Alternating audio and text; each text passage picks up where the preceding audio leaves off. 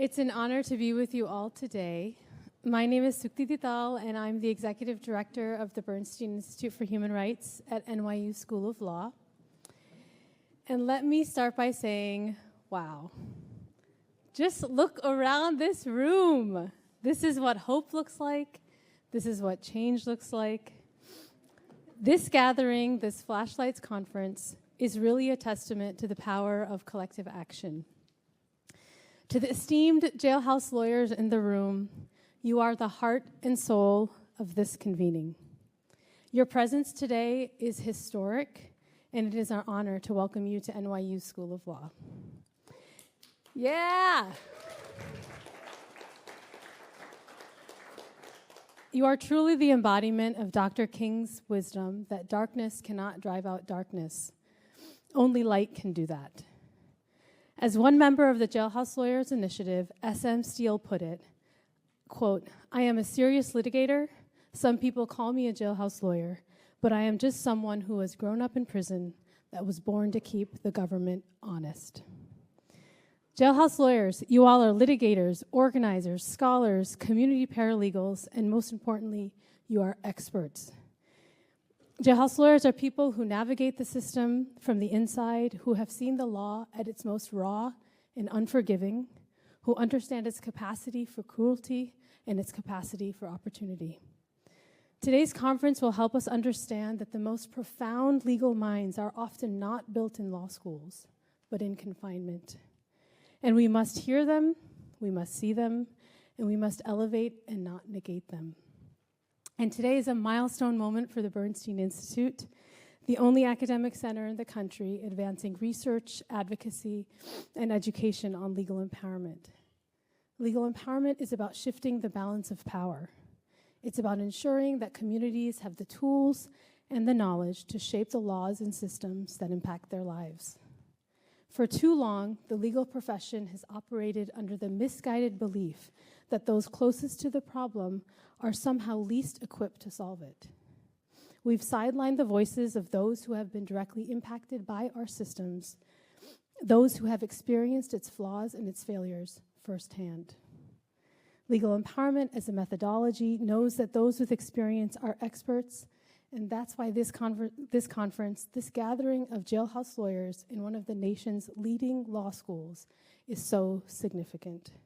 It's a recognition that expertise honed within prison walls, the hard-won knowledge gained through creative struggle and resilience, is invaluable to the fight for justice. And the history of jailhouse lawyers stretches back many decades.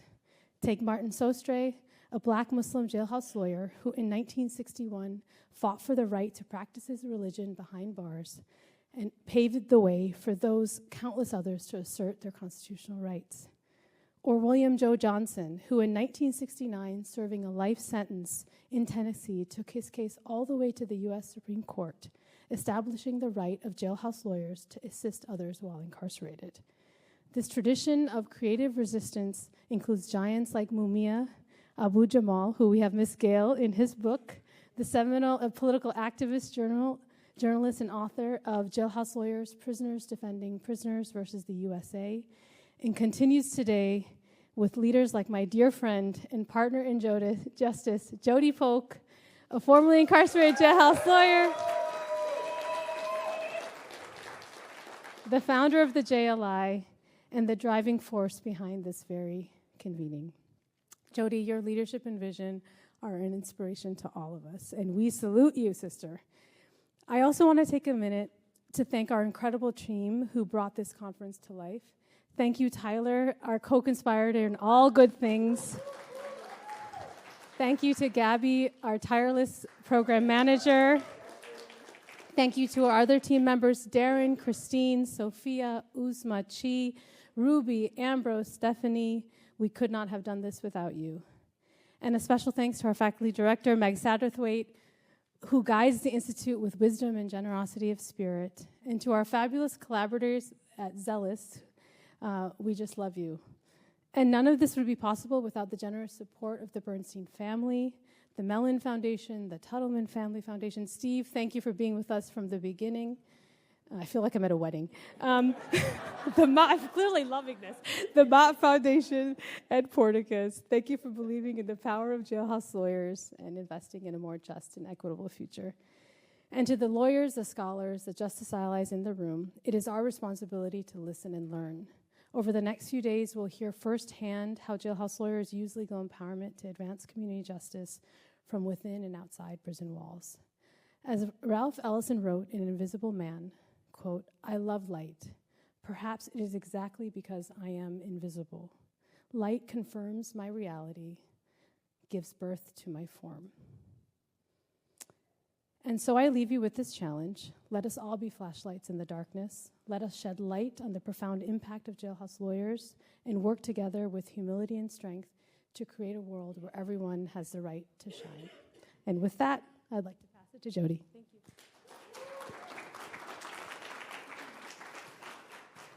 Thank you so much, Sukti, Tyler, my right hand, the Bernstein Institute for Human Rights, as well as NYU School of Law. I truly believe that legal empowerment is abolition. Don't ever let anyone tell you that dreams do not come true.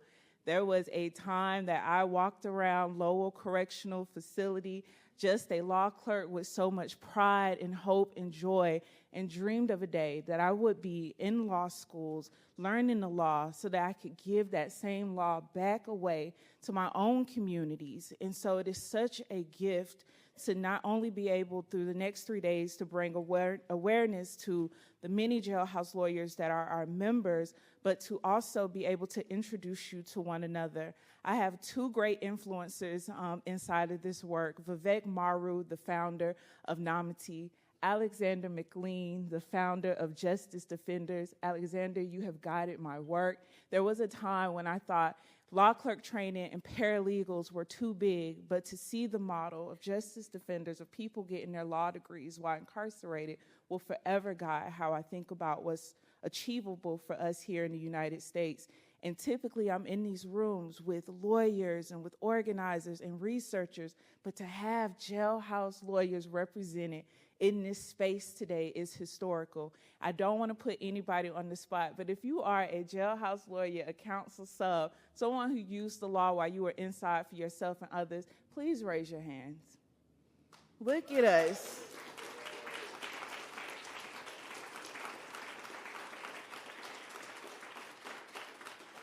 My faith, while I use institutions and the law as a tool to be able to get my own and community's needs met, my faith has never been in the law and institutions alone. It has been in people. It has been through knowing. There's so much darkness and bad happening in the world, but each one of us represent a beautiful light that if we share it with others, it guides the way for not only those in prisons, but those incarcerated in institutions, those incarcerated in identity, to be able to find their way out. From the first time when I came home from prison and I learned about abolition, I knew that jailhouse lawyers, incarcerated legal workers, many of them who are serving life sentences, were essential for us to achieve the goal of abolition in the United States. When I learned about legal empowerment, I knew I had my why. And so through this weekend, the next 3 days, it already feels like the weekend. The next 3 days, I hope we will all be encouraged to ask yourselves, what is yours to do? And that you will see the infinite possibilities and potential of when we connect with those inside, those who are not just most closest to the problem, but those who are most closest to the people, because we are the people. The law and institutions and organizations are all made up of people. And the greatest tool that we have to fight against injustice is love. And so lean into one another, connect with one another, and practice on ourselves, and let's model to the communities and the systems and the institutions that we occupy. Welcome. And with that, we will turn it over now to Tyler.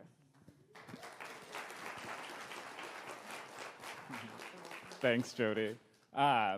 So thank you, Jody and Sukti, for kicking us off. Words of inspiration. This is a long time coming. I just wanted to give a few housekeeping rules.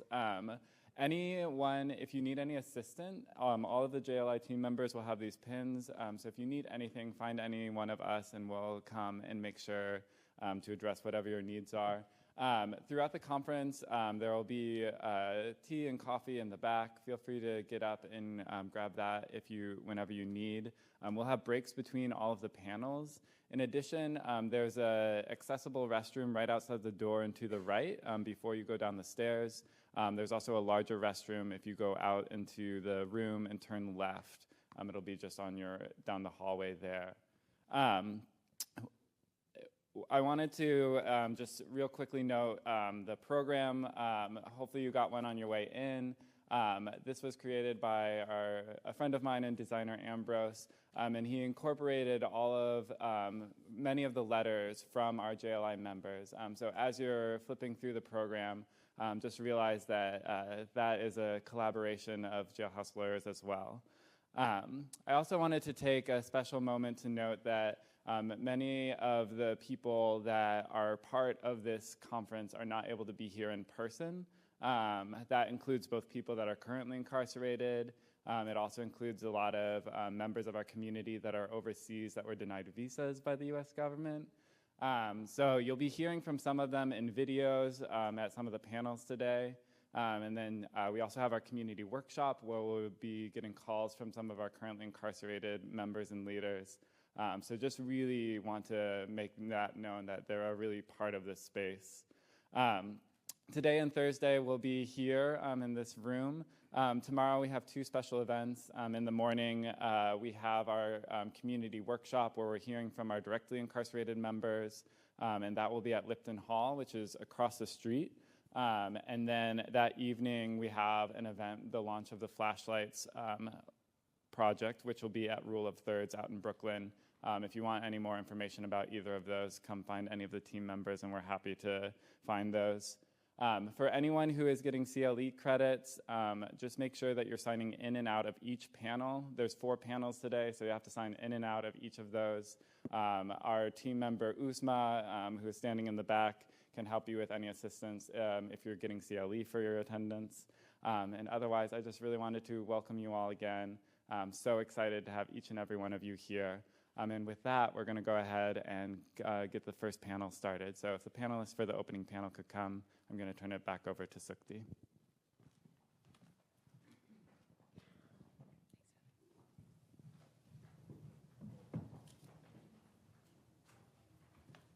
Come on up, guys.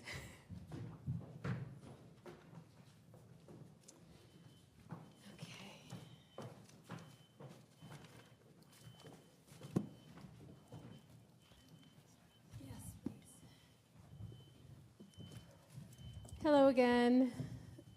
We are ready to kick this off, and we have a powerhouse with us today. I am going to let my wonderful panelists do justice to their own histories and their as we think of them, bios. And but just to give a context about what the first panel is, this is really the context setting behind what do we mean when we talk about legal empowerment, and how when we merge legal empowerment with jailhouse lawyering, we can really birth new worlds of what, you know, the world is we want to look like. What does justice look like when legal empowerment and jailhouse lawyering come together in a really powerful way? This is the panel that helps us kind of collectively construct a vocabulary for the next few days. You'll hear themes throughout the discussion that will really be a beautiful through line throughout the panels that will be following us, whether they be about the role of jailhouse lawyers as human rights defenders, the power of coming home, what does it mean to bring this legal expertise back home to our communities, the unique experiences of women jailhouse lawyers, how legal education gets disrupted by partnering with jailhouse lawyers. And so without further ado, I'm going to open up a question, and I think it would be wonderful if each of you could then introduce yourselves when you answer the question, and then we'll kind of use this as a dialogue. We had a prep call, and I didn't say anything. Like, these people just spoke, and it was just brilliant. So hopefully that's what we're going to do today. It's really meant to be a conversation. We'll have moderated discussion for the first, 30 minutes or so, but please, let's make this interactive. Let's not have these walls either between like presenter and audience. There are mics around, but we really see this as a conversation in motion. And so without further ado, I'm going to start with our dear friend Owande, who has traveled the farthest. Actually, no, he hasn't traveled. You have traveled far, but we do have some from the Philippines. You have figuratively traveled the farthest to come here, actually, and Owande will share a bit about that. But what I wanted to open up with, Owande, is we would love to hear what brings you to this work. Can you share a bit about your personal journey and how it connects to Jailhouse lawyering? Greeting, everyone.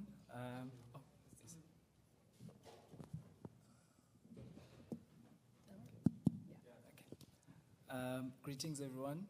My name is Awande Mshotana. I come from very far. It took me 25 hours to get here. Coming from South Africa, Cape Town.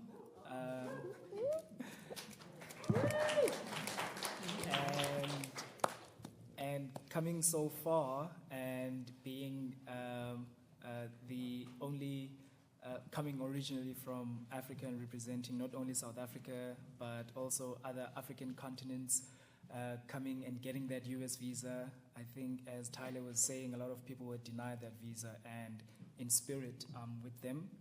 And as a African jailhouse lawyer, I'm so proud to be in the US and formerly incarcerated leader. In South Africa, I remember I got incarcerated at a very young age, at the age of 17. And at the time when the judge was about to give me my sentence, my defense lawyer actually said to me that I could never become a lawyer. I should forget about the dream. I can't become a police person. The only thing I could really be is an interpreter in the court. And then during my time in incarceration, I then heard about the ability to study the law. And I was like so amazed. Can I study the law? Will I get employed? It won't be possible. And when I made that decision to further my studies, I completed my matric firstly, and I managed to get 4 distinctions. And I just told the world that I want to study law. And so many people, correctional services, family members, they all told me that, don't go there. It's impossible. You won't achieve anything. And there was this urge just inside, and I just said, you know what? F everything else, I'm going to study law. And I completed my Bachelor of Laws degree through the University of South Africa. And I managed to get my degree with cum laude distinction, and that was such a profound moment for me. And during that time in incarceration and studying, I think indirectly, without being aware, I became a jailhouse lawyer. And something of note, that the term jailhouse lawyer does not exist in South Africa at all. It's a foreign concept. There's so many powerful jailhouse lawyers who are coming from the past. I'll also share stories a bit later on. When as a jailhouse lawyer, so what I would do inside, we would watch TV. And in South Africa, there's so many, because it's a new democracy, new constitution, there's always like landmark decisions, new decisions of interpreting the law through human rights, dignity. And I would always be the person to have to explain how the law works. I would watch something and they would ask me something, why is this decision being made, Awande? And I was like, I don't know. But I would go and research, read on it, and be able to take that knowledge and bring it back to my community in a simple way that anyone who didn't understand law would understand it. And I would also not only take law in English, but I would bring it into my mother language, isiXhosa, which is something that is not there, having law in an indigenous language. So that's what I would do on a daily basis during incarceration. And luckily for me, immediately when I got released from incarceration, I then joined People's Law. It's an organization that empowers community leaders and activists with paralegal skills. So I'm one of the facilitators, and currently I got promoted to be the head of education in running that program. So it's been an amazing journey. it's been an amazing journey, and just meeting with Professor Baz and Jody in South Africa, and when we connected and she told me about Jailhouse lawyering, I was like, what is that? And she broke it down and explained it to me, and I was like, oh, I'm actually one? Okay. Didn't know. So yeah, it's been a really wonderful journey, and also thank you so much to Jody, Sukti, the support and the traumatic experience of applying for a US visa, and the questions. I felt like I was being interviewed by the FBI or CIA, but it was really a wonderful experience. And I'm glad to be here, not only in person, but also in spirit with my other brothers in Africa as well. Yes.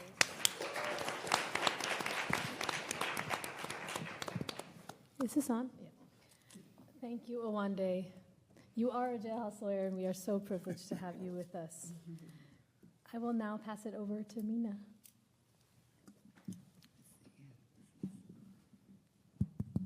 It's awesome. Yeah. Hello? Okay, great. Good morning, everybody. I feel like a bit of an imposter on this panel, because I'm the one non-jailhouse lawyer, but it's a great honor and privilege, and wherever Jody tells me to go, I go. So thank you so much for the invitation. So my name is Meena Jagannath. I am a human rights lawyer. I'm the director of global programs at Movement Law Lab, where I am coordinating a global network of movement lawyers. So it's good to see international folks here represented. I think that, just to answer your question, how I came to this work, I think as someone who grew up in the US, but a child of immigrants, I think I neither ever really felt of the US, nor did I feel of India. And so that particular positioning has always kind of made me think about what does it mean to work alongside and in solidarity with people. So I would say that much of my life and career has been just an inquiry on what is the practice of solidarity, what does it truly mean to be in solidarity with people, and so that had led me, for the first part of my career, primarily to work in a number of different international contexts, but then I was in Florida for 10 years, actually, where I met Jody, and there too it was I was working with Community Justice Project, and we represented lots of different kinds, or worked alongside lots of different kinds of social justice organizations in housing, gentrification, police abolition, workers' rights, taxi drivers, you name it. And part of it was around, part of the idea was if people came with a particular struggle, or if there, let's say, was a building of people being evicted, the question was, how is it that we as lawyers could support those folks in actually, buying the building, essentially achieving what objectives they had for those particular campaigns. And then in terms of jailhouse lawyering, I was actually, it's great that you actually evoked Mumia's name, because that was actually my entrance. That's where I first learned about jailhouse lawyering. And actually, the year that I was graduating from law school, someone gifted me this book. And so I just wanted to read something that has stayed with me for a long time. And these are the words of Mumia. So he writes, "This is a story of law learned not in ivory towers of multi-billion-dollar endowed universities, surrounded by neatly kept lawns and served by the poor who clean, sweep, and wash their cares away. It is law learned in the bowels of the slave ship, in the hidden, dank dungeons of America, the prison house of nations. It is law learned in a stew of bitterness, under the constant threat of violence, in places where millions of people live, but millions of others wish to ignore or forget. It is law written with stubs of pencils, or with 4-inch long rubberized flex pens, with grit, glimmerings of brilliance, and with clear knowledge that retaliation is right outside the cell door. It is a different perspective on the law, written from the bottom, with a faint hope that a right may be wronged and injustice redressed. It is hard law. These are the stories from that voyage." Mumia Abu Jamal, Death Row, USA, January 2009. So this book really has, I think, been an important part of my education and an important part of my orientation towards movement lawyering, legal empowerment. And though historically I've not worked within the criminal legal system, I'm not a criminal defense lawyer, it has always, people on the inside are people in our community, and that has always been something that has been really important to me to center. So thank you for having me here. Thank you, Ming. Shoaib, over to you.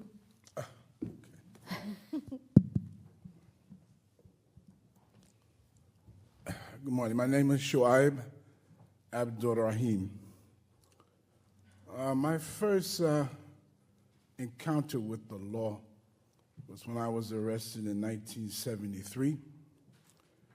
In 1973, it was a result of a very highly politicized and publicized event. There was the subject of an Emmy-nominated documentary that was released last year called Hold Your Fire. I was 22 years old. As a result of that incident, I found myself thrust into an environment that was totally unprepared for, which was the court system. That introduction was traumatizing. On top of everything else that I was dealing with, is sitting in a courtroom, muzzled, pretty much told not to speak. I had to let the lawyer speak. Someone who I didn't know initially, even though at first I had some pretty good lawyers, but unfortunately they were removed from the case.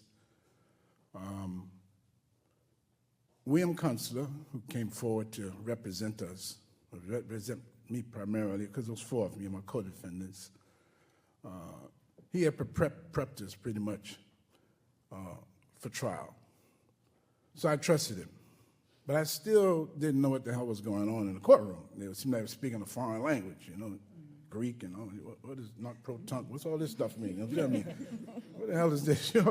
So my first request from my family was to send me a copy of Black's Law's Dictionary so I could follow along with what the heck they were saying in the courtroom. I also was fortunate to, because the case was so highly publicized, we got a lot of letters that people were writing to us from outside, most of them from law schools. And we had some law students that visited myself and my co-defendant from John Jay, and they really were very helpful in explaining to me what the hell was going on in the courtroom, They also helped me to understand the law, the basic law.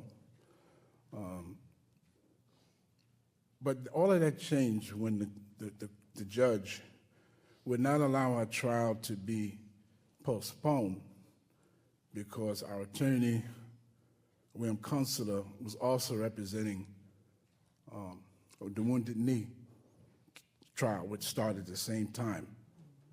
And the judge, in his infinite wisdom, decided to set the date, our trial date, the same day for Wounded Knee. And that did not work well. And because he gave us the choice to either take these lawyers, which he had handpicked for us, or represent yourself. I chose to represent myself. It was a fateful decision, but I had a lot of help. And most of the help came from law students who came and visited me in Brooklyn House of Detention. They were Xerox copies of the penal code, penal law, CPL, to help me understand what was going on. They did a lot of my research for me. They came and taught us classes on legal research, Brooklyn House of Detention. We didn't have a law library, and so we were pretty much dependent upon them. They had some books there, a little area. I forgot what floor it was on at Brooklyn House of Detention, which they just tore down, by the way. they would bring in, most of the books that we had were old books that were donated by law firms, but they weren't complete. Some of the books were missing, some of the pages had been torn out. And so it was really through the help of the law students who really helped me and prepped me for trial. Our days were spent either in the bullpen, waiting to be brought to trial, brought to court, back and forth. This is pre-trial. It was during those times when we had to, read in the bullpens. A lot of times they wouldn't allow us to bring the books with us. So we had written stuff. I had tons of written notes, legal pads, which they did let me bring because I said I needed it. But as soon as we got back, we had visits from law students who came in and really helped me a lot. So my introduction to the law was under compulsion. It's not my chosen avocation. But I learned what the system is about, what goes on in a courtroom. I studied the CPL from beginning to end just so I can understand process, court rules, the things that most of your law students sometimes take years to learn. I had to learn in weeks. I was up all night. I had perfect 20/20 vision when I went there. I was arrested, but reading late into the night when they would cut the lights out about 10:30, 11 o'clock, I had to get on the floor and read through the lights on the hallway. And it led to me having vision problems years later. But I was inspired by a number of other prisoners who were there with me, who had studied the law and knew what the situation we was in, and they offered me a lot of advice. And one of them told me about someone that really inspired me was the story of Martin Sostre. Martin Sostre was phenomenal. Never heard of him. Puerto Rican, Buffalo, New York, Rochester, Buffalo, New York. And what he did in prison, writing a writ on toilet paper, wrapping it around his body to sneak it into the visiting room to give to his attorney. A writ. They got him released from segregation, brought to the courtroom, and was able to stand before a judge. That story inspired me that, oh my God, and that's how I was in the courtroom. He was my hero. Plus, I used to watch Perry Mason as a kid, so I used to think, So I had a little inspiration.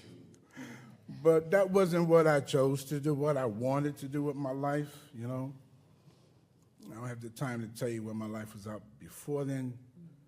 The focus is about what brought me to this work. And while when I went on trial, the trial lasted for about 6 weeks, I think it was. Back and forth every day, picking the jury, cross-examining the prosecution witnesses, doing a lot of research about expert testimony, reading the books about expert testimony, evidence.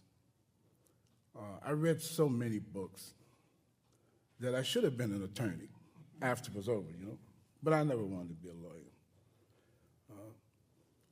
It's a warrior in an environment and in a stadium or coliseum. That's how I look at the courtroom. It's like a big staged event.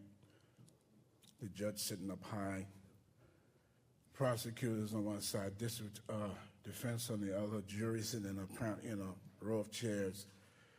It's very intimidating. I did not want to be a part of it, but I had to learn how to fight in that environment. I got my voice by standing in front of a judge who was trying to shout me down and shut me up. And I had my written notes behind me knowing that I was right. I cited a case and he was shocked that I even knew it. And it was a recent decision that came out like a week or so. He was like, how the hell do you know about that? He was looking at his clerk, and I was quoting current decisions that have been made that I had the benefit of having. That experience is what, along with all of the help I got from inside of men who were also jailhouse lawyers, helping other men, stories of Martin Sostre, that got me through a trial. I was able to convince the jury that they had charged us with intentional murder, that it was not intentional. Not only was it not intentional, that we were not even the ones responsible for the death of a police officer directly. But under the catch-all of felony murder, that's how they convicted me and my co-defendants. We sentenced to 25 years to life. And during those years upstate in prison, you know, the bullpens, hearing guys, you know, talking about the letters they got from the attorneys, they had already blew trial. I was able to help a lot of men, at least point them to the law library. The first law library I ever saw was in Auburn prison. And I made it a point to go there as often as I could, which is practical. They only allowed you like 3 days out the week. So I got a job there. Became a law clerk. And taught legal research. Helped other men study the law.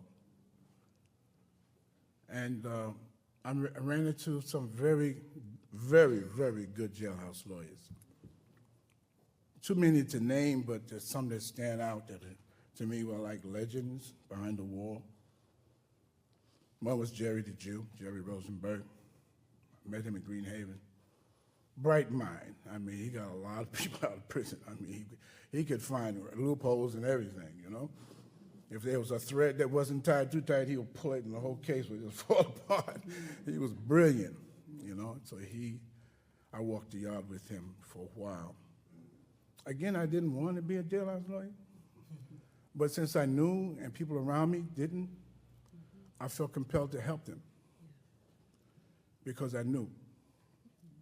I helped them write briefs, something that I learned how to do. Article 78s, 1983s, we were fighting for religious rights for the Muslim community, for our diets, the right to worship, the right to wear a kufi, the right to grow a beard, freedom from being strip searched. So I was part of that whole movement inside behind the walls around getting our civil rights. Of course, I helped a lot of men with divorces, you know. Didn't like to do that, but it is what it is, you know what I mean? So I helped them file, you know, I actually wrote a lot. That's how I learned how to really write. So my journey here as a jailhouse lawyer came about under compulsion, out of necessity. And, but it's something that I'm very humbled and honored to be recognized in this forum like today, because there's so many men who are far more qualified to have been here. Some who are still inside, like Mumia. When he finally wrote that book, man, it was years later into my incarceration, but that book just really like, wow. You know, all the foundational cases, stuff that if I had that in the beginning, you know, I would have been a much better lawyer, more articulate, and been able to represent myself and my co-defendants and others. But that book is really phenomenal. It was a required reading. I bought about 5 copies, and I gave them out in the law library to all the clerks that I work with. You had to read that because Abu Jamal Mumia, man, is like he's the giant and behind the walls right now and the voice for jailhouse lawyering around the United States. And so, you know, I just sit here before you with a long, long story and only 4 or 5 minutes to tell it. So I'm going to pass the mic to, I believe, Jody.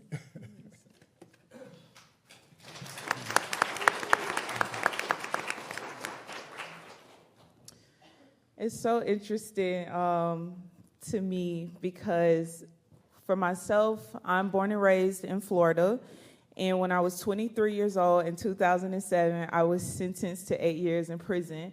And at the time when I was sentenced to prison, I was well aware that incarceration was a part of my story as a Black woman. You know, that I could use incarceration in the same way that I could use a job or that I could use college. And so I went to prison thinking I was going to use it as the school of hard knocks and come back to my community and be the best criminal that I could be.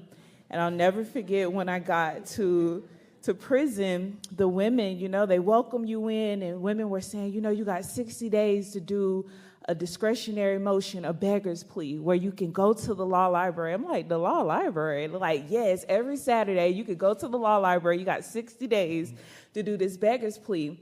And that first Saturday come in prison, I go into the law library, and I will never forget seeing those law clerks. Every one of those women had to be serving a life sentence, and they were different from any other woman that I'd seen. They were like giants. And my law clerk is actually here today. The first woman whose desk I sat at, Miss Monique Baker, I'll never forget. They give you the workshop on what a beggar's plea is.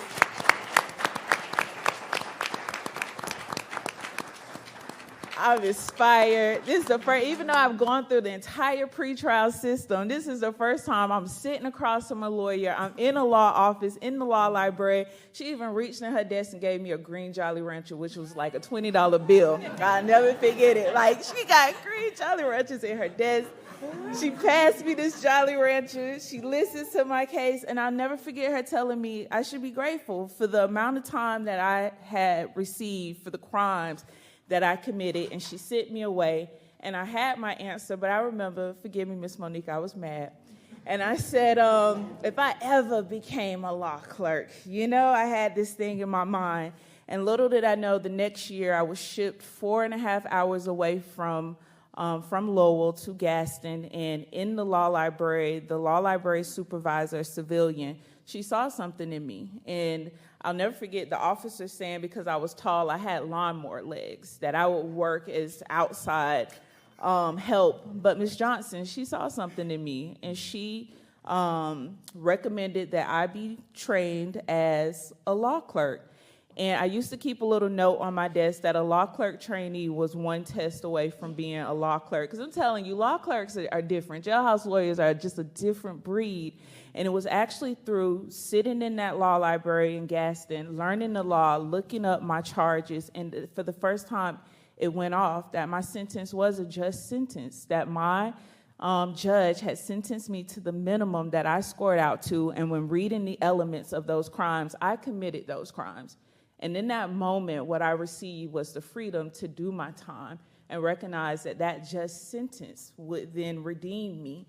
And through understanding that I had a just sentence, I became a law clerk.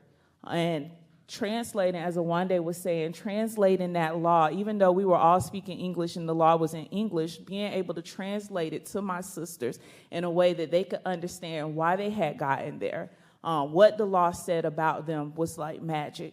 I also fell in love with the law, and not because the law is great or the law is perfect, but for the first time I understood that the law actually spoke to every part of my life, and it felt like getting a cheat code.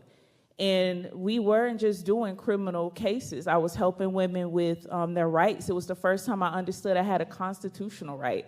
I had a right as a mother. Also supporting women with divorces, child support. Many women like myself who had professional licenses when we came into the prison, understanding that there was a law also about our professional licenses, in that the prison itself was governed by administrative codes. And so it became this world of gaining my own legal identity and understanding how the same laws that were used to prosecute us were laws that we could use to liberate ourselves, as well as that the law was a tool that I could use for my constitutional rights, my civil rights. I was incarcerated during the time of Barack Obama, and many women were getting deportation letters saying that because they were incarcerated, all of a sudden they were going to be shipped back to these countries. And so together, through the law, we used it as a way to understand how we got in there, what had happened to us, and how we could utilize this law to protect us as women and mothers and incarcerated individuals. And I knew I was going to be a lawyer. So believe it or not, I actually wanted to be a prosecutor. And it was, and people ask me all the time, why? But to me, just people have to be on both sides of the aisle. And so I was willing to sacrifice myself, and I wanted to be able to learn the law, to give it away as a tool to my own community. And I only kept imagining, I wonder what people, what my family, what my neighbors, what my friends, what could they do with the law if they understood what the law was? And so when I returned home as a violent offender in Florida, that same not only knowledge of the law, but that confidence in the law protected me from collateral consequences. Because I was a violent offender, it was that knowledge of the law that I had to use strategically to help me navigate housing, to navigate employment. I also used it as a tool to help other women who were not reporting their income because it wasn't enough, but if you had income, you couldn't get food stamps, you couldn't get Medicaid. So many of my sisters were living in housing complexes, low-income housing, and felt isolated and unprotected because they didn't believe that the law was actually for us. And so utilizing the law once I came home was a tool to be able to keep myself safe as well as navigate community. And in 2018, I won the Soros Justice Fellowship. And at that time, I had been learning about different movements of voting rights and vote in Louisiana, as well as Desmond Meade was doing Amendment 4 in Florida to restore the voting right for folks with felony convictions, and I was introduced to a national movement, the National Council for Incarcerated, formerly incarcerated women and girls, Ms. Gail Johnson, Women Who Never Give Up, and seeing all of this democracy and movement happening, but I recognized that what was missing was jailhouse lawyers. There was a movement also happening on the inside, and recognizing how for a lot of the powerful institutions and movements that were happening on the ground, it was still so far away from the communities that it was designed to be able to connect with. But jailhouse lawyers, in addition to being representatives, they're also peers, they're also people. And so when I won that Soros Fellowship, it was actually Mina who emailed me this flyer about a global legal empowerment leadership course that was happening in Budapest. I had just traveled to New York, to this room, for the second time ever on a flight. Here I am applying to go to Budapest, but I'll never forget seeing this flyer for legal empowerment that talked about when someone knows the law, they can use the law, and when you use the law, you can shape the law. And I knew that cycle to be true because I had seen it over and over in the law library, as well as it had been my own cycle for freedom and safety after enduring my own incarceration. And so when I traveled to Budapest, I actually ended up being able to go. I was introduced to NYU, to the Bernstein Institute for Human Rights. I was introduced to this concept of human rights for the first time. Community paralegals, not just paralegals working in a law office, but an individual with legal knowledge that lived in the community, that were a bridge between people and the law. And so the Jailhouse Lawyers Initiative, when I won that fellowship, it wasn't just for me. I felt like every jailhouse lawyer in this country, we won that Soros Fellowship in 2018. And so through the work of the JLI, we don't just see jailhouse lawyers as these vulnerable, incarcerated people. We see them as essential to the legal ecosystem. We see them as closest to the community. And it has been phenomenal to be able to think about legal empowerment, community peace building, but also different ways of collaboration and partnerships that we can support from inside prisons and out, and to really use legal empowerment as a tool of abolition in the U.S.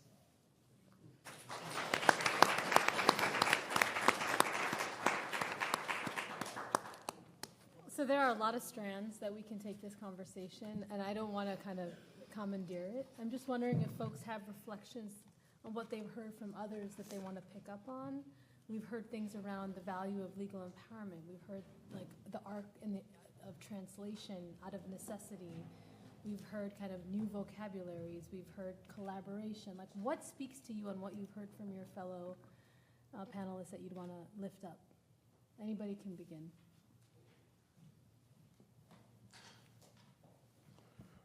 Listening to Jody, when I first met Jody, it was just by happenstance.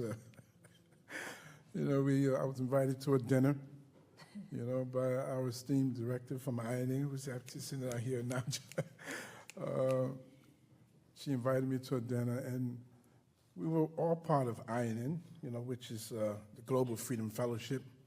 We had a scholarship that took us to South Africa.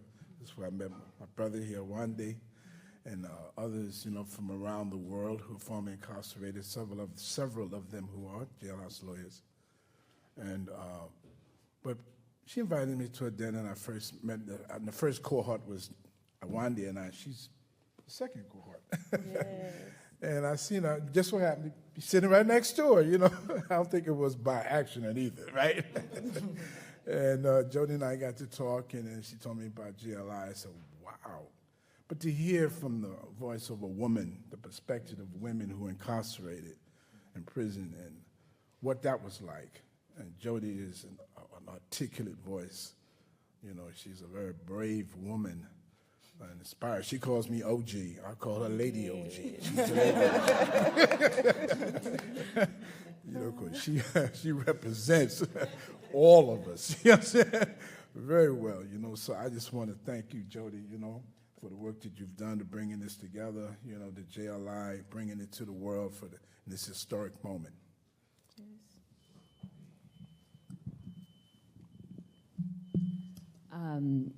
I just wanted to tell a story because as you all were talking, and you were talking about, the brilliant legal minds that you met inside,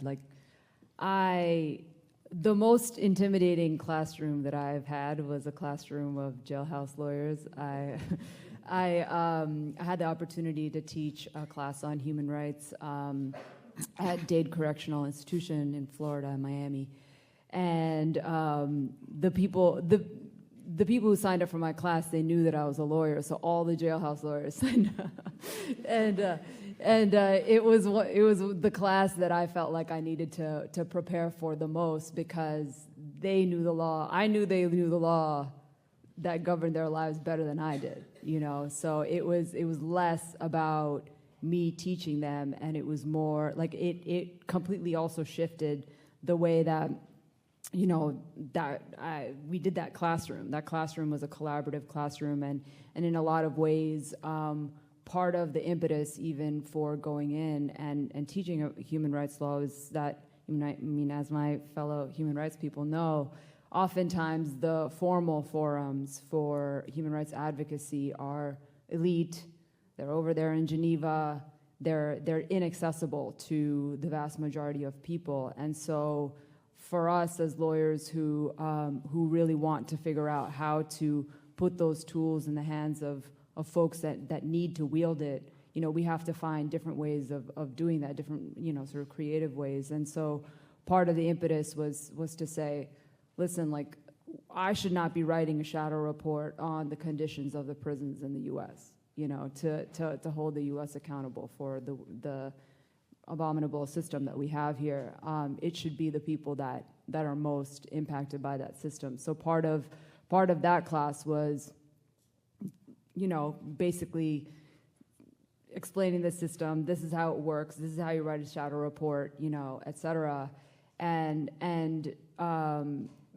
my students they were brilliant, and they came up with ways that just like other formulations of the laws, like super creative ways of actually telling that story, and really evocative ways of painting the picture of the situation inside the prison. So, for me, in a lot of ways, that class was my class, and it was one way that I think, when we talk about collaboration, we can talk about it more, but it's like, for me, it was a real important lesson in how to collaborate as a lawyer on the outside.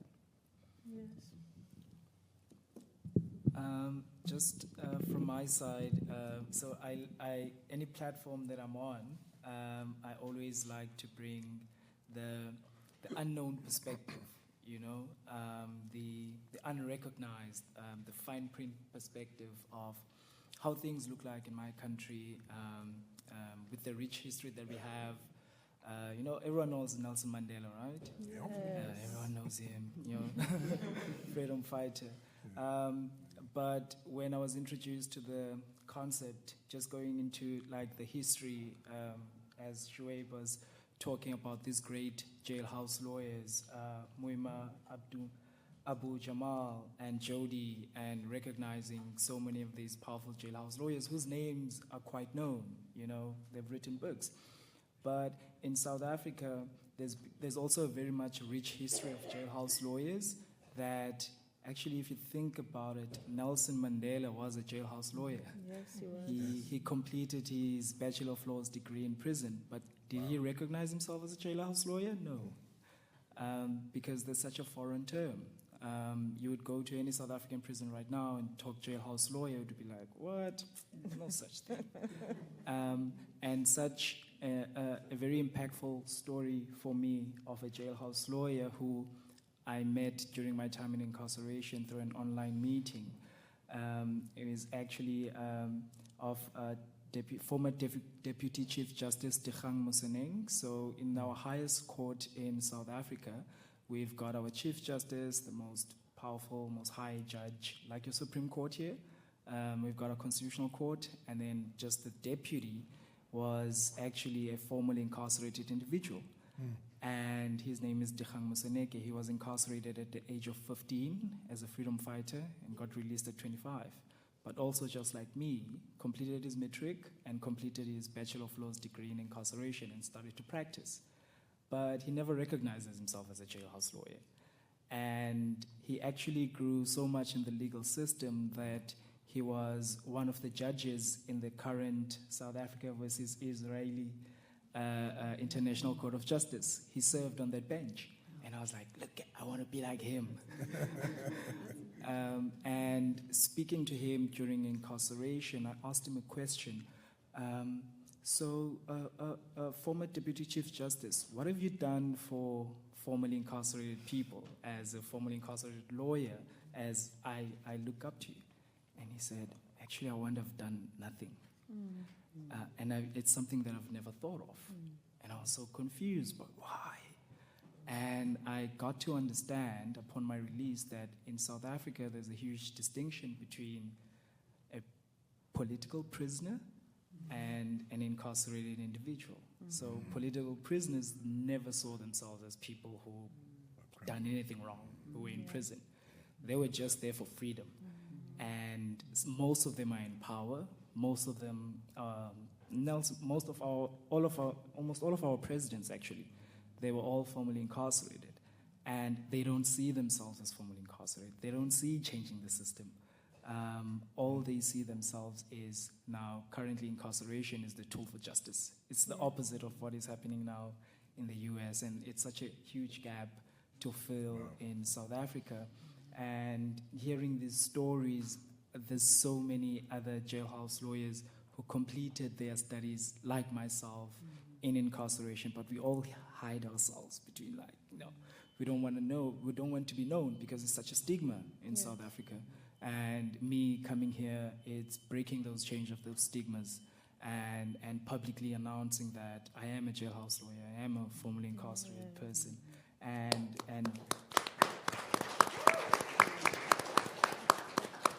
And also, I think very much is to also bring these jailhouse lawyers into account and make them aware and make them identify themselves as jailhouse lawyers, just like how Jody did with me, and breaking that silence and really taking the message back to South Africa of these incredible stories that are being shared, and also the stories of justice defenders in other countries in Africa. So it's really, really is empowering. And with the work that I currently do, just talking about like the work regarding to immigration, as you were saying, South Africa has a very rich history of xenophobia. Actually, it's Afrophobia, where it's black on black violence, where the black folk of South Africa have been indoctrinated to believe that other Africans don't belong to South Africa. It's such a bad way of seeing things. It has its own complexities, but one of the work that I do with around immigration is to actually, with the paralegal work we do, is to teach immigration law, refugee rights, what we call it. And in those refugee rights, it's been so amazing talking about like solidarity, on being able to impart knowledge to people who are not from South Africa about South African law and how they could use South African law to defend themselves and not to go back unfairly. And we've got so much really impactful stories because we use legal empowerment and we use law as a tool to enact change, and making people aware that apartheid was actually law. Apartheid, yeah, it was segregation, yes, it was racial, yes, it was political, but they used the law. That's what they used. Whether you were against or for it, it was the law. So the law in South Africa was used as a tool of oppression, and now with our democracy, we're imparting knowledge to communities as that the law is actually a tool for liberation. And once you understand it, as Jody was saying, and once you understand it, you really feel empowered. And the law really made me this confident person that I am. I think Baz, when we first met in 2018, I was a very shy person. I was just like in my shell. I didn't want to share my brilliance, the way that I speak. No, I was just like, and to be honest, South Africans, we don't trust Americans, Understandable. We understand that, Awande. You come there and then you speak your American English, we're like, ooh, they want funding, they want to save us. No. So it was a really.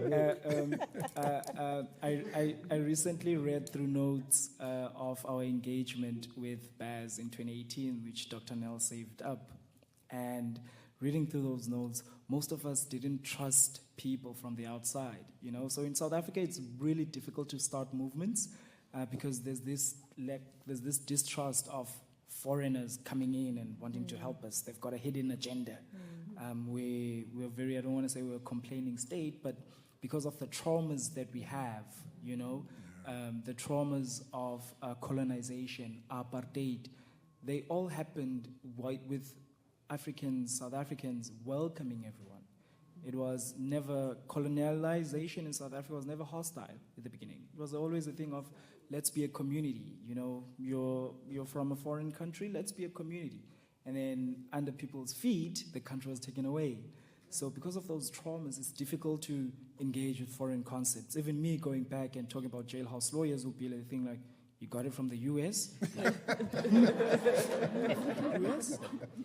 So really about like movement building and solidarity and taking these voices together back home, and just showing that, highlighting very much importantly that law in South Africa, the constitution that we have, which is regarded one of the best in the world, can really liberate our people and can really liberate incarcerated and formerly incarcerated people. And there's no program for jailhouse lawyers in South Africa whatsoever. I studied the law on my own, and I try to impart and also make other people, as you were saying, Shuaib, like to understand and register for their law degrees. Come on. And it's such an amazing platform to be here, and yeah, I'm really blessed and honored to be here and just share my knowledge and experience with all of you. Yes. I might just ask one kind of question to all of you. Feel free to take me up on it or not. And then I would love to open up the space for folks in the audience if people want to reflect or ask any questions.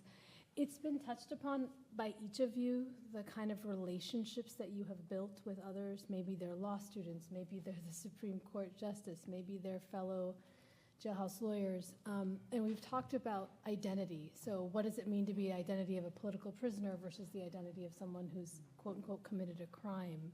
What does it mean to be a woman? What does it mean to be male identifying? So we're constantly wrestling with identities. And I think, Jody, something I've learned that's been so profound, and we've seen it in practice at the JLI, is that blurring of identities. We don't know on our team really who's the attorney, who's the jailhouse lawyer, who's the law student, who's the researcher. I mean, it sounds a bit Pollyanna, but it's true in the sense that our identity does not dictate the way we kind of are. And so it's a real, I think, principle to our embrace of legal empowerment. And so if each of you could talk a little bit about your approach to collaboration, like, Yes. yeah. Yes, it was actually you, Sukti. I used to like the law because I thought it was black and white, and what I'm learning is that it's more gray, especially the more human lens that you put on it. And I love what you were saying, Awande, around the law being a tool of liberation. And it makes me think about even the model of justice defenders, where incarcerated legal workers are also learning the law next to guards. And to see the transformation, right, that legal empowerment, that when a person knows the law, they can use the law and become shapers of the law, but trusting people to be able to use that law for themselves and to shape it for their communities around them. And the way that we think about collaboration at the JLI is, in Calvin Duncan, phenomenal. He's been labeled one of the most brilliant legal minds, formerly incarcerated jailhouse lawyer from New Orleans. He given me some advice when I first started the JLI. He said, if you're going to be for jailhouse lawyers, be exclusive about jailhouse lawyers. And at the JLI, we operate in what we call a 3-strand cord.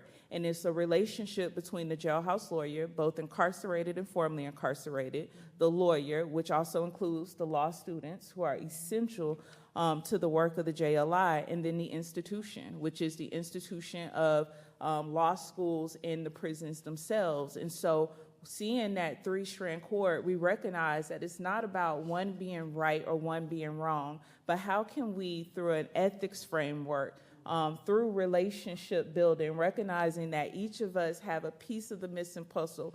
Each one of us is our own world. How do we bring those experiences closer and closer together so that we don't have one view of the law, but that we have multiple lenses of the law experiences, as you were even saying, Mina, the creativity that people, have been inspired with using the law for themselves. And so when I first started the JLI, I thought it was so simple. I just connect in every state where there was a prison and there was a law school, I just connect them. And law students could just share their legal materials, share your legal education, just create a pipeline from the law school to the prison. But what I found out visiting law schools across the country was that law students and lawyers and law professors were just as incarcerated within their law schools, within the courtrooms, as people were in prison. I've actually met more free people in prison than I have met free people on the outside. And so through our work, we're not just sharing legal information, we're co-creating legal curriculum together through a legal empowerment lens. First of all, what does the law say? Because it is procedural, right? And there is a law. And then how do you use it? And what are the multiple different ways that people are using it? And through tapping into the identity and power of a law student, oftentimes in the U.S., we want to renounce our power, we want to give away our privilege, but I actually tell the folks around me, use your privilege. I use Tyler's privilege all the time.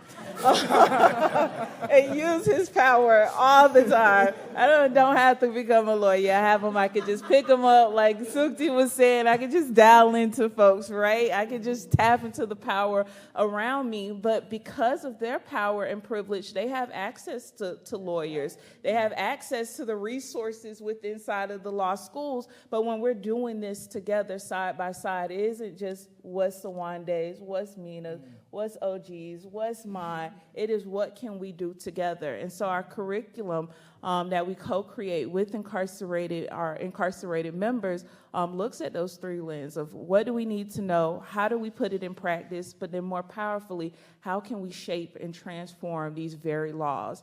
How can we bring participatory defense on the inside? How can we bring healing justice on the inside? And how can the amazing work that's happening in prisons also be a tool for us as abolitionists and lawyers and organizers and human rights defenders on the outside? And so it truly is Keep calling it magic, but it is hard work of us being able to build relationships, introduce people who've been just generationally isolated from one another, and to see that each one of us have an important piece of the puzzle, and most importantly, how can we give it away?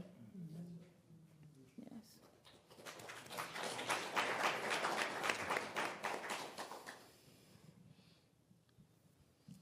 The connections. From the very beginning, I had a lot of connections, as I explained in my journey through law students. First, the jailhouse lawyers who were around me, who were advising me, and introduced me to the law students who were coming in before I got there, doing the legal research class, which was with John Jay students. And no offense to NYU, please don't take that personally. These ones out that I knew. And so there was a connection there between the jailhouse lawyers in Brooklyn House of Detention and the law students that were coming in from John Jay. Also Brooklyn Law School. They had a Brooklyn College, law school there. They were coming in also. So there was a connection. And then that connection, of course, connected us to attorneys. That's how I met Bill Kunstler. It was through the law students who happened to be doing their internship at Center for Constitutional Rights. So we had this benefit of being able to make this connection, and this connection together led to a lot of men being exonerated or being released from jail even before they went to trial. They were able to help them in the system. And it was this collaboration that led to some form of justice. But justice to me was something that I'd learned over the years and decades. I was incarcerated for 37 and a half years. So I had a lot of time to think and reflect and learn and grow. And it was my understanding about justice that pulled me away from the ideal of actually becoming a lawyer, because I knew that justice could exist outside of the system. The system that we have is imperfect. And so that's when I was introduced to restorative justice. And restorative justice for me was the transitional point in my life, understanding that justice doesn't mean punishment. Punishment and justice are not synonymous. We have a system that is built around punitive outcomes, not justice. Justice is an ideal, a very elite ideal that was defined by some of the Greeks, in history as being this perfect realm or perfect reality where there's balance. And the balance, of course, has to do with, the scales that we see represented when we talk about justice. Justice is about restoring peace. Its goal is to restore a situation or a condition to where it once was before it was disrupted. And therein, that lit a fire in me, because it's more important for me to understand what it is and what do I owe to my community and to the world for a decision that I made that affected the lives of innocent people who had never done me any harm. And so I knew I had an obligation I wanted to be accountable. Yes. Simply locking me up didn't make me accountable. Yes. What made me accountable was my understanding and realization that I am accountable for my actions. Yes. And my actions are to certain named individuals, people who I had harmed. And I had no way of reaching them, no way of communicating with them, and they had no way to communicate with me. This is where the flaws of the system come in. And so while there is a connection, we have to make this connection open and broaden the parameters of what we think of when we think about justice. That isn't always within a punitive context. That you can achieve justice without prisons. You can achieve justice without punishment. You can achieve justice through accountability. That's how you create it. When a person is accountable, they'll find the ways in order to restore the peace. that they disturbed, to bring tranquility and safety to our communities. Yes. Because if it was policing and prisons was the only way to achieve safety, well, hell, we wouldn't be having all these problems. We've been doing that for centuries. All the prisons, all the police, all the jails and prisons has not produced safety in our communities. So obviously that's not the way, because that's not justice. Justice comes from the mouths and from the lives of people who've been harmed. They're the most muzzled in the justice system that we have in place. You very rarely hear from them unless there happen to be a witness called upon in trial. Or maybe during time of sentence, they get up and give a very emotional, tear-jerking testimony about the impact of that crime on them. Yes. Otherwise, they're silent. 10, 15, 20, 30, 40, 50 years behind prison walls doesn't alleviate their pain because no one is addressing the pain. No one is addressing the harm.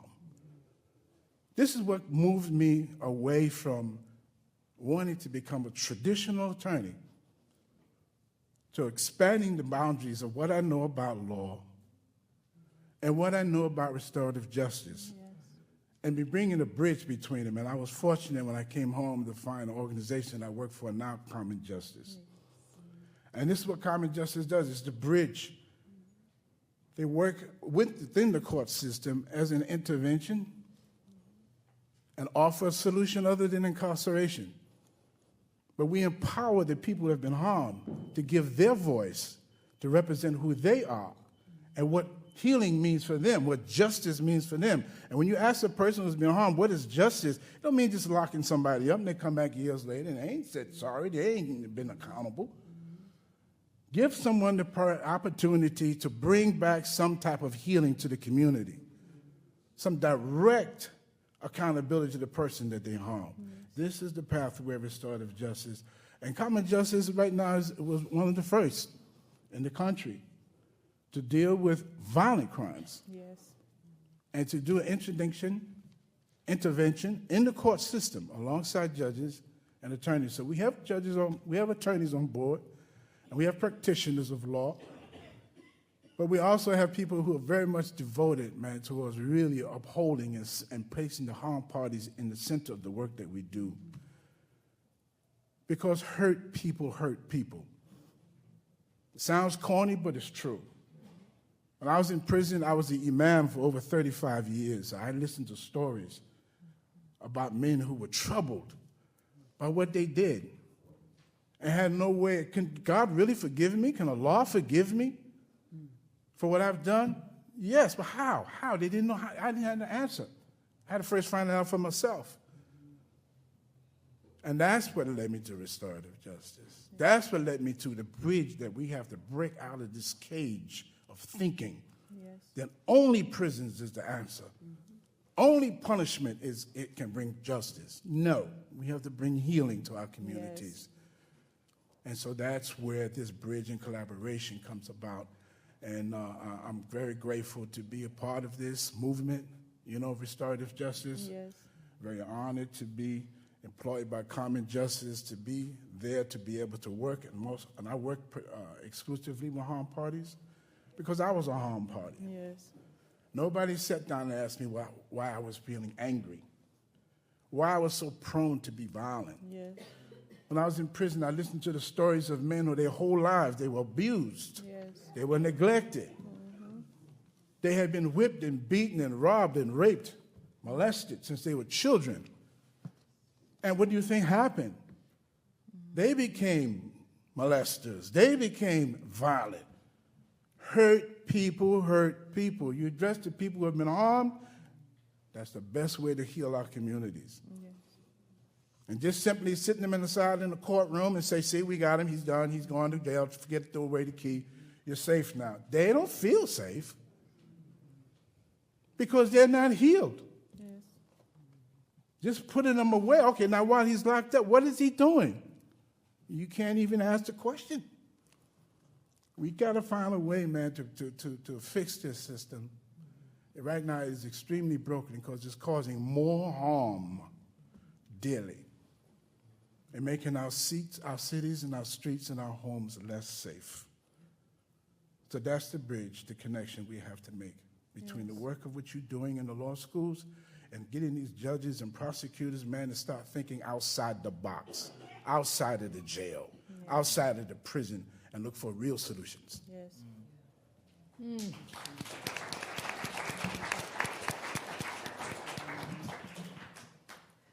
That's really profound. I mean, justice is a collaborative project. Without that collaboration, we cannot arrive at a point where we have a common understanding of what we need to produce a just society. And so that's really something I'm going to think about more. But I guess actually it is perhaps the seed of what the way that I think about collaboration anyway. Sukti, you were talking about identities, and I guess one of the identities that I hold is, as a movement lawyer, whatever that is. And I mean, each person creates that for themselves. But as I was in particular thinking, especially in the post-Ferguson moment, what is our role and what is our duty to people who are on the inside, as lawyers, as people who have access, as people who have privilege? What is it that we do to accompany folks who are locked away in the system? Part of my feeling there was that it's not my job to write the statute. Like I never felt comfortable being in a position where I would go to Tallahassee, I was in Florida at the time, to advocate for XYZ changes to a law without actually doing that in collaboration with and in consultation with people on the inside. So a lot of also this process of, teaching a class, visiting people inside, was this idea of if we looked at the statutes and we actually approached those laws from a, let's say, a human rights perspective, how would you rewrite the law? And the jailhouse lawyers that we were working with, the question was understanding that these are the rights, that supposedly we all deserve in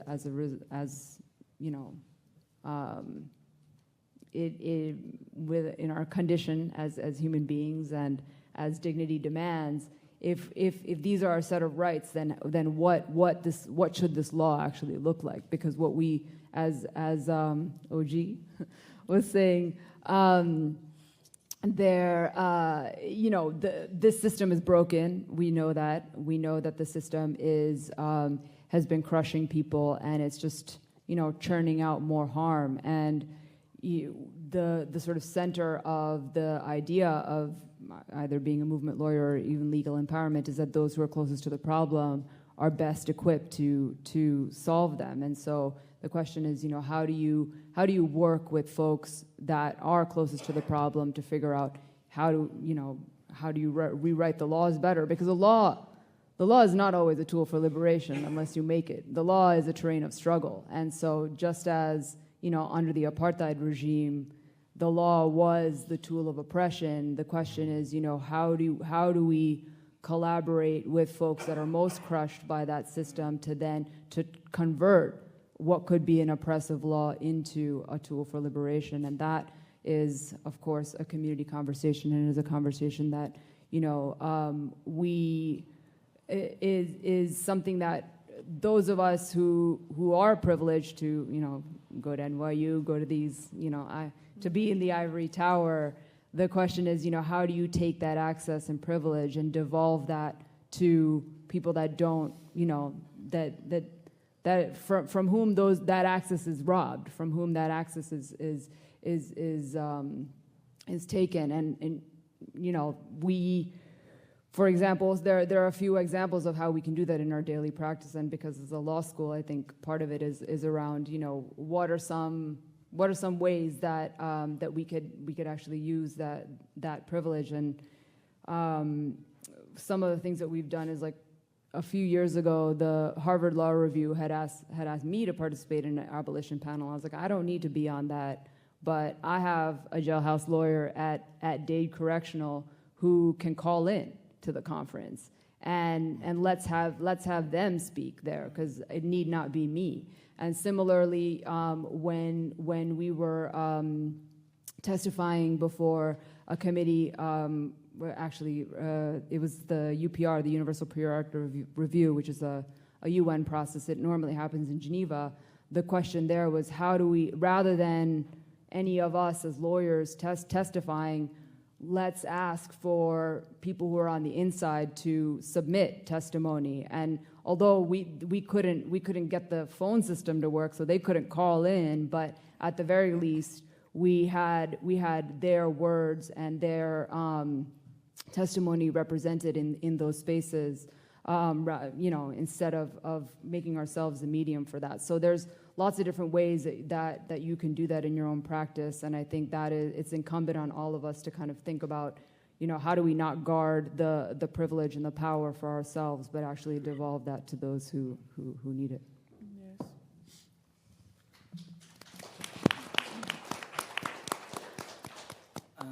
So just to thank you for everyone for sharing, really amazing. Just to speak on identity and collaboration, I would like to first start with identity. So it's something that INN had taught to us as South Africans. So if you visit any South African prison that has never been impacted by any work from the outside, the first thing that a person would say is, my name is Awande Mshotana, I'm serving 15 years and I'm in for X, Y, and Z. Sit down. That's how you identify yourself. You've been taught to identify yourself with the crime you've committed. That's who you are, and that's what you are. Your prison number is 214-451-285. That's it. That's who you are, and sit down. So we've been instilled that culture, even to myself. I will always regard myself as a prisoner, inmate. And with Baz and Devon coming into South Africa saying, you are incarcerated, there's a difference. Yes. You need to understand context and meaning and the power of words, of identifying yourself and limiting yourself. And I was like, you get taken aback because these are different experiences that are being brought to people who literally just know the four walls. Yeah. And that liberation identity, freeing yourself and not confining yourself to an immigrant, not confining yourself to a foreign national, to African, to being black or Xhosa, but confining yourself to the human race. Yes. and being aware that you can contribute. So with that identity, I remember OG came into South Africa and he was like, one day I want you to teach me Ubuntu. And I was like, what? You want me to teach you Ubuntu? No, that thing is not taught. it's lived. But I had to sit down with him and break it down to say, look, as someone who's been like in this Ubuntu fever, if I could call it that, I was never told at home this is what Ubuntu is. The only time I could hear the word Ubuntu, for any black South African, the only time you hear the word Ubuntu is when you do something wrong. It's like, you don't have Ubuntu. You're like, what? I don't have it? And it's such a big thing because you did something that is not in the human unifying community and building and developing and restorative justice way. Then you start thinking, oh, so Ubuntu you need to live it, you need to behave a certain way. And with that understanding of how Ubuntu works with regards to justice, we were introduced to Stellenbosch University, which is one of the Ivy League universities in South Africa. It's the university that constructed, and that's where they thought about apartheid as academics. So even though apartheid was a tool by the government, the law, but it actually started at a university with professors sitting down, researching Jim Crow laws, researching the Nazi system, researching all of these different oppressive systems around the world, and coming back with that research and saying, here's the perfect way of how a minority group can be in charge of a majority group. And through university, apartheid was lived. And the people that we see, the politicians, they were just the faces and the voices of apartheid. But the academics were actually the creators of apartheid. And Stellenbosch University, unfortunately, is one of those institutions. And Prof. Baz played on that and be like, yeah, you need to work with formerly incarcerated people. You need to do something as a university. And luckily, she met Dr. Nell. And Dr. Nell, they came to visit us, and then we started a very nice collaborative program called Ubuntu Learning Community, where we look at where we look at how can we interpret the concept of Ubuntu of am I, because we are, in 4 different disciplines, in law, literature, history, and economics. How can we collaboratively, identify ourselves in these 4 different disciplines, and also just in those disciplines questioning your contribution to the discipline and to the community. So it brought together from currently incarcerated students and also outside mainstream university students for the first time in South Africa in one classroom like this. So there was no distinction of on the left, on the right is this ones. We were all just together. And then that collaboration really unknotted a lot of thinking, within myself, within the mainstream university students, where we really had collaborative learning around this concept of Ubuntu and identity, starting with yourself and then reflecting to the other. And most of the students from Stellenbosch were highly privileged students. They were coming from families that are millionaires, billionaire families. They don't know oppression. They don't understand poverty. They don't know being privileged or underprivileged. They're just living their lives in South Africa. They don't even understand crime. This is the first time they were meeting people who committed a crime. So that collaboration has really been able to grow so much for the past 6 years that I was invited at Stellenbosch University to do a guest lecture in criminal justice in action on how to see the loopholes in the law using, as you were saying, Jody, you studying the law and understanding, actually I was rightfully convicted.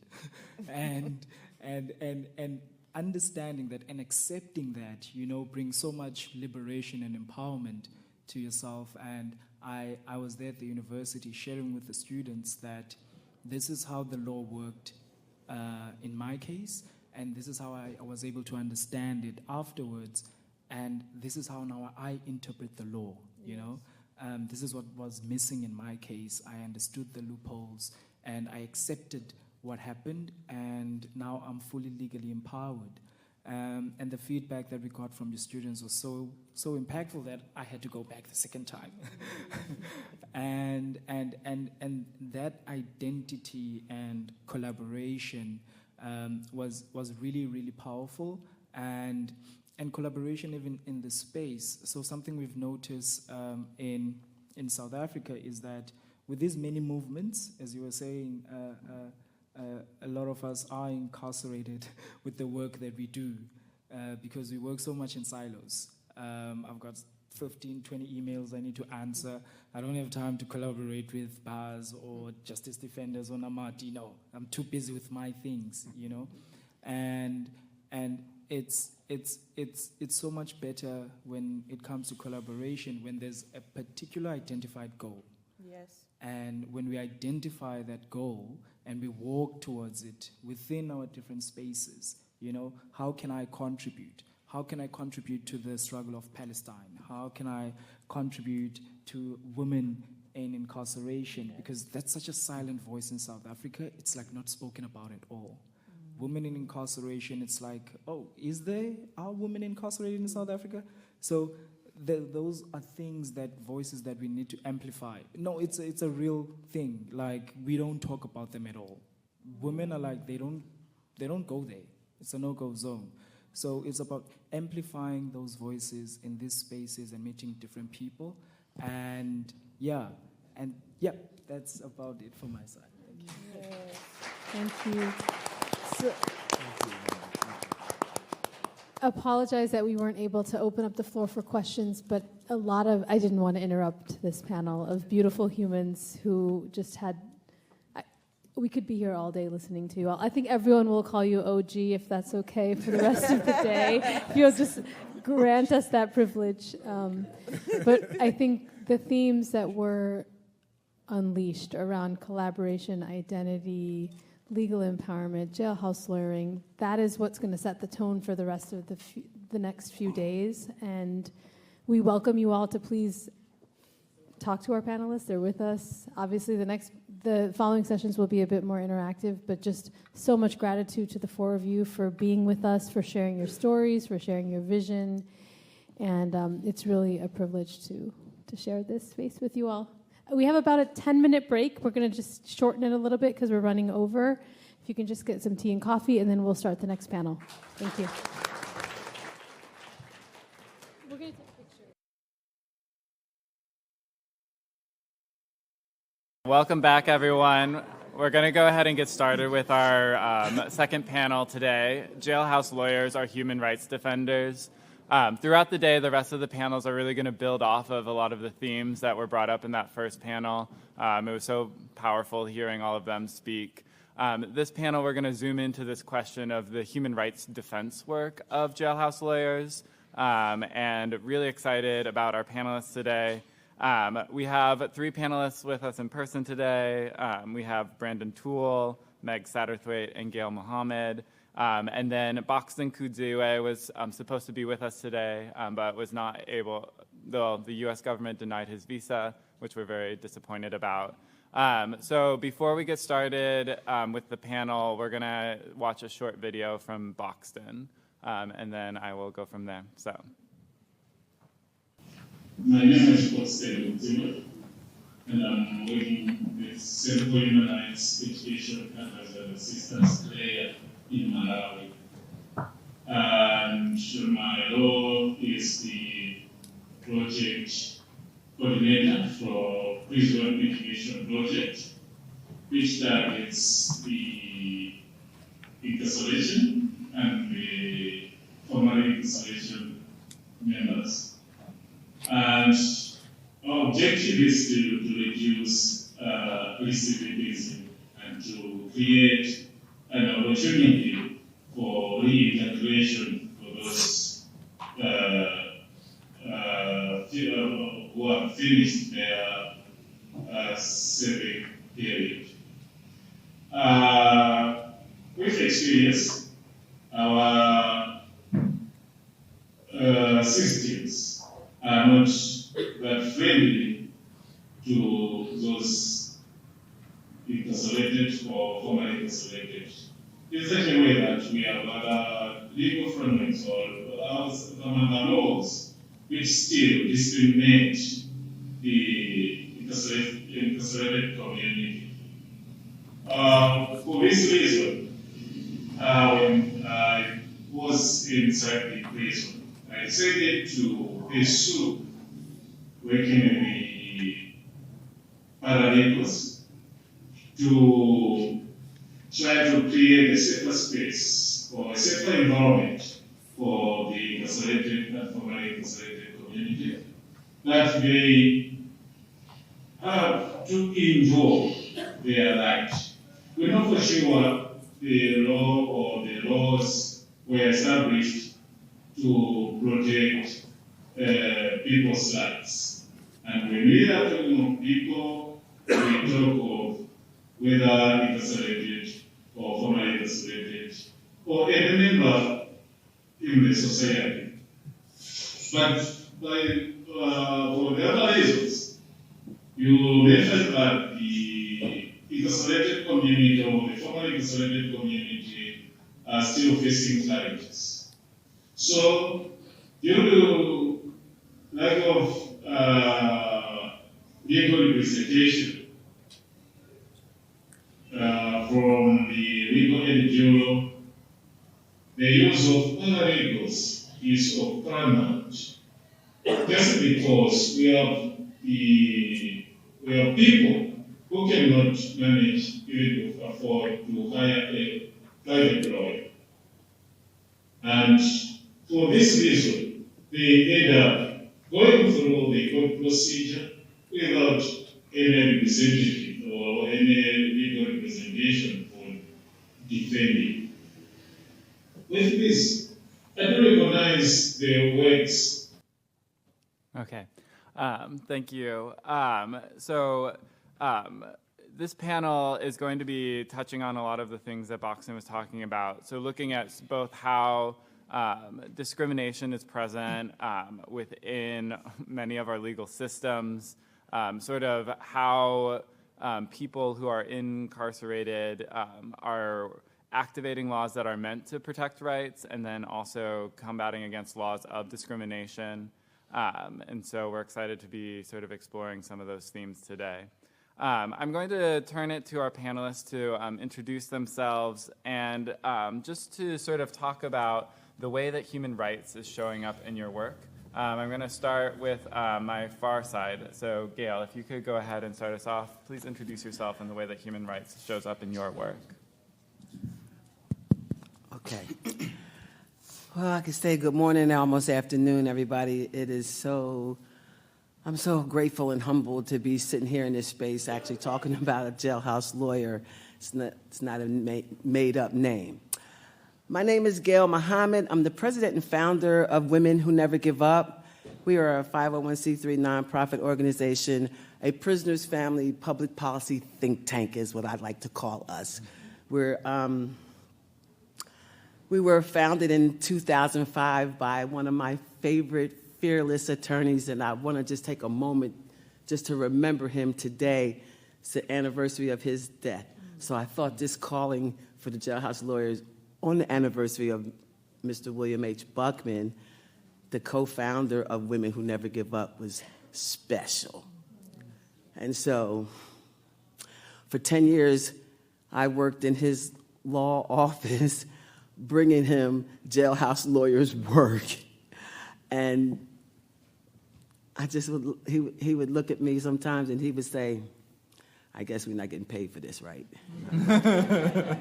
No, but I do need your help. And so the importance, for me, the importance of having activists and advocate lawyers that do this work alongside of us has created this ecosystem of what justice should be looking like to me in America, and it's taken us some time to get here, but we are finally actually saying the word out loud, jailhouse lawyers. My husband, I've been married twice in my life, and my second marriage, I married a man in prison fighting for his life. He was wrongfully convicted, and that's where I went to boot camp learning what a jailhouse lawyer really was. And so I became his sort of assistant. But being the woman that I am, I just recently celebrated my 68th birthday, October the 6th. And so I was born, thank you, I was born under the sign of the justice scales. And so this has been my calling from birth. I've always known my mom used to tease me because I would bring home stray animals, stray people. I have a bleeding heart, I guess you could say. But when I started just working with my husband as he was helping other people in prison with their cases, I found that particular jailhouse lawyer was really real. And the fact that they used to have to, just how you get into the law library, I find out in the prison system is political. You gotta be this, you gotta be that. So everybody is not even privileged to get into the law library to do any work on their cases. So with him being the person that he was always working. That I've never seen any person in prison that created their own curriculum and had an every hour break time, just like we broke down ours. He had one every day that he lived by. So he did not let prison do him, or whatever you call it. He didn't let prison consume his mind. He kept his mind free so that he could not only help himself, but help others too. And so that's how I became this 30-year activist. I'm still here fighting and working, and him and Bill are gone, but I'm still here. And sometimes I think, like, how did this happen to me? But just a little bit of background about me. I worked in the casino industry for 20 years before I even got into this work. So I'm a food and beverage manager in the casino. Actually worked in all the Trump's properties, too. We have another story. You can tell me on that. Catch me on the break. But I've always been a people's advocate, I guess you could say. As a food and beverage manager, I fought for the underdog.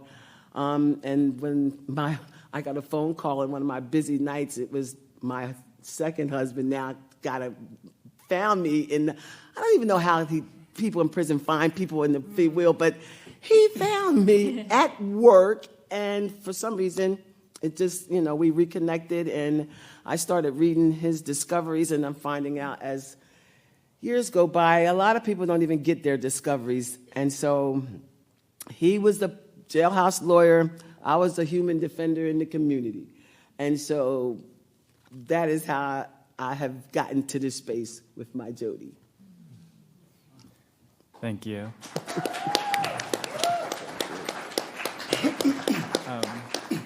Meg, over to you next. Please introduce yourself and share about how human rights is showing up in your work. Okay. Is this on? Is it on? No. I think I know how to turn this on.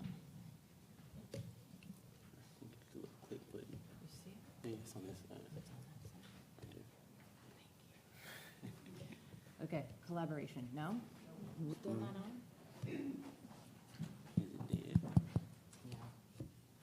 I don't think, Can I borrow yours? Yeah. Sure. Thank you. All right.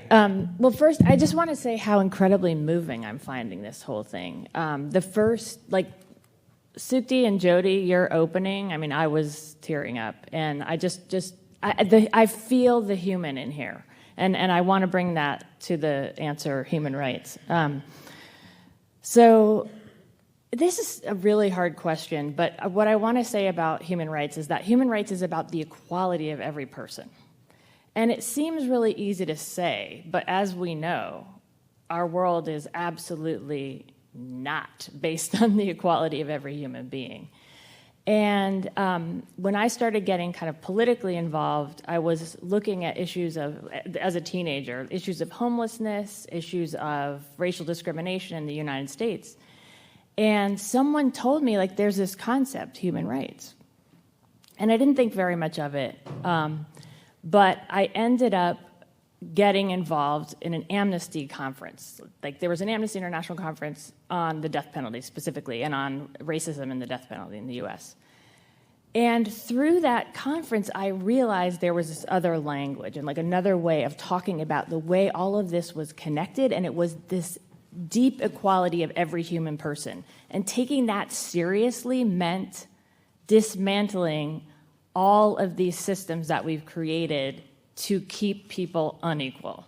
And so it was almost it's kind of a little bit like, Jody, you were talking about. I felt like I had a new lens. And so that was kind of how I got involved in human rights stuff to start with. And the way I stayed involved was by learning from people who are on the front lines of doing human rights work. That's what we'll be talking about, human rights defenders. And that's who we're here with today. And it's really through learning directly from folks who are directly impacted by that injustice, by that inequality, and trying to always learn and bring that to my work. That's what keeps me going. So, but literally the answer right now is I'm a human rights law professor here at NYU, an incredible privilege. And then I have also another incredible privilege of currently being the UN Special Rapporteur on the independence of judges and lawyers. And I'll make a link to why that relates to what we're doing later. But that means I'm really trying very hard to soak in everything I'm learning today and bring that back to those different endeavors. Thanks. Thanks, Meg. And last but certainly not least, Brandon, I would love for you to introduce yourself and share how human rights has showed up in your work. Hello. Okay. Well, first, I just want to say that I am truly honored to be here today because I was introduced to JLI while I was incarcerated way back in 2018 when it first kind of started. My name is Brandon Toole, and my legal journey, it began in 2016 when I was incarcerated. I did a total of about 11 years altogether, and in 2016 I was fortunate enough to get a job in the law library, and when I became a law clerk and started learning, I could immediately feel like the humanity restored, because just being able to be in a space that was separate from the negativity and the degradation that came along with the prison system. And I definitely took advantage of that opportunity, but I also saw it as a responsibility to help empower the people that didn't have the opportunity to be in there every day, all day, like I did. So that's how I began my jailhouse lawyer career, if you would say. And, you know, I ended up starting a nonprofit organization while I was inside, National Justice Society, which I'm still doing today, and I'm helping the families of incarcerated people. I'm helping to educate them and, you know, teach them how to properly support their loved ones who are inside. But because of that, while I was in there, I faced a lot of retaliation. I went through 23-hour lockdown for 6 months just because I created that organization while I was inside. So that was definitely something that was important to me, because I realized the more that I learned in the law was that yeah, we did make a choice that got us where we were in that place, but we were still humans and we did have certain rights. And, you know, I did my best to try to explain that and express that to my peers every chance that I got and help them protect those rights.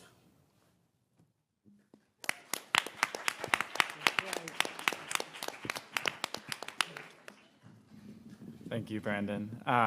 So in this panel, we're looking at the sort of role that jailhouse lawyers are playing in defending the rights of those incarcerated. Brandon, I think you bring up another interesting point about how now that you're back, your work is sort of focusing on the families of those incarcerated, so even broader community rights defense work. And so I was thinking that it would be useful just to hear from you all. For people inside prison, what are some of the most critical human rights or civil rights that need to be protected or addressed? What are you seeing in your work as those rights? You want to start with me? Brandon, we can start with you. I think one of the most important rights that needs to be protected inside is the right to due process, because many of the prison disciplinary rules and things like that, they are pretty much separate from the laws on the outside. They can kind of make rules and policies that trump what goes on the outside, because nobody really knows what's going on in there. So many of the policies that they create, you know, they can restrict the freedoms of people that are inside, and they can keep them there longer for committing, you know, infractions that are not even necessarily against the law or even anything bad, and they don't get the due process that they deserve, like a fair trial and hearing. Yeah, you can. Okay, so this was a team effort from WWNG, because we are the families and we are also formerly incarcerated as well. The environmental injustice in prison.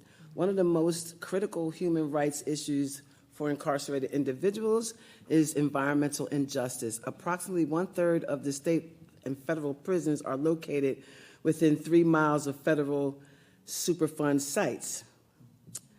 The incarcerated population is particularly vulnerable due to limited ability to escape exposures due to hazardous materials, ongoing risks to their health from environmental contaminations, the impact of natural disasters such as the hurricane that left us incarcerated people in North Carolina to perish in their cells, That was the team effort we did. I think dealing with just 30 years of being an advocate for people in prison, it's been breaking my heart to see a lot of those men and women come home and lose their life or deal with medical and health disparities because of the many, many years that they've spent in prison due to the contaminations in the water, whether it's the lack of ventilation and being able to breathe clean air, respiratory problems.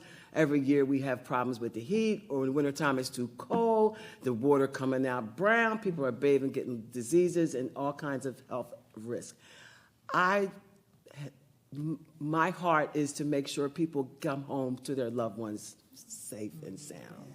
And so to me, just the environmental health and environmental injustice is really the biggest problem I think people in prison have to deal with today.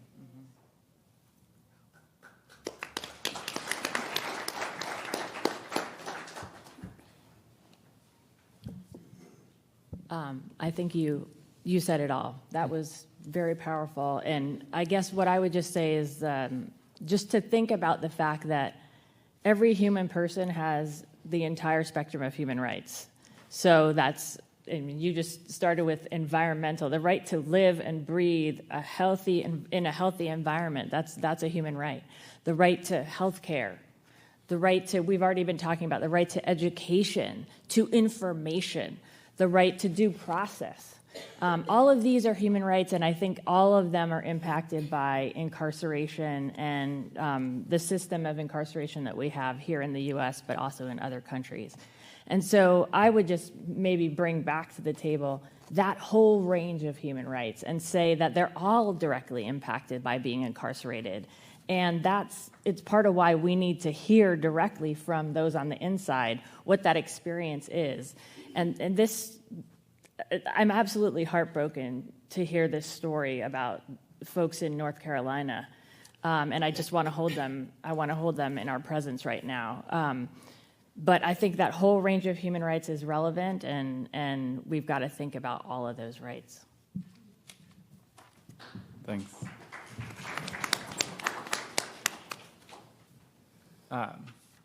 So human rights defenders are entitled to heightened protections under international law. So for instance, the Declaration on Human Rights Defenders says, everyone has the right, individually and in association with others, to promote and to strive for the protection and realization of human rights and fundamental freedoms at the national and international level. So this whole sort of suite of rights that we're talking about, everyone also has the right to defend that. And so I was just curious, in your guys' experience, have you seen jailhouse lawyers in prison receiving the protection of these rights? Are they facing risks? And what protections do you think they should have? And Gail, maybe we'll start with you.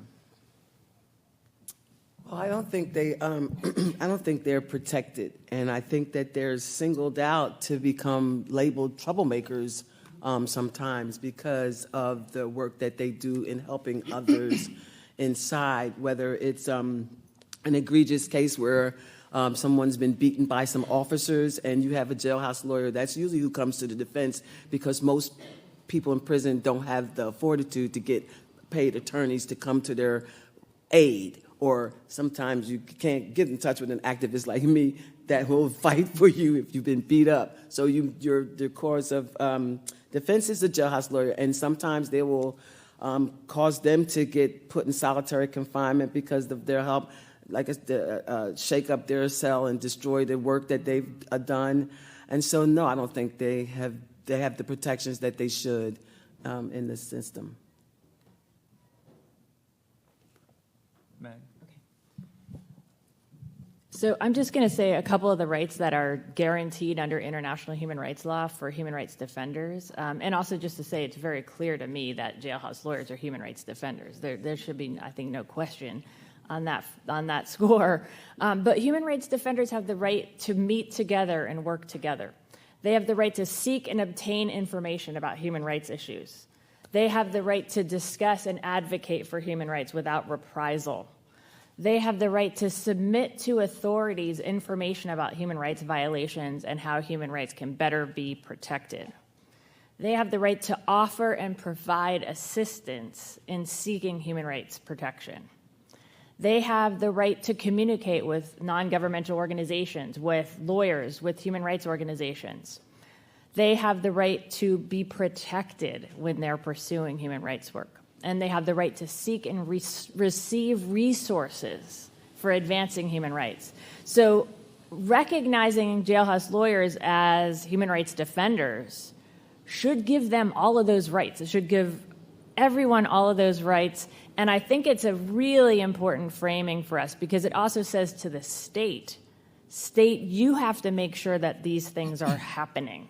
You have to make sure that jailhouse lawyers have good quality access to information, that they can meet with each other, that they can support and help those who are seeking out their help, that you have to make sure that they can complain about the conditions that folks are in. And so all of these are human rights, and all of these are things that we can demand that states do. Whether they do it or not is, I think, up to us to make happen. But those are human rights under international law, and I think it really helps us to make that case that this is what must be provided to jailhouse lawyers.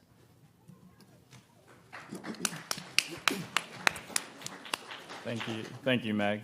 Brandon, same question to you. Yes, jailhouse lawyers, they're definitely not protected. It's like the exact opposite.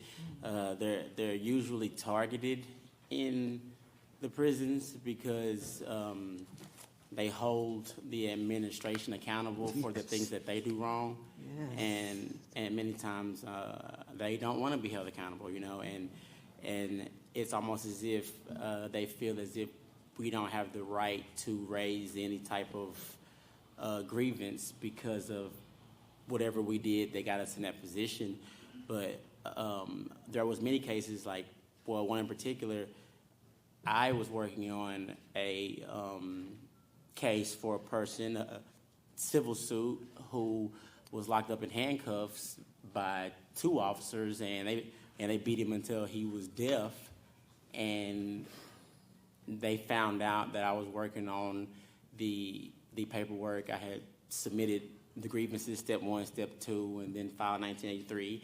And whenever they would find out that people were working on cases like that, then they would come in our cells and tear it up and rip up paperwork, rip up cases, so we have to start all over again. And that kind of thing is very common in the prison system because they try to hide a lot of the human rights violations that they commit every single day.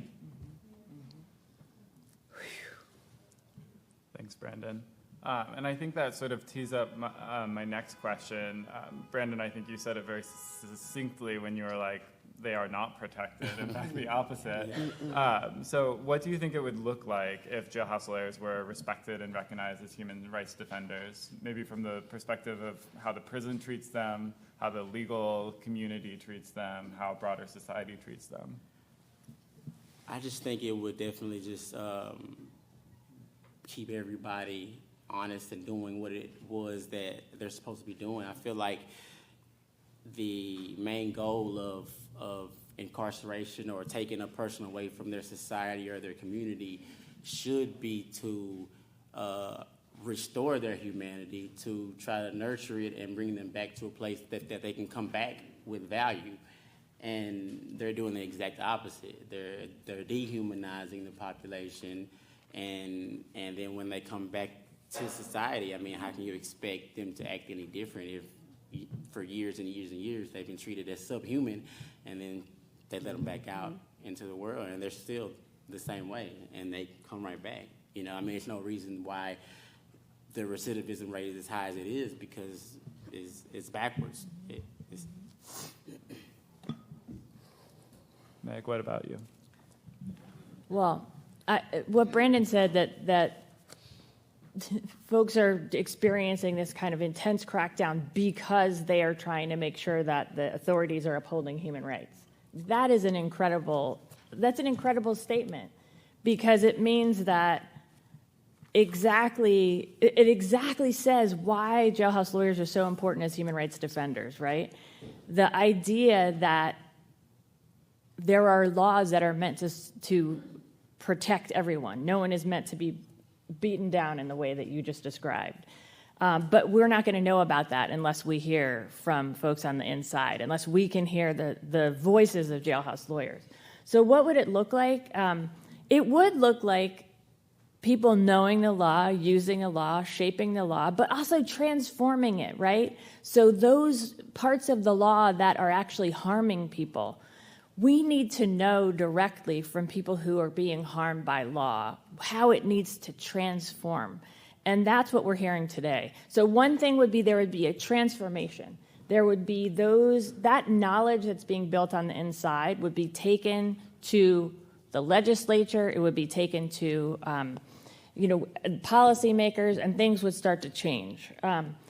From the perspective I have now as the Special Rapporteur on the Independence of Judges and Lawyers, it also means lawyers recognizing jailhouse lawyers as partners. And I've heard already, there are lawyers who really know that, right? They have a partnership with jailhouse lawyers, but I want to call on all lawyers to recognize this. I think that it's something we can, as lawyers, learn so much. And we need to come with humility to this space. And we need to come with humility to the knowledge that is grown on the inside. And so I want to invite any law students, lawyers who might be watching this right now, you're invited into this space to hold out your hand and to listen and to provide that support and allyship. And I think we can do that. And with that, we start to have a real transformation in what's possible. So thanks.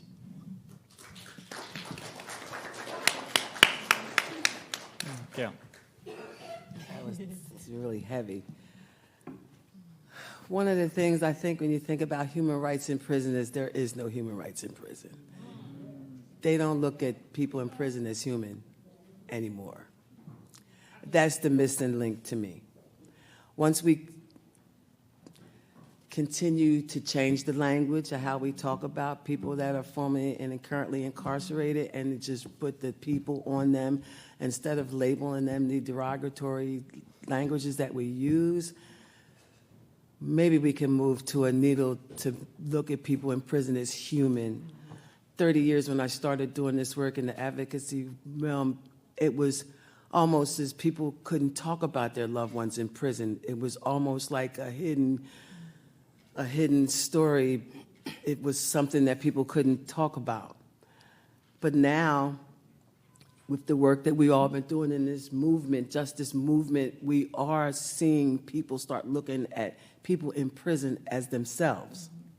And so trying to create a human justice system has been why I'm still here and won't go anywhere.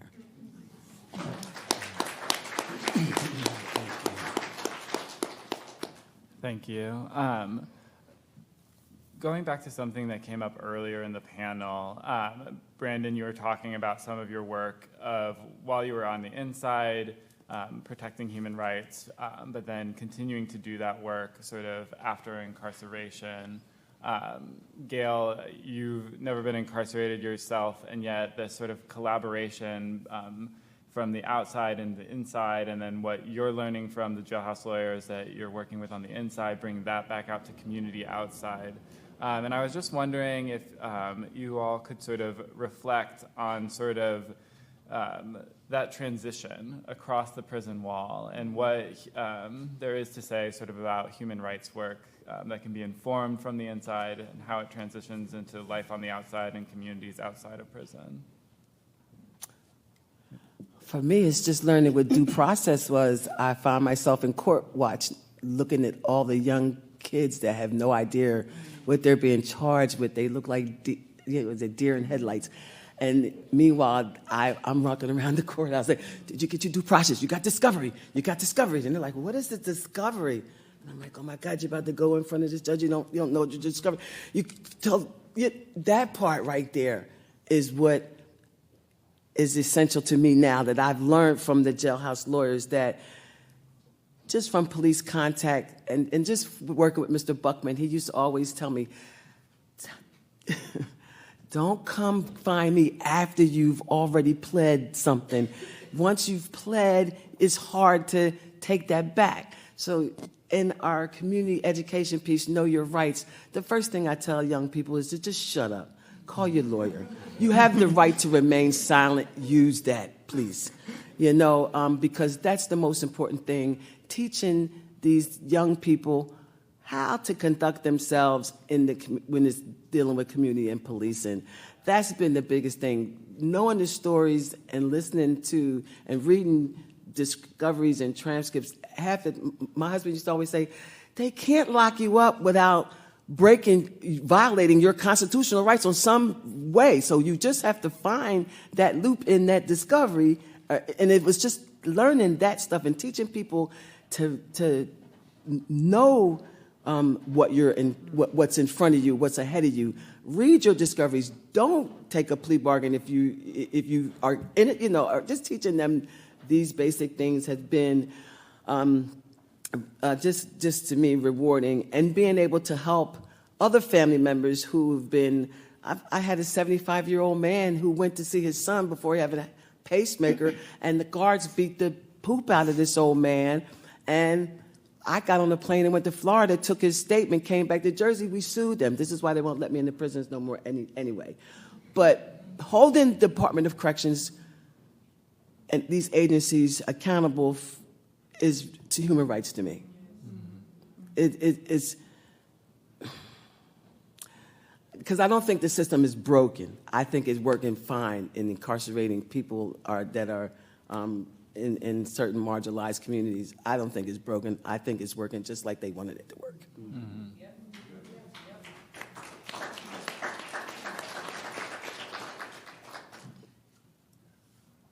Brandon, do you have thoughts around this transition during incarceration to outside?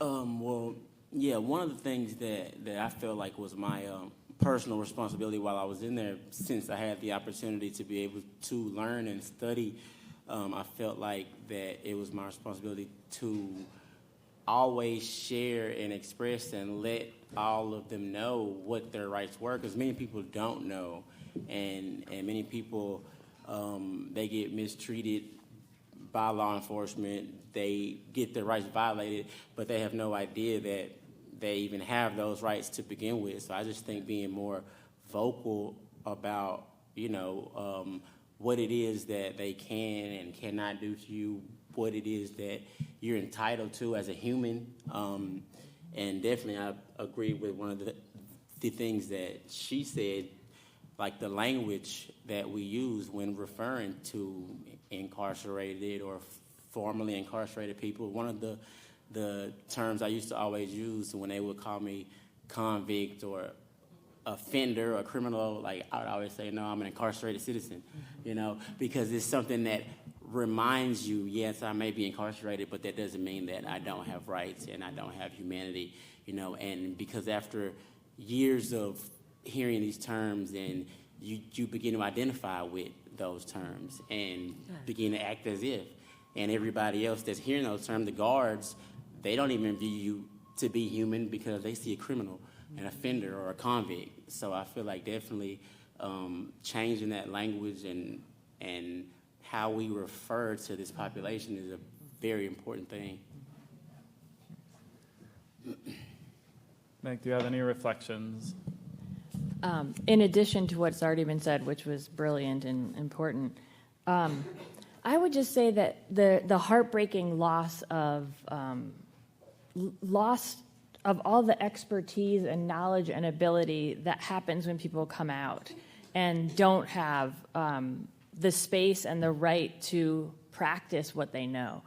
That is a painful, it's something we're doing to harm our system.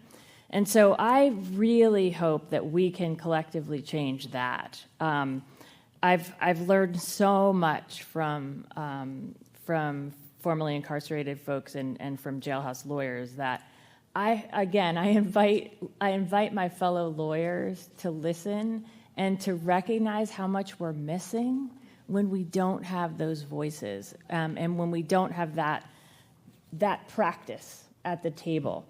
So that would be my main reflection. And I also just want to say I think there's a real need to amplify all these voices. So I also hope that those of us who are here can talk about this experience. So the law students who are here, talk to your friends or your family about what you learned today. I think it's through that kind of word of mouth that we start to change hearts and start to open minds and open ears. Thank you. I have one more question that I'm going to turn to the panelists, and then we'll have a chance for some questions from the audience. So if there's something burning in your mind, sort of be prepared for that. But to the panelists, I think that one of this aspects of human rights defense work is that it doesn't happen alone. And so I think that we see how jailhouse lawyers are doing this sort of key work of defending human rights. But sort of like was talked about on the first panel, it's this process of collaboration. And I think that we've sort of touched on strands of that in even our panel conversation today. But I would love to hear your reflections about the different people involved in this defense work, and sort of as we have this vision of what it could mean for jailhouse lawyers to actually be protected as human rights defenders, who are the other key players in that sort of community of defense work, if I can call it that?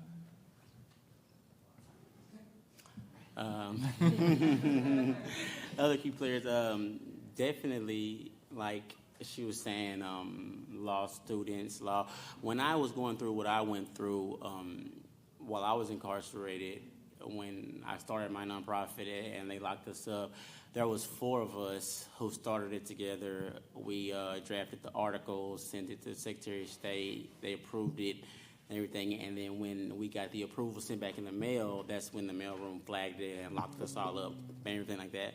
But during that time that I was inside of this hole or whatever for 6 months, I would reach out to as many organizations that I could and write and tell them my story and what was going on.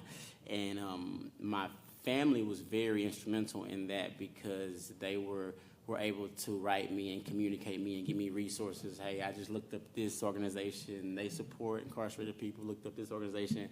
So I definitely think that the families and just communities or anybody who knows a person that is incarcerated, I think they are very instrumental in, helping get that story out and, just making it more visible, making it more aware, of what's actually going on.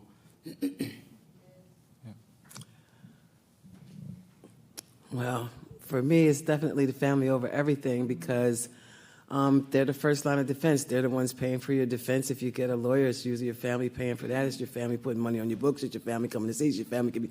It's the family.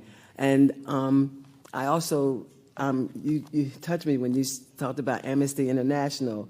Organizations like the Amnesty International, ACLU, which where I got Know Your Rights from because they give out the little cards. I've been teaching them to the kids for over 15 years, giving every little kid the card. There's, but the family and your faith-based community, they've always been there too. That's actually where you find the people that are impacted by these issues in your churches of faith. And so, and unlikely allies, I really, and I don't know if too many organizations do work with the unions, the correction officers unions, but they will call me for help too in New Jersey, the officers, the female officers themselves, because believe it or not, they are impacted by these issues health-wise as well, environmental justice as well. And somehow I've been able to kind of use it as a wedge to bring us together to fight for certain causes at times. So they can be an unlikely ally at times. Building a bridge. So I already mentioned law students and lawyers, and I just want to also, if any judges are watching, I also want to just mention that I've seen through a variety of different programs that judges also, when they hear directly from jailhouse lawyers, that can also change their view.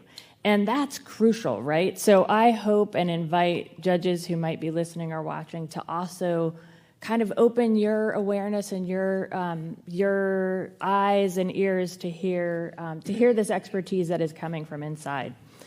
That said, I do think it requires a new kind of an openness to create those links and to make that work happen. So hopefully human rights defenders on the outside can hold open that space for human rights defenders on the inside and just insist on recognition of jailhouse lawyers as human rights defenders. I think that's a number one kind of step that we can all take. Thanks, Meg. I have a lot of friends that are working for judges, and I think oftentimes the pro se motions go before the judges, and getting them to sort of recognize the humanness behind those applications, I think, is really essential.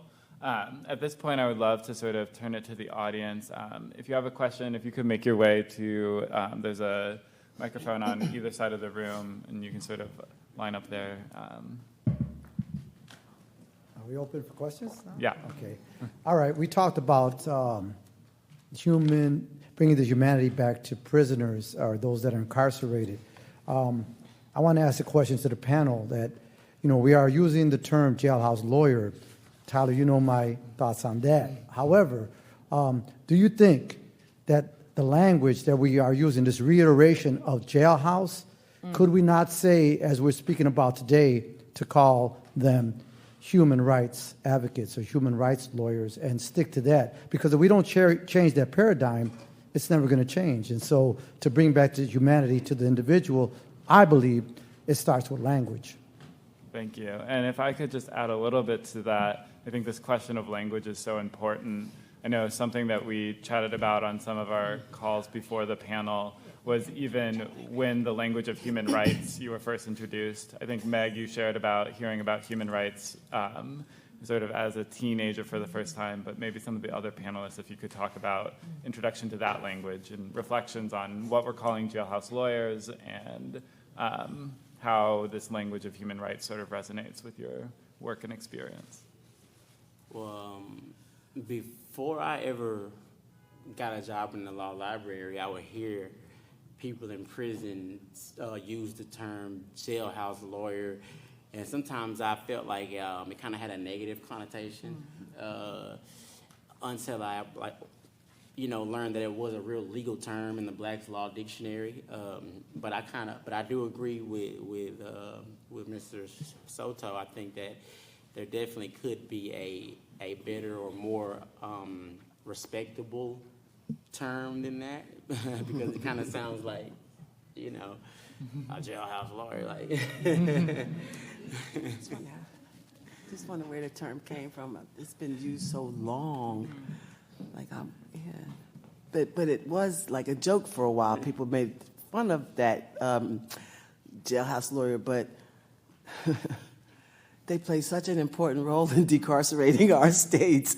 When you look at it, it is the jailhouse lawyers, well, human rights defenders, however we want to call it, but they have been on the front line of decarcerating the states. Like, lawyers, don't take cases without $30,000, $40,000. So if they're not in the library working on each other's cases, that is really how our prison population is being decreased, because of jailhouse lawyers. I think they're the first freedom fighters at the end of the day.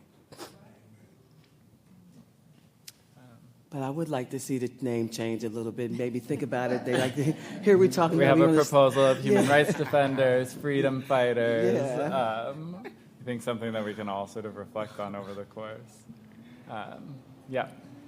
Hi, I'm Bruce Riley. I'm a proud jailhouse lawyer, and I actually love the term. Okay. And because I'm also, part of a lineage, and some of the folks that have been mentioned previously, and people like Fred Cruz as well. There's a great documentary, Writ Writer, people should check out. And, Meg, you said something that actually made me think of that documentary. Was like, so Fred got out and couldn't really connect with the legal work he'd been doing. And he couldn't practice law anymore. And I felt that as well when I got out. Yeah. And nobody even wanted to hire me for like $8 an hour, like doing paralegal stuff. And then when I finally went around to applying for law schools, I got rejected by about 32, including this one I'm standing in. And but I'm sitting here with a law degree now, and lawyers work for me, and it's really great. But I say that to say, you also mentioned the lack of respect that a lot of the legal profession and the judiciary have for both formerly and currently incarcerated jailhouse lawyers. Yes.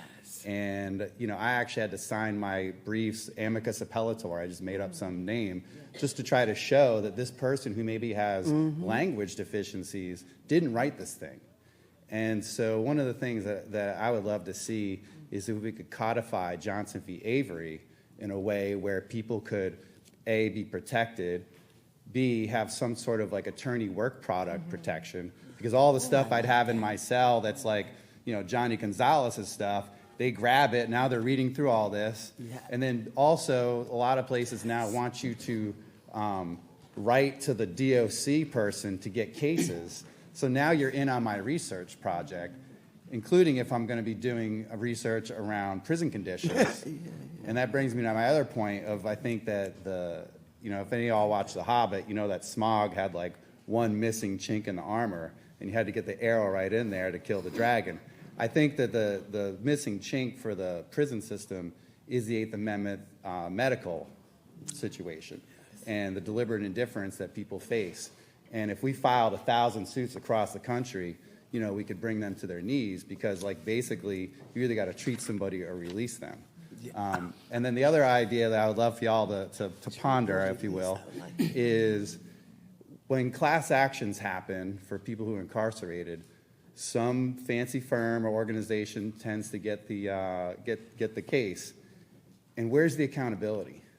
And every jailhouse lawyer I know, and probably everybody in this room, knows some situation where there was a lost accountability, where those attorneys just ran with their own thoughts. And if those lawyers worked for ExxonMobil, they would never just run with their own ideas. You got to do what the client tells you. And so these class actions, there needs to be something in the law. The law is vacant that I could find on a way to hold them accountable to being a client-centered approach. And I have a long list of villains on the social justice, human rights side of the law that just need to step back from their own high horse and listen to what the clients need and run the case that way. And I'll get off my high horse.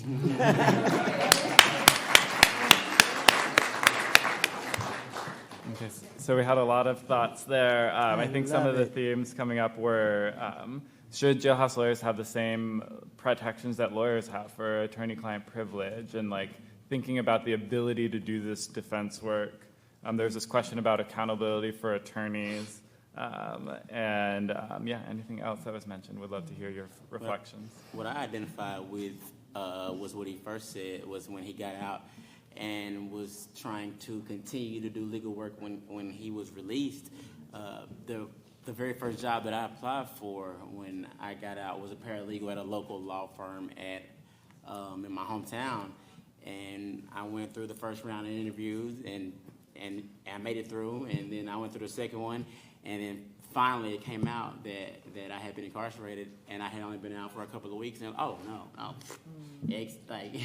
immediately, and then so I decided to just do my own thing and start my own nonprofit organization, and then we started doing parole representation, and in Texas, that's kind of like a lucrative industry, and now I have lawyers who want to contract and work for my organization. So, I guess this.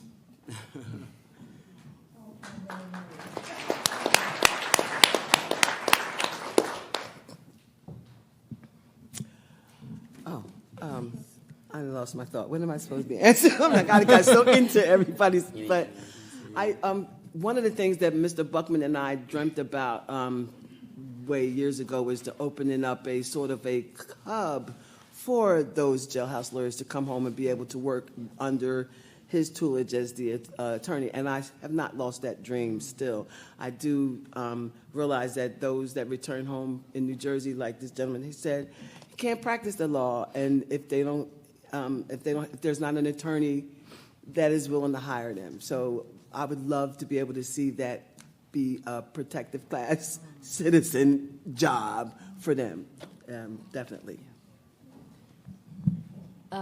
I think this discussion is so important because it's often broken down into kind of a black or white thing. You're a lawyer or you're a not lawyer, right? And law students will be recognized with this term non-lawyer, which is a bizarre term.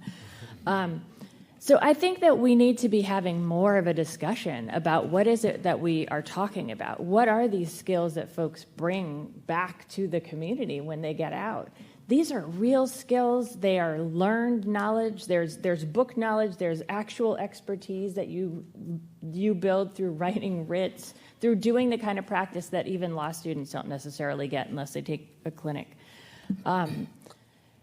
I think that we should be talking with bar associations about this very openly and having discussions about what would it look like to think about expanding the legal ecosystem so that it's not just lawyer and non-lawyer, right? But there are different forms of practice of law. Think about that, how there was that discussion with nurse practitioners and midwives and a whole bunch of other kinds of non-doctors, right? I mean, that sounds wacky to say now, but I think we could have that change. And I do think that seeing the expertise and knowledge that jailhouse lawyers bring is part of that discussion. It's really about educating the bar so that we could start to have that discussion in a very frank and open way.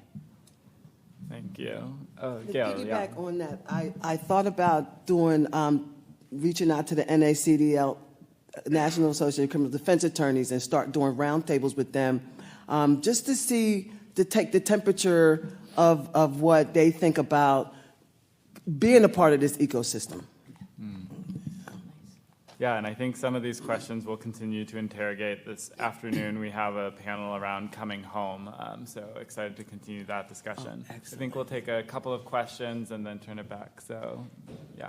Well, first off, I'm going to make a couple of statements. I have a lot of notes. I mean, I can't even cover everything. First of all, I think the part about whoever mentioned health, was that you, Meg? Or no, was it you, Brandon? Me. Or was you, I'm sorry, Gail? Yes. I think that's crucial. Some years back in 2015, I became a member of RAP, the Release Aging People in Prison. And right on for them. That changed my whole life, and I began visiting one of the elders in prison over the years, and that totally changed too. And I'd already been very active in trying to help Mumia Abu-Jamal, and needless to say, everybody should read his book, as his experiences as a jailhouse lawyer. I'd like to say too that it may seem oxymoronic to have the title jailhouse lawyer, but it's totally right on, because people have the idea that people in prison can't be lawyers, that you need some kind of degree. Mm-hmm. And that's BS. I found one of the most, I feel kind of empowered right now. My hands are shaking, but I don't usually talk out in public. But questions I have, I've worked with Julia Wright, who is many people know is the daughter of Richard Wright, one of America's prominent writers who wrote,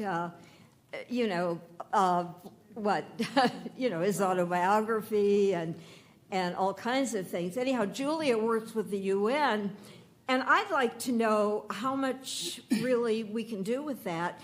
She reports back, Julia Wright reports to the Free Mumia Coalition that I also belong to. And I would think, Meg, that we need a list of what human rights are. I found that I jotted down what you said, because I've thought about that for years, but I didn't know everything you said. And if I don't know, I think others may not know as well. Yes, ma'am. That's very empowering to know what your right is. And I have other things to say. First of all, I came here because I'm in direct contact for a few years with somebody who is a jailhouse lawyer. His name is Bryant Arroyo. And I brought handouts to give people in hopes that some people would reach out to him. He needs help. I've got the press release of his lawyer, and he really does need all the support he can get. He's been very severely targeted, sent hundreds of miles away from his family. Why? Because he spoke on behalf of a comrade at SCI Township, or whatever it's called, Cole Township in Pennsylvania, trying to help a comrade who is on disability and has a prosthetic leg. And that was publicized in Workers' World, and the First Amendment was invoked, and he was soon after that put in solitary and kicked out. What can we do to help him? I'm going to pass out, and I'm going to get more flyers. I don't want to take up too much time, but there's other things I could bring up. And I think that's one of the first things, the whole thing about the First Amendment, which is not being followed at all. And that's my 2 cents for right now. And before I turn it back to the panelists, we'll take one more question from over on this side.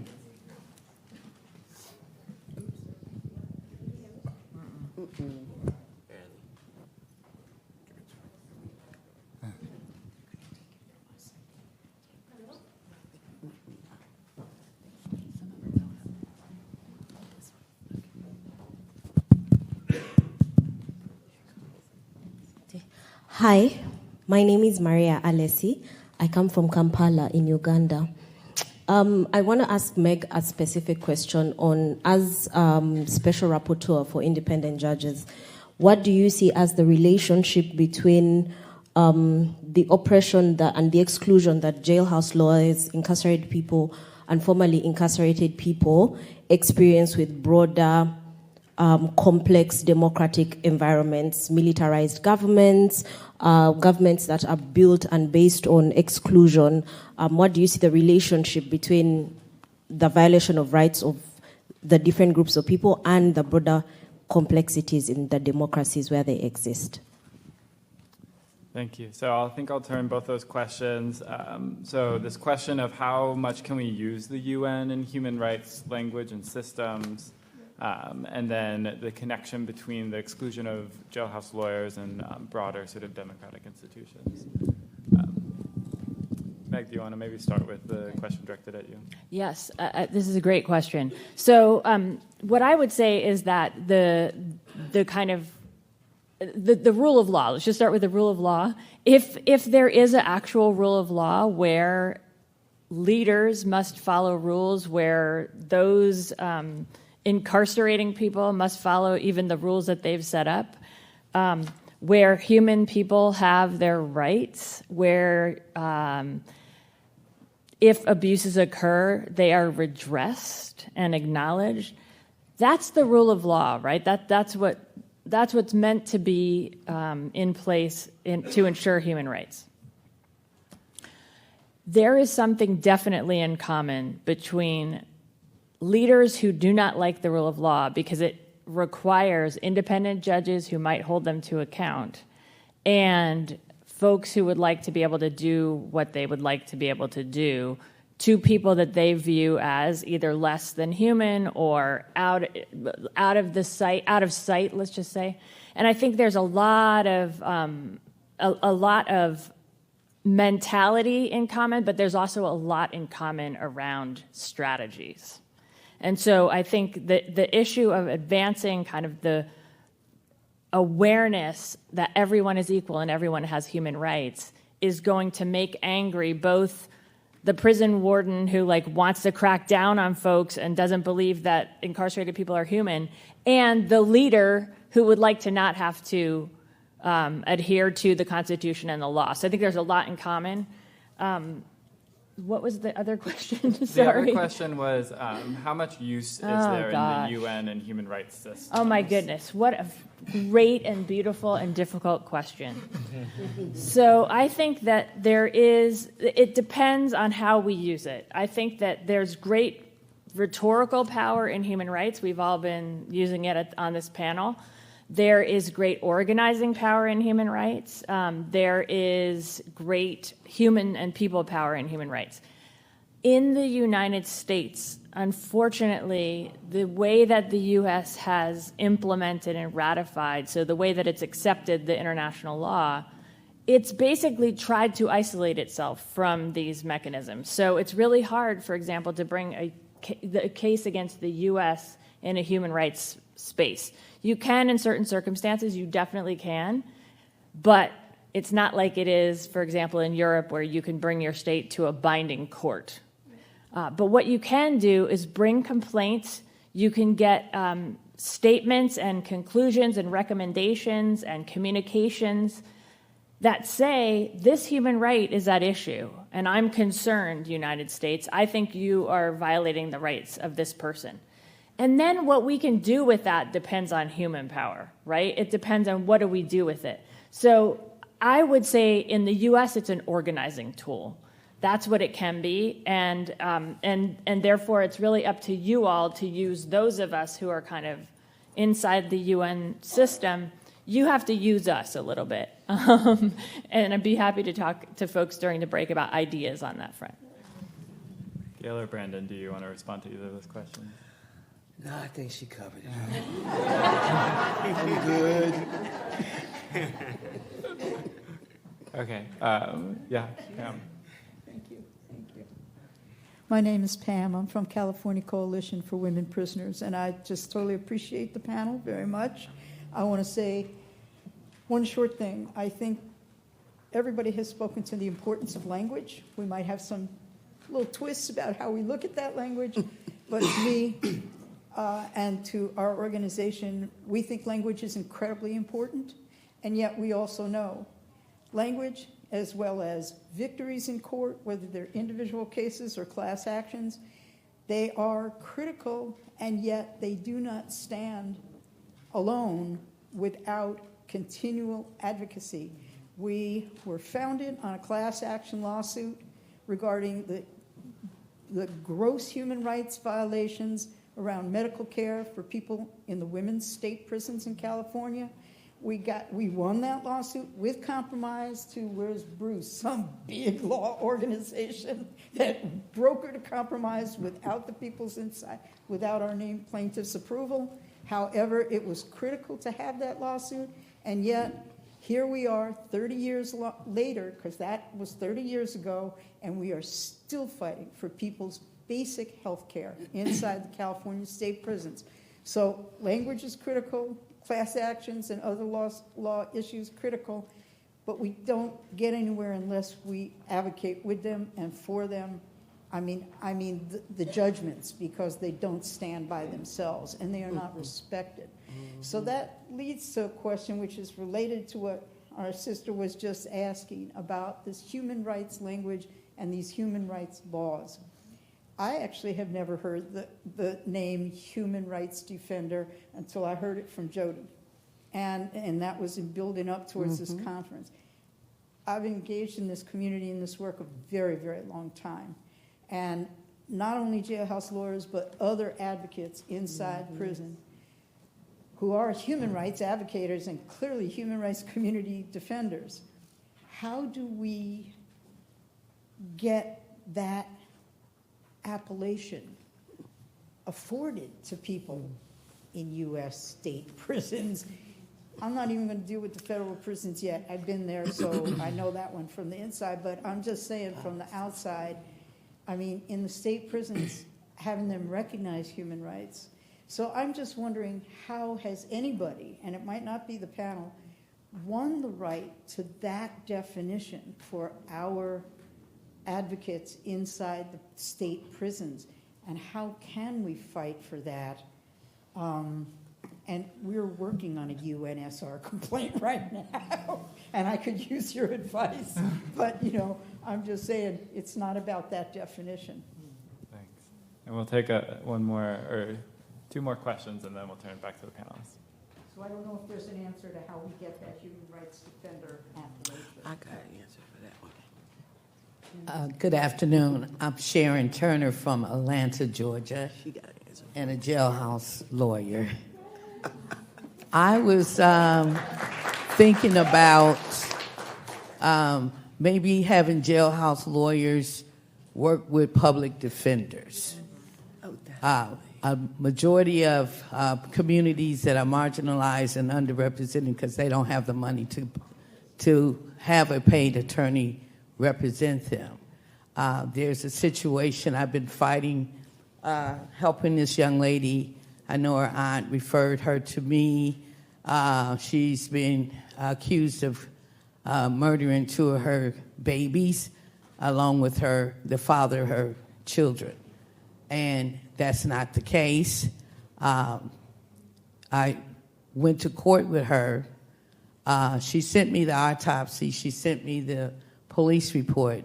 And the autopsy said undefined death, determination of cause of death. And the police report, the second time, the children passed like within 6 days apart. One was 4 months, one was a year. And the situation was similar. They're sitting in a car seat inside the home on the carpet. But it turns out, the public defender, when I met him and spoke to him, he would never want to meet with me. And she requested that as well. I got her engaged in participatory defense through an organization I'm a member called BART Business in Atlanta. We discussed this. We said maybe it could have been something environmental going on in the home, because the four-month-old had previously went to the hospital and was kept in the hospital 5 days before returning home, and then after returning home, 4 days later passed from the not breathing. So another thing I saw was the violation of she was 5.5 months pregnant at the time of the arrest, and she told the police she was pregnant, but they forced her to get on the ground on her belly and handcuff her. In Georgia, a law was passed, no shackling of pregnant women during detainment. And when they brought her to jail, they put her in an interrogation room, and she was shackled with the leg arm to the table where she had to get up. She was laying on her side from laying on the ground and feeling pain. So I was trying to bring that to the attorney, the public defender's attention, because I viewed, it was a video showing her being interrogated. That was a violation of her rights right there. And that's in law in Georgia. It was passed a couple of years prior to the situation. So I think we, from a perspective of being a jailhouse lawyer, maybe trying to build some kind of relationship through the court system where we can assist public defenders, because a lot of times they're overworked. They need help. They have so many caseloads, they can't even really give what they need to give to that individual person. And they might not be always aware of advocate groups like BART Business and other organizations, the work we have gotten done in our states to protect people, human rights. So I just want to, hear some feedback on how that can happen. Thanks. So that's two really good questions. The first question was around how do we get sort of the name human rights defender applied to jailhouse lawyers? How do we sort of get that respect? And then the second question around what are the opportunities and challenges about working with public defenders and other attorneys? Shay mentioned the participatory defense movement, which I think is looking at sort of new ways to go through that relationship. But so yeah, two questions to our panel. I'll take on one of them. The human rights defender, how we go about doing that. We go about doing that with the people, impacted people, family members, and our legislators. There's always a champion and a legislator who is willing to do some bold and amazing stuff. And we would have to, I don't know, this is my lane. We write bills. We write bills, we get them passed, and we just make it happen. And so I think that in order to get jailhouse lawyers recognized as human defenders should be put into a policy, and that way we could put protections in there that also go along that when they are doing their work on the inside, that no guards or officers are to touch their stuff. They're to be handled like any other professional legal person. I think it should be done legislatively, policy-wise, and made into law by the governor. Brandon, do you have any thoughts on that? I agree. I think definitely it should be definitely put into law. I feel like jailhouse lawyers on the inside should get enough time to work on whatever it is that they work on, because in many states, in many prisons, there is only a limited amount of time that you're allowed to even spend in the law library. Sometimes it's like an hour a day, maybe 2 hours a day at the most. And for most, I mean, that's really not enough time. If you're working on something that's time sensitive, it might take you 3, 4, 5, 6 months to finish a writ, and like it's too late because the prison says, hey, it's time to go, go back to your cell. That's where law, we write the bill to say what we want, how we got education in New Jersey came from the people and the people in prison and their families and the community. Literally, we wrote the bills, legislative office passed them, governor signed them into law. We got over 3,000 college graduates coming out of New Jersey prisons, and our jailhouse lawyers are working with the public defender's office in New Jersey. We do court watch with our public defenders. We have an amazing director of our public defender's office named Jennifer Saletti. She is my shero. She gets it. She gets it. And when they get it, it's almost like a blessing. Like to see her call us to come to court with her, it's different. We are changing the narrative in the state of New Jersey. I would love for you all to just follow some of the work that we've been doing in New Jersey. We are leading the nation almost in decarceration, and I charge it to the jailhouse lawyers every time, and me, and the folks that fight on the ground with us. But it takes the people to move policy. It's just that simple. We can write the policy. We can force our legislators to do what they're supposed to do and put this in the law so that our jailhouse lawyers, human defenders, can be protected and given the time that they need properly to do the work that they need, have their self-protection. We have to put the protections on them. So I say the next thing we do is start writing some bills.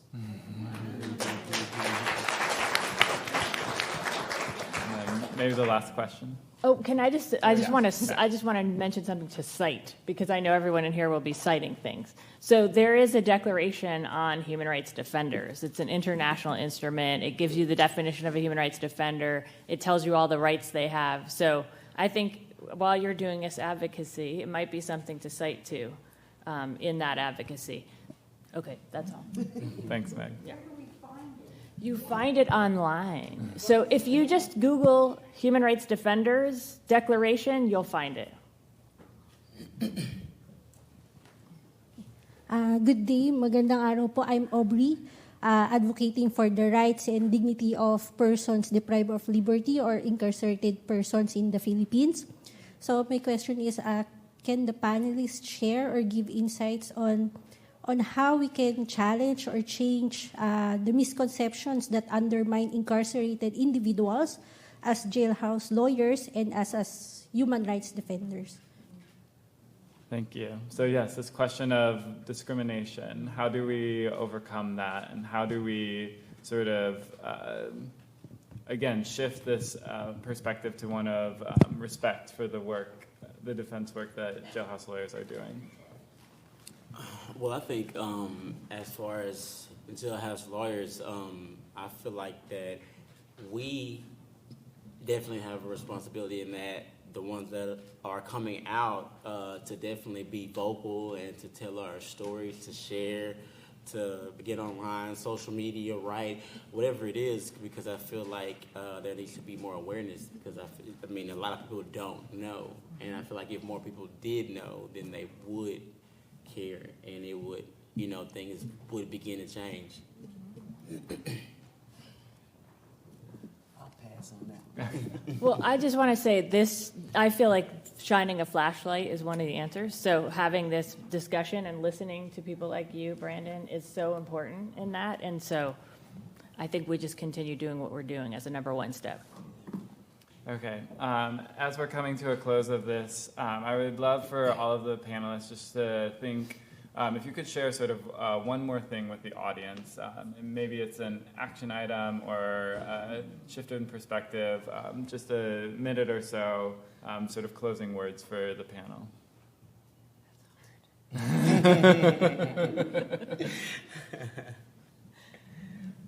Communication is key. To me, communication is key on all levels and all fronts, and everybody is human and nobody is unapproachable. Let's speak truth to power, and let's keep fighting and never give up.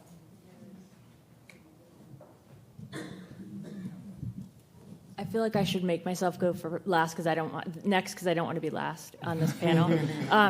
So I would just return to equality and to say that I think that it's time for us to really have a real discussion about how to make equality real, and that includes in the legal ecosystem that we need to be having real discussions. And I invite my fellow members of the Bar Associations of America to really think about this and to be creative and think about ways that we can expand the legal ecosystem to make sure that the work is actually happening and that we can recognize expertise when we see it. Yes, and wow, okay.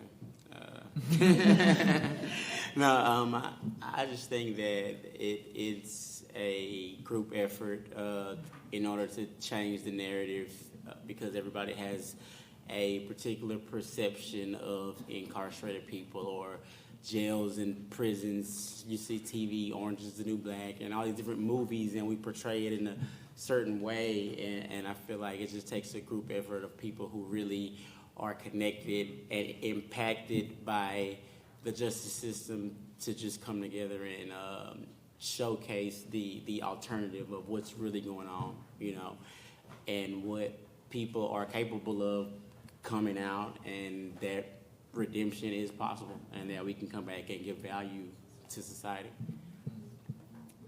Thank you, and I think This was good. To close us out, I just wanted to share a brief quote from a letter that JLI received from one of our members, Craig Herrick. He's currently incarcerated in Illinois. And in one of his letters, he wrote, I am, I believe, targeted by IDOC for helping inmates and their loved ones throughout the state. So I'd ask you to please keep tabs on me and advocate for me when they try to shut me down. And so I think just this collaborative effort of human rights defense work is something that we can continue to reflect on. With that, I would love for us to give one more hand to our round of panelists today.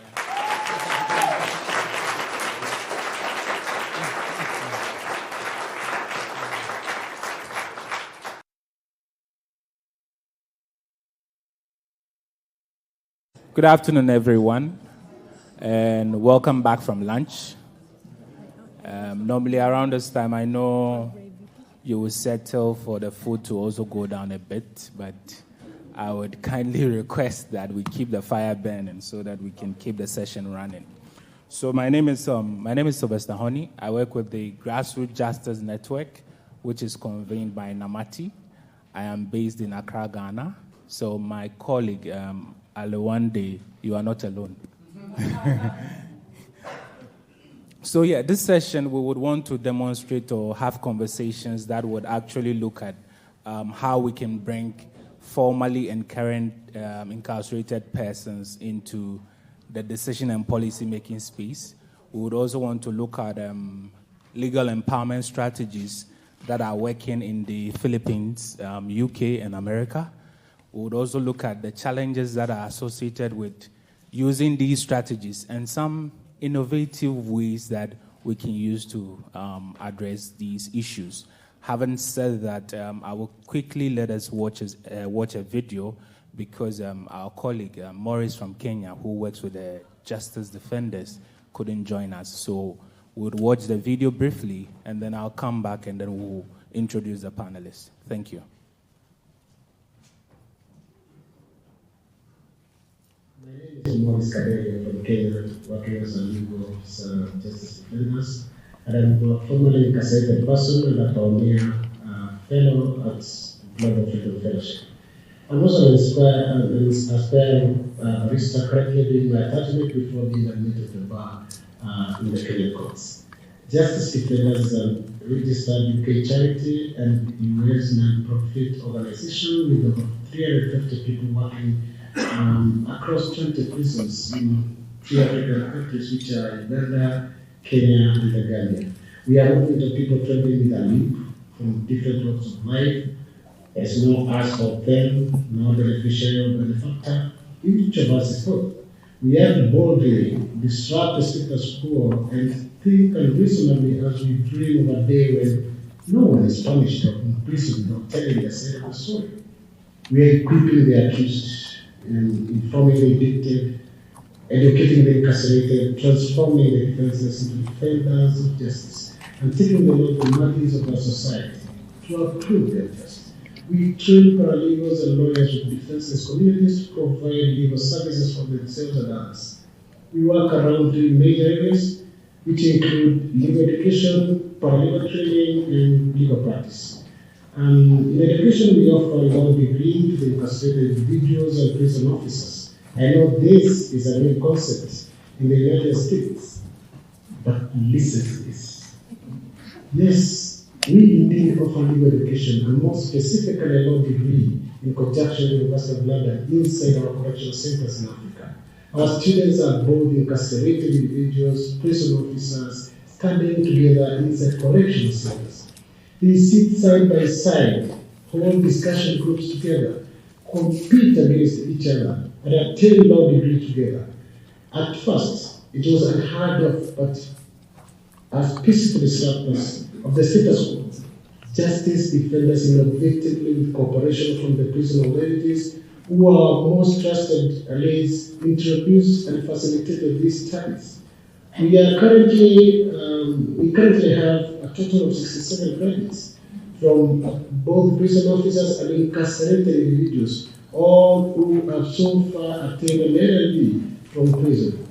On 26 and 28 November 2024, we will have the last cohort of 47 graduates in Kenya and Uganda graduated an LLB. And so, today, I invite all of you to the ceremonies. One of these, we offer paralegal, apart from this, we offer the paralegal training in correctional centers for both incarcerated communities and prison officers who once again study side by side and become jailhouse lawyers capable of helping themselves in their cases and helping their fellow indigent, vulnerable, incarcerated people who cannot access the expensive legal representation by enabling them to self-represent in court. We also offer do practice law, and have been known to have done several public litigation matters in court, majorly relying on a constitutional dispensation. In Kenya and Uganda, we impacted heavily on the criminal jurisprudence when one of our own, Susan Kigula, and I respectively, and successfully challenged the constitutionality of the death sentence in both our countries. My colleague Kanan Kamuhagwa recently successfully challenged the Ugandan Parliament to improve sentencing guidelines for people with mental health conditions in Uganda. Philip Mweke, Isaac Mbego, and I have had other favorable decisions in our courts, which have drastically changed the country's criminal jurisprudence, to just mention for a few. How would this be possible without the Justice Defenders model of education and paralegal training programs in correctional centers? On 1st November 2005, while working as a police officer in Kenya, I was arrested and charged in court on trumped charges of robbery and violence. After undergoing a long trial of 8 years, while unrepresented, I was convicted and sentenced to suffer death on 10 September 2013. I lost all hope and was disappointed that the law was so blind not to see the injustices I had suffered. Not until I joined Justice Defenders as a paralegal in 2014 and went on to study law and attained my LLB that I personally filed my appeal using the knowledge acquired in my laws. I went on to argue my appeal at the High Court of Kenya, representing myself, and succeeded in convincing the court and the judge of my innocence. I was eventually acquitted on 20th September 2018 and went back to my dear family, whom I had not been together with for over 13 years. This is the power of legal education in our correctional centers. Were it not for the knowledge acquired during my incarceration, for the support of justice defenders today, I would be in the gallows, rotting there and burying all my dreams of a better world. Our model of justice defenders can easily be replicated across the world. All that is required is a change of the perception that correctional centers cannot change people. I can tell you without a doubt that in prison, we have minds that can literally move mountains. It is possible to adopt this model here in the United States and everywhere else, provided we change our mindset and attitude towards incarcerated people. Let us support this initiative for making the silent voices of jailhouse lawyers be heard and included in policy making high tables and higher institutions like the United Nations. Because it is possible to have a more peaceful world if we can invest in transforming the defenseless into defenders of justice. Limited internet access, limited resources, security restrictions, and even lack of basic classic facilities all pose challenges. In the recent past, University of London law exams taken by tens of thousands of students from around the world, our students scored 100% pass rate. It was the highest ever score, significantly higher than the university degree average. Our best performing law students, many of whom are seriously studied by flashlights in dark cells, are those who have been sentenced to death and those serving life sentences. Inherent potential, gifts, talents, all these were locked up, but now have been unshackled by the Justice Defenders Organization. As a result, we have lawyers in our correctional centers today who had been initially defenseless people and who have transformed to become defenders of the defenses, now working as paralegals at our legal offices, situated inside the correctional centers where we work in. We have several of our LLB graduates currently pursuing the bar exam to the Kenya School of Law to become baristas or solicitors for the High Court of Kenya. Anis Mzari, who is a senior legal officer and a senior defender in our Kenyan team, is our first university law graduate from prison to be admitted as an advocate of the High Court of Kenya. He is passionate about justice, and having experience in justice firsthand, he chose to work with justice defenders to defend the defenseless, just like me. And today, he represents the defenseless in our courts. I and 7 others in Kenya and Uganda will join him at the bar in the next few months. This is a classic story of from the bars to the bar.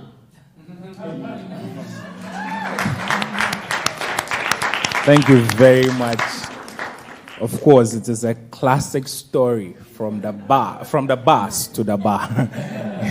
That's awesome. Indeed, from the discussions that we've had this morning, one reflection comes to mind, and that is incarcerated persons are always on a journey. That is what I got. Now, this will happen because the only prerequisite you need to be on this journey is the fact that you do not know the law. You do not know what the law says. So for the fact that you do not understand the law, you go on that incarceration journey. But through that journey, how do you realize that you can use the law to be able to address the particular issue that you are facing?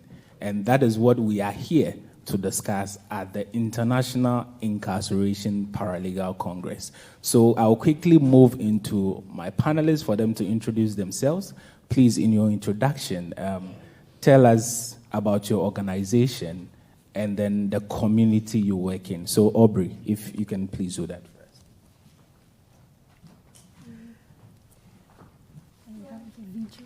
Okay, Matteo, if you can do the introduction before we come to Aubrey. That's all right. Is this working? Yes. It's such a privilege to be here. My name is Matteo Cassini. I work with Justice Defenders as the Director of Growth looking after our fundraising and communication.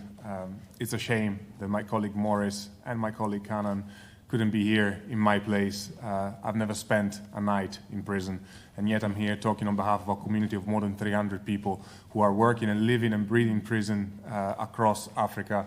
We work in more than 30 prisons in Kenya, in Uganda, and the Gambia with a community of incarcerated paralegals and prison officers who are delivering vital legal services to people who come to prison without legal representation.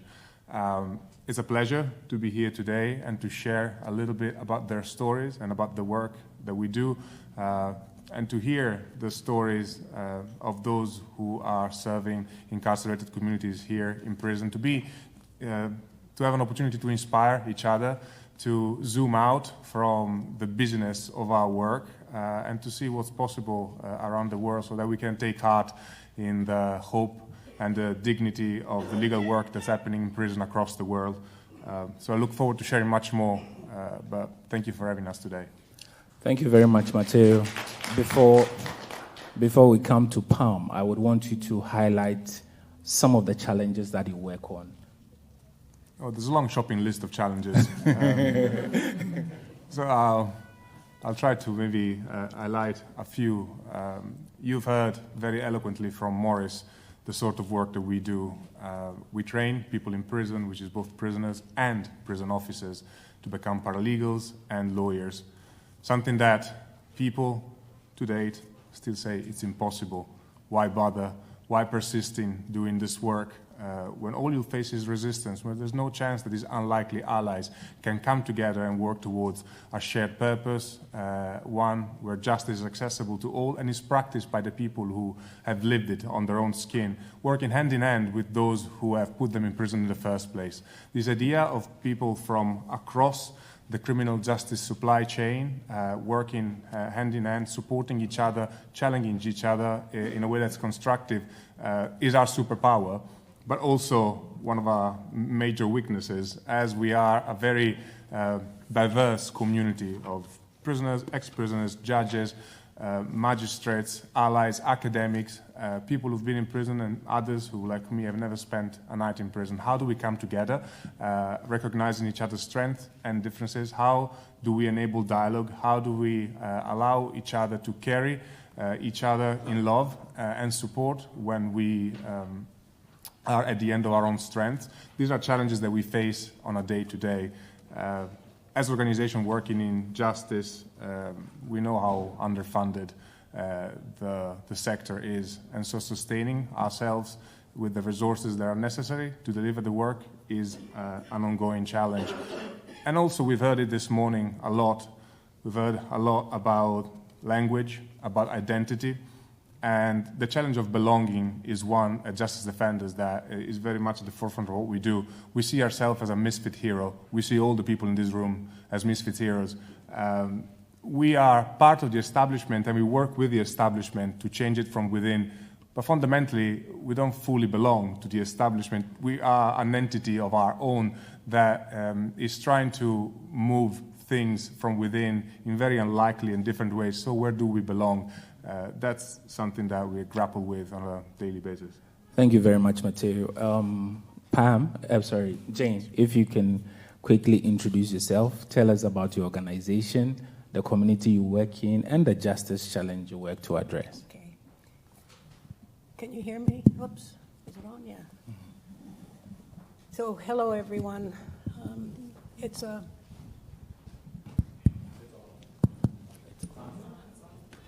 a privilege and an honor to be here. I very much appreciate it. I'm Jane Dorotic. I work with the California Coalition of Women Prisoners as part of their leadership group. I work with the Los Angeles Innocence Project as a policy advisor, and I work with the DA Accountability Coalition specific to LA County, trying to hold district attorneys' offices accountable, and as we have in LA County, a better than average district attorney, help keep them in office so that they're not recalled. And full disclosure, I guess I've been traveling too much lately or something. I came down with got sick yesterday, but thank you, Tyler, very much for getting. I tested for COVID and I'm okay, so you're all okay. I would like to live in a world where no human being, even those who have committed serious harm, are disposable. I would like to live in a world where those who do cause harm are helped and empowered to heal and create safer communities. I am formerly incarcerated. I'm now an exoneree. More than 20 years ago, my life was blown apart by a hurricane of events that I still struggle to put into some kind of perspective.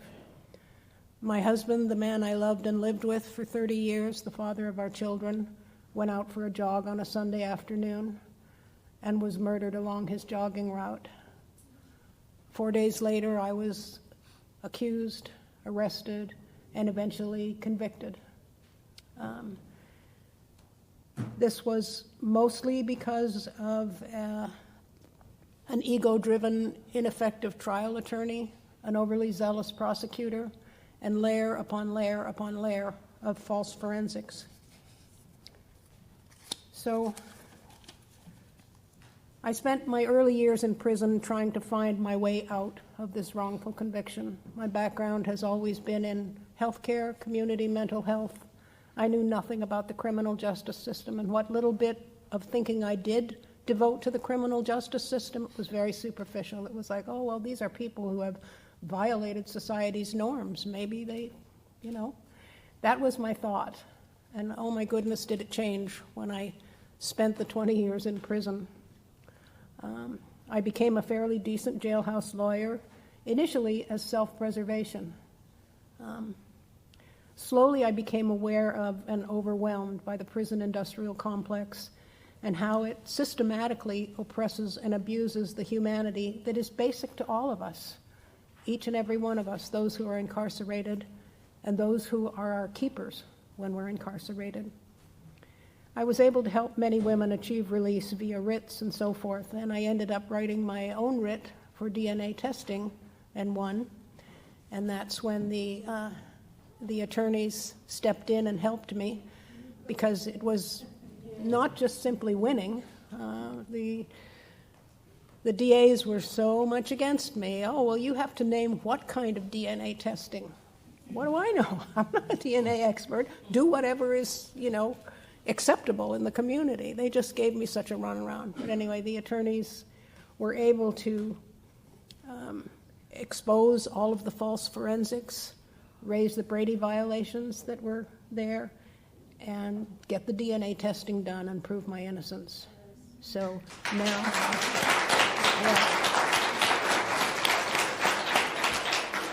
and now I'm an exoneree dedicated to, as we say, we have a rally cry at CCWP, we want to free them all. And that's every time we have a meeting, we say, free them all. I know I'm preaching to the choir, but, our nation is obsessed with a punitive, retributive reliance on locking people away as a solution to providing public safety. In California, we have swayed so far from a goal of public safety as the main criteria for incarceration. We impose lengthy, draconian sentences on the front end in the spirit of punishment, and then we delay release from prison by our parole practices, by our mandatory minimums, by adding enhancements whenever we can and wherever we can. It's not uncommon to see an enhancement of 25 years in California to a 15 to life sentence, as if somehow that will keep us all safe. What it really does is siphon funds away from community programs and supports that can provide real public safety. We need to think of public safety in much, much broader terms. It's not just, do you have a lock on your door? Do you have an alarm on your car? We need to take into consideration, what is emotional safety? What is social safety? What is financial safety for people? And in particular, safety from state violence. So as I said, I work with the Los Angeles Innocence Project and CCWP and DAC. My affiliation with CCWP began almost 20 years ago, almost immediately within prison, I became involved with that group, and I can't tell you how much it meant to me to have people outside who demonstrated the care and the understanding of what's going on behind prison bars. I mean, I was horrified by some of the things that I saw, just horrified. Immediately upon release, I was asked to be part of their leadership group, and I've been there ever since. And it's the work with CCWP that I want to talk mostly about tonight, who we are, what we do, and the programs that CCWP has supported. I'll just briefly mention the programs, and then I'll talk a little bit about some of the challenges that we have. We have the Drop LWOP program. Drop LWOP, Drop Life Without the Possibility of Parole, also known as death by incarceration. There are many death penalty folks who want to abolish the death penalty and feel like the next best step is life without the possibility of parole. It is not. It's just a longer, slower, more painful death penalty. And we were able to work toward taking some of the people who had been given an LWOP sentence, had been commuted by the then California governor, take them to the UN, tell their story, and get the UN to be able to write a letter challenging the United States in this practice of handing out LWOP sentences.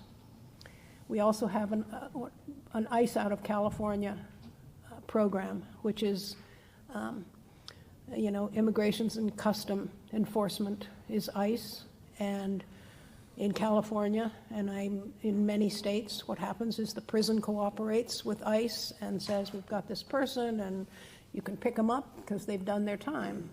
And they ship women all over the country, away from their family and friends, to Texas, to Georgia, to wherever, and make them spend months and years in detention. So we've got a bunch of organizations now working together in the ICE out of California. It's a long process.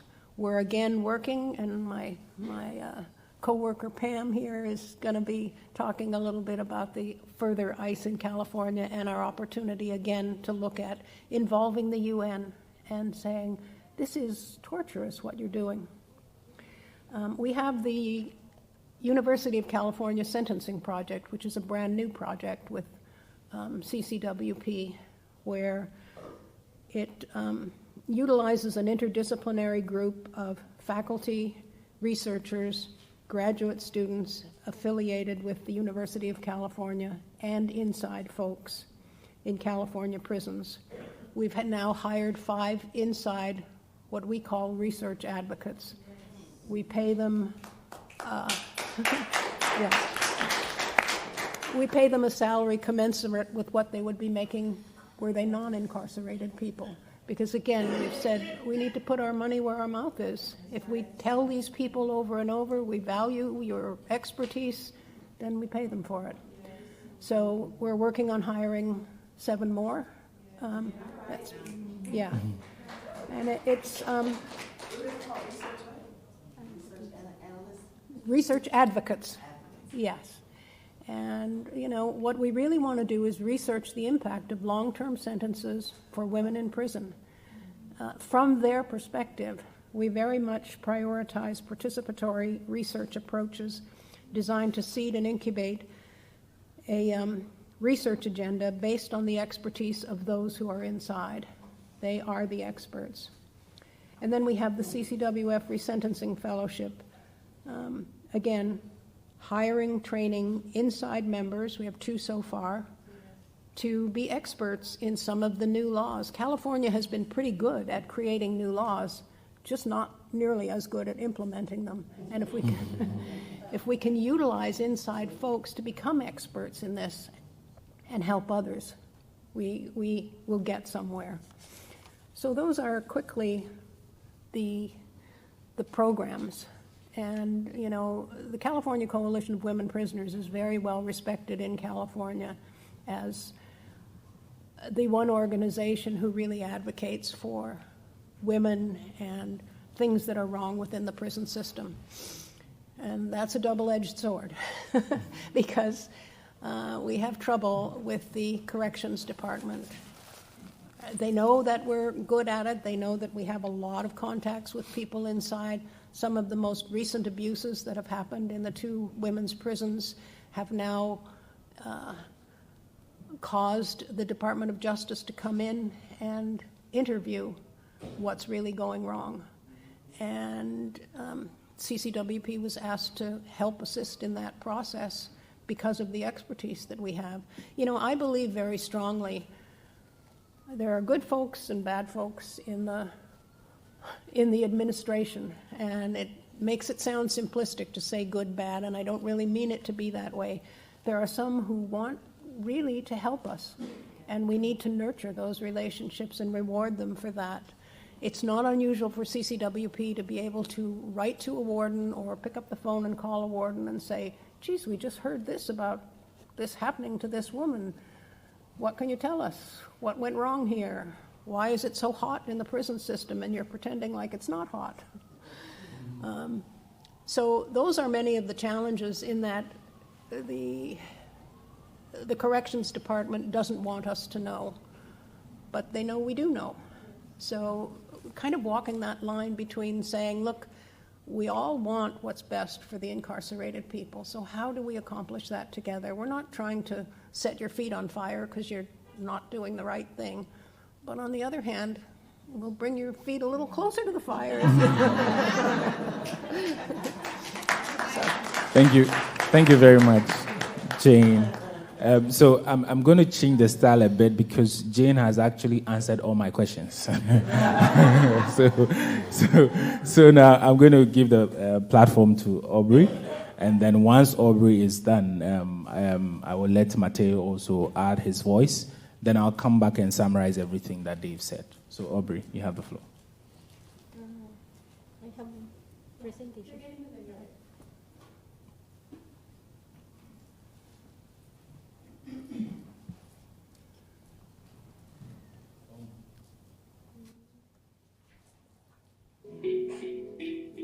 The Humanitarian Legal Assistance Foundation Incorporated, or HLAF, is a non-governmental and non-profit organization based in the Philippines.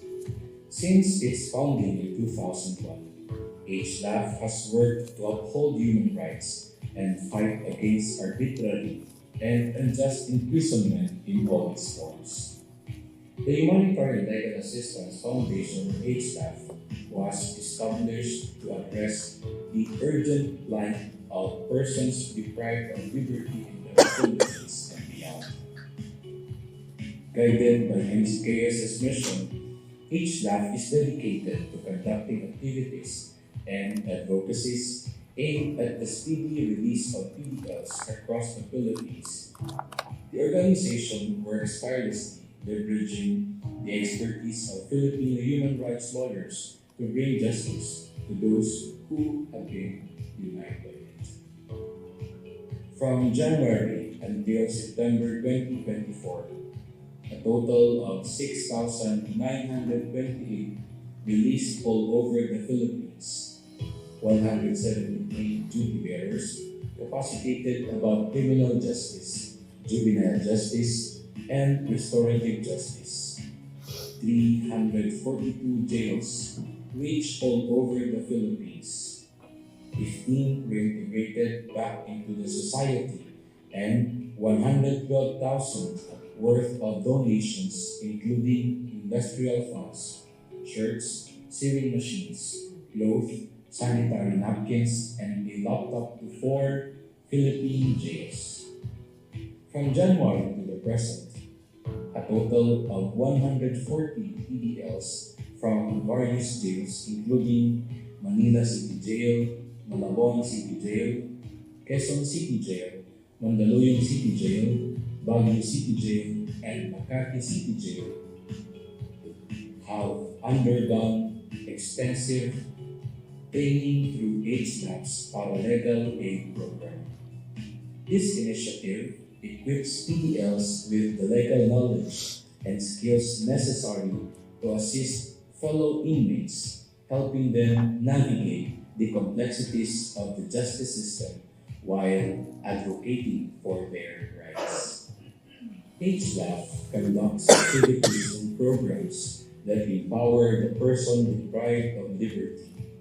HLAFs train persons deprived of liberty, or PDLs, were equipped with essential legal knowledge, enabling them to understand their rights, navigate legal processes, and advocate for themselves within the justice system.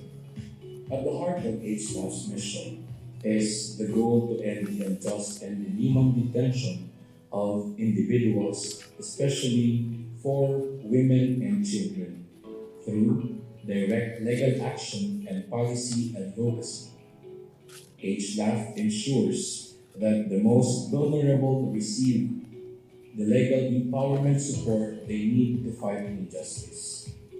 Driven by a vision of a world founded on universal respect for human rights, HLAF aspires to eliminate arbitrary and unjust imprisonment. HLAF aims for justice and freedom to prevail for everyone. Throughout the years, HLAF worked with different NGOs, stakeholders, duty bearers, and volunteers. HLAF advocated for policy reforms that address systemic issues affecting PDL and former inmates, leading to improved conditions and rights protection.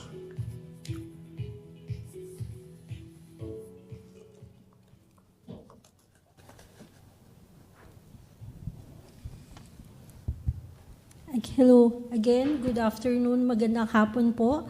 I'm Aubrey from HLAF from the Philippines. So we are a non-profit organization established in 2001, dedicated to promoting the rights and upholding the rights of vulnerable groups such as children in conflict with the law or individuals below 18 who are accused of committing an offense. So we call them CICL, and persons deprived of liberty or incarcerated persons, and PRLs, persons restored to liberty, or what we call former incarcerated individuals.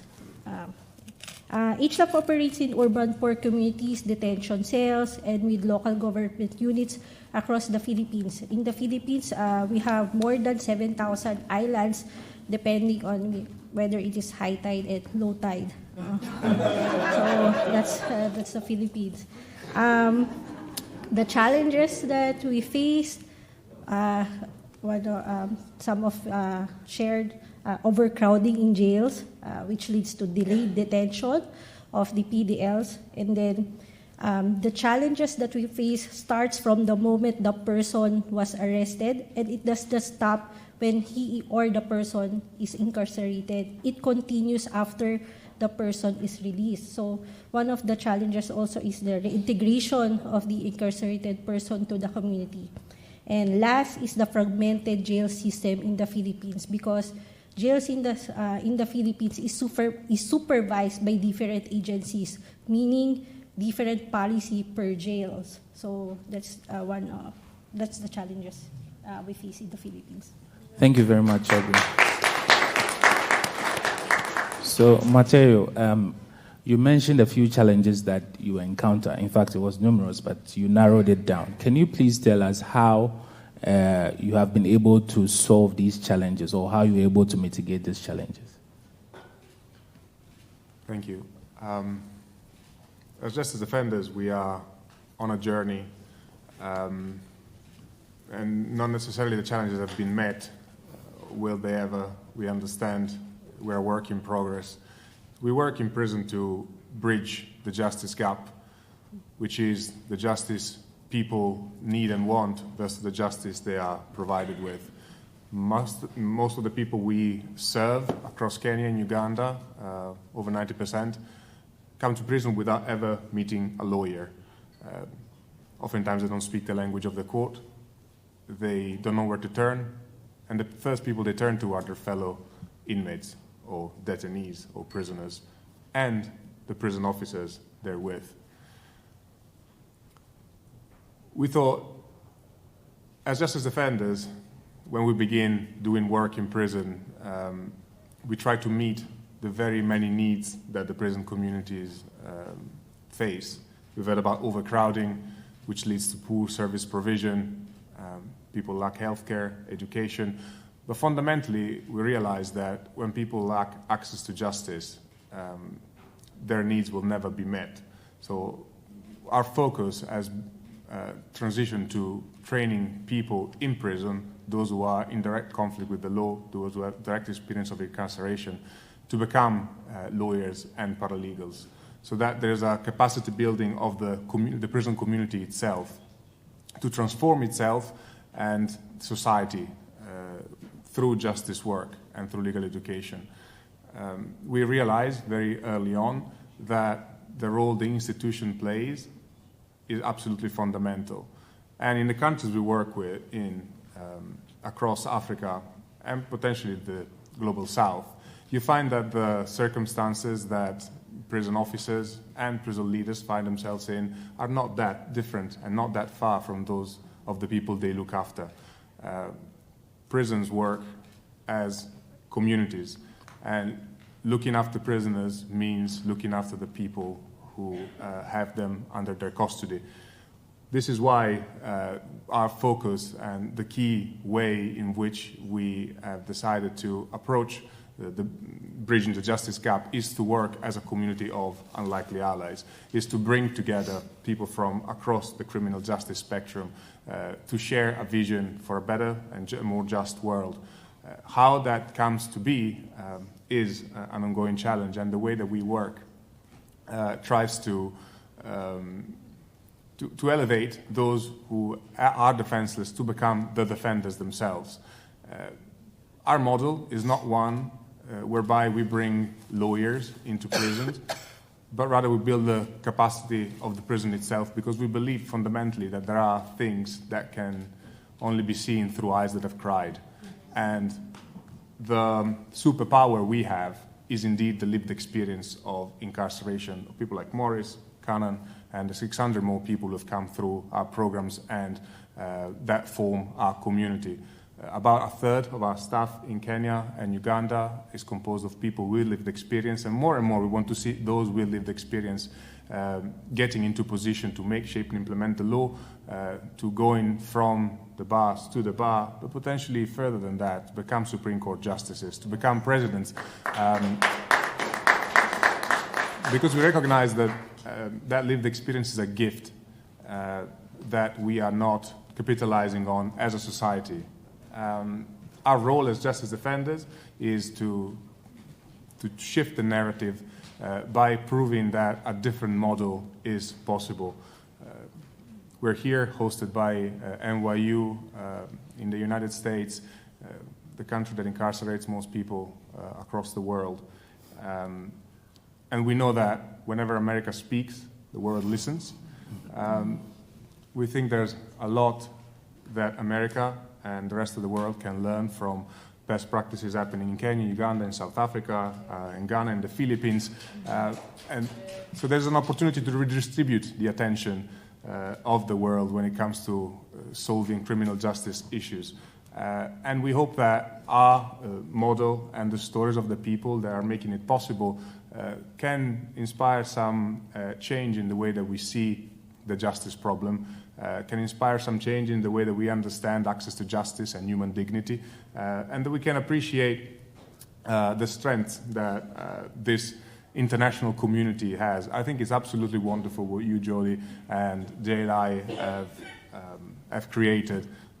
We, as justice worker or incarcerated legal workers, as I've heard you say, Jody, oftentimes, I love that phrasing,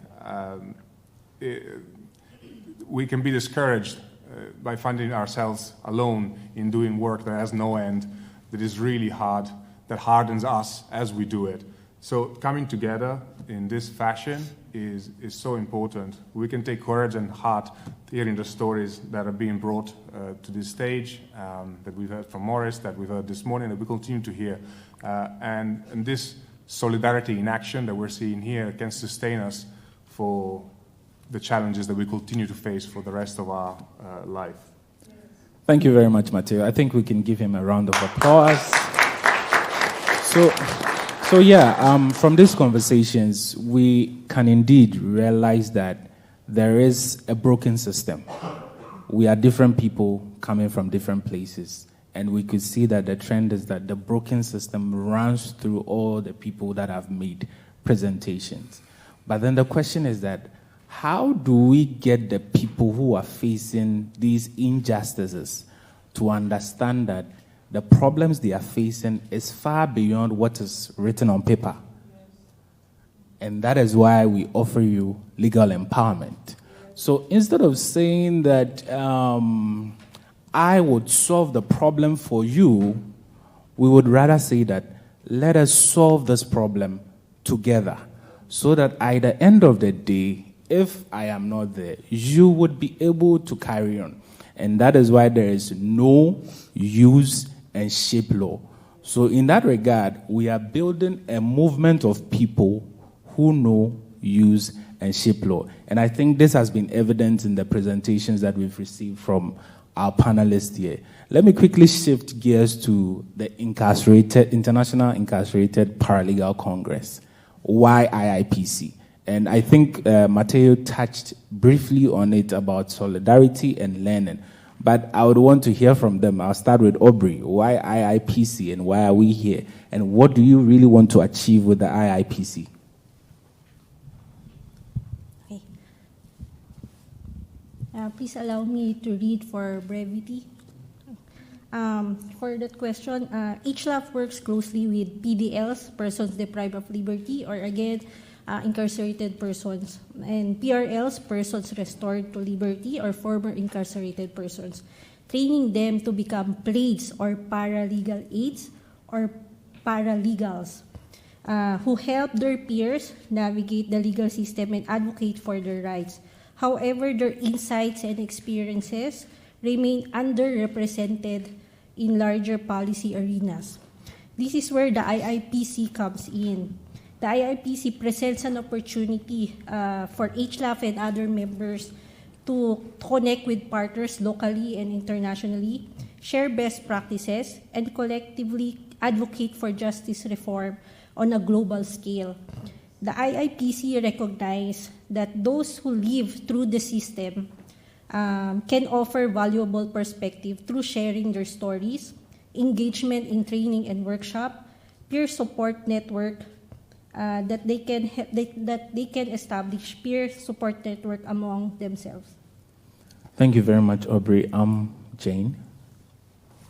Thank you. Yes, thank you.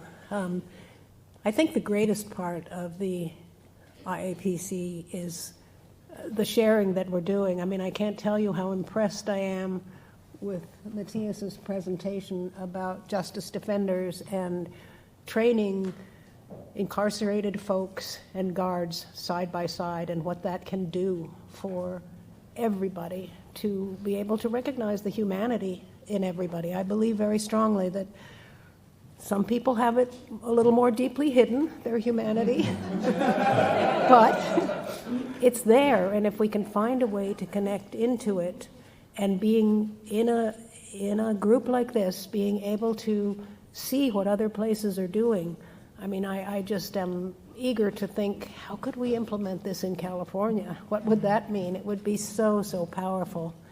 You know, I think some of the challenges, too, are education.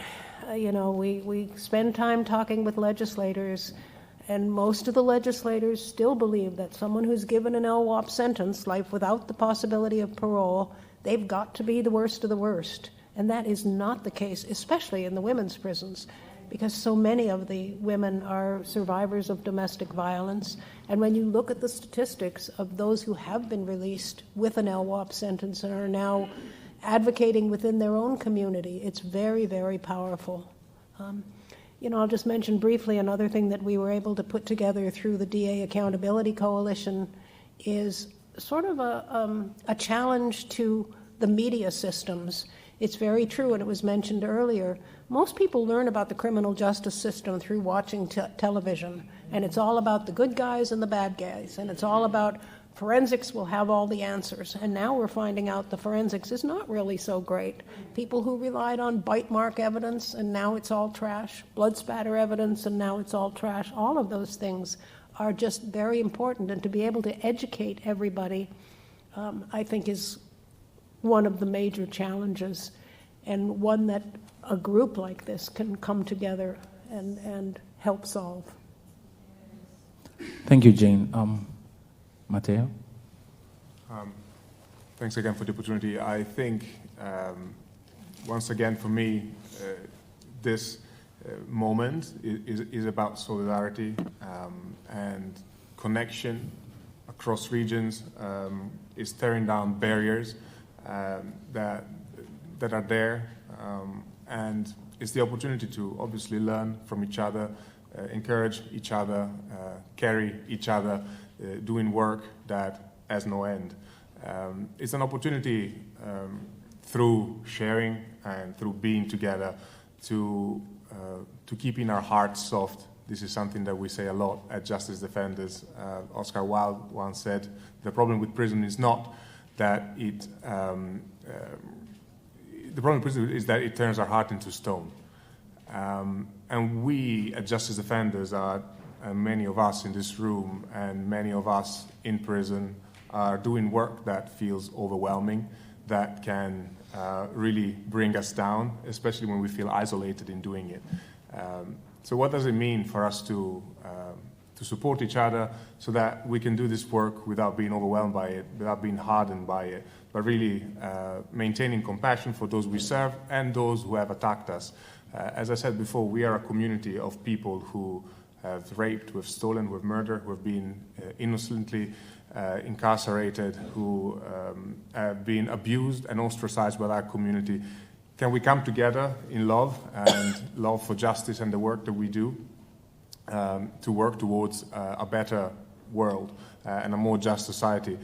The answer we say is yes, and think this gathering and those that will come after this are a manifestation of that desire to come together despite all that the world is telling us is not possible. Again, what we said, Justice Defenders, is that we're a community of people who are supposed to hate each other. Rather, we try to grow in love for one another. I think this is, again, is another expression of that, coming together to grow in love and do work that is really, really important for us and for the generations that'll come after us. Understanding that many of the efforts that we put together now and we put in place now, we might not see the results of, but those who will come after us will see. Again, some of the work that we do and you heard about is about public interest litigation and challenging unjust laws that perpetuate defenselessness. People in prison seeing the needs within their communities better than anybody else can, and challenging directly through the legal knowledge they gain those unjust laws and those barriers. These will bear fruit for generations to come, but those stories might not be heard if it wasn't for platforms like this. So more power to you, Jodie, more power to JLI, more power to moments like this. Thank you very much, Matteo. So we're going to open it up for questions. If you have questions, I think the microphone is here. So you can just, okay, there. And then ask your question. Okay.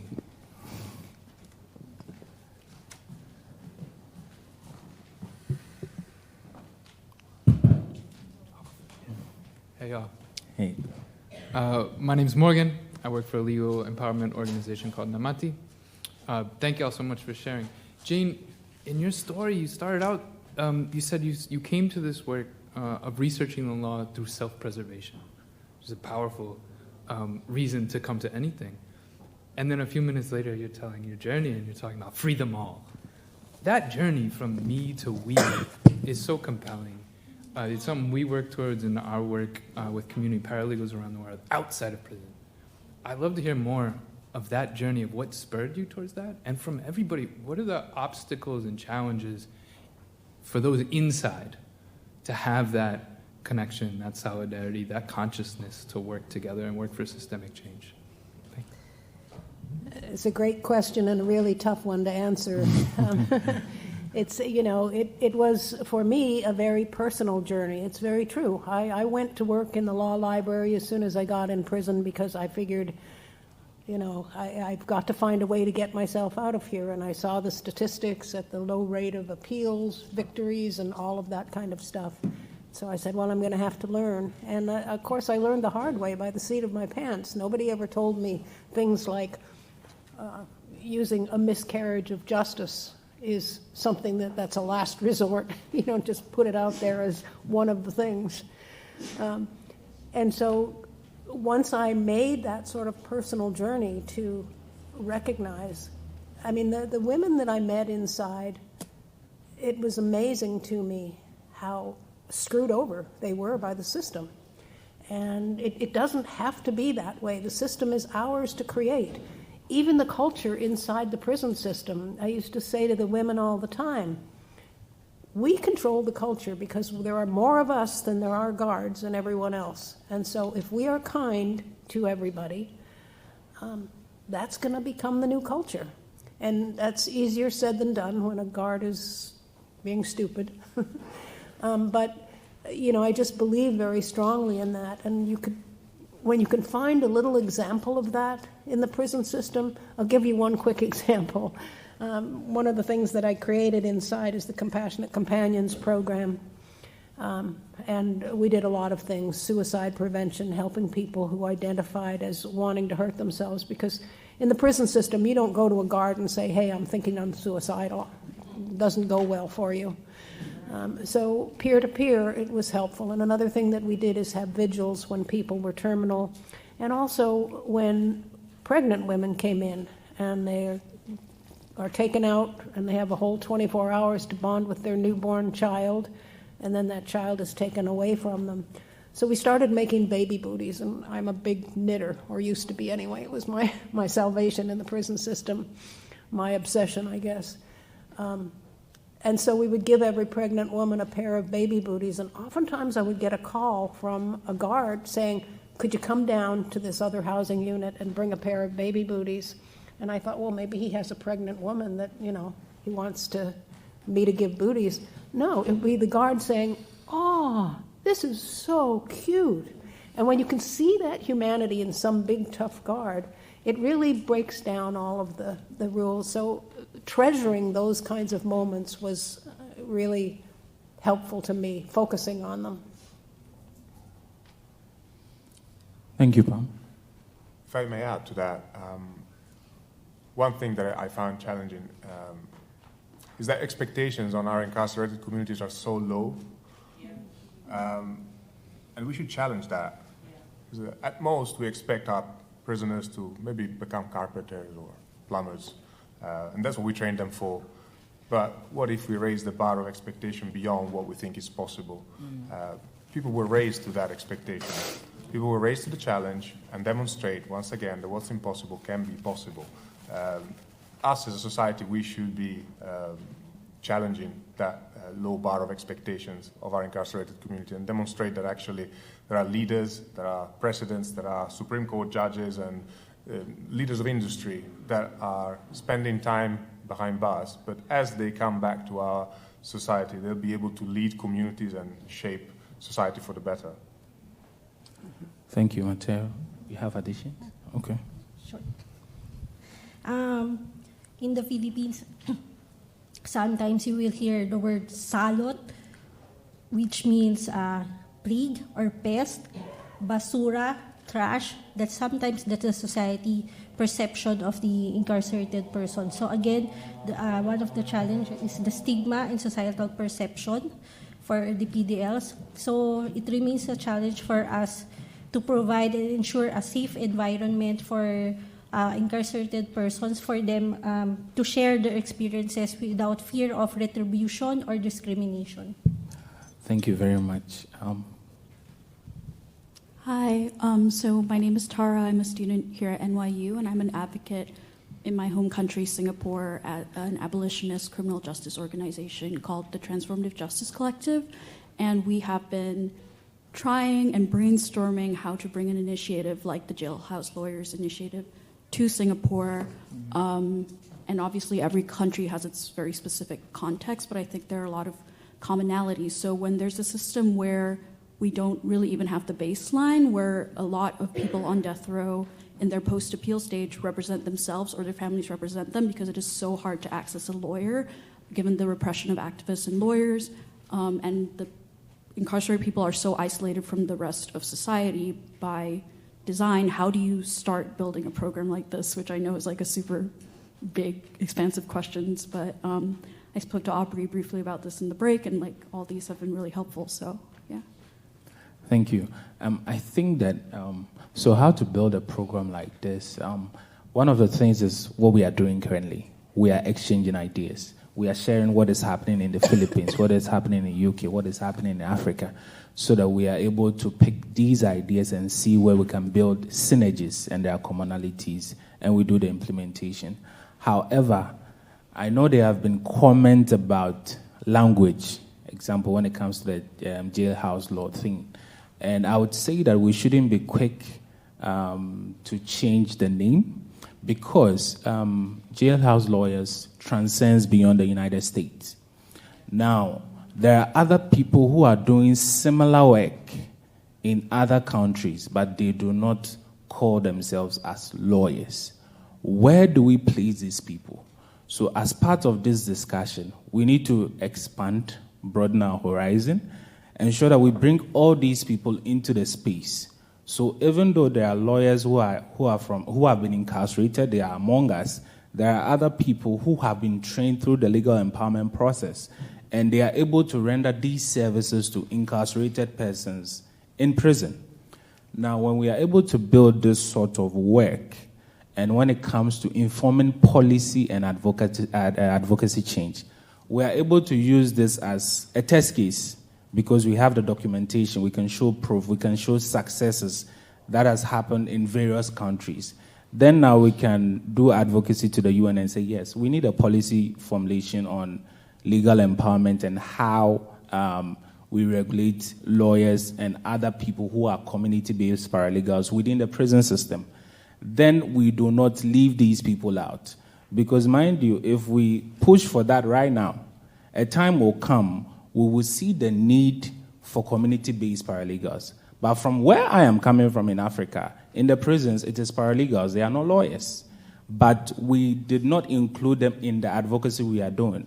So we should be mindful of how we can put our ideas together so that Singapore can pick from that. Because, for example, maybe Singapore may not have lawyers who are incarcerated, but Singapore may have people who are in prison who are brilliant, or who, when you take them through a legal empowerment cycle or process, they would be able to draft a simple motion for an inmate to appeal on a case without necessarily engaging a lawyer.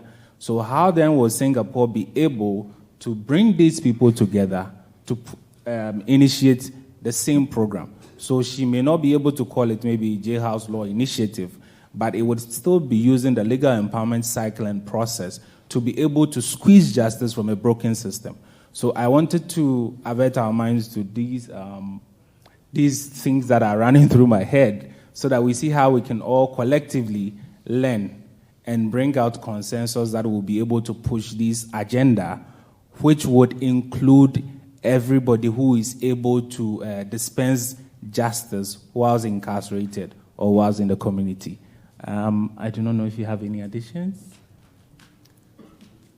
When it comes to addressing such big challenges, I'm privileged enough to be here not by myself, but actually with the person who started Justice Defenders. And perhaps, Alexander, you might have some lessons to share in terms of how you get a movement like this starting. We tend to be disruptors. Thanks, Matteo. Good afternoon, everyone. It's great to be with you. You put me on the spot slightly to our sister from Singapore. I think our approach as Justice Defenders is simple. It's one of building community and providing legal education. Our posture is that if there's going to be justice in our prisons and our society, every person has to have a chance to engage in that. And so we bring around the table prisoners and prison officers and prosecutors and judges. And we start by eating together because we celebrate our shared humanity. We recognize that in our systems we have different uniforms, different titles, that we operate in systems of power where some people are used to wielding that power over others and some consider themselves to be powerless.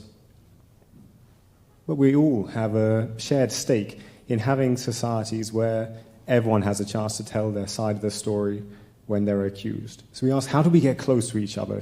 What does proximity look like? And very often we can hear, it's impossible.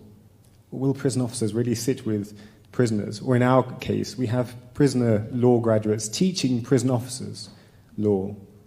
So asking, how do we invite everyone around this table together, recognizing that this justice work can be exhausting, whether you're a judge or a prosecutor or a police officer, that this work can take its toll on all of us. But I think fundamentally each of us wants to go to bed at the end of the day knowing that our day has counted for something. I think working for more just communities can give us that sense of peace.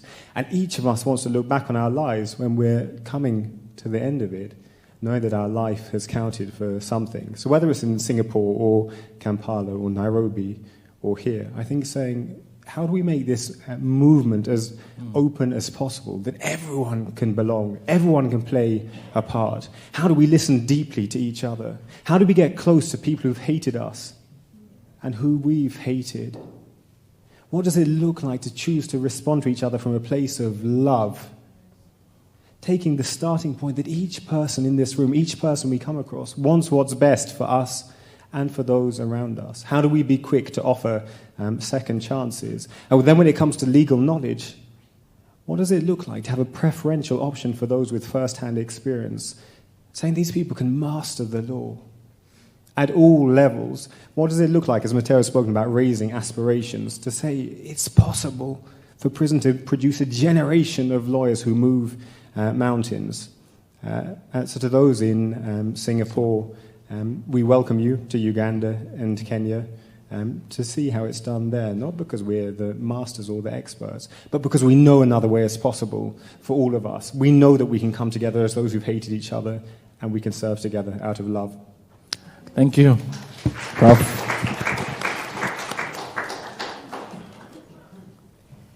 Okay. Yeah, sure, go.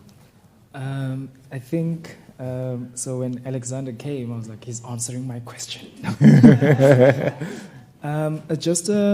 So I think, so a party that I feel like is absent in this room is actually correctional services and wardens and directors of correctional services, because they are such a key partner in making sure that Justice Defenders continues the work inside, and all of us continue with our work inside.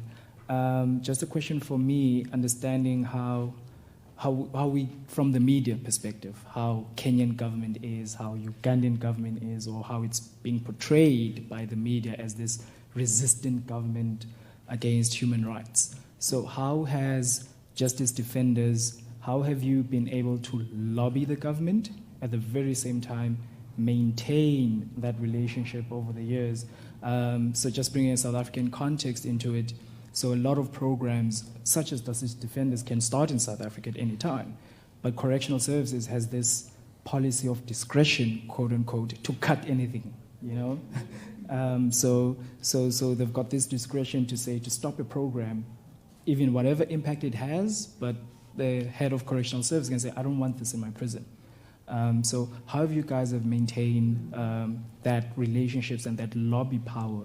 And also is, for example, the minister or director of correctional services, can I say, for example, in South Africa now, can we ask him to just whisper in ear or invite the two ministries to, like, in one table or online to share ideas about how in Uganda, how in Kenya, this thing is really impactful, and how in South Africa you could also have this wonderful thing, because there we've got this issue of government power and them willing to wield it in whatever direction. Yeah, just advice on those relationships. Yeah. Thank you. I think that's an excellent question. First, context. This didn't happen overnight. Justice Defenders was founded in 2006. We registered in 2007. So we've been 17 years now in the business. And while we're not experts, we've learned a few lessons. When we started this work, prisons across Kenya and Uganda were very resistant to the idea of any NGO or third-party organization coming in, providing support, because effectively they were very protective of the environment that they were accused of abusing. Because the world was coming to prisons with a very judgmental attitude. You're doing it wrong. All the human rights abuses that are happening here, you should change in all these different directions. So people become protective and inward looking. And shifting that takes time. It takes showing up over and over. It takes taking a very different posture, one that's very non-judgmental, one that demonstrates understanding of the people who are in the system and that are perhaps trying to do their best, but also are overwhelmed by the system itself or have been embedded in the system and are unable to deliver what they want to. It means taking a posture of recognizing the effort and the willingness to change things for the better within the system and inviting everybody to come together. It's taken many years for Justice Defenders to build that trust with small groups of people who wanted to do small things with great love. Across Kenya and Uganda, you find that prison officers or officers in charge, meaning the governors, they have a lot of discretion into how they can run the prisons. So it's about reaching out to those people who have a willingness to hear and showing up earnestly, saying we have nothing to offer, we don't have resources, but really we want to be with you, supporting you in the work that you do, supporting your community and you who's looking after the community. That was a paradigm shift compared to what we see traditionally in the world of NGOs, where there's a good and the bad. Actually, we're both good and bad. We both carry seeds for great things and awful things. And so appreciating that has allowed us to build enough trust in a small way, in one place, to prototype our programs, to build a small track record, to build a good reputation, and then for that to spread across the system. And now it's given for granted. Oh, Justice Defenders exist across Kenya and Uganda, of course. Come, take all the 115 prisons that are in the country. It wasn't like that 15 years ago. So it's the same challenges we find when we talk about bringing our word or our work or model or ideas to the US. It's impossible. The lobbies will never allow it. All those challenges are very real and can feel incredibly overwhelming. Our experience is that doesn't necessarily have to be the way if you take the approach or if you assume some of the postures that we've assumed over the years with governments. And we know that change is slow and will come with time, and potentially we won't be the ones seeing the results of it, but we can set the ball in motion. Thank you very much, Matteo. So a quick addition to, Prof, before you, a quick addition to Matteo's comment. So, we've talked about no-use shape law, but I just want to add that just as Matteo said, in terms of people changing their attitude or accepting you to work with them in a bid to even change what is broken, we consider that as also shape the law. So it is not about just implementing laws alone, but when we are able to work with some difficult government agencies, and then they agree that, fine, let's do this together, let's cause the change. Now you've been able to change the attitude of these agencies to accept the initiative you're bringing, to be able to cause the change or resolve the problem or contribute to solving the problem. So again, let's avert our minds to the fact that when we say legal empowerment, we are shaping the law. It is not always about implementing laws to change what is happening, but also when we get institutions or officers to change their conduct in the way they receive some of the initiative in addressing the problem. That is also another thing. Prof, please. No, thank you. Thank you for this brilliant work, brilliant panel. My question is similar to Awande's in that it's also about juggling. I think we have to do a lot of juggling and in doing this work. And how do you juggle making systemic change with making individual change? And I ask this particularly in the context of the continent of Southeast Asia, thinking about petty offenses on the continent, thinking about draconian drug policy in the Philippines and throughout Southeast Asia, where so many people are incarcerated for these kinds of offenses, for draconian drug laws that don't make sense, for petty offenses that don't make sense. Certainly we have plenty of misdemeanors in this country that don't make sense. But at what point do we say, I really need to get those laws changed rather than educate people in how to be fluent in those laws? We certainly need to do both. We need to deal with the here and now, but we also need to at some point say, I got to stop cleaning up the mess of this and really get to the root cause, particularly when it comes to the kinds of petty offenses and the kinds of drug policies that we see on the books in these regions. So how do you as justice workers kind of juggle doing both of those? I know it's always a profound challenge.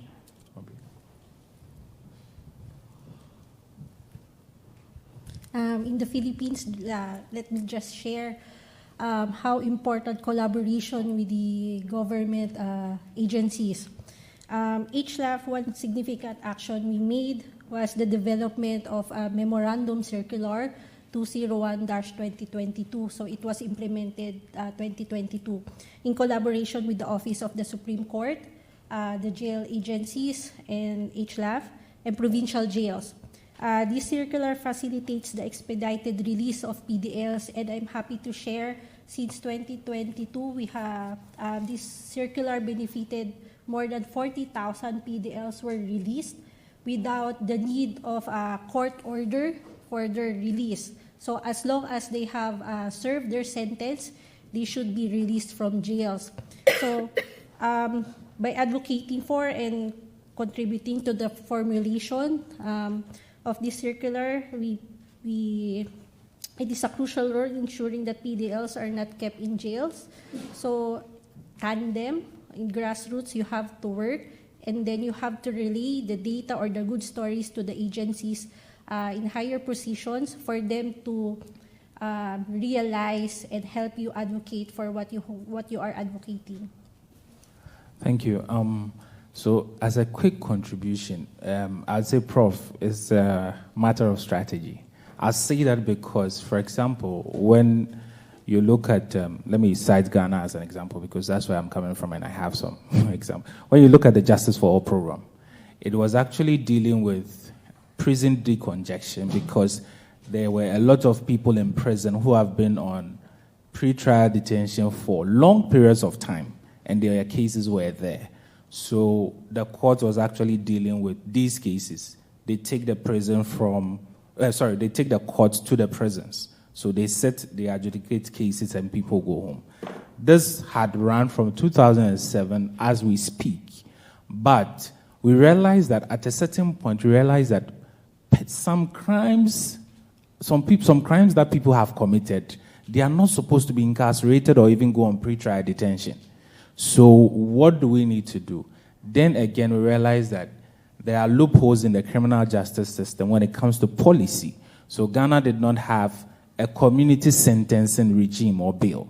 So in that breath, we work with stakeholders to have the first draft.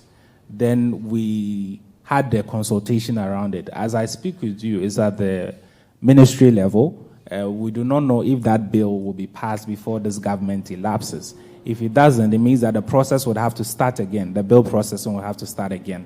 Then it get passed. So we had to start this advocacy process to deal with a backlog of cases before we realized that there's a need to deal with the root cause because we were lacking community service bill. There were other pieces of non-custodial sentencing policies like fines. But then the thing is that we criminalize poverty in a way because when somebody is an offender, is sentenced to prison or is sentenced to pay a fine, mostly these people are poor people. And the sentence is such that if you are unable to pay these fines, you go to a custodial sentence. So at the end of the day, we realized that indeed there was a need for us to have community service. So instead of day sentencing, if you are not unable to pay a fine, then you do a community service order in order to deal with these issues. So I would say it's a matter of strategy, depending on how it goes. However, there's somebody I'm going to put on the spot because he's also an expert in this area, Morgan. I'm going to put you on the spot to also add your ideas in this area. Morgan is an expert with the Grassroots Justice Network, and he helps us design our learning and other things. So, Morgan, please. Let's settle down with that expert talk. One thing, I love this question so much. One thing to echo Sylvester, it's a strategic decision sometimes. So I'll give an example. We in Kenya and a few other places do some citizenship work. We work with people who are essentially made stateless based on their race, ethnicity, religion. There are groups in Kenya and other countries that are not given birth certificates, they're not given documentation, they're discriminated against. Our paralegals accompany people to get their documents. It's a great process. We get documents for people all the time.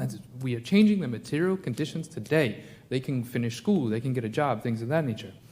Our advocacy to end the systemic injustice has grown over the years, and we ran into a point where we started to have to make decisions because we got locked out of ministries. They said, no, you're causing trouble, your paralegals aren't allowed in the building no more. Right? So now they're making us choose between our advocacy and our remedy seeking. Right? We've met officials and governments who say, all right, just give me your applications, I'll get these people taken care of, don't worry. And now we have a decision to make of what is our duty to our clients, to the people we work with, we can get remedies for these couple dozen people. Or to say, no, that doesn't fix the problem. We get this one audience with you and you'll fix a few dozen people. What we want to see is something bigger that says, that will clear thousands of people, hundreds of thousands of people, right? And we'll end this for good. So that's a decision point that we have to make, right? Which is, for certain lawyers, legally in the United States, you have duties to clients. It's different if you're a paralegal, not in the United States. So it is a strategic decision to make. More often than not, I will say, we come out on the side of systemic change. We come out on the side of that is not right, that is not what we're asking for, and so we're going to put our foot down. In the example of being held out of ministries, we said, we added that now to our advocacy. There were many of our paralegals said, we need to back off and apologize and rebuild that connection. But there was another group of paralegals and of community members and of people fighting for recognition that said, no, this now is a new bullet point on our advocacy. We're going to push harder now. And so more often than not, that's the side we come out on, but it is very much a strategic decision that you have to sort of balance those two because the state, the folks we're trying to work with, as Awani's pointed out, they're making those calculations too and trying to push you back on it. Thank you very much, Morgan. If we do not have any more questions, I'll take... sorry, Jody. Oh. Yeah, so I have a comment and a question. First, I want to say I'm just so appreciative to see the IIPC represented today. It was a little over a year ago that me and Tyler was at the UNODC at a UN event, and I had the opportunity to be able to do a presentation on why incarcerated legal workers were so essential to the Kyoto Declaration.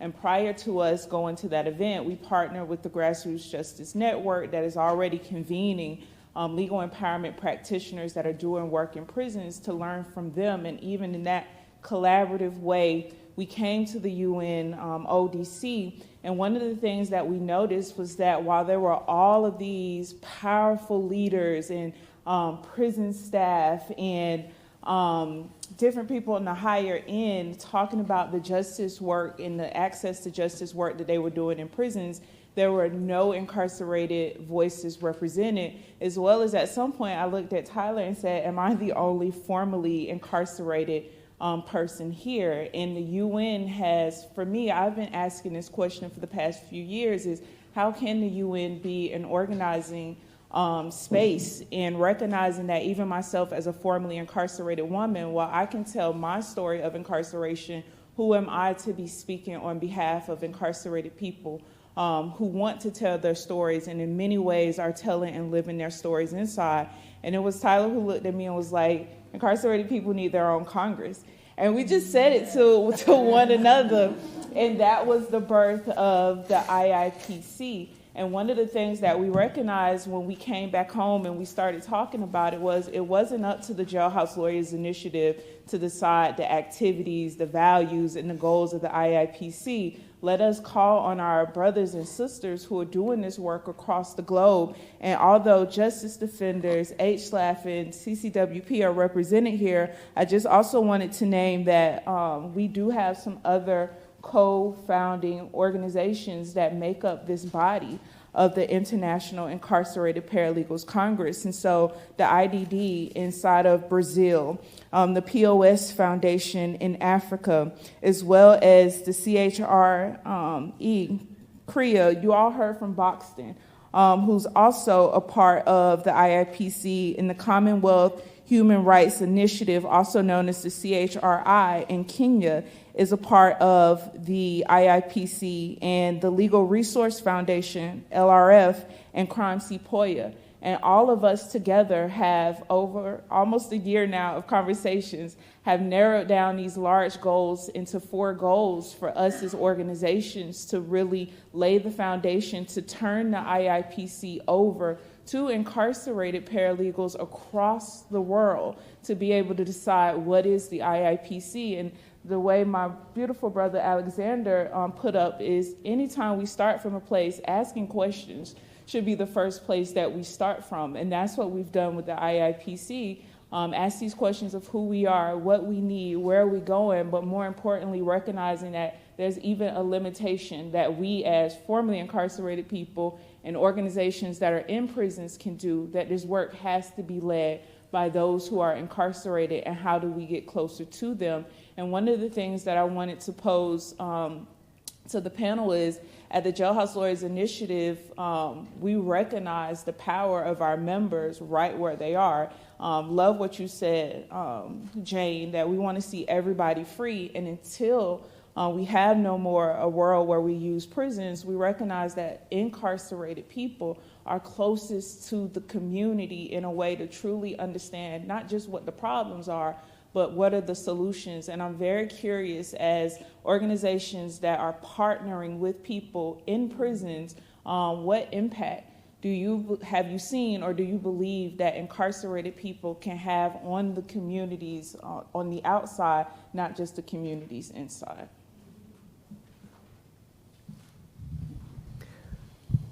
Again, a really tough question, but a very, very important question. It's really hard to recognize what really needs to be done and who's going to be doing it and how do we bring them all together. But again, I completely agree with you. We have to be asking the questions over and over and asking them in different ways so that the answer comes out perhaps in different ways so that we can get to the real source of what's needed. It's tough to do, and I know we often feel like we're beating our head against a brick wall to make changes, but we all have to find ways to support ourselves to not damage our head and be able to continue the work, because it's so important. It's so important to recognize whatever we want to see changed in the world, it's not going to happen unless we're doing something about it. And so it's incumbent on each and every one of us, no matter how small that change could be. I really believe that we're all here on earth to make the world a little bit better place, and a little bit better is better. So. Okay, thank you, Pam. Jody, my addition. Personally, I think I was chatting with Mateo during the lunch, and there were a few things I mentioned. Personally, I think we can measure impact when it comes to reintegration, because people, I don't know for most of the places or most of the people represented here, but from where I come from, if you are incarcerated and you come out, we all know there's stigmatization. And then again, the Constitution does not allow you to do some form of work for about 10 years. Now, when this happens, the opportunity for the person to re-offend is high, because at the end of the day, the stigma is there, the person is not working, and therefore he or she may go and commit other higher offenses and go back to prison. However, if we are able to, through legal empowerment, empower these people, they help people in prison and they come out, we can come up with just like JLI. Because for you, if you didn't go for the Budapest conference, we would not be here today. But because of your obedience to that conference, today all of us from different continents are here to discuss way forward with JLI and then IIPC. So once we continue initiatives like that, and then again, I've forgotten the person, I spoke to a woman when I got here. She was telling me how when she came out of prison, she was able to work as a secretary for a senator or something. I don't know if she's here, I've forgotten. Yeah. Exactly. So these are practical examples. Please give me a wave, Yeah, that's her. So these are practical examples. So prison is not just the end goal. Once you come out, we should put in initiatives that would be able to also allow you to contribute and then also earn a living. In that regard, you don't go back to crime or, the system is broken. So once these things happen, you are able to know that you are continuing with your life. But where you come back from the prison and there's no opportunity for you to continue, from where I'm coming from again, that's what I always say. So for me, that is how I think we can look at impact. But again, as we are here through JLI and then IIPC, we can still brainstorm about initiatives and things we can consider that when we put in place, it will work. And that is the purpose for exchanges. So that I know that, okay, Justice Defender is doing this and it is working in Kenya. How can I contextualize this for it to work in Nigeria or for it to work in another place? And therefore, we can also use that to measure impact. So that will also be my addition. Final question? Thank you so much. And just thank you so much to everyone for the insights in this panel. And today it's been such an honor to be here and to be part of it. I work for the Correctional Association of New York, which is a non-profit that has a statutory mandate to provide monitoring and oversight of the New York State prisons. And so our work is focused on shining a light on what's happening in the New York State prisons to inform systems change. And I had a question arising from the discussion around kind of culture change and shifting culture, sort of sitting together across the table from correctional officers, executive and staff, along with incarcerated people, formerly and currently incarcerated people and advocates. It strikes me that whole system relies on trust and building trust in the face of systemic abuses and violence.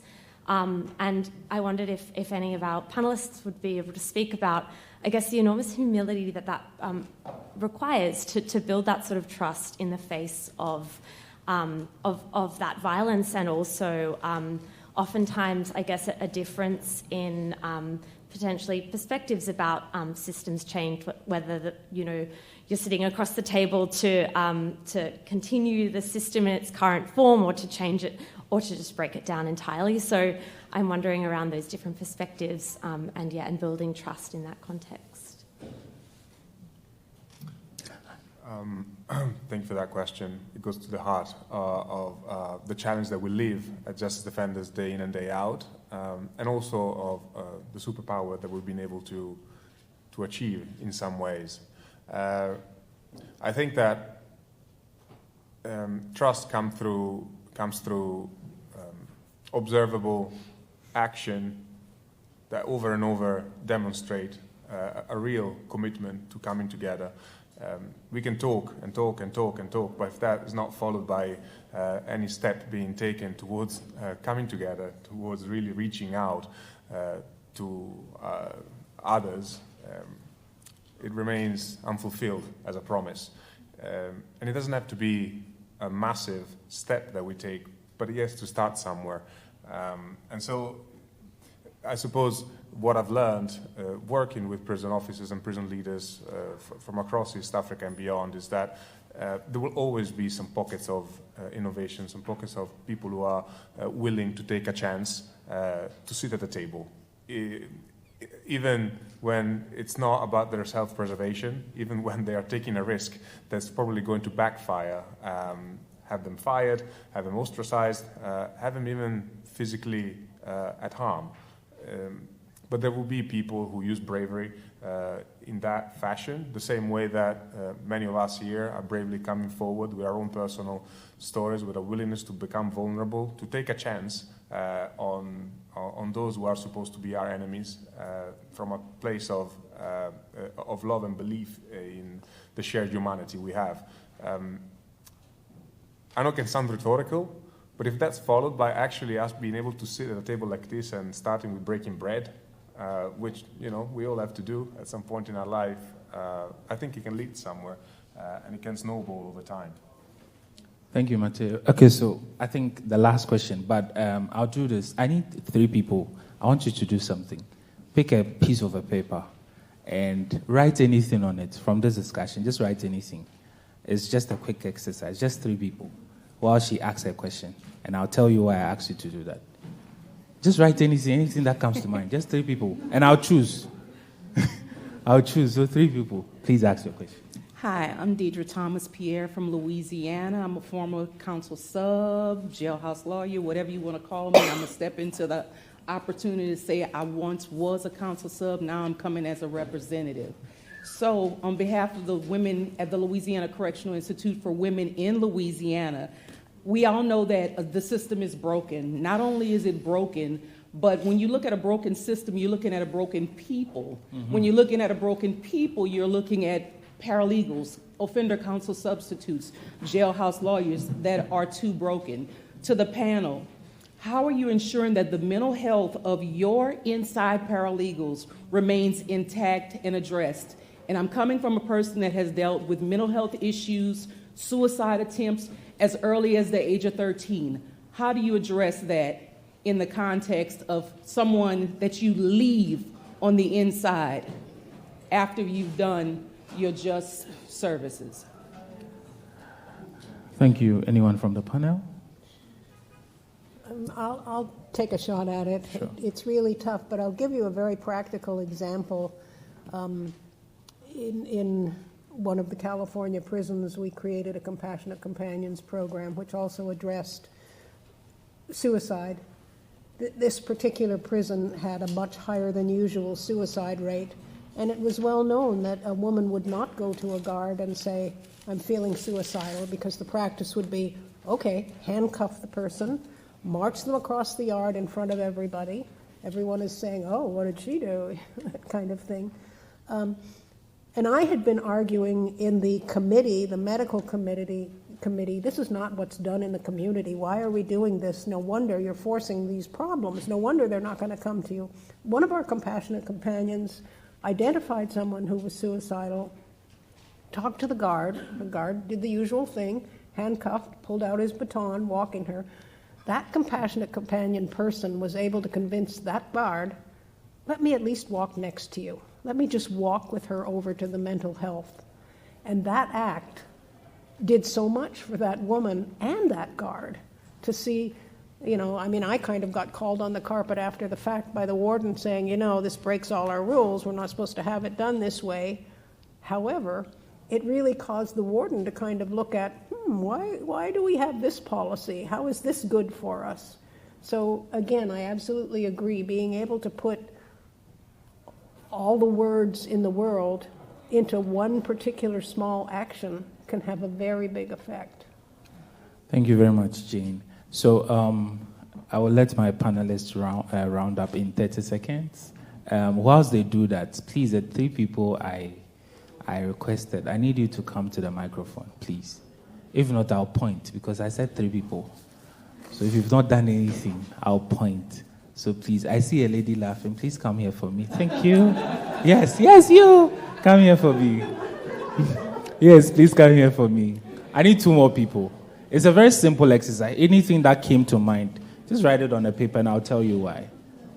So whilst my panelists round up in 30 seconds, I'm still calling people though.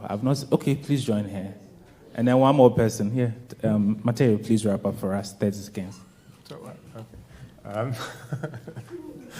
Thank you for putting me on the spot at the very end of the panel discussion. It's been incredibly inspiring spending this time together and a privilege for me to share some of our journey. I really invite you to reach out to me, to Alexander, and to others, and to continue the conversation. This is work that has no end, and this is just one beautiful moment of a long journey we still have ahead of us. So as you continue to work for justice, to defend your communities, and to advance and elevate the rights of people who are incarcerated and formerly incarcerated, take courage and look after yourself and one another as you do this work. And it's a privilege to be on this mission with you.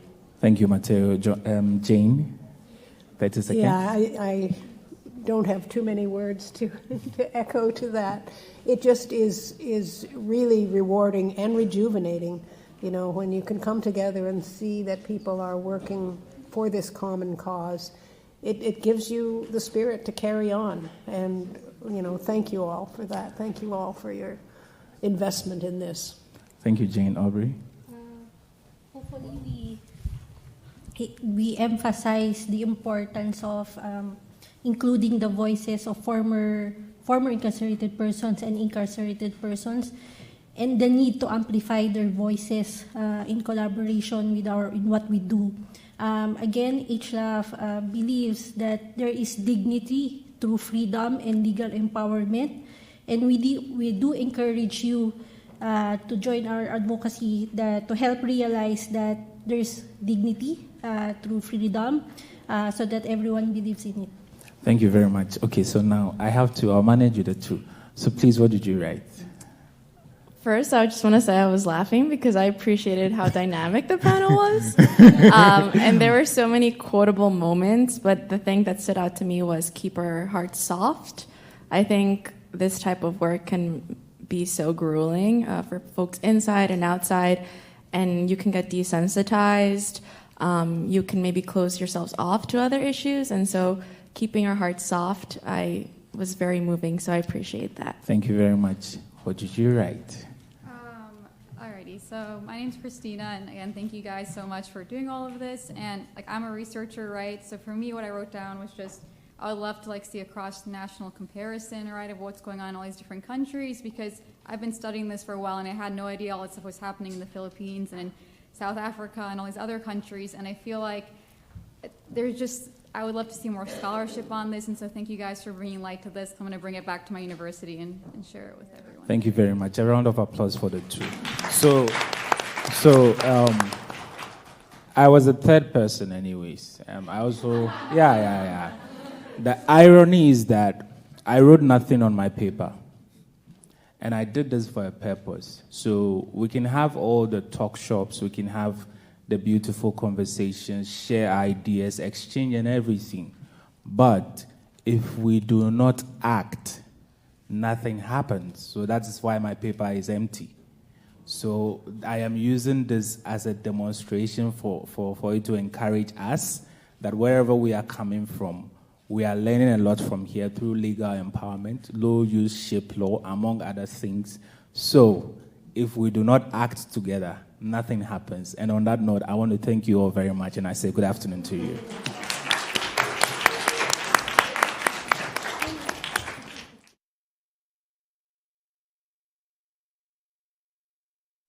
Everybody, this is the last panel.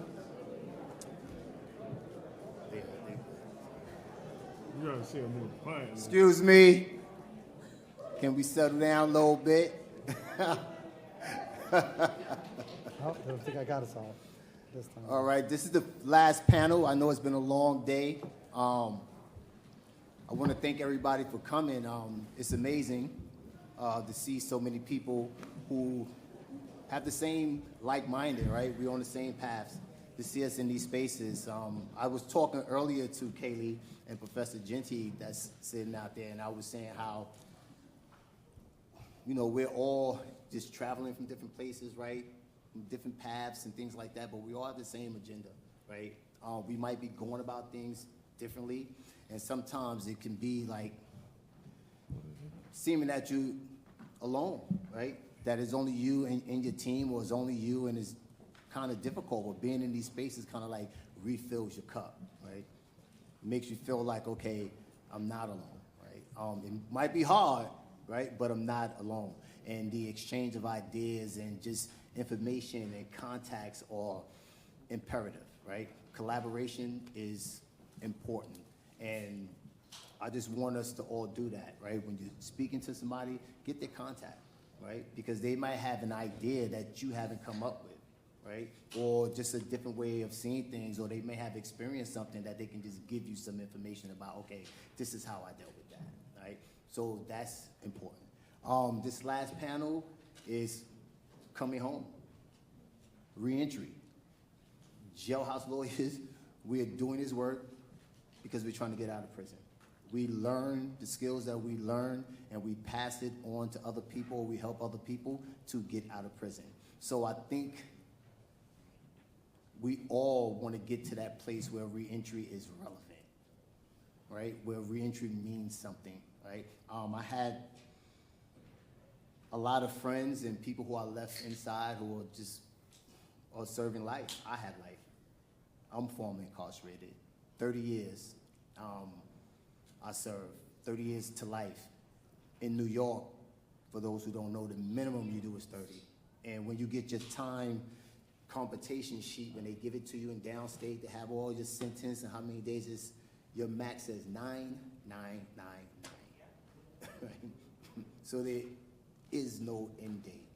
And you have to fight to get out. You have to pray that the parole board sees something, or you have done things where they say, okay, it's time for you to go home. So again, this panel is important. And as we do this work and we kind of like, and this is me speaking, I'm not even getting to the questions now, just hearing all the powerful messages and just hearing how people are just strategizing and how they're just trying to build and foster a more equitable legal ecosystem. I'm empowered now to go forward, and I appreciate you all, and I thank you all for being here. So, to begin this panel, again, my name is Darren Breeden. I'm the Community Justice Fellow at Jailhouse. Like I said, I spent 30 years in prison, and how I come to the law, it wasn't, again, because I was this smart kid or whatever. I was in the streets. When I got sentenced, I knew nothing. I paid a lawyer. Fortunately, I had the money to pay the lawyer, but when I went to prison, I knew nothing. When I was in the state prison, I knew nothing. I mean, I went to pretrial, I went to trial, and I knew nothing about my case. I didn't have my paperwork, I didn't have anything. It wasn't until I got to state prison when I was around men in prison who said, where's your paperwork? And I was like, what paperwork? What are you talking about? And they was like, nah, you need your transcripts, you need this, you need that. And I was like, wow, right? So it wasn't until I got around men who were in prison that I really got exposed to like the law. And I just stuck with it. And I was doing it selfishly, all right? Because I was trying to get out of prison. I wasn't thinking about helping anybody else or the community when I get home. But then I had that aha moment when, like the light bulb, I always say that, like the bulb, it went off. And I was like, holy shit. Like the law is the thing that has me, my community, my peers, and everyone else in the conditions that they are in. The law affects every part of my life. That's when the aha. It wasn't that I had life in prison. That didn't make the aha, because I was still doing the same things in prison I was doing in the streets. But it was the fact that I said, this is what's holding us back. We can't get into schools, right? We have these environmental problems. This is why they are just building like these towers, putting these towers in the community. You have kids that have asthma and all of these things. It's the law, right? If we knew the law, we knew how to push back against so much of the things that's happening in the community. And that was my aha moment. It was like, damn, I have to do something about this. I have to learn this, and I have to, just like Jody always said, I have to give it away. And that was the thing that really brought me to the law. And I kind of studied for like 25 years while I was inside. I did 30. I was in the law library. Despite the things I was doing in the yard, I was still in the law library because the men I was around and hoping to be around and hoping to build the relationships with, they were in the law library. That's the place I had to meet them, right? So I was learning and I was gathering, information, and I got good, right? I was able to start now help other people. Guys was coming to me and like, Darren, like I got this issue. And I was like, oh shit, I know how to help him, right? I know what this is saying. So I started helping people. 25 years in prison, doing the law, learning all the things I could learn. Thought I was this great scholar. I'm gonna go home and I'm gonna do this. I'm gonna get a job in a law firm. Doors was closing. No. Everywhere. So I didn't know how to take my skills and translate them back out, right? I remember, I was speaking earlier about this. I remember going and interview at this law firm, and I went there and I'm like, I've been doing the law. I know what I know. And the paralegal there, she was there for 5 years. She never submitted a HABE, never did anything like that. We were talking. And here I am going, I did all of this stuff. But when I went to the interview, they said, you didn't have experience. And I was like, I don't have experience. So I left everything. I gave up. Like, I literally gave up on the law. I was working other types of jobs, and I just didn't think that what I knew was really real. It wasn't relevant. It was like what they say, that imposter syndrome. I was faking, right? Although all this time, the same damn books that they was reading, I had, right? The same words was there, right? The motions I was doing. I always say, people who are incarcerated are the best reverse engineers in the world, right? We are the best reverse engineers in the world. Because we can take a case where a lawyer made mistakes, a lawyer, I love lawyers, but a lawyer, right, overlooked things, right? They made mistakes, and we would take that case and reverse engineer it, right? We would connect those dots. Okay, this way you went wrong. But I thought all of that, I was a fraud, right? I came home, I had these skills, they telling me no, I'm a fraud, right? That's what I was thinking, right? Until I got with Jody in Jailhouse, and Sukti and Tala hired me. And then I had a place, I had a home, I had language now, right? I knew that, hold on, I am relevant. My skills are relevant. What I learned, what I knew matters. And what I knew can change lives, can change my community, right? I can empower my community now because I know the law. I know how to use the law, and I can teach them how to use it, and they can therefore begin to shape the law that directly impacts them every day in their life. And it's just beautiful, and again, I'm humbled every day. Everything I learned from standing on the shoulders of other men who were incarcerated. I'd not here if it wasn't for them, and I always give them praise and I honor them at every chance I get. And with that, I have my distinguished guests, and I'm gonna let them introduce themselves, and then we'll get into the panel. Anybody can talk. Anybody. Well, good afternoon, everyone. So, I'm Devon Simmons, co-founder, associate director of the Paralegal Pathways Initiative at Columbia Law School. And yes, and it's an honor to be here. Hi, everyone. I'm Kaylee Balzer. I am a multidisciplinary researcher and a law professor at the University of Arizona and the University of Utah. And I use participatory action research to identify legal empowerment pathways. And I've done a lot of work with unauthorized practice of law reform, both in Arizona and Utah, and also nationally. Okay, mine might be a little bit longer, so bear with me. That's right, dude. Okay, my name is James Soto. Most people know me as Jimmy Soto. I'm from Illinois, Chicago. My notoriety comes from me being the longest-serving exoneree in Illinois. I served 42 years wrongfully convicted, and I got out last December. I don't know if that deserves an applause because that's a lifetime taken. But yeah, I'm a graduate of the Northwestern Prison Education Program. I graduated with honors in November of 2023, a month before I was released, on par with the 2023 graduating body. So yeah, I'm proud of that.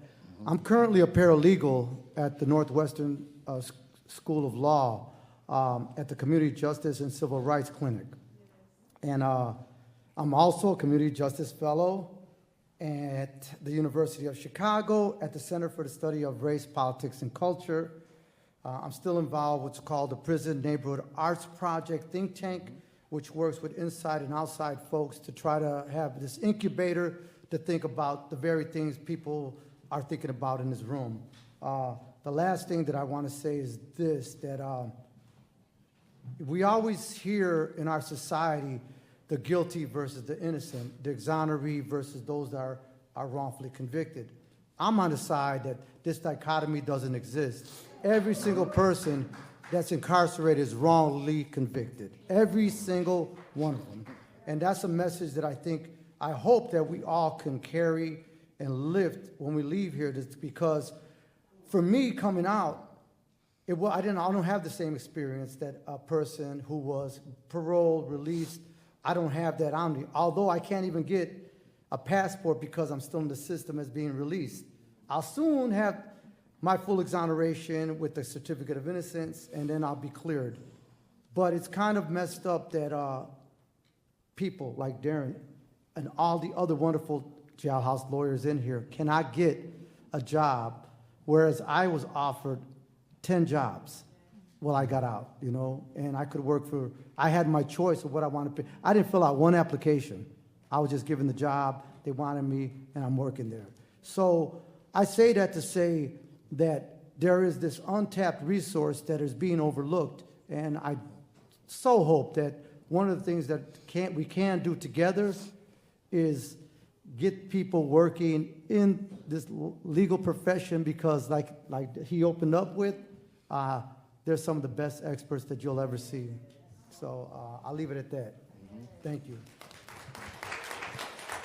And I'm glad that you said that, Jimmy, because at JLI, we firmly believe that jailhouse lawyers, incarcerated and formerly incarcerated, are an overlooked resource. I think the work that we do at JLI kind of like evidence that, right? We prove it every day to people on the outside that this untapped resource is there and they should be used, right? So my first question, let me ask this panel, how do you believe the skills and experience acquired by jailhouse lawyers could be applied to legal empowerment initiatives outside of prison? Am I supposed to start there? Anybody can start. Anybody can start. Okay, so you get me started. So, all right, so I didn't say what the Paralegal Pathways Initiative is, but ultimately that's what the Paralegal Pathways Initiative was created for, was literally to design to hone the skills that people develop inside of jails and prison as a means to connect it to gainful employment. And I'm proud to say that we have successfully done that. And there's many people in this room, including Darren, that represents that. I'm actually, it's like a full circle moment. I'm looking at Angel, and we've been doing this for almost 6 years now, and our resilience in regards to being able to showcase this initiative has been very rewarding. And when I think about what it took to actually get us here, actually looking at my colleague, Professor Genty, whom always made sure, or continues to make sure, to acknowledge my leadership in all of this. And that's really important because many times, there was somebody talking about how, early in the panel, how these lawyers come and specifically how jailhouse lawyers do these cases, and ultimately they get all the victory and all the glitz and the glamour that comes along with that. But Professor Genty always makes sure to uplift my name in these spaces as a means to showcase my qualities as a leader, and I'm very appreciative of that, and I'm really proud of what we've been able to build. So I'll stop there because I don't want to get too long-winded. The reason I'm sitting here is because that's what we're exploring right now with Jody and Tyler and Darren and so many other people in this room who have emailed with me, spoken with my amazing group of 8 students and 2 TAs and the director of the organization I work for called Innovation for Justice. What we're doing this year is really looking into the legal empowerment potential of jailhouse lawyers, both currently and formerly incarcerated, specifically surrounding helping with civil legal problems. Because a lot of times people don't realize that the problem they're experiencing that's a very, very human problem is also a legal problem. So how can we leverage that expertise, the lived experience of folks on the inside who have taught themselves the law? I'm a licensed attorney in the state of Arizona, and I will sit up here all day, every day, and say that they know the law so much better than I ever will. And how can we use that? How can we leverage that to create legal empowerment pathways and create policies to where they can bring that information home and use that information? Right now, in every single state, jailhouse lawyers, when they go home, they're not permitted to provide legal advice unless they're supervised by an attorney. So how do we change that? Who do we need to go to? How do we advocate? And also, is that something they want to do? I know that is many in this room is something they want to do, but what I'm working on with my amazing students and colleagues and co-researchers is really trying to understand what these different communities want, what the people inside want, and how to just build that community so that it can reach consensus. Because right now, there's a community all over the country of people who are not allowed to talk to each other. So how do we create those communication pathways and build that power so that we can take their voices into the rooms that I'm allowed to get into because I have a lot of really fancy degrees, but I don't have that lived experience.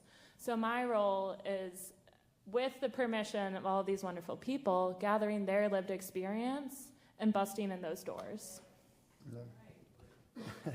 Well, I would say this, coming from having the higher academia available to me, both in there. One of the other things I didn't mention is I'm going to take the LSAT next month, and I hope to be going to law school next cycle, maybe even to this very illustrious university here. I don't know where I'll land, but wherever it is, I know that I want to continue doing criminal defense work, particularly in post-conviction and or federal habeas corpus. But be that as it may, what do we do with those that don't have that opportunity?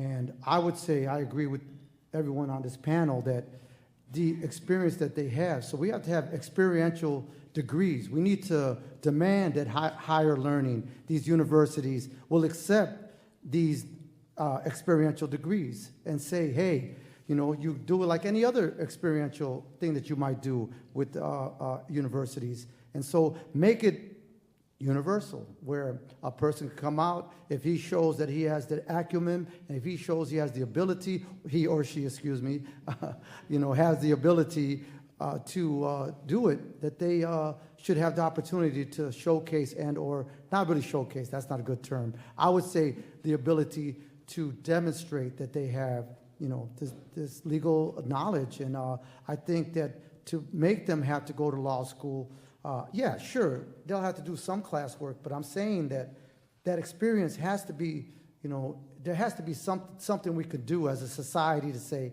hey, they deserve to be given some type of accreditation for that, And so hopefully we can push for that and see that happen at all universities, not just some of them that we see. They do it in Arizona, right, if I'm not mistaken. So, more states need to follow that, and I think that that is one way that people could then have the credentials, because that's one of the things that an employer is going to look at. You don't have you might have the experience, but I don't know if you had the experience, but you don't have the credentials because you don't have a degree. And I think that they are excluded in that way, so hopefully we can change that. And I'm glad that you said that, Jimmy. Everybody that's in prison, jailhouse lawyers, do not want to come home and be a lawyer. Like, I think sometimes when being in these spaces is a privilege, right? I'm privileged to be able to speak to attorneys and speak to law students, and this myth that jailhouse lawyers are trying to replace lawyers, or we want to come home. Everybody doesn't want to be a lawyer, right? That's a myth. They are other soft places for people with legal skills to land, right? And I have a list of them, right? So, right? I mean, right? Think about it. Housing, right? Housing, you do not need to be a lawyer. You do not have to have a degree in New York State to advocate somebody in public housing, right? So that's one place. Mediation, right? You do not have to have a law degree to be a mediator. Reentry and support, legal research and drafting, right? Advocacy work, right? Drafting policy, right? That is so important, right? That policy. When I was inside, let me tell you a brief story. And when I was inside, I learned how to write policy, right? And I learned it from men, right, in Green Haven, who had this class, and they were teaching each other how to write policy. So I said, hold on. There was an area that I believe that needed to be addressed, that most men and women who spend 5, 10, 15 years in prison end up transitioning into a shelter, right? Their families die, their children don't have a relationship with them, so the only place for them to go is a shelter. So I wrote policy, right, and trying to change the shelter system, right? That should not be a prison to shelter pipeline. There are enough city-owned vacant apartments, buildings, etc., to create transitional housing for people in New York State. It doesn't make sense for somebody to serve time in a federal prison, and that person can then come home to transitional housing in New York State, but a New York State person who served time in New York State have to go to a shelter. Made no sense. That was a transferable skill, right? Had I would have known or had the support system that could be like, brother, you can translate that into employment when you come home. That is a transferable skill. So all of these areas are soft places for people to land, and we need to start advocating more for that. We need to start all over the country. We need to begin identifying these places for people to land. That's part of the transition, right? They tell you to go to prison, learn a skill, right? You be a barber, you be a plumber, you do this, you do that. I learned the law. I should be able to come home and take my skill and practice my skill, right? Help in my transition, right? To bring my skill to my community, right? So this is when we talk about bringing this question of like, how do we help people and how does reentry benefit people? We can have all the tools we want. We can have the reentry programs, which I love. I love my reentry programs, right? But those tools and resources are nothing if I can't not truly exercise the skill that I developed in prison, right? So, I mean, and Devon, and I think that's one of the things that you do well at PPI, right? And I want you to speak to that. Like, really, that impact that you're having is amazing. I went through the program, right? And when I went through the program, there was things that I knew, right? I've been doing it for a while, but it was so many things that I learned in that program. And I want, just speak to like the program and what it is that you do and how you're changing lives. Well, I'm not going to take credit for building out the curriculum since Philip is here, because that's my faculty member. But we created the model. So, the model was always designed to be a mutual learning space, because we know that people who've been inside of jails and prisons basically have to learn legal research skills in order to survive. If you don't, you're just going to be your DIN number, period. And my thought process behind it was like, why don't we create a space in which these skills could be utilized? And in fact, I'm going to give you a quick backstory. I used to be invited to a lot of these district attorney roundtables. I forgot the woman's name was on the panel. She's doing great. But I used to be invited to a lot of these district attorney roundtables, and all of them would say the reason why these ADAs don't know what is happening in the criminal justice system is because they wasn't taught in law school. So I actually took that and said, you know what?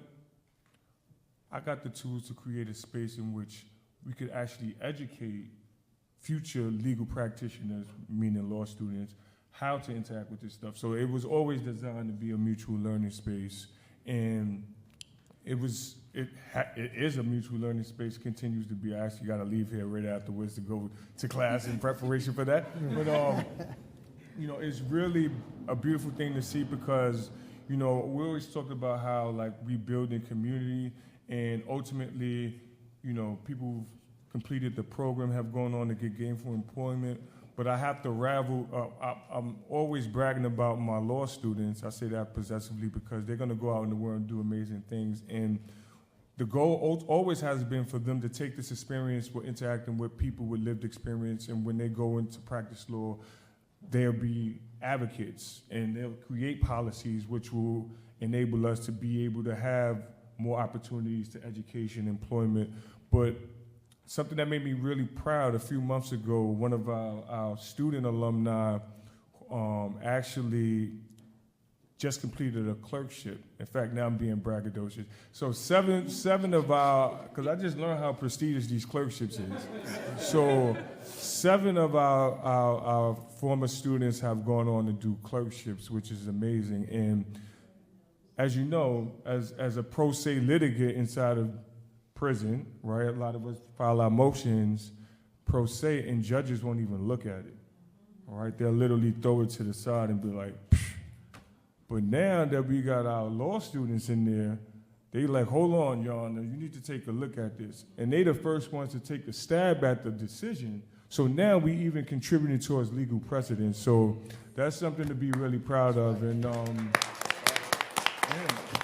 I'm thankful for brothers like yourself, because if it wasn't for folks like you and they, like going out in the world and showing how much this can really work, like we wouldn't be where we are now. So thank you. All right. And Kelly, in your experience, in your research, like, give me some examples or just a story of the transitions, someone who you spoke to or you interviewed, and the difficulties in the transitioning, or what obstacles that they face. Mm-hmm. Absolutely. So one that's standing out in my mind a lot is a gentleman who actually reached back out to me after an interview, because some of the questions that we were asking is like, what do you want to do with your legal expertise? And he was like, I never thought of that, because I didn't think that anything was possible. So he actually wrote me a 7-page handwritten letter and fleshed out his entire idea. And he's like, on the spot, in 30 seconds, I told you this. And then I was sitting there, and I was like, I don't know what any of that means. So he wrote it all out, and he wants to create this foundation that kind of attacks poverty from multiple different angles and seeks to interrupt the cycle of poverty that leads to incarceration. And it's really incredible. He has a plan now, and he put a timeline to it. And that is my favorite part about being a researcher, is helping people think. Because Jody and Tyler probably hate me the number of times that I went back and I'm like, please look at this interview script again. Please look at this interview script again. One more time, please look at this interview script again. And we really honed in on the purpose of each question we were asking and the intention behind each question we were asking, because I know that every conversation can lead to change and every conversation can spark an idea. So why not use our power and our privilege in the white ivory tower of academia to give someone the opportunity to think like, hey, let me actually think that through. And now you have a 7-step plan over the next 3 years that you now have actionable steps to take. Something that I continually speak to my students about, because a lot of times they'll leave interviews, especially with after they've interviewed community members who've experienced a civil legal problem and not gotten the help that they've needed, really demoralized. And I have to continue to tell them, this is our opportunity to take that experience and do something about it. Yeah, we might not be able to go back in time and give that person the help that they need, but we can create a safe space for them to talk about it where they don't feel judged, and maybe they'll have some ideas. But speaking to a lot of the challenges, it's the regulatory environment. You have to work under a lawyer if you want to do legal work. oh, I'm not going to apply to law school because I'll never get barred because I have a felony on my record. And just feeling so beat down and just trying to survive. So when you're trying to survive, the last thing on your mind is plans about the future. So trying to create space and create opportunities where people can feel safe, even if just for a few moments, I think is really important. Thank you. Jimmy, you are like the beacon of light right here, right? Get you fresh, right? You're just out. Flashlight. Yeah, you know what I'm saying? You that, you know, and just briefly, like, what have, in comparison to other people that you may know, what has your transition been like so far as compared to other people that you Well, first, let me just say this. The commonality is obvious that I served decades in there. Mm-hmm. So I come out with, I was talking to Gail with her environmental injustice, which really is environmental racism. All of us who've been in there for decades run the risk of having health issues. So that's one thing. I have elevated levels of lead in my system due to the water that I had to consume. Even though you may not even want to drink it, they prepare our food with it, we got to wash with it, brush our teeth with it, etc. The other part of it is mental health. You know, I came out thinking, oh, I'm not going to need this. Let me out. I'm going to be able to do my thing. But I learned very quickly that I needed therapy, and it was probably the best decision that I ever made because, but that's the commonality. You know, some people that are out there will have health issues, whether it's mental or psychological issues. Mm-hmm. For me, the transition was not easy. One would think that, okay, just imagine one day you're in prison with natural life without parole. The next thing you know, you're out of prison. 1 month before I got released, the governor of our state granted me clemency. So I had to go to a clemency hearing before the parole bill. He granted me life with parole. I actually went to a parole board hearing, and I didn't need it because I was released. But to suddenly come from there to out here and such a change, you know, technology, one thing I can name, you know, you could talk to your phone. You could talk to, I'm in the car and it's on the, call this number, you know what I mean? I'm just like, wow, you know, or play this music. What do you want to hear? And I'm just amazed, you know. I mean, you see it, you know it exists, but to see it in person, I was given a Mac laptop. Me and my Mac have a love-hate relationship. Because, you know, on the one hand, it could do wonderful things. On the other hand, I feel like a primate just pressing keys and wanting to just throw it against the wall. But technology, I mean, I think that is something that, you know, I lacked, and I think others do as well coming out. But my transition, again, it wasn't easy. Although I got this opportunity to work at Northwestern and other universities, and I'm able to come to events like this, I still feel for what I left behind, you know.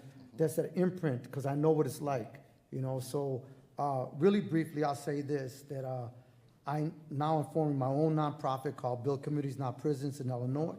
Specifically, our governor wants to spend $900 million to close 4 facilities and rebuild 2 new prisons. I think California, New York, other states have a similar thing going on. They want to close these antiquated places. But I'm pushing against it. I'm saying that no, that $900 million needs to go back to rebuild communities. And because we all know the problem. We know the problem. If you fix it at the front end, there will be no reason to have incarceration on the back end, you know. So I'm also, you talk about policy making.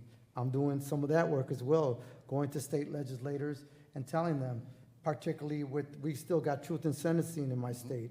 And just real quick, a real punishment 101, those that know, in the United States, the punitive measures are based on 4 tenets: incapacitation, retribution, deterrence, and rehabilitation. Through that moralistic lens, they say that's what justifies them being able to give a person natural life without parole for the deterrence factor. But all the rest gets kind of muddied. You know, it gets lost in the sauce.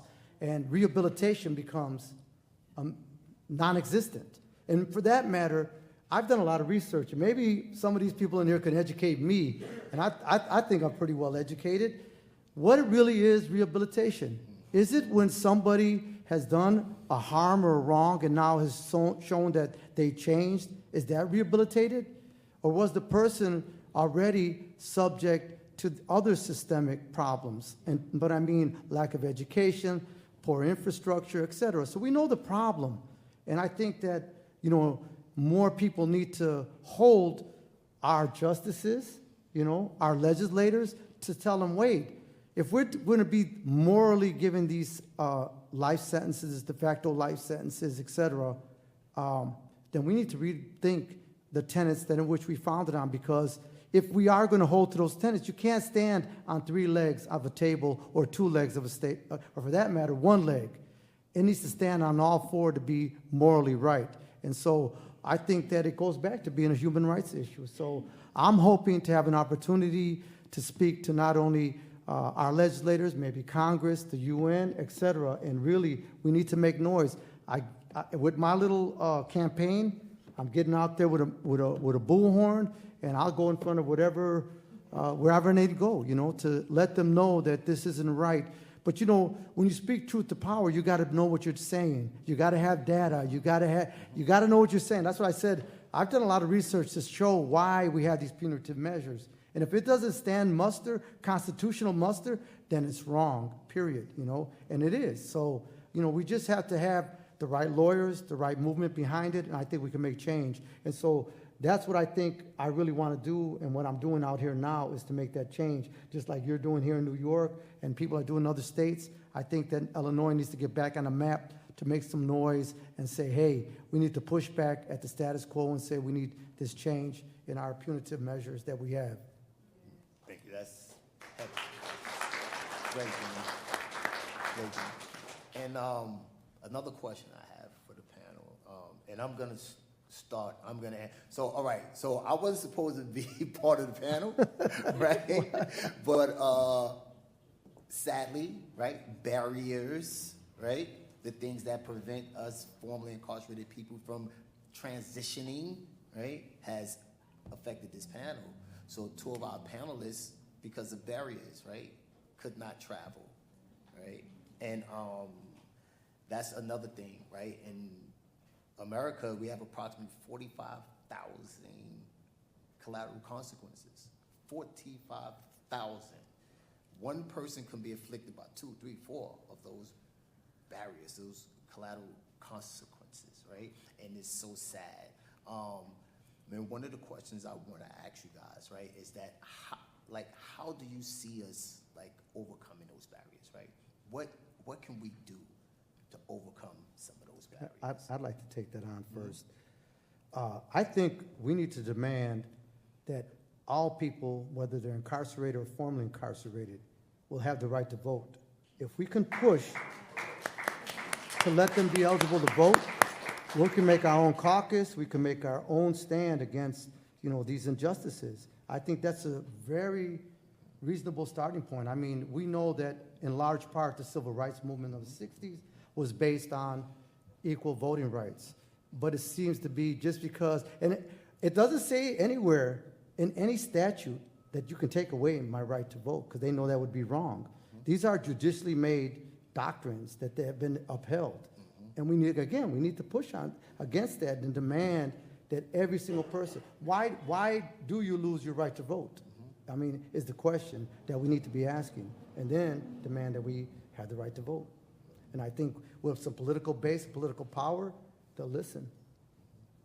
Thank you. And I also believe policy changes, right? I think that we need to do more, as jailhouse lawyers, I hate to put more burden on us, right? Especially those that are incarcerated, right? But we need to start sending the messages to our brothers and sisters inside and say, okay, start teaching policy. Yeah, absolutely. Right? Start teaching people how to write policy. Start teaching people about re-entry. I mean meaningful re-entry. I don't need my brothers and sisters to spend 20, 25 years in the law library and then come home when they walk out and they say, now what, right?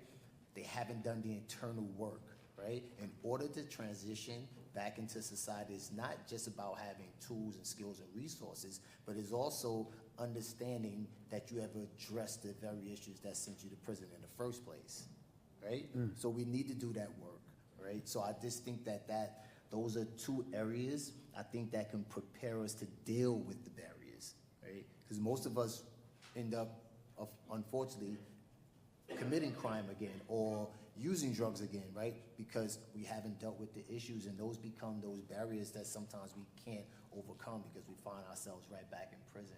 But if we prepare mentally and emotionally to address those issues and address the things that led us to prison, it will make the obstacles that we face a little bit more palatable, right? We can strategize around, right? We can find ways, right, to regain housing, right, to figure out employment, right? I didn't have the tools. I gave up, period, right?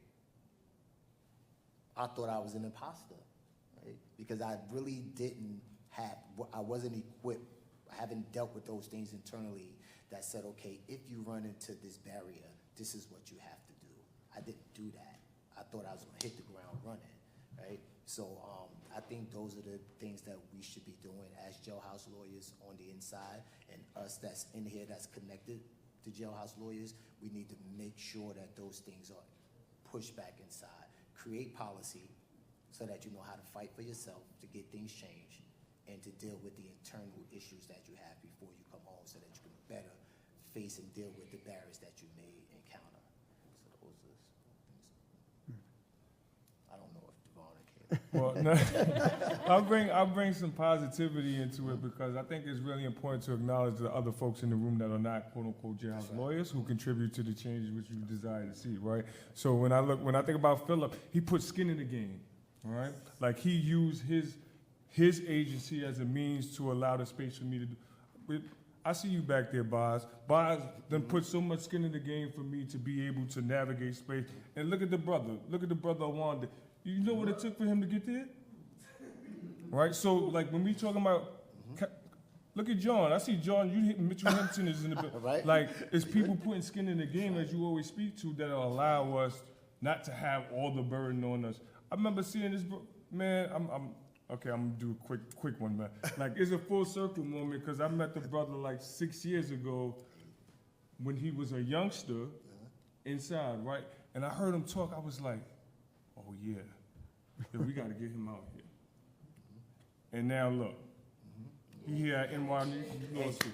That's right. That's right. And I'm not going to be able to host him because I got too much going on. So y'all make sure y'all connect to him because he got a lot of things going on. So when you get a chance, make sure you holler at him. He'll be around. Well, Devon took it right out of my mouth. Capacity building. That's what I see myself first and foremost as, is I'm a vehicle to get voices in rooms that they're not allowed in right now. My whole job is research, so how can I use my skill set to help reach other people's goals? And as Darren mentioned too, it's a lot to put it right back on the people. Currently incarcerated jailhouse lawyers and formerly incarcerated jailhouse lawyers, like, legal empowerment gets a lot of critique because it's like, okay, cool, someone's already experiencing all of these things and they're experiencing oppression and traumatic systems and unfairness, plain and simple, and violence, and now we're also expecting them to learn the law, and then they also have to use the law, and then they also have to shape the law. It's like, yeah, but not by themselves. So trying to find those capacity builders that exist who want to help. Law students are awesome. My favorite thing about law students is that they're a little bit insane. And so they pretty much always say yes. So if you ask someone if they want to do an extra something, or they want to have an extra conversation, or they want to, get their name on this extra thing, they'll say yes and then stay up all night and do it. I was that law student, so I feel comfortable saying that. But finding those capacity builders who can also act as a sort of cheerleader, who can be grounding and be human, but show up when it matters most and show that folks inside especially are not alone. The most powerful thing, as I've been working on this project with Jody and Tyler and Darren and everyone, has been the outpouring of letters I've received. I set up a P.O. box in my hometown, and I've received correspondence from, I think, over 100 folks inside right now. And there was a time where I would just cry every day reading it because people are just thanking me. And I was overwhelmed by it because I was like, it's really, like, I just asked you a couple questions. And I felt undeserving of the gratitude until I realized that no one, or at least very few other people, are stopping to ask a question.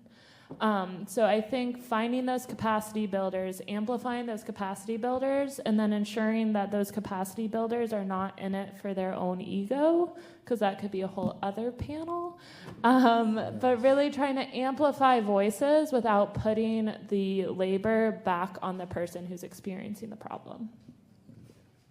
And that leads me to another question. There was something, I had a brief conversation with Deidre earlier, and Devon brought up, right, and collaborators, and you brought that up because you are, right, a collaborator, right? And it's like,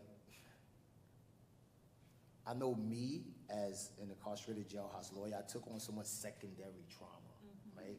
I was reading cases, I was helping people when someone lost, and I didn't, I did the best work I can do, and the person lost, they didn't go home. That like rocked me to my core, right?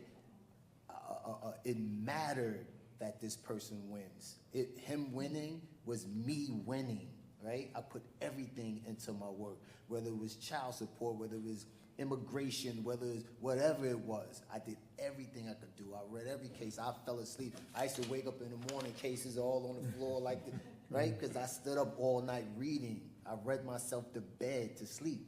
And it really, really impacted me. And over the years, I remember moments and periods when I stepped away from the law. I tell guys, I'm not doing that.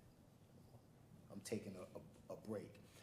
I didn't have a name for it. I didn't understand I was facing this trauma. I didn't know what it was, right? I thought I was just tired, right? But then when I came home, I was expected to succeed. People were looking at me because I knew the law. They was expecting me to accomplish great things. And I kind of fraudulently led them into believing that because I think I masked my trauma through the law, right? The law was the thing that gave me strength and made me feel mighty when I was inside. And I kind of like masked my own situation, my own pain, the own things I was dealing with. And my question is like, how, in your experience in helping people, Devon, get jobs and things like that, and Kaylee and Jimmy, like how did trauma, how do you see people being impacted by trauma when they come home, even failure, and how does it impact them when they don't get the jobs and things like that? What's wrong with me? So, I mean, it's part of the process, part of the journey. So it's always a victory when we're able to see somebody get an employment opportunity or get into school, what have you. We more likely than not are not going to see the no's, right? So people may see me and be like, oh, yeah, Devon, you're doing this, you're doing that. They don't see all the no's I get, right? Like, I got a lot of no's, right? I'm still getting no's. But we mask it because of the ways in which we've had to navigate space in the world. So, I mean, for those who have actually experienced incarceration, I think we really do this work as a coping mechanism because we don't want others to have the experience in which we did. So it's something that we constantly deal with. And I guess it's up to every individual to think about how they deal with that trauma because there's no way we're gonna undo the experience of incarceration. Now it's more so like, how could we bring our best foot forward to help our communities? And, I guess that's the best way I can interact with it. Before I went to law school, I was a mental health counselor, and my specialty was in trauma. And I've worked with, very young children all the way through seniors, processing their trauma. Something I'm very vocal about is I was never more activated than when I was in law school learning about the law. Law is trauma. Law is traumatic. Our legal system is traumatic. My research focus is how to create trauma-informed legal education and services and then implement them. I left mental health counseling because I felt like my clients didn't have a voice in any of the policies that were directly affecting them. That's why I went to law school. Then I stumbled into legal empowerment, and I'm not leaving. Hi. But something that I ensure all of my students know is what is trauma? How does that show up, not only in their clients, but in themselves? Every person in this room has experienced trauma in some form or the other. We are on the tail end of a very global collective trauma of the COVID-19 pandemic. It's changed the way we interact with the world. So it's really important to me that my students especially have the tools to recognize trauma and trauma experiences and then also to deal with it. And a lot of times people think, oh, self-care, self-care, self-care. Bubble baths and face masks aren't going to fix everything. They're nice sometimes, don't get me wrong. But that's not going to fix everything. What we have to do is do the hard things. We have to, leave early so we can go home and get sleep. We have to eat right, even when we really, really want the cheesy fries. And, we have to take care of each other. We have to have those really hard conversations with each other.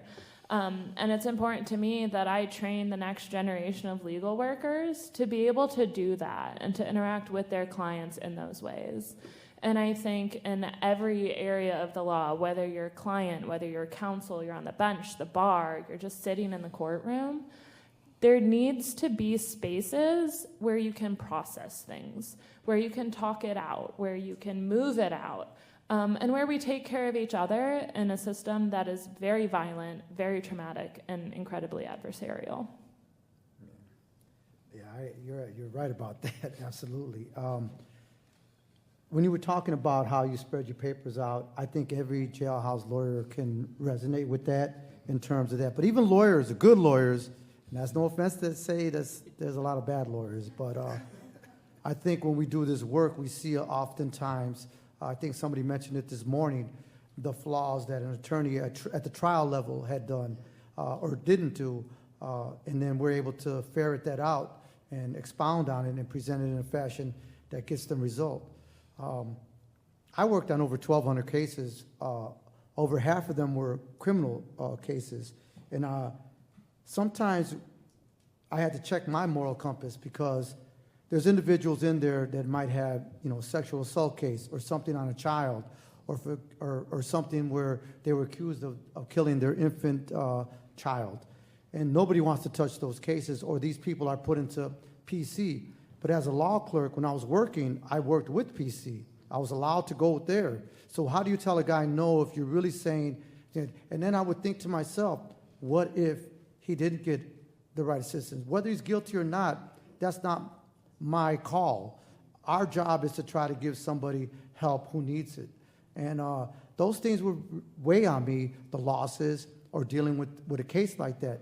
But sometimes, we just grin and bear it and work through it. And it's a difficult task.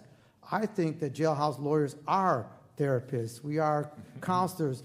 We become so engaged with the people that we help that they can't help but cling to us. They tell us about their personal problem, their upbringing, and oftentimes their horrible upbringing. And particularly those that know the Miller versus Alabama, and people were able to go back for resentencing who were juveniles under the law, 17 or younger, and then young adults sprouted from that. What I mean by that is people that were 18 to 21 or 24 years old, whatever the case may be. But you learned about their background when you're comprising these various petitions. And I tell you, that, we carry that trauma and we don't even know it. But they carry trauma too. So it's just a system where harm just gets over harm, over harm, over harm. It's just a cycle of harm. Nobody really wins in this system. And to see people when they come out and they've gone through that, and you see them struggling, it's hard. I'm going to tell you right now, I was on, last night, I went for a walk on 8th Avenue and whatever the other street that's running. I'm not that familiar with it, but he was obviously a homeless person. And he comes up to me and said, man, you got some spare change? You got $1? And I said, nah, what's up? He said, man, I just got out of prison about a month ago. Man, I don't want to go rob somebody. You know, just him talking like that, I reached in my pocket and gave him $20. Just because of the story and him telling me to be honest. Now, he could have been lying to me. He might have get that, go get a drink or get something to get high. I don't know. But something about that in his eyes, I looked him dead in his eyes, and he told me, he's like, man, I don't want to rob nobody, man, you know? And that's that thing, you know, he's struggling, he's homeless, you know? And I'm like, here, man. He hugged me. It didn't smell very good, but he hugged me. And I'm like, hey, bro, just, you know, try to get your life together. Man, thanks, God bless you, blah, blah, blah, you know? Maybe he could have robbed me. I don't know. Maybe he's looking for a Vic. But at the same time, you know, it's a lot of that out here. Not only here, I see it in Chicago. I'm sure it's like that at any urban city. When people come out and they struggle, they may have an addiction problem. They're not getting the help in there. They don't have the help out here. So there's an old saying, I don't know if you heard of it, but the things that we do while we're in prison are the same things that we'll do when we're out here. You know, so if somebody's in there doing whatever they're doing in there, it's a likelihood they're going to do it when they get out here. They never fix the problem. So to get to the root of the problem, we need to demand that these systems now have, you know, real clinicians. If somebody has a domestic violence case, that he gets anger management, whatever, you know, because if we don't have these people coming out with some type of help with their problems, because you're never really going to fix them, but at least they know how to address them, they won't reoffend, and you won't see this recidivism. I firmly believe that mass education can combat mass incarceration, but everybody doesn't want to go to, you know, the traditional schools. So, you know, like he said, they have to find where their niche is and just, you know, go for that. You know what I'm saying? Like you said, policy, teaching policy, grant writing, nonprofit, how do you set it up, all that. If we teach them that, they come out, they'll be ready for the world. I appreciate that, and wow.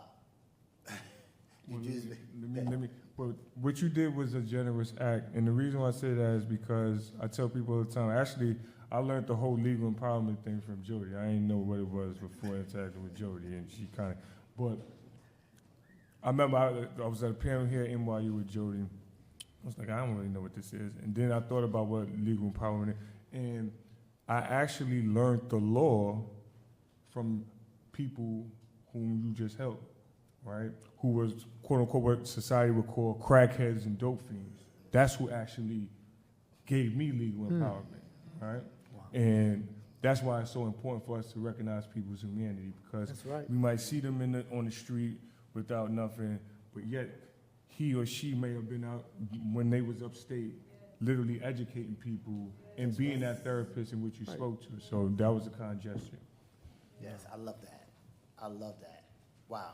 Like, y'all just blowing my mind, because I'm having all these thoughts, right? Because I told you in the beginning, I learned this on the backs of other men, standing on the shoulders of other men, they carrying me, right? And one of the gentlemen, Reggie, who, he couldn't read when he came to prison. Reggie could not read, but he used to make me write motion after I write it, and I give it to him, he'd be like, that's trash. And I had to go back in my cell and do it again, right? And write it over again. He'd be like, it's garbage. And you missed this argument, right? You missed this point. And Reggie couldn't read, right?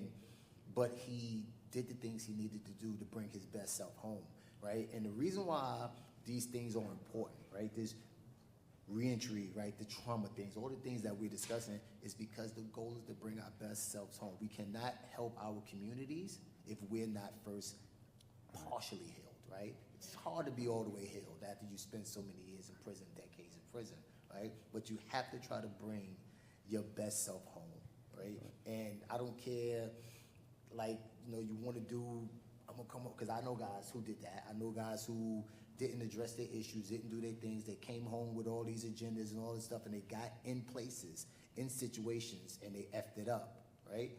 Because what they did was saw opportunity in those places, right?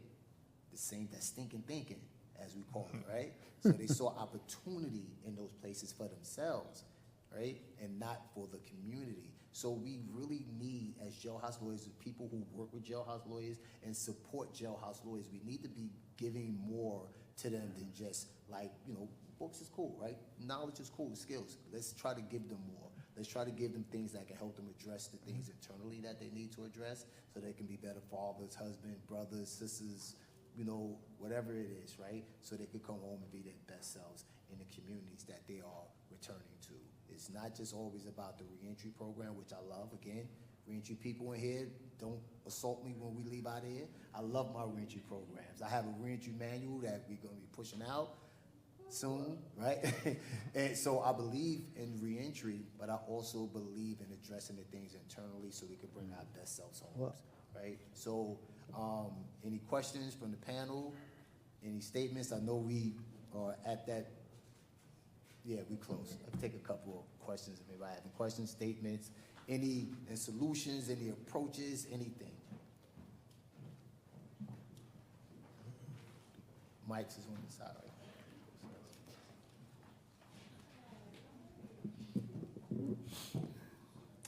So to address the comment you made about what can we do about the collateral consequences. Mm-hmm. I'm from Atlanta, Georgia, part of an organization as a member called BART Business, which is led by women that have been incarcerated. And we have become a protective class in the city of Atlanta. We did a campaign to address the collateral consequences that we faced as incarcerated people. So under this protected class, in the city of Atlanta, it's an ordinance. We got unanimously voted to put this into place in 2022. Now we have to inform the housing people that provide housing development, even the public housing of city of Atlanta, as well as private businesses, people that provide the social services, so they can't say they don't know. And one of the co-directors and co-founders, her name is Bridget Simpson, she is now on the Human Resource Committee in the city of Atlanta. So this is something that we're doing across the states. We have 12 other states that are jumping on board with us, and our goal is to make it a federal law, actually, to say that we're a protected class, because if you really think about it, under the protected classes, they talk about race, gender, sexual orientation, all that. Well, we all of that, right. You know, for real. And it's just that we've been incarcerated. So that's our approach to addressing that around collateral consequences. That's amazing. So for people who don't know, because you're incarcerated does not mean you're a protected citizen, right? That you're not a protected class. So that's huge to get the city of Atlanta to accept. And you can look up bardbusiness.org, and it's all over the internet now. That's wonderful. Wow. Hi, folks. David Simpson, co-director and co-founder of the Remedy Project. I know you know. Right? Yeah. So I've been listening to the panel. Great stuff. My organization is actually designed to work with everyone on the panel and expand what you're doing and have great effect on the system. However, one of the things that I constantly hear that bothers me is the fact that we continuously need to create policies to make change within the system. And my problem is that policies have been created time and time and time again over the many years, and when it starts going through the process, it's watered down, and then when it gets to the individuals who are supposed to enact it, they enact probably about 5% of the policy. and we continue in the same cycle struggling, and now we want to create more policy to fix that problem. I want to know, is it possible that we can, all of us who are in this fight to change the system, why it is that we can't all come together on one platform to rival the criminal justice system and push back against the mindset, the mentality of continuing these bad and harmful acts throughout the system? Where is that at? When are we going to have that conversation and start doing that? That's my thing. No, that's peace, definitely. And I appreciate that policy is, unfortunately, one of the vehicles that we have to use at the moment, right? It's something that it's like voting, right? I tell when people say that they don't want to vote, and they be like, I'm not going to vote, I'm not going to vote. And I always tell people if voting wasn't important, right, they wouldn't have hung us from trees, right? They wouldn't have been doing voter suppression up until this moment. People say voting isn't going to change anything, but it is what we have, a tool that we have to use in conjunction with other things. Right. So it's not just about, saying that policy isn't important, because policy is what shapes everything in our life. So we need policy, right? But we need other things in conjunction. I respect that, and we do need to push. I would just like to add something too. Other than building on policy, we need to demand that current policies be, repealed. For example, the 1994 National Crime Bill, it's still on the books. Biden was one of the main sponsors of that bill. He didn't change it. Obama could have changed it, And that happened. Right after that, we see the AEDPA, the Anti-Terrorist Effective Death Penalty Act, which curtailed people from going to federal court who are incarcerated. You see the PLRA, the Prison Litigation Reform Act, to make it more difficult for jailhouse lawyers to litigate, or for that matter, any person in there to litigate. And so if we can get those things off the books to repeal them and demand repealment of some of this stuff, we will see some change. So to your point, I agree that sometimes policy on policy doesn't get us anywhere because it's piecemeal. But if we say, get rid of it altogether, and perhaps we'll see some change, Hello, thank you for mentioning that about the PLRA and the other law. This is my main question, but a little bit before that. I'm M.L. Smith. I do organizing in Missouri. And Missouri is a place where we don't have any of what you all are talking about. 2 years ago, I started an organization, Missouri Justice Coalition, to create a prison movement. We literally don't have one. We've never had one. I have a friend in Chicago. You probably know Avalon. You probably know Avalon. Oh, yeah, Avalon. That's my sis. We were in the feds together. But anyway, I was talking to her one day, and she was like, Missouri is literally 2 or 3 decades behind everybody else in this work. And so with us right now trying to create that movement, trying to get to a point where we are effective, right? It's difficult. So what I kind of wanted to talk about or ask you all was like, and I know you all organize in different places, but like any advice, et cetera, for those people who are in states like Missouri, like Arkansas, like those places that's not glamorous to do this kind of organizing in, right? Like kind of advice for us, because it's not easy. We're in a place where people don't understand that these things are happening. You know what I'm saying? It's kind of like, oh, Missouri, that happens, like, yes. So it's just difficult to get that going, but, y'all are inspiring, but just kind of like some pointers, advice, et cetera, that you all can give us to, help us with pushing forward, because, again, in our state Missouri's the South, basically, so it's very difficult to, like, get a foothold in trying to, like, build that movement, even being on this side, not inside, but even on this side. It's just a hard process. So just kind of wanted to know, all of you all, honestly, just like, what are your advice about people like me trying to, like, do this in a place where it's never been done before? I can start. So my organization created the very first, what are now being called community-based justice workers. which are people who are not lawyers, but who are authorized by a court to provide legal advice. 5 years ago, that was like the sky was falling down.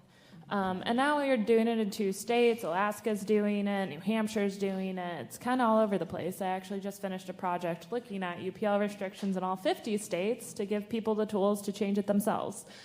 But what it comes down to is relationships. Putting the work in, extending that olive branch, sharing a meal, and recognizing the humanity in each other.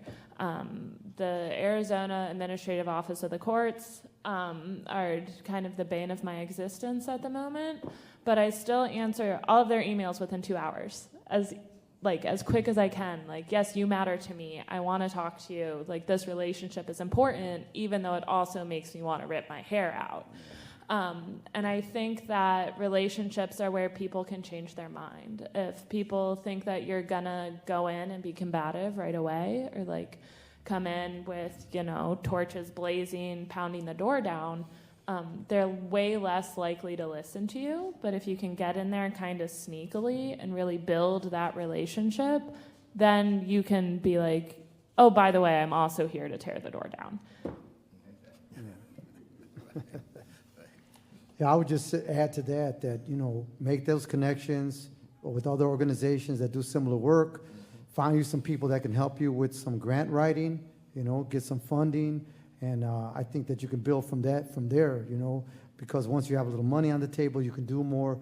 I know you want to pull on purse strings to these, but there's a lot of people that will give you money if you show that the way you frame your messaging, and you say that you want to do it some social change or something to that effect. I think you can get it, and you'll make a strong base. Get the right team around you. People that are in it for the win. I think that'll go a long way. Well, all I can say is that's why I got so much faith in my students. They go and practice law, and now I'm thinking about Philip. Like when you get. He has this quote that I love. He says, becoming a lawyer allows you to do things, right? And they'll be in positions to be able to lend a hand to folks who need that support. So I just say keep up the good fight, because you align with some good folks already, from what I know. I heard Evelyn name, I heard Bridget name. So they down in the South doing the work. So I believe we will rise. Utilize law schools. You're in a law school now. Jailhouse in a law school. He's in a law school. Law schools, law students are valuable tools. So, utilize them. Hit them doors. And sometimes doors are open. And look at the spaces that you're in now, right? Remember I said in the beginning, exchange information, collaboration. We collaborate at Jailhouse all the time, right? We get work done through collaboration. So have your card, reach out to people, get the phone numbers, exchange, send an email. Like, that's how you get information and, resources and things like that, and ideas. And it's gonna take work, and just be willing to be, patient, and it'll pay off. Hello, everyone. Hello. First, thank everyone. This has been amazing. I'm gonna be quick. I'm not really gonna introduce myself. I'll be speaking a little bit later. But my question is this: when it comes to people that's coming home, right, that's doing jailhouse work, right, in the sense of being a lawyer, or even just, we have some that have been paralegals, right, that have helped jailhouse lawyers as well. When they are coming home, how successful are we seeing them that's continuing to work, or stepping into other fields with that same experience or that same kind of discipline? Okay, I'd like to quickly say something. I got 2 of my cohorts, Bernard McKinley and Marshawn Allen. Both of them are featured on the website of Flashlights. With Gabby was generously put them up there. Both of them are in law school, like yourself. They are, going to be lawyers, and they were given the opportunity, like we were talking about, knowing law students, knowing law professors, knowing people that do this type of work, help them get a leg into these universities, and I think that's important, to see that that's possible. If we have more of them who are released, because both of them serve their time. Both of them had murders, and now they're on their way to be lawyers. They're in their first year law school. So I hope that there's going to be a lot more success stories like that, because Illinois has very few formerly incarcerated people who are going to law school because they think it's unattainable, when in fact it is. And if you get the opportunity, go back into the prisons if you get the opportunities, because people need to hear the story, right? They need to know that it's possible. I think a lot of people just don't know anybody who have came home and like got into other areas of the law, right? Everybody go for criminal, but there's other areas of the law too, right? And just encouraging people to like invest their time into learning whatever it's corporal or whatever it is, right? So that they can probably find a soft landing in different areas. But definitely just exposing yourself to people on the inside and letting them know, you know, it's possible. I think that helps as well. And I'll just say, I think the numbers are misskewed in regards to what is quote unquote reentry or what is recidivism, because, I mean, shoot, I've been home for years now. Ain't nobody ever come and ask me, oh, are you employed? So where are they getting this data from, right? So you got plenty of formerly incarcerated people who've gone on to get gainful employment, but it's not being quantified, right? And like with the Paralegal Pathways Initiative, the term paralegal is really just an umbrella term, because the goal ultimately is just to get people employment in the legal field, which we've been able to do. So, and it's not just in quote unquote policy, but we got advocacy, we got folks that's actually paralegals that's doing housing. So we have people, our people are coming home getting employment. It's just, you know, who controls the narrative basically shapes and molds how it's being framed. I think, too, something that's important is how success is defined. Because a lot of times, success is defined by the agency, by the government, by the researcher, without ever stopping to ask, what does success mean to you, the person who's doing the thing? Hello, I'm Sheena Eastburn. I'm from Missouri, as she was talking about. I'm the founder of Show Me Justice for All. I am also a former juvenile life without parole. I came home under the Miller versus Alabama in 2017. And thank you. I just wanted to address that sometimes us that come home, because I did law, of course, when I was there, I came home and I worked for a law firm for a year, but I was the least paid. I was the one working the longest hours, and I was told I could never go to law school, that this was the best I could get. So I think that my question is really addressing that when people are coming home, that we know that we are valued for what we're doing, and how to spread that word more to the people going in. Because I worked for a year with hundreds of cases, and I felt like I was just taken advantage of until somebody said, quit letting them pimp your pain. And I finally quit that law office and started my own organization. But I think that it's just very important that we cover that we are valued and that we should be valued when we come home. And thank you so much for your panel. Hi, my name's J. Monique Baker, and I am a former jailhouse lawyer. And the statement you made when you opened this panel is so true. All of us do not want to be lawyers, but we do have a value in the community. And I feel that not just former incarcerated people, but each person has, they got skin in this game. And so all the organizations, it's great. I love to see people starting organizations, each one pegging what it is that they're setting out to do. But we're talking about human rights, and I look at it more like human interest. Each person should be interested in the next person. When women come home, they owe it to their children. They have to have that conversation. It's a people issue. And the more humane we become, you'll see a lot of the problems drift away with the help of all of the work that each of these organizations are doing. It's the job of the cake maker, the donut maker, the bus driver, the teacher, the lawn man. Each person, every person that you come in contact with needs to feel like they have value. They need to understand that no matter what it is that they're doing, I see you. And it's so important that I have looked at people in their eyes and smiled, and I see their back straightening up. So I think that it's more of a lot of human interest that should go into the work that you guys are doing, the wonderful, hard, difficult job of policy making and advocacy, but that each one of us who aren't in that arena also have a responsibility to each person. And I'd like to say that also, you don't have to start an organization. We could start our own organizations without the backing of government, all of those people, but to band together and just come up with our own agenda without looking for them to pat us on the back and say, it's okay, go forward. Thank you.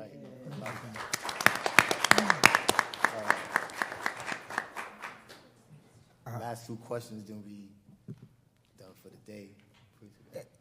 Being here is so, I want to say a bad word, but it's so phenomenal. Like, we're all like colleagues in here. And so I just want to get 3 points. The first point, thank you, Jody, but let's not forget Mumi Abu-Jamal. If you haven't read the book, please get the book. Go to chapter 3, because he talked about we don't have a Jailhouse Lawyers Association. I took that as an altar call, you know, like, oh, you asking? So we have our own Jailhouse and Street Lawyers Association. I'm from the Jailhouse, and now I'm a Street Lawyer Association. I'm Andy, a.k.a. the Hood Candidate. But to a few things that said, we no longer have correctional facilities. That's a big issue. There's not a correctional facility. In fact, what it is it's punitive, it's human trafficking, and they're running a criminal enterprise. It's RICO. So the very things that they charge us with is what that system is doing. And under this challenge in the UPL, I've litigated a lot. Sued judges, prosecutors, presidents, governors, I don't care. You infringe upon my right, I'm entitled to a remedy. What I learned through all that is the issue is they violate their oaths, and then there's no accountability when you violate your oath. So that's what I've learned through my street lawyer litigation. The Jailhouse litigation, I beat a dope case in a bench trial. I could not believe it after I confessed. That's when judges were actually judges. I'm from Illinois, Kane County. And the third thing, and this is to all of us in here, I got this idea. It's from a Bible verse, Judges 7, 1-8, about 300 people. 300 people is 2/3 of Congress. And while we keep talking about Trump being a felon running for president, those are open jobs for us. That's 300 jobs that we could become 2/3 Congress in the next 4 years. And then come 2029, we will repeal the Death Penalty Act. We will repeal the Prison Litigation Reform Act because we can't trust the judges and the prosecutors, so we got to do it. We're the generation that's saying next time we come 2029, we coming to celebrate. We need to be having parties because we finally got our, SHIT together and stop asking somebody to do for us what we ought to do for ourselves. Thank you.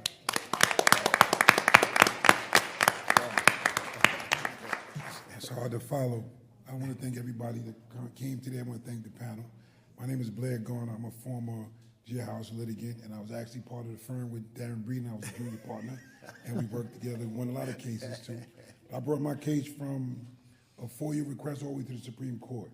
And what I learned is that the law is so complicated. When you look at the chart, the legal chart, when you're studying law, you see criminals like 10, 11%, and everything else in the world, contracts and everything else. So what I found out was that we skipped over something. We're dealing with 51 systems in this country, 50 states and the federal system. But the most important commonality of this whole system is the prosecutor. The power of the prosecutor. Nothing gets in front of a judge without the prosecutor. And they have a relationship with groups of police officers. So they call each other, they sit down, they figure, okay, we'll put all these charges. Like I was overcharged. 2 counts of murder turned into 8 counts of murder. So they had 4 chances to decide the scenarios that made sense or whatever. And I was acquitted of those charges. But that also led to everything else in my life going bad. But the power of the prosecutor. So I didn't hear that today about what's being done about trying to curtail or regulate, or like you said, like the brother just said about their oath. They're violating their oath every day. They'll admit it. They rarely say. That's why you have thousands of men in this country vacated convictions, but they're still not exonerated. Because the prosecutor does not want to say, we messed up. They always say the same line. You hear it all across the country. I stand behind my case. I stand behind my conviction. So it's a cabal. It's a fraternity that's stronger than all of us, but we need to address some of that. Why do they have so much power? You see some people cannot get charged with any crime, and next person get overcharged by 50,000%. So the prosecutor's power definitely needs to be curtailed, and it would change the whole legal system from the middle, because the judge is supposed to be a referee that's even this whole thing out. Most of the time, he defers to the prosecutor at all angles. So in the same thing when you're dealing with an indictment, you're saying, how did I get indicted on this? When I was in another country, they had no evidence at all, but the indictment is still secret right now. Only the indictments that we know about now that's not secret is P. Diddy and Trump right now. Everybody knows all of this about their grand jury, but you can never get anything from the grand jury minutes unless the prosecutor wants it. So they control the whole, it might be a joke, because where are all the grand jurors actually? I never met one.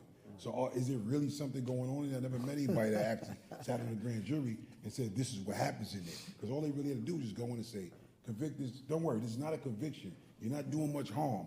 This is just more so we can proceed with the case. So you make these people feel like they're not doing anything by passing this indictment off. But the indictment, we already know, is so serious.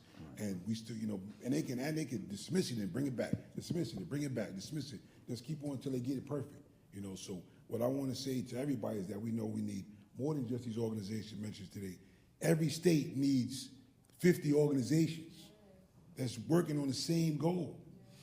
Because we have to, and these senators and assemblymen, me and Mr. Breeden were able to get senators and assemblymen regularly into the prisons. And they have a law in this state that says they can walk in any time and just see what's going on. But of course they won't do that because then they'll expose the truth. So they call and say, look, we'll be there in 3 weeks, clean up your mess, and we'll be there. So then they come there and everything looks like it runs, perfectly. But we're right there looking like, please, just look to the right there. We can't go down that hallway right there. They told us to just make a left and not go to the right. So until we get a grip on some of these realities and these systems that sometimes we deny that they really exist, and it's not saying that we're all innocent as men in prison or formerly incarcerated people, even still out here now. But if I'm supposed to be the criminal, right? And you're supposed to be doing everything right. If you do commit worse crimes than you say I committed, then where is any balance at all? Where is any checks? We're just going to keep perpetuating this whole thing. So with that, I could go for another hour. Thanks a lot. Can I make a quick comment to what he just said? A quick comment. And that is, it's this judicially made doctrine, which they call immunity. The prosecutors have immunity. That's their shield. When they have this qualified immunity, you can't sue them, so they have no accountability and they can do what they want to do. The same thing with the police. They hold accountability. And then the judges, which is, again, their own judicially made doctrine or law, which said, Law 101 tells you a judge cannot legislate from the bench, but they do with these doctrines. And the doctrines holds that a judge has absolute immunity. They made their own absolute immunity. So we, as a people, you're right, need to organize and need to say, hey, that got to change. You shouldn't be able to do it. That has to change, because if not, there's no accountability. They're going to continue doing this. There's going to be wrongful conviction and or these people, like you said, you try to fight it, you try to sue them, you can't, Yeah, I'll leave it at that. Look, it's been great. I know everybody's tired. It's Yeah. been a long day. Thank you all for coming out. And with that, I'm going to pass it to Suki for closing. Maybe just a round of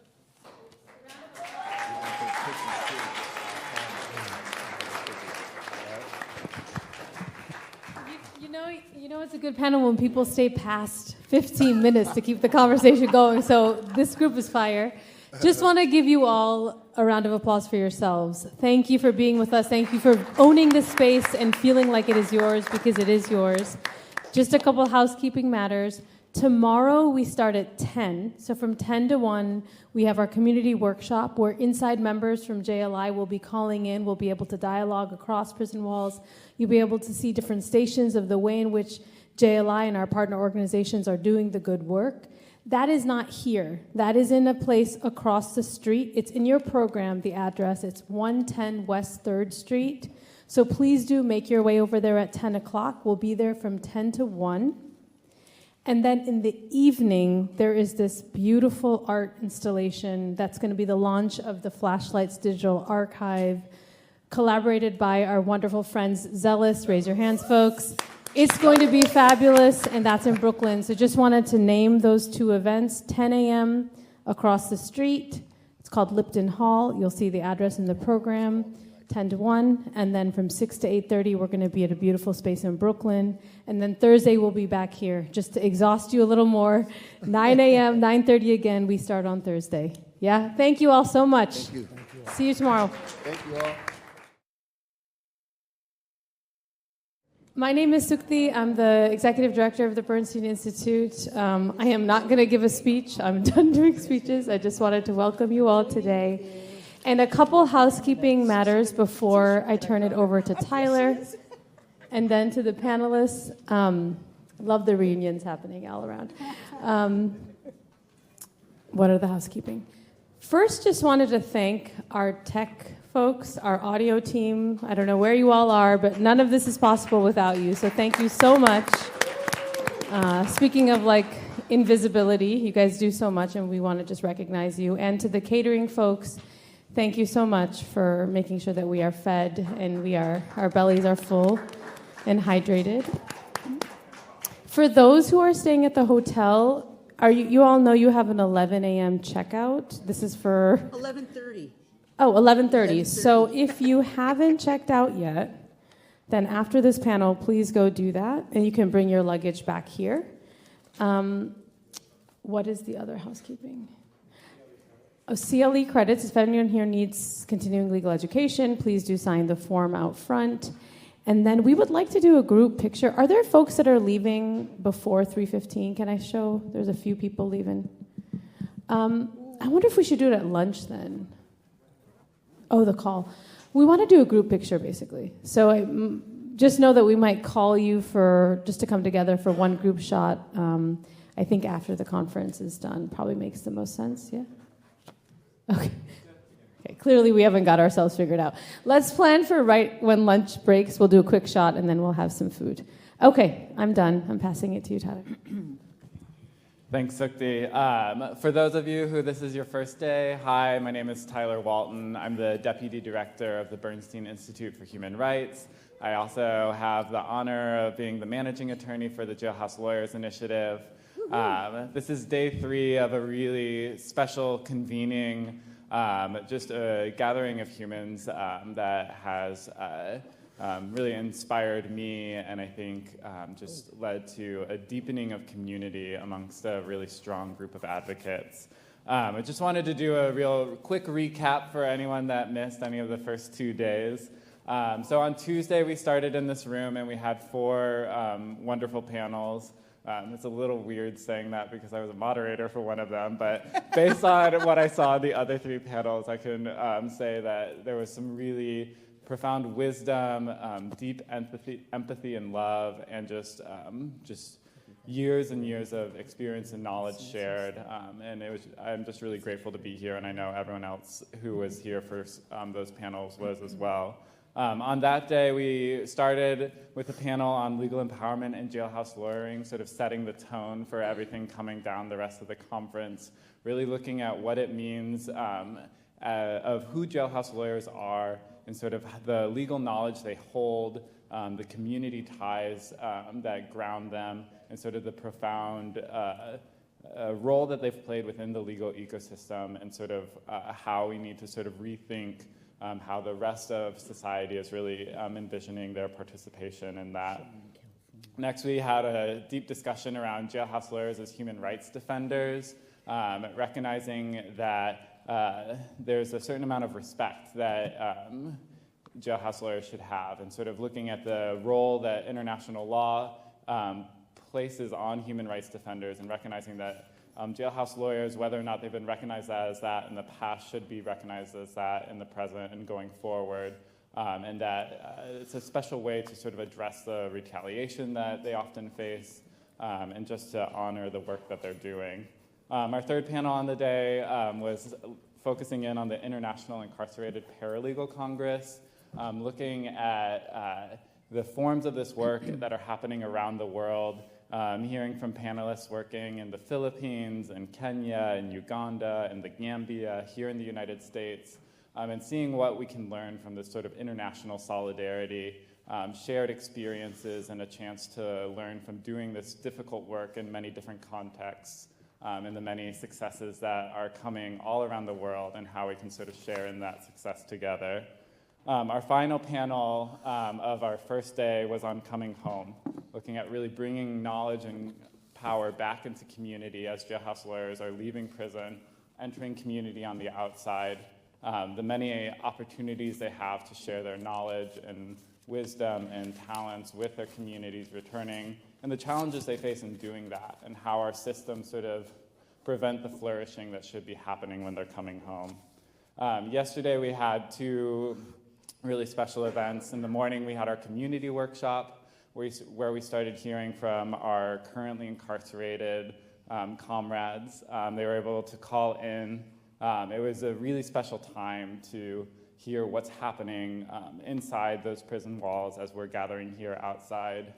Just having a moment to come together as community and sort of reflect on the love, but also the pain of separation. I think that was especially evident with the 3 planned panelists that weren't able to even call in, and sort of showing the struggle that we continue to have organizing across the prison wall, which we'll hear more about in this panel, I think.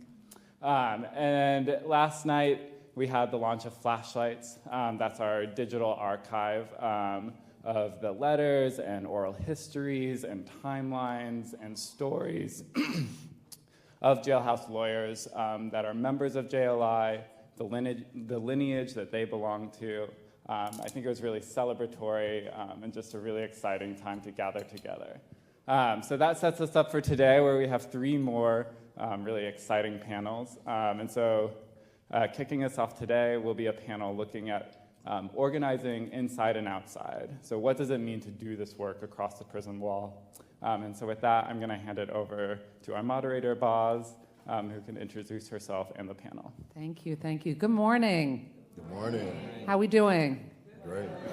Can we get a big round of applause for Tyler, Sukti, and Jody for creating, this is not a conference, it's a vibe, and we love it. So thank you guys for creating this and manifesting it. So my name is Boz. I'm the founder and executive director of Incarceration Nations Network, which is a global prison reform and justice reimagining network with partners in more than 4 countries, literally all over the world. And we do many things, but we certainly work to abolish borders as we work to abolish prisons. And yes, we can applaud on that. And unfortunately, the U.S. government is not always working with us on that. In fact, it's very avidly working against us.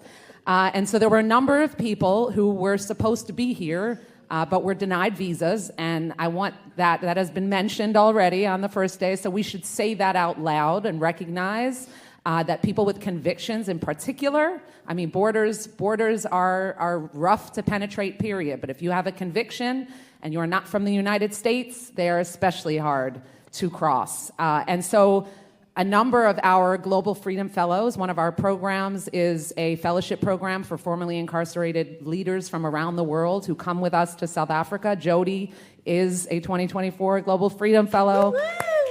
We're insanely proud of her and honored to call her family. Awande is a Global Freedom Fellow from 2023. And a number of our other fellows were supposed to be here. But we're denied. And we are not going to sit down and take that. There is no reason given for these denials. We're thrilled that Awande beat it and is really setting a precedent in such a way that, represents for all the ones who were denied. But we're not going to take it lying down, and it's definitely something that we are going to be pushing on. But all that is by way of introduction to one of our comrades. Before I get into our incredible panel, there are some remarks by one of our comrades, Kanan, who is in Uganda, who is part of Justice Defenders, one of our partners, an organization that I've been proud to collaborate with since before they were Justice Defenders.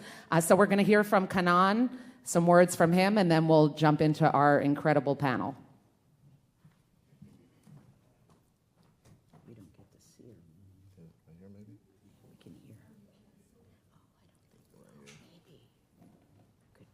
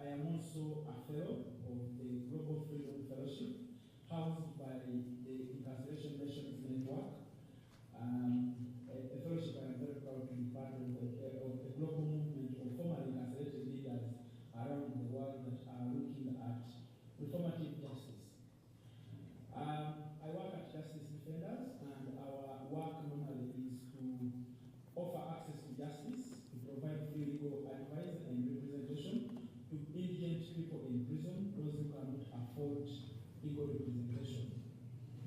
I became a lawyer having studied the law in prison. While I was in prison, I enrolled with the program that Justice Defender runs in conjunction with the University of London. The University of London offers the same kind of degree that Nelson Mandela did while he was at Robben Island. And in a sense, I feel so proud that I am an alumnus of Nelson Mandela, my biggest icon of life. So when I was in prison, we work with the program operates in a way that both inmates and prison officers are trained to become paralegals, but can also enroll to become University of London students. And this November, we are preparing the graduation of about 40 people that have graduated since with the University of London in both Kenya and in Uganda. In Uganda, we have about 19 of us. We are looking forward to having that graduation very soon. That course that we have studied has been accredited in both Uganda and Kenya by the National Council of Higher Education. In Uganda this year, the same course has been accredited by the Law Council, in that we are allowed now to go and do a bar course by the Law Development Center and also become advocates of the High Court and even called the senior courts. My colleague Pascal, that we studied with, will be joining the bar course next year in January. In Kenya, we already have two who have studied the same course from prisons, who are now advocates of the High Court, enrolled to the bar. I have been able to apply the skills that I studied as a lawyer on the inside where I was in prison, where I became paralegal and later rose into the ranks to become a lead paralegal, and did so many cases. By the time I got out, I was proud. I remember using this same information to obtain the job I have right now, that I was proud to have personally supported 230 inmates to get released within a period of about 4 years that I was at prison. I'm using the same skills, same knowledge to do public interest cases where I am so proud of, for example, the case of people who were detained in prison because they committed crimes when they were mentally sick. The law in Uganda was so bland that it could not tell the next proceeding of such a person upon court finding that they were sentenced while they were having a mental illness. But through our petition, I led the team at Justice Defenders, and the government adopted our petition, and these people have been worked on. They have been waiting on remand. The law is for 23 years. We are very glad that there is now this movement of formerly incarcerated individuals breaking the silence and breaking the stigmas that being incarcerated and again denied the opportunity to work after works as double jeopardy and stigmatizing people forever, even after certain punishment. I'm very happy that there are initiatives like this one that I am speaking for, the Flashlights Conference, that is working to address this problem. Thank you so much. Yes. We love you, Comrade Kanan. He is with us in spirit fully. So welcome to this incredible panel. That it's an honor to be sitting up here with these incredible comrades, inside, outside, teaching, organizing, and solidarity across the prison wall. And I wanted to just kick off with a quote from the great Maya Angelou. She says, "Love recognizes no barriers. It jumps, hurdles, leaps fences, penetrates walls to arrive at its destination full of hope." And I think everyone on this panel is essentially a Spider-Man, climbing across these walls, literally and metaphorically, in the name of justice, in the name of solidarity. And so I think we should start, really, we can just go down the line. If you could share about sort of your wall scaling, share about your work, your organization, what you do, how you do it, and the journey that led you there to cross those walls. Yeah. Let's see. What's up, y'all? Can you hear me? Yeah. All right, cool. I'm Saphir. I use they, them pronouns. I'm a formerly incarcerated revolutionary abolitionist. I'm from Philly. I spent 12 and a half years in prison in PA. Yeah, and early on in my incarceration, I was active in the Muslim community. In PA prisons, the Muslim community is the largest, most organized social group inside of the prison. You know, I, just like anybody else, I wanted to learn, and I started studying, and eventually we would go on to do all types of educational programs. You know, we were doing mutual aid, we were doing the commissary disbursements, hygiene disbursements, all of these different things. We didn't use that terminology. Really long story short, about 2019, somebody was transferred to the prison I was in, an incarcerated person named Stevie Wilson, who introduced us to political education, introduced us to works by Angela Davis and different, you know, liberation theories. And yeah, that was an important time because 2020 came, and the George Floyd rebellions came, and we were already actively doing political organizing. We had started a print publication called In the Belly, which is a collection of abolitionist writings by incarcerated people for incarcerated people. It's an explicitly abolitionist publication. We had started a podcast called In the Mix, where we were doing a podcast from the inside. We were doing inside-outside study groups, linking incarcerated people to free world activists, and then studying political education material together. You know, we had a lot of different projects going on in that time period. Yeah, and I came home last year, the beginning of last year.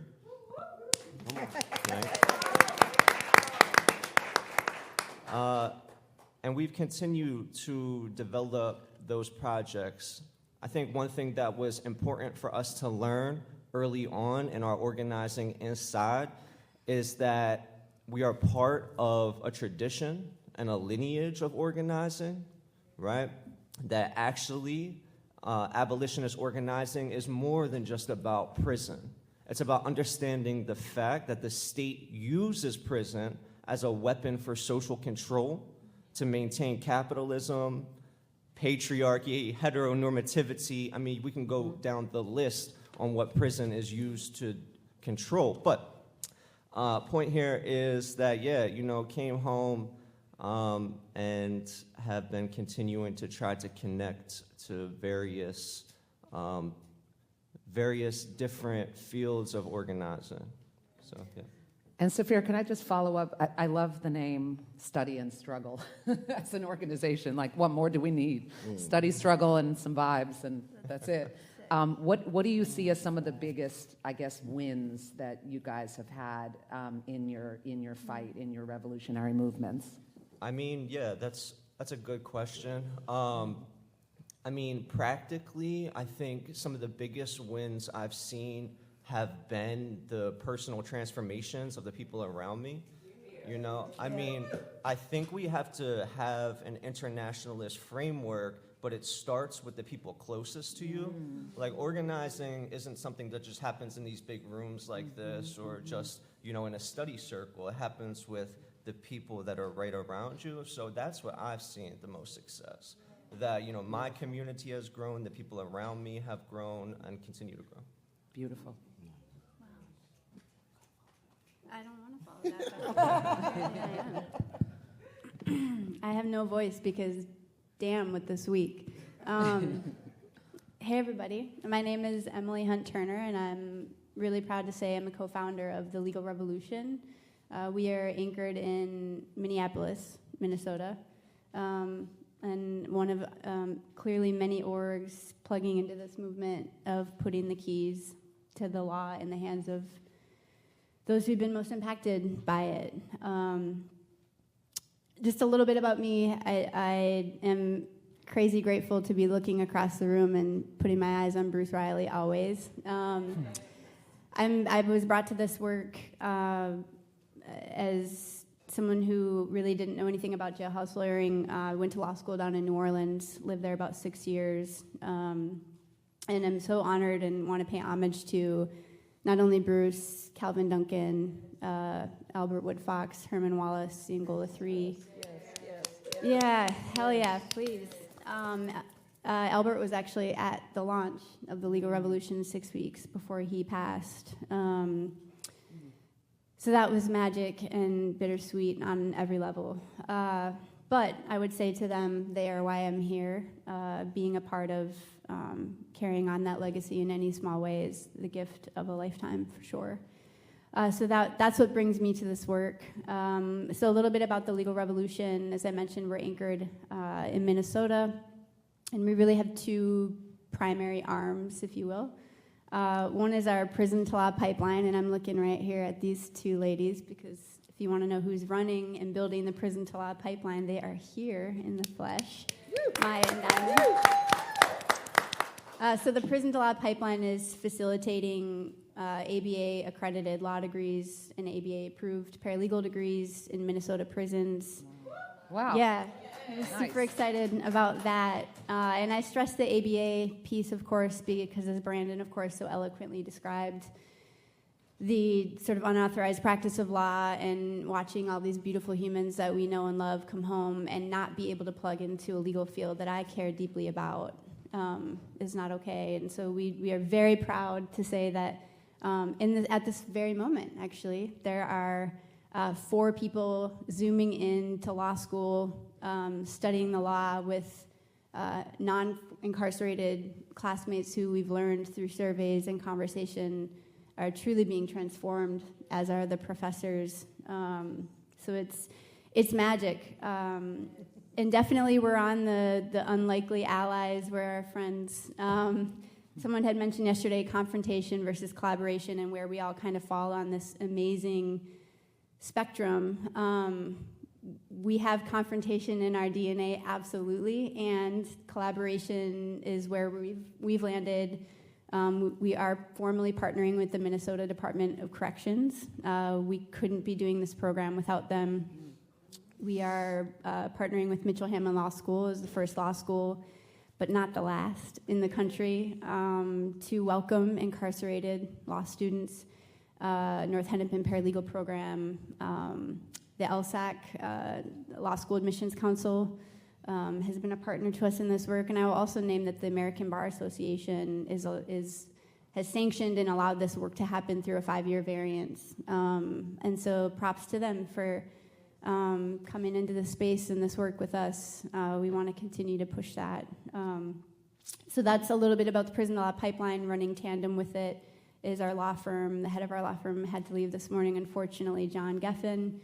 But our firm is really doing, I think, actively 2 things and wanting to do 3 ultimately. But the first 2 are providing legal internships for our incarcerated pipeline scholars, not just because the practical learning is so invaluable and important, but also because, again, we want to make sure that there are no barriers to actually securing the degrees. And especially for the paralegal certificate, it's required to do an internship with a law firm.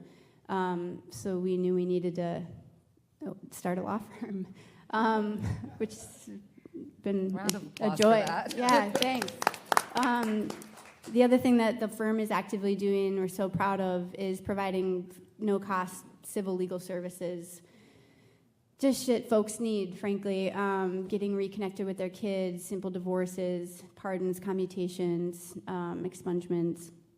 And of course, the last thing that the firm looks forward to doing and has started to do is being an employment partner and modeling as a law firm. One, you don't actually have to be barred to leverage your JD, and we want to create a space where that isn't the expectation. We're going to push like hell to make that happen, but wanting to make sure that that's what we're modeling, and also sort of modeling to other, I hope, values-aligned law firms, not just any law firm, that we are wanting to hire jailhouse lawyers not despite of their record and what they've traveled through, but purely because of it. and looking forward to hopefully welcoming others in the space to join us in that. The last thing I'll say before I hope we can play a clip of Maureen, who is the first ever American student, I believe, to attend law school from prison formally. Wow. Yeah. And she's one hell of a human for sure. I do want to name, and you had mentioned George Floyd. The legal revolution was born out of three things. Of course, most importantly, it was born out of beauty and the beautiful humans who inspired it, and were an extension of work that you all have been doing and so many have been doing for so long. And it was also born out of a pandemic that I would never glorify, but the reality is overnight, folks were attending law school remotely for the first time ever. The American Bar Association had to relax synchronous learning requirements, and paired with that came the execution of George Floyd less than 2 miles from our front door. And the truth is, I don't know that we would have gotten this off the ground and gotten the yeses institutionally that we needed had Minnesota not been facing a racial reckoning that could not be ignored for one more second. And so I'm incredibly grateful to say that there were some folks who showed up and said yes to something that may have not, probably would not have been greenlighted. So our charge is to make sure that it started in Minnesota but doesn't end there. And we look forward to being in partnership with all of you to help us understand where else, how else, what other Department of Corrections might be amenable to what we're doing, since we can now say that there's at least one who would do it. So yeah, if we could play a clip of Can I ask a quick practical question before we play the clip? So I'm assuming this individual had to take the LSAT. How did you navigate that? And I'm asking because I hope folks are out there thinking, oh, we need to start this where I'm at. Yeah. Well, this lovely human here, Diamond Fletcher, this kind of happened unexpectedly, but the first few, the dean of Mitchell Hammond Law School proctored the LSAT in the prison. Wow. It was incredible. We realized quickly that probably couldn't be the most sustainable or scalable version of doing it, but it was his symbolic way, I think, of really showing up and putting his money where his mouth is, so to speak, and that was pretty unbelievable. Since then, and since I was, again, just part of really getting the pipeline off the ground, since it's been off the ground, these two amazing humans have been building it and running it. LSAT, Diamond has formed a partnership with LSAC, and I think in ways we're now in, I don't remember how many, 3 states, about to be in a federal prison. We've administered 31 LSATs.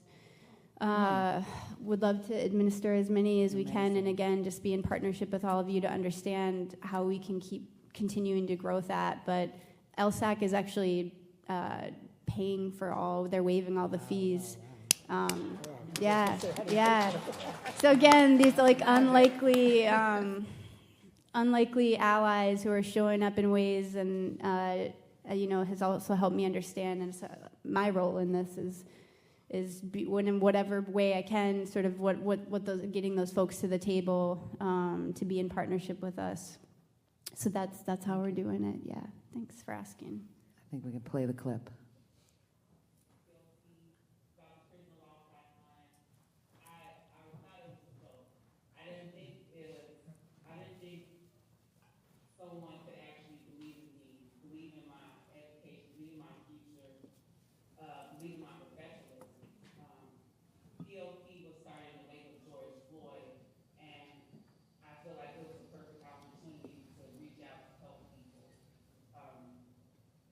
I'm charged with 8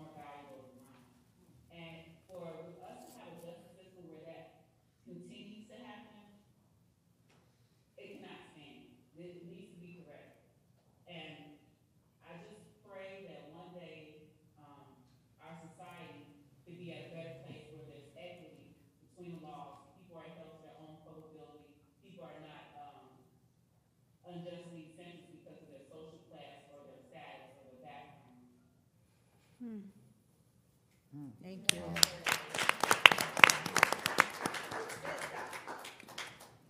Well, I guess it's on me, huh? It's on you. First, before I start, I just want to ask y'all and welcome y'all to just take a deep breath with me. Just one deep breath on the count of 3. Inhale, just exhale. 1, 2, 3.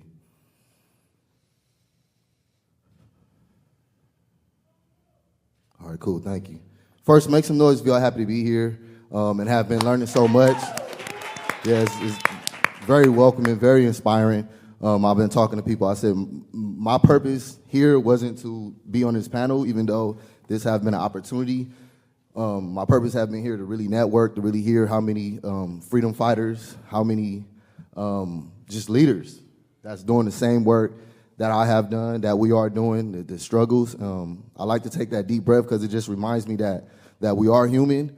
And as we do this work, it's people on the yard right now that's getting ready for yard, that's coming in from yard, that's taking that same air and trying to get to where we are. So that's just a reminder that I like to do.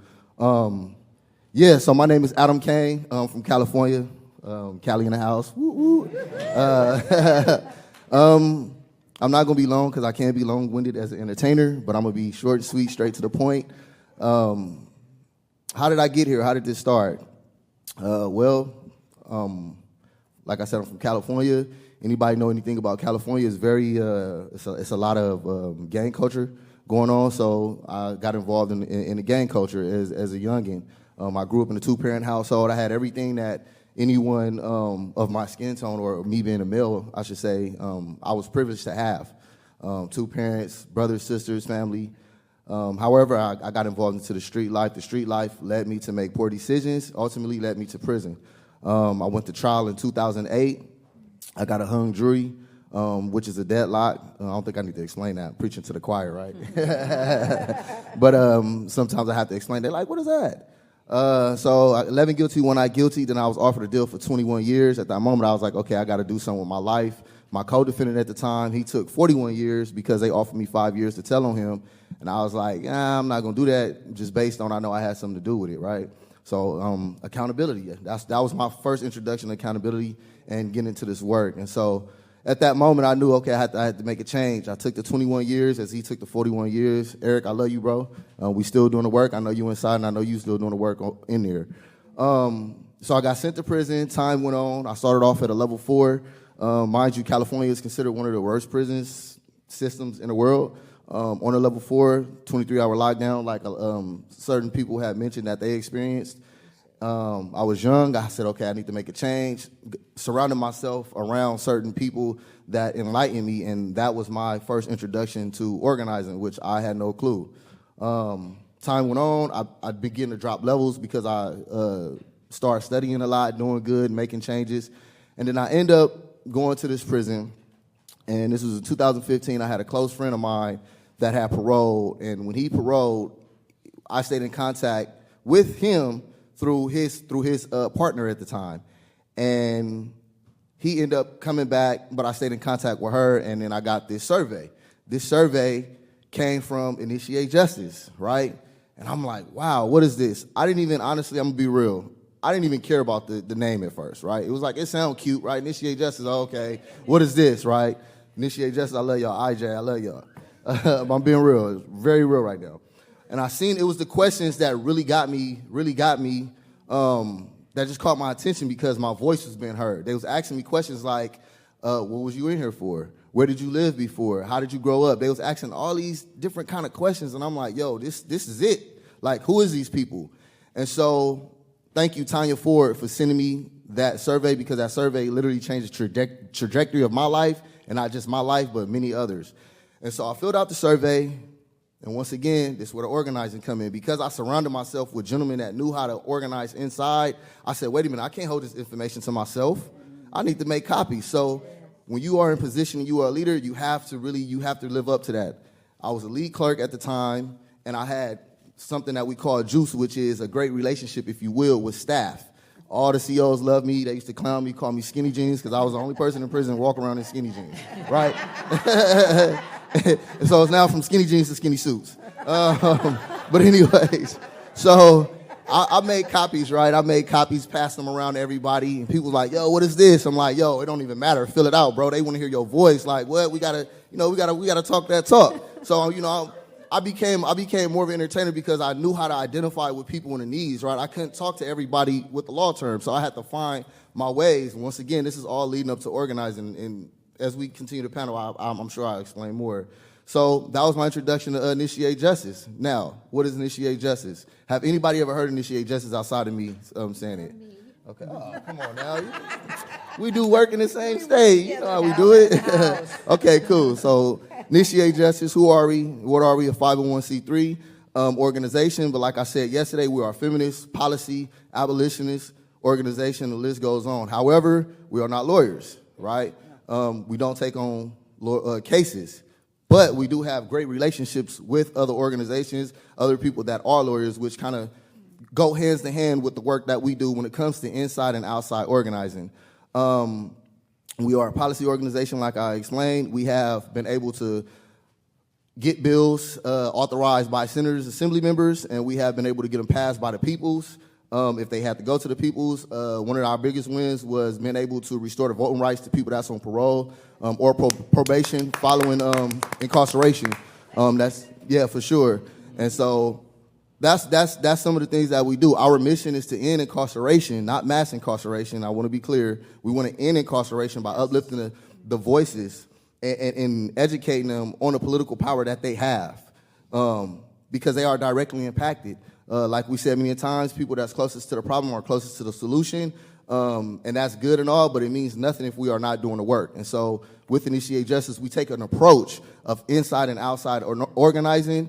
I like to share with people, I should say, we are a modern-day civil rights movement. A lot of things that took place in the civil rights movement is still happening today, and we carrying that torch from some of the ones that led before us, That's who we are. We love to organize. We love to connect and see how we can make collaborations possible, because without collaborating with others and individuals, a lot of this work that we do would not exist. It does take a team of different people and seeing people where they are, and that's where the intersection comes into play with the work that we do when it comes to organizing. Once again, I'm very grateful, blessed to be here, and I enjoyed everything that's been said. I enjoyed all the conversations, and yeah. Pass it to you. I feel like that's a safe space to just stop. So, thank you. Yeah. All right. Well, I'm following my brother from California. My name is Pam, and I'm part of California Coalition for Women Prisoners. And I like to, as I said to Sukti this morning, we say CCWP also means caring collectively for women in prison. And that's what we have been about for almost 30 years, though I will say that we have always had trans and non-gender conforming people as part of our organization and as founders of our organization almost 30 years ago. We were founded by people inside who were fighting a class action lawsuit demanding an end to inhumane and health care and denial of health care and malpractice that was blatant and huge throughout the California system. We were dealing only with the women's prisons. At that time we had 3, now we've got 2.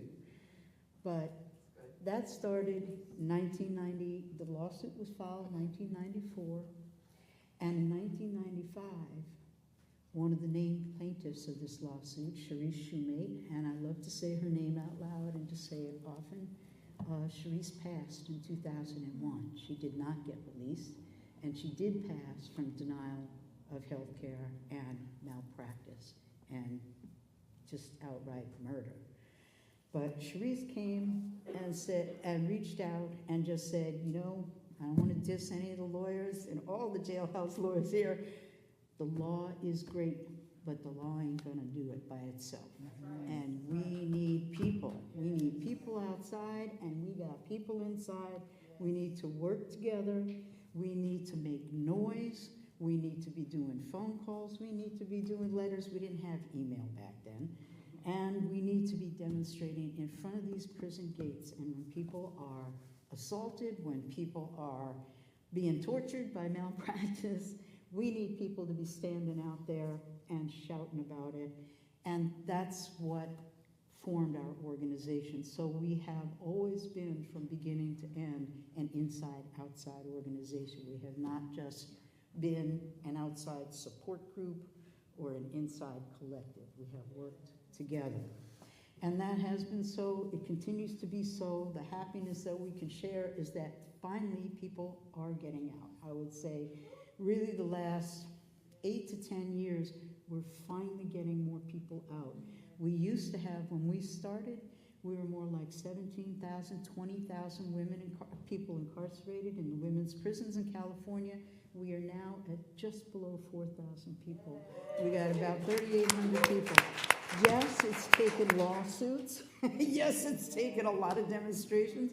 Yes, it's taken us working with many other organizations, California, including Initiate Justice, to demonstrate in front of the personal home of the head of the Department of Corrections, and we got his, pardon my language, we got his ass fired during COVID. And the reason for that was because people were dying. People were being locked up in abandoned cell blocks with no electricity, no running water, no heat, and people were sick, and there was no medicine, and there was very little food.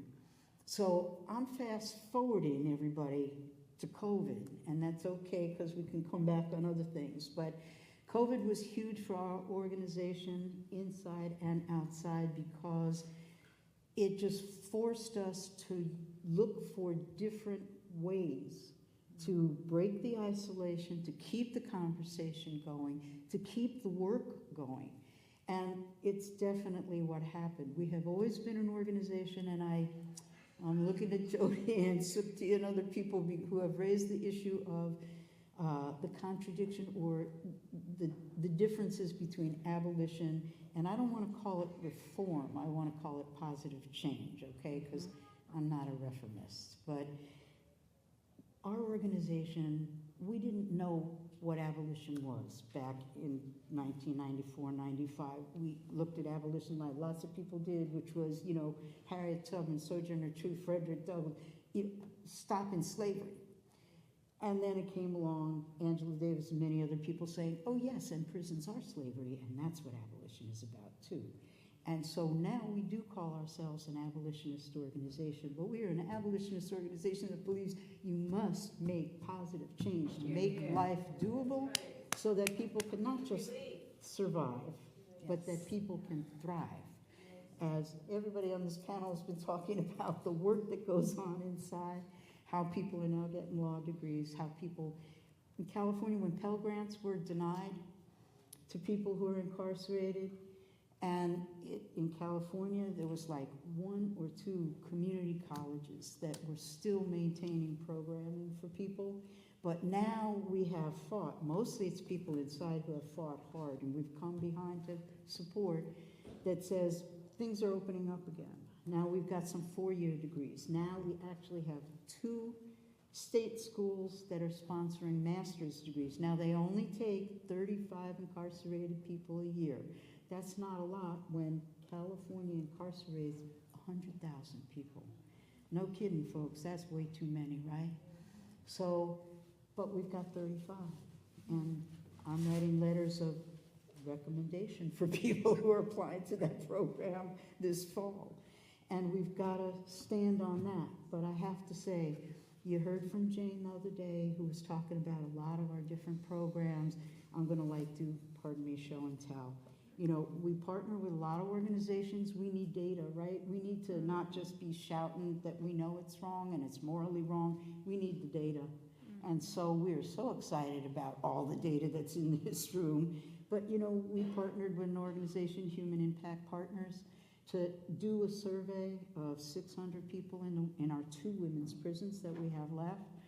And this report came out with a lot of data about what healthcare was like. Yeah, we won that class action lawsuit back in '97, and we're still fighting for decent healthcare today. But, you know, Human Impact Partners, it's a good study. We've got copies on the table outside. We partnered with UCLA with the Sentencing Project to look at the harms done by long-term incarceration to people in the women's prisons. We do a lot of work around what we call ending death by incarceration. I've talked to a number of people. I just feel one of the most important things about this conference, Jody, is you are just such a community organizer and such a networker. Yes. Not to say a brilliant human being, but in the work coming up to this, we have met so many organizations and individuals, CCWP has, that has really strengthened all of our work. And I can't thank you enough for that, because a lot of history is good stuff, but if we don't work together, we're not going to make it. Because again, I'll say, we love the law. We love making changes in law.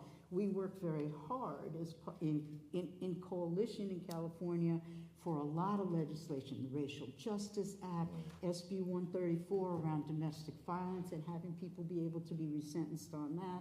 We've been trying to push through legislation around changing the felony murder law, because so many of our people, and I know I went to an appellate project attorney probably 10, 15 years ago at this point to ask him to help us write a template for a writ for a new piece of legislation that had come down the road, which is Banks' decision, applies only in California, but it allowed people who were convicted of felony murder to be able to be resentenced, depending on how your felony murder conviction fell down, right? So, but it's very complicated, right? And this fellow, also named Bruce, I love him, but he says, oh, this is just too complicated. I'm very nervous about this, because what do you mean, that you're not going to have lawyers doing this? And I said, we don't have enough lawyers. We have jailhouse lawyers.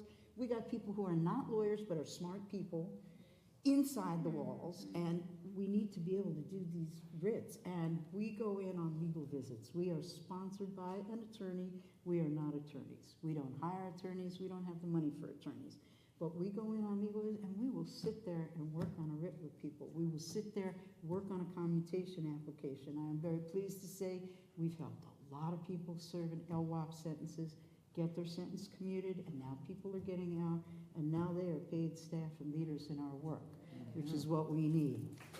And I know I've probably spoken too long. I want to tell you about one other thing, which I've mentioned to a lot of people, is just this June, we initiated a pilot project, what we call our resentencing advocates. And we have so many different changes in the penal code and pieces of legislation that come down the pike, and they're all very complicated. I know all you attorneys know how complicated it is.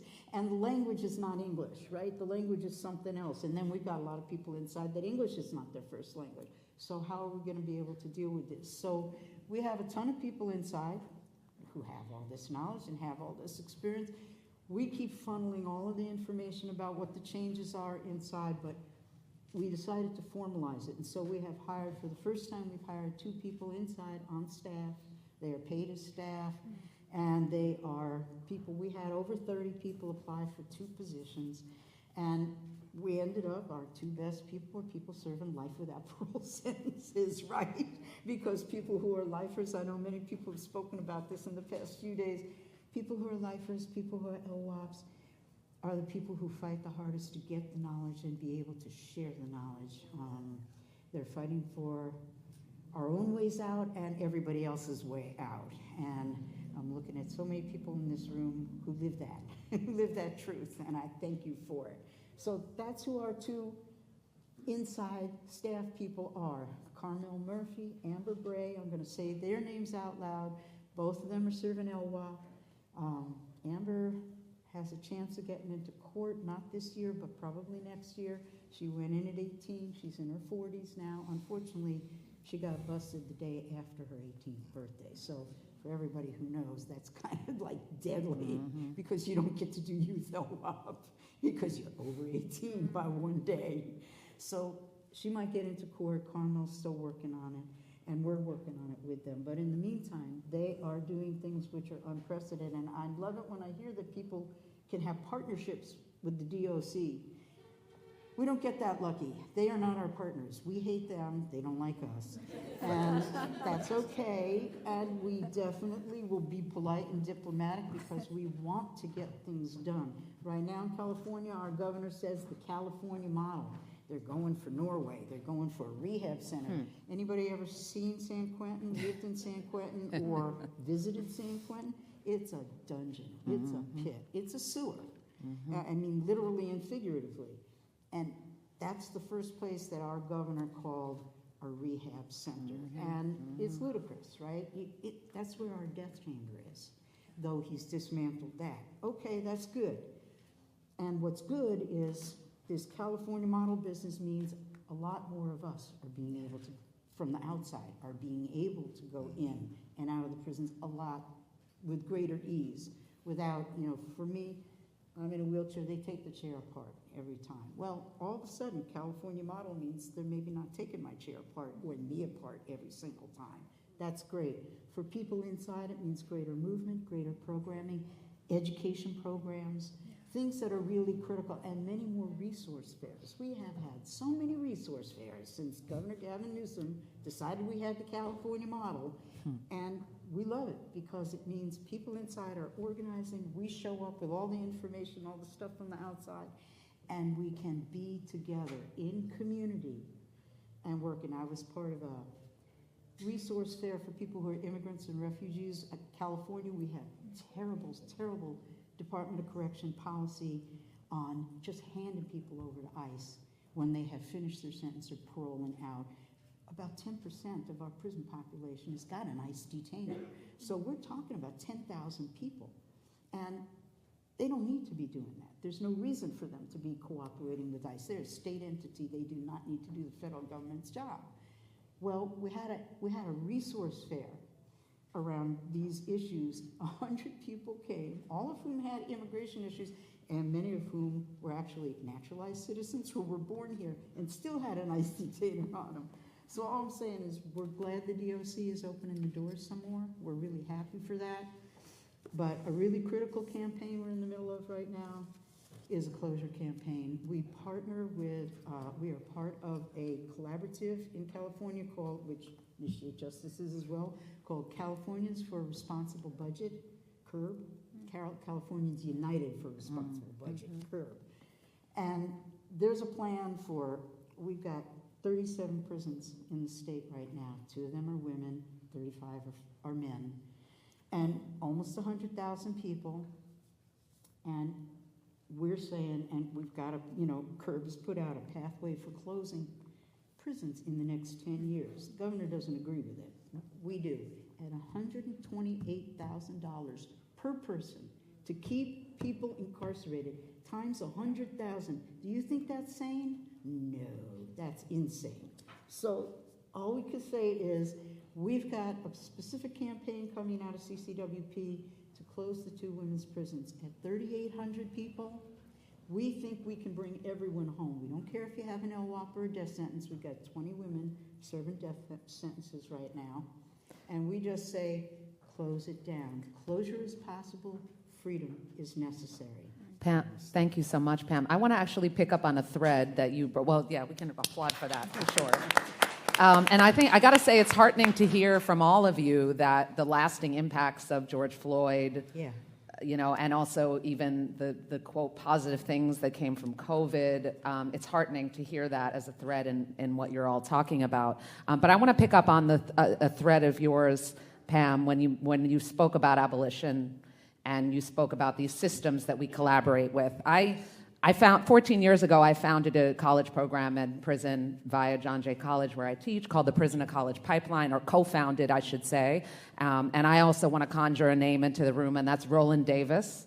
He is the co-founder from the inside. I think anyone who's built any program in prison from the outside knows that you don't build it, you co-build it with the incarcerated individuals who make it possible. And Roland Davis is the co-founder.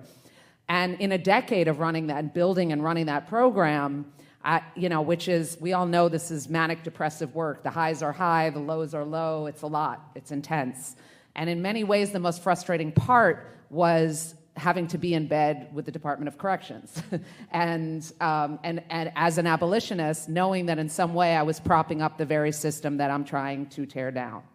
And so I wanted to ask all of you to reflect on this grappling, what it means to work with systems that we wish didn't exist. How do you grapple with that, and how do you navigate that? I also remember when my book, Incarceration Nations, came out, I was terrified that it would make it inside. All the guys, my students were saying, Boz, bring us your book. And I was like, no, guys. And of course it made it in there. Somebody ordered it. And I didn't want the folks inside reading it, because I don't need them to know who I really am, not the students and the incarcerated individuals, I mean the staff. So how do you all navigate that? Yeah, sure, I can start it off. For me, working with the institution or not working with the institution is a question of tactics and not a goal in and of itself, right? Like, for example, if we say, okay, under this material condition, for XYZ reasons, we decided to work with the prison for what, right? Like, we decided to work with the prison. That should not be the goal in and of itself. Like, work with the prison because we want to get better access to the mailroom, video visits, getting, people, higher education, right? So working with the institution or not is a question of tactics, not the goal in and of itself. And just like any other tactic, electoral politics, like we can run the list down, right? We're asking ourselves, how does this line up with our goals and with our principles, right? So, taking that a little bit further, we could say, okay, if we share the same goal, I'm not too concerned about what tactics you're using, as long as we're all trying to get towards that goal. If we're saying the goal, listen, like, you made clear earlier that the goal wasn't to end mass incarceration, it was to end incarceration.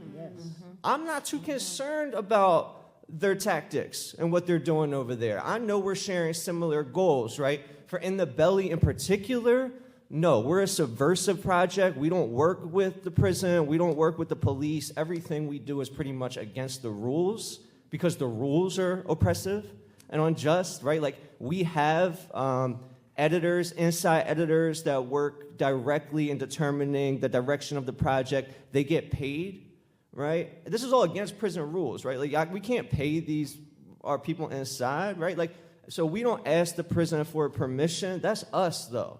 That's us, our particular goal, our particular avenue. That's what we determined in this lane right here, right?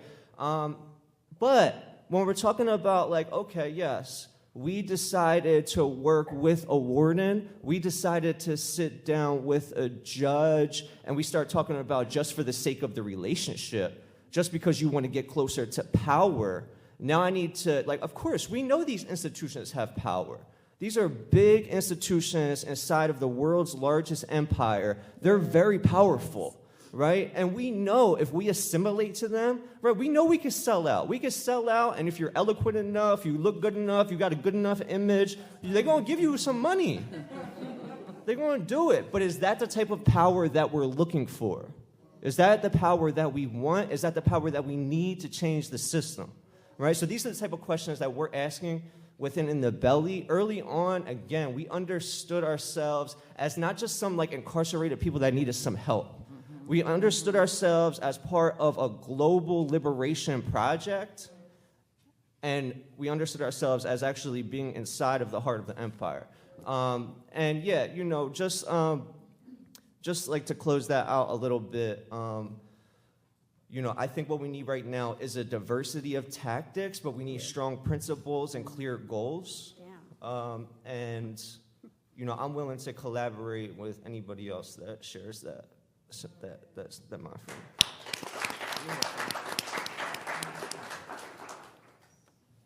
What? Can we swap seats? I think I would say, first of all, for us, that question is sort of multiplied in that we are not only collaborating with the DOC, we're collaborating with legal institutions at the very core of which are rooted in really problematic things. We had so many conversations on the front end of this of what are we inviting folks and joining in solidarity with folks, what are we inviting folks into? As an attorney myself, that was a daunting question, and so I think that it's the ABA, it's many institutions for us. And I think the answer for us and a guide for us ultimately goes to, well, one, of course, Calvin, Bruce, Mo, Pepe, the people that helped us get this off the ground, Albert, if they're giving us the green light, that's our green light. And so if the folks who are on the inside and the folks who've been impacted are saying this is the right tactic, we're going to move on it. I think the other piece is, at least for us, institutions are ultimately a reflection of people. And I think some of the sort of the healing in the movement that we're wanting to plug into is also just the healing of humanity on such a broader level of, and someone had mentioned over the course of this week, and Jody, I think you really embody this, and we feel that all the way in Minnesota, and now we've gotten to feel it in person. But healing and the growth of the human spirit happens in relationship. And those relationships can transform in spaces that you never would have expected. And ultimately, again, when you change the people behind the systems, you got to trust that the systems will follow to some extent. And I think that's maybe a North Star for us. Thank you. So now we get into organizing, right? Because you got to develop relationships. So Taina Vargas and Edmund, right, and Rich Edmund Vargas, Rich Vargas, they was married, right? Taina seen a variety of things that was going on with CDCR, which is California Department of Correction Rehabilitation, right? Coming in, visiting her husband. Rich was seeing a variety of things that was taking place as an incarcerated person, and him going out to visit to see his wife, right? And so that was the birth of Initiate Justice, because they like, yo, it's a lot going on. It's a lot of equality. Not equality. It's a lot of division going on. It's a lot that's going on in the visiting room, especially with the way CDCR officers move, the way they're trained to move. Not all of them, but the way they are trained to move. At some point, you have to work with CDCR if you want to go inside a visitation. So when we look at the challenges and how do we approach these challenges, each institution is very, very different, right? My approach going to one facility is going to be different. And how do we overcome those challenges on a small scale is building those relationships, right? So what that looks like for me and Lee, shout out to Lee Gibson, who happens to be my manager. He's not here, but I love you, bro. Me and him, we really understand community organizing, right? And it's like when we look at organizing, there's so many different levels to it, right? But as a community organizer, that means, going back to what I was saying earlier, I have to find the strengths in people and be able to utilize and tap in on that, right? Because that's a gift, right? It's a way that you organize that's going to be different than the way she organized. But I may need to use her in this certain situation. And so getting to the challenges is we really me and Lee lean on, because we run the inside department, right? The inside organizing department. We have tons of inside organizers, a little bit over 400 inside organizers. Inside organizers is made up of people that's advocating, that's doing some of the same work, is filled with jailhouse lawyers. The list goes on of how many people are involved in organizing, right? And then we have a membership base. A membership base, it's 100,000 people in California, a little bit under. We got half of that's members. So they're getting the information. So I'm leading that to say, and in conclusion is, when we look at challenges, we have to be able to utilize. Sometimes Lee have to be the one to speak to maybe the CRM, which means for community resource manager. This is the person that's the community resource manager. They are responsible for allowing resources like us, right, the orgs that we work at, to go in to provide a service, right? I don't really like to say a service, but in those terms, to provide a service, because that's how they see it. But we're providing education, we're providing knowledge, we're providing information, and that's how we make the change. And so when it comes with challenges, it may not always be the CRM. Sometimes we have had CRMs that gave us a hard time. Well, you know what? We got an inside organizer that's at this facility. Same CRM giving us a hassle, but that same CRM loves the chapel. Okay, so look, we get on the phone with our inside organizers because we in conversation. We in conversation with our inside organizers. So it's being able to utilize and being able to say, hey, we may not be able to come in right here, but the brother talked about it. Tactics and strategies. When it comes to the challenges, we got to have a tactic. We got to have a strategy. So it's multiple ways, and it's not just like, okay, this is it. It's multiple ways. Sometimes I've got on phone calls. Sometimes it's been emails. Sometimes, like, this is a true story. I'm getting ready to go to a facility, and me being able to go to that facility started from a post that I seen on Instagram. Oh, this is my homegirl. I DM'd her, hey, what's up? Plug us in. Boom, we got the access in. See what I'm saying? So when we look at organizing, we got to utilize all the different angles, even in the challenges, because the challenges going to come most when we're outside going in because they think we're trying to do something bad. And it's like, no, we're not trying to do something bad. We're actually trying to do something good that's bad for y'all. You know what I'm saying? So, it's just different strategies and just understanding like, okay, this warden may be tripping, but I guarantee if we get in front of that warden, they're going to be like, okay, yeah, we need y'all in here. Yeah. You know what I'm saying? Because once you got their attention, what are you going to do with it? And if you come talking something that they can't see, a collaboration, they're going to be like, yeah, no, because they know we're trying to shut stuff down. They're trying to shut us down.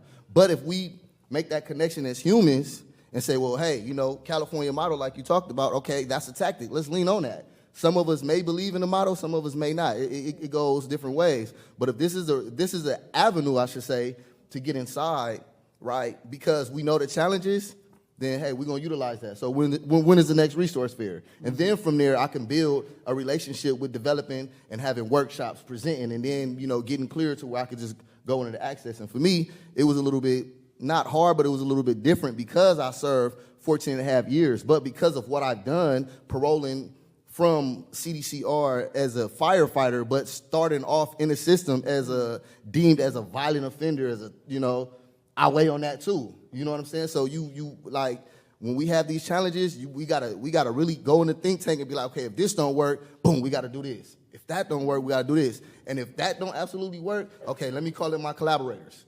Hey, Jody, you got to connect it over there? Yeah, I do. Well, can you plug me in? Yeah, got you.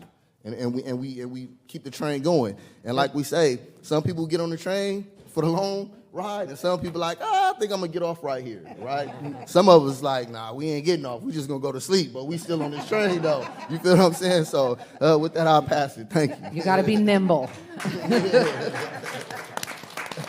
like that. Some people just go to sleep. Yeah, some people go to sleep. I want to give an example. It's a little bit strange, but we're dealing with it right now. There's a huge level of sexual assaults in all prisons, right? In women's prisons, it's horrendous because it's primarily about the staff. It's COs, as one of our members has said. What do you do when your perpetrator has the keys to your cell? Mm-hmm. Now, that's pretty, pardon my language, shitty stuff. Mm-hmm. That's really hard to live with. So we worked with many state legislators. We went to the Women's Caucus. We got a piece of legislation passed that was supposed to hold more people accountable and actually pushing to say that the Department of Corrections cannot be reviewing itself when there are charges of sexual assault and violence against the administration. However, getting a piece of legislation passed, getting it implemented. So we got it passed. There was a number that you're supposed to be able to call. PREA. People know what PREA is, right? So, okay, number you're supposed to be able to call. 800 number from the inside. You call that number. You're supposed to be confidential, blah, blah, blah. Turns out the number didn't work. So we went back to them, outside and inside advocates together. Changed the number. Number doesn't work. So we have people inside who are PREA reps, right? And they are supposed to be accountable to the administration, but first and foremost, they are peers, right? They are members. They are people incarcerated. First and foremost, they are responsible to our own communities. And we get reports from the outside. We will shoot them to the warden. We will shoot them to people going up the tree in Sacramento, which is capital of our state, and that's where the head of the Department of Corrections is.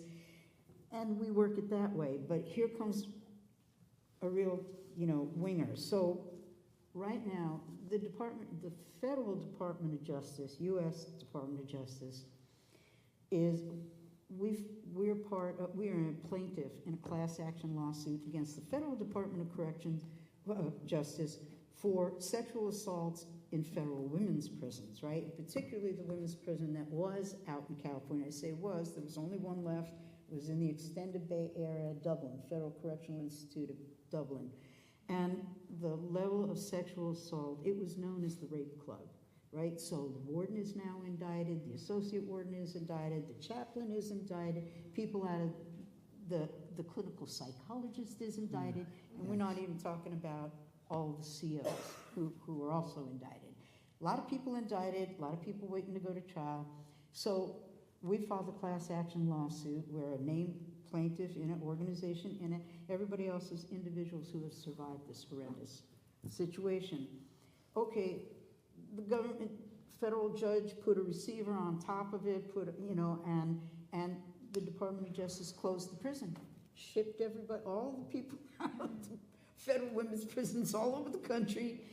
In really bad circumstances, people were moved and harassed the entire way, saying, "Oh, you're going to make trouble? We're going to give you trouble."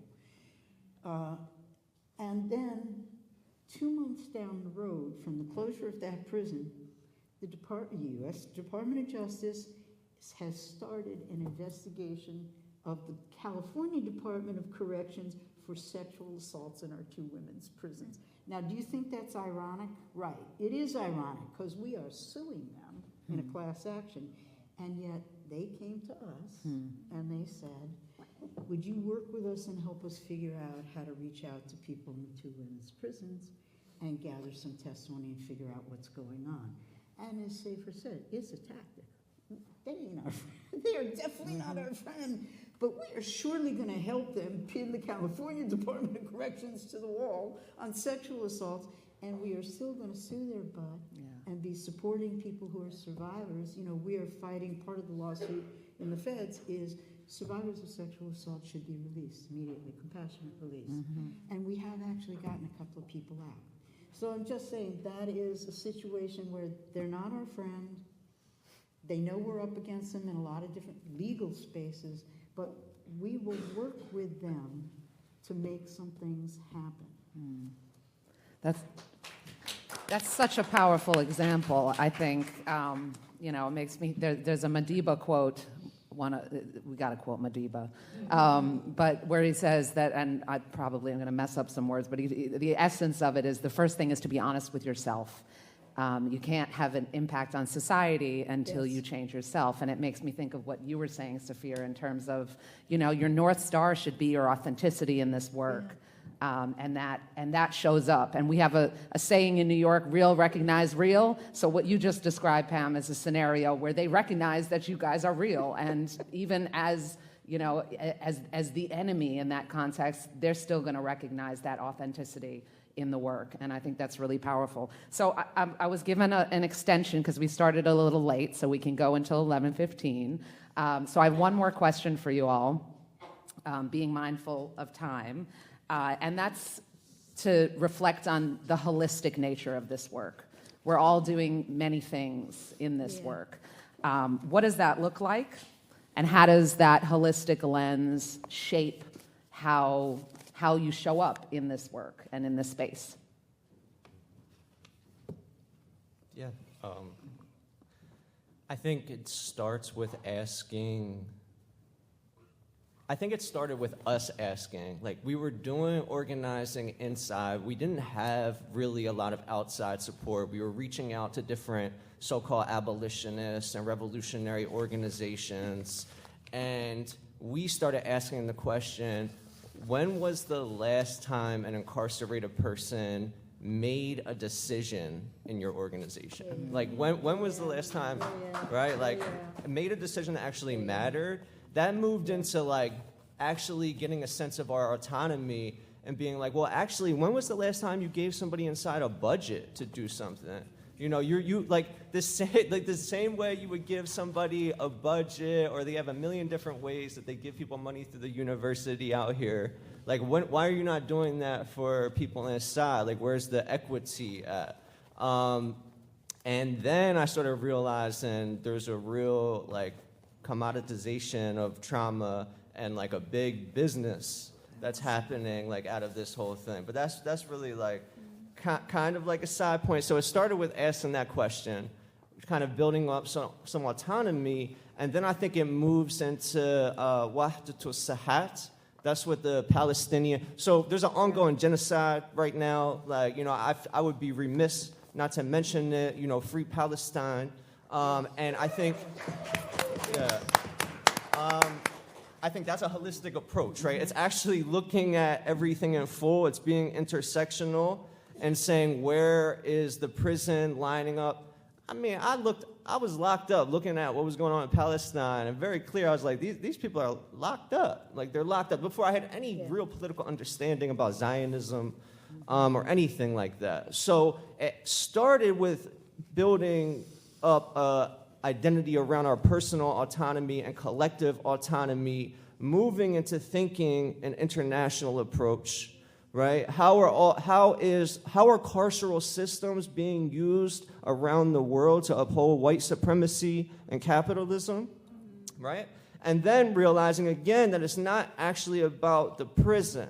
It's about, there's a state, this is the state, we live in the empire, and it uses prison, police, as a tactic to maintain itself. It's a tactic for social control.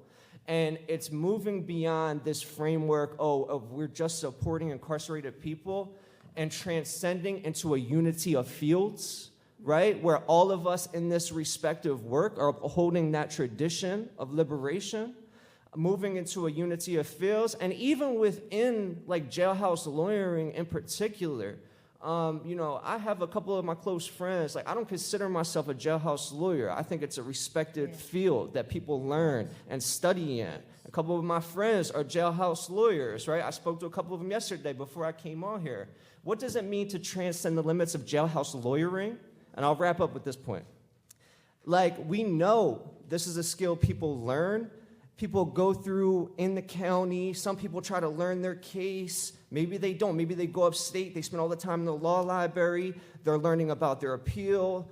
They're learning how to fight civil suits. They're saying, so many people I know said, like, I wish I would have known this at the very beginning, right? I wish I would have known this in the very beginning.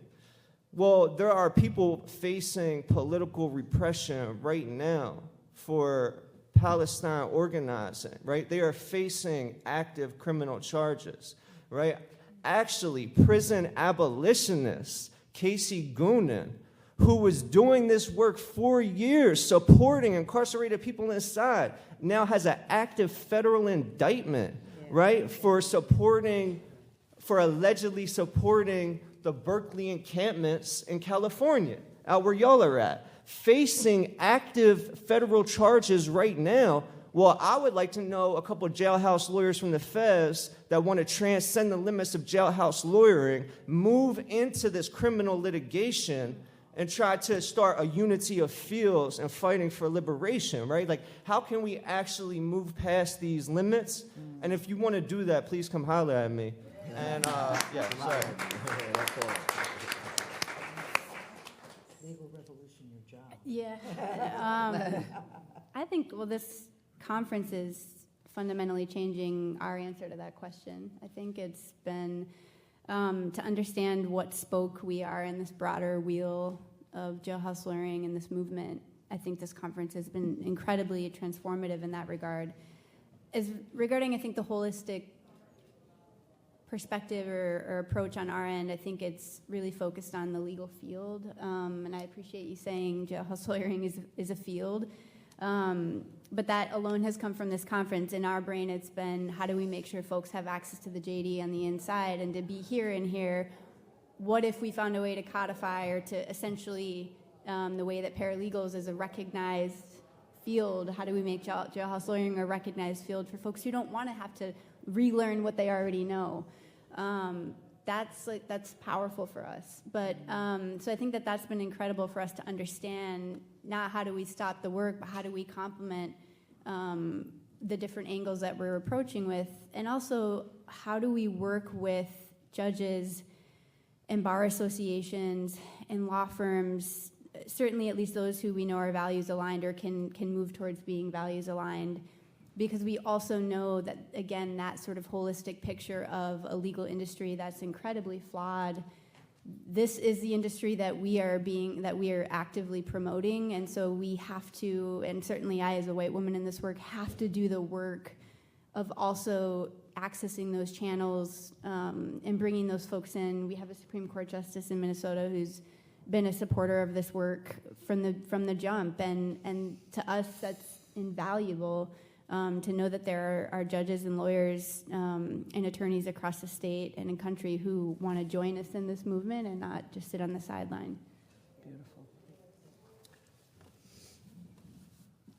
Beautiful. Speaking from an inside-outside approach, when we're looking at, the overall goal, right? Like I said, it's to end incarceration, right? How do we get there? We all got many different ways to get there. Just like last night, there's many different ways to get to the venue. We all got there, had a great time, right? So, I like to use analogies so people kind of follow me like, oh, what are you talking about? Just in case somebody went to sleep on me. I'm just playing. But for real, when we look at that, it's always an inside-outside approach, right? Yeah, we are working on the inside. A lot of great work taking place on the inside. But once again, when we're talking organizing, and we're talking about holistic, and okay, like what's the goal, like what strategies, tactics, et cetera, right? It's important for us to be able to address or have people in position to address the harm before it happens, right? And so what that looks like is like, I use myself for an example. Incarcerated, I learned certain things before coming to prison, and then that led me to prison. Then I learned additional things to keep me in prison or to allow me to come home, stay into that lifestyle to go back, right? It's the cycle. So if we're trying to break that cycle, for me, I had to think, okay, I gotta shift. I gotta be around people that's influential, right?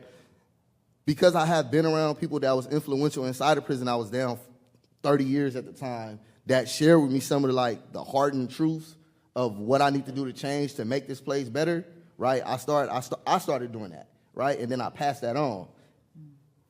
What I'm saying is because I've learned all that, I have been able to come home to be successful, so I don't have to worry about getting involved in that lifestyle, right? That cycle is broke. So we have people that's inside doing the work, coming home, and now passing this on to our little ones, to people that's lost, and providing the opportunity and resources, or resources and opportunity, because I believe those work hand in hand, right?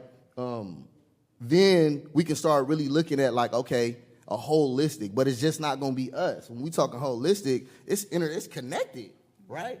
So attorneys and lawyers breaks down and interpret the law, right? It wouldn't be no attorneys if we didn't have legislation. So in order for things to be holistic, right, we got to be able to work from the bottom up, right, and then from the top down. And I think that's our approach. When I'm speaking about organizing, once again, when we look at organizing, saying, what's the overall goal, right? How do we get this? And so for me and for Initiate Justice, that's the approach that we take. You know what I'm saying? We want to make sure that we are reaching the people at the top. I want to make sure I can have good relationships with senators, good relationships with assembly members, right? Because these are the lawmakers. You know what I'm saying? And then, if something ain't right, before we even get to creating these laws, that's why it's, once again, interconnected, and it's good to make great connections, because before we even get this bill or this law passed, right, or to even get authorized, that's where we bring in the attorneys, right? I can't do it. I could do a little bit of research, but I can't really interpret and break it down. So, it's just about being able, once again, utilize people's powers and not powers, but people's strengths. And once we are able to say, okay, these are their strengths, that's where we have to be able to support them just as much as we want to support, right? And so now what does that look like? Now I got, for example, Proposition 57 in California was a prop that opened up the door for me to come home in 2024 because I was a violent offender. I wasn't able to get milestones, credits, and none of that. But because that bill passed, I was able to go to school, college. I was already doing it before because I was on that wave. But holistically and wrapping this up, when that bill passed, the same people that I saw that was like, yo, F school, yo, this and this and this, oh, you better believe when that proposition passed by the peoples, they was trying to go to school to get that 3 weeks off. See what I'm saying? And that's a small goal, but for us, that's something that's like, oh my God, that's amazing. So using that as an approach, I feel like that's how we're going to be able to come to this community to where we are having people that are formerly incarcerated, like a lot of us, that are coming home being successful. And when I say successful, not because of the clothes or the money or whatever, I'm saying successful in being able to share the information, share the knowledge for us to create our own cycle, right? To create our own system. With Initiate Justice, we all are directly impacted. Everybody that works from the board, everybody have been directly impacted. When I say directly, it's not just people that's incarcerated.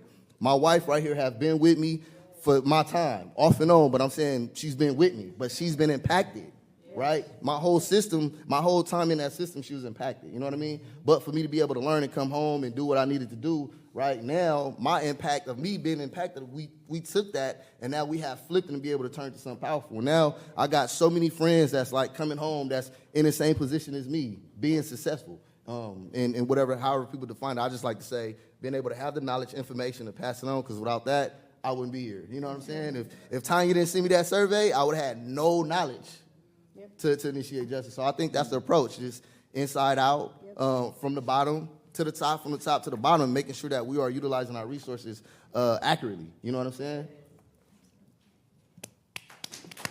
Thank you. Well, I have to say, I'm really ecstatic that you got to come home on Prop 57, but what you didn't tell people, which is that unfortunately, a very conservative, reactionary legal organization, the Pacific Legal Corporation, went to court and sued to stop Prop 57, and right now it's injuncted. And that has impacted our people inside tremendously. People are really discouraged. It can really take the rug right out from under your feet when you know that you are being recognized for the good and hard work that you're doing, and then all of a sudden somebody says, no way, you know, you can do whatever you're gonna do, but we're not gonna recognize that. It's that invisibility thing that people have been talking about, and why there's a flashlight. Right? Why there's a flashlight to undo that invisibility and that isolation. And I have to say that has been the beginning and the end for our organization, is breaking the isolation, breaking the invisibility. It's one of the things that Sharice said, Sharice Shumaid, our founder, said from the very beginning, is that if these walls could talk, we would not need to beg. And we said to Sharice, this is not begging, this is us working together. You are informing us, you're educating us, you are pushing our butts out of our chairs and getting us down the road. And we're going to get down that road together. Prisons, I don't know who said, but I think Saphir said it, was that the whole point of them is to punish people, to lock it up, to control people, to stop people thinking and people working for positive change and building community. And we say the walls can't stop us from seeing civil and human rights violations and for fighting to change those. We do say closure is possible and freedom is necessary, and we also know many of our people inside say that's nuts. We work together to figure out how to do our campaigns. Our whole statewide work around Drop LWOP, for instance, which now has over 100 organizations, individuals, that came from the inside. Our LWOP population in both the men's prisons and the women's prisons, which we have over 5,000 people serving LWOP in the state of California. It's totally fucking crazy, pardon my language. But it is totally crazy. And the whole impetus for that work has come from our LWOPs. Our LWOPs are the foundation of all the progressive programs that are going on inside is LWOPs and other lifers. It's just the way it is, right? Because people see the reality and people know the reality needs to change, and so they're willing to do it. You have nothing to lose but your chains. As Jody was reminding us that Assata said a long time ago, you got nothing to lose but your chains. So for us, people inside say, we don't think you can just open the doors and let everybody go home. We got a lot of bad behavior. And we go like, oh, yes, okie dokie, but that doesn't mean we have bad people. And what we need to do is to build the supports, build the structures, build the systems that allow people to come home, to integrate back into home and family, community, and do the work that we're all here to do, which is to help us grow healthy, live human beings, as Emily has been saying often here. I'm done. Should you dropping the mic on us? Yes. I think that's the perfect place to drop the mic. Give it up for this incredible panel of Spider-Men scaling the walls. Thank you.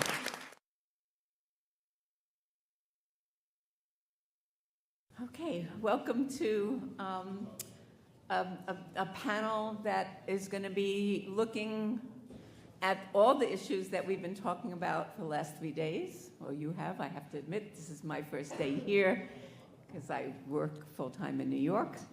But we're going to be looking at it through a particular lens, gendered lens, and looking at the specific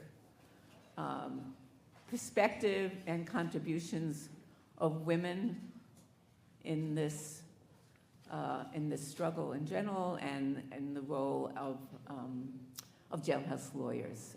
And it's important to do so because we're talking about the invisibility of people inside, and the invisibility of women inside is excruciating at an even higher level. So my name is Judy Clark. I'm the community justice advocate for an organization called Our Children, which works inside the prisons and provides housing and services on the outside. I spent 37 and a half years in prison. I got out in 2019. Thank you. I was not a jailhouse lawyer. I hate the law.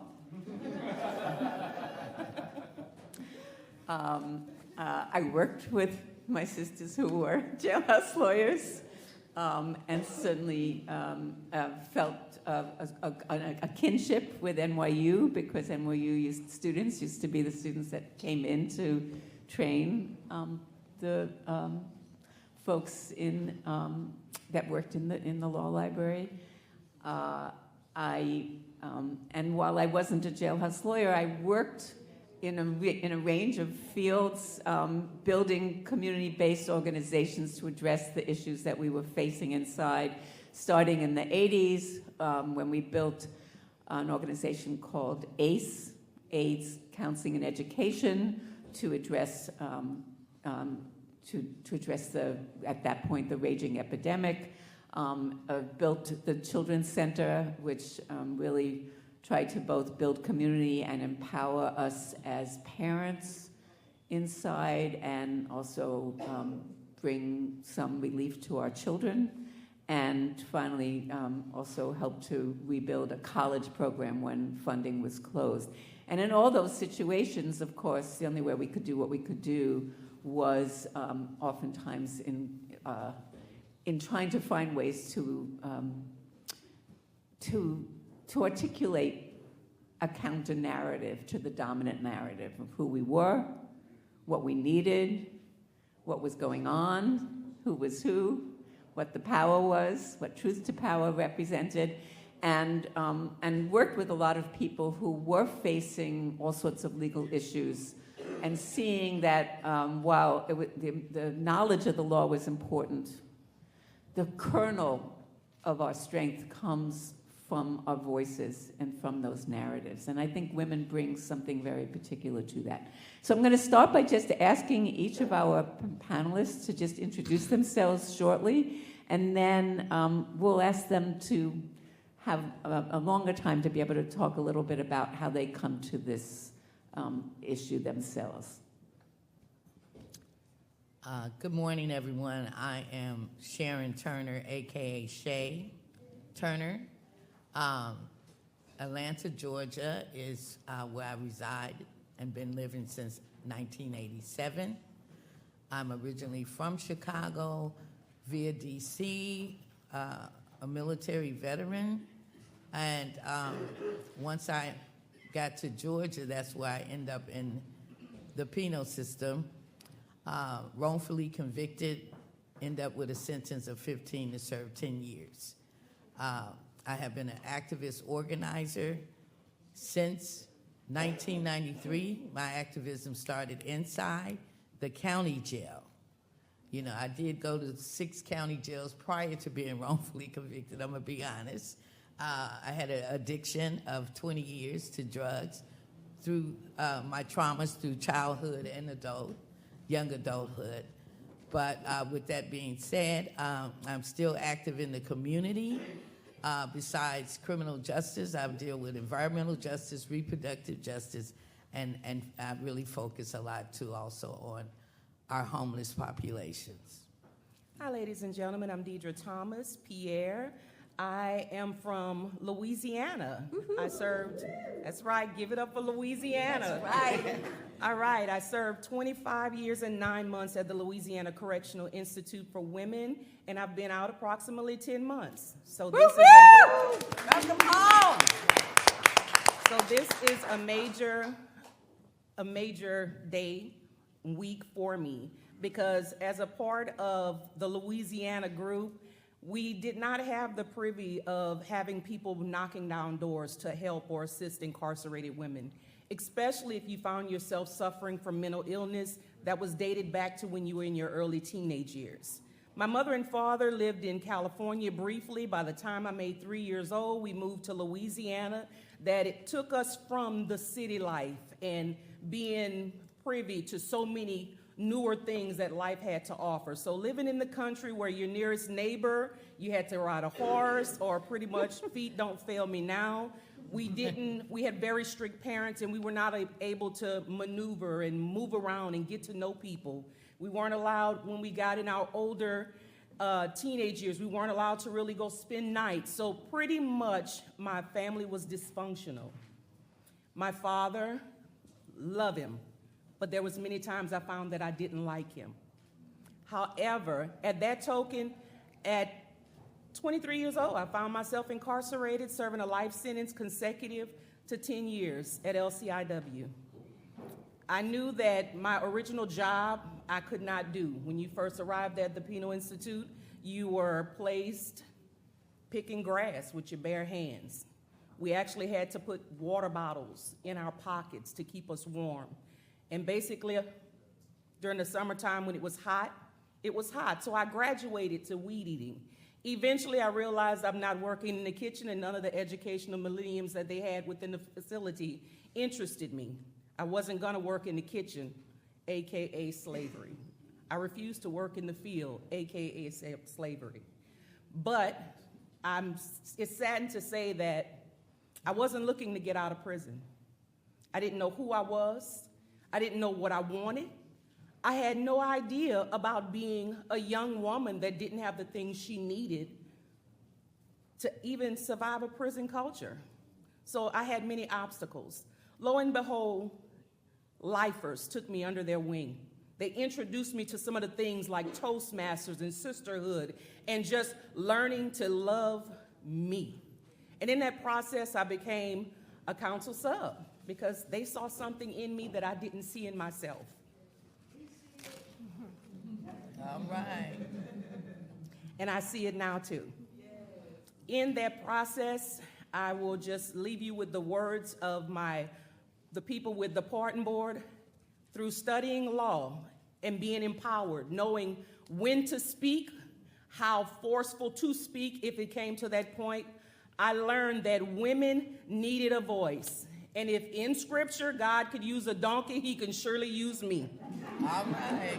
So I began my journey talking while I was incarcerated, serving more time than the law would allow.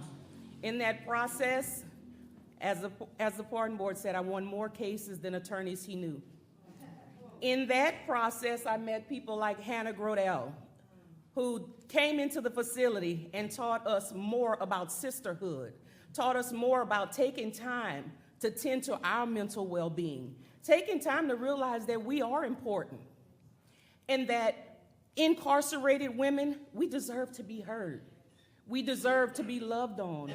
We deserve everything that advocates have fought so hard for on behalf of predominantly incarcerated men. So my biggest goal today and for the rest of my life is to find a way to infiltrate Louisiana with as much assistance for incarcerated women, mothers, daughters, grandmothers that are being neglected or cherry-picked for a particular purpose. We will not be defeated by a justice system or by being put down or let down. And that's pretty much my story. Hi, I'm Deidre.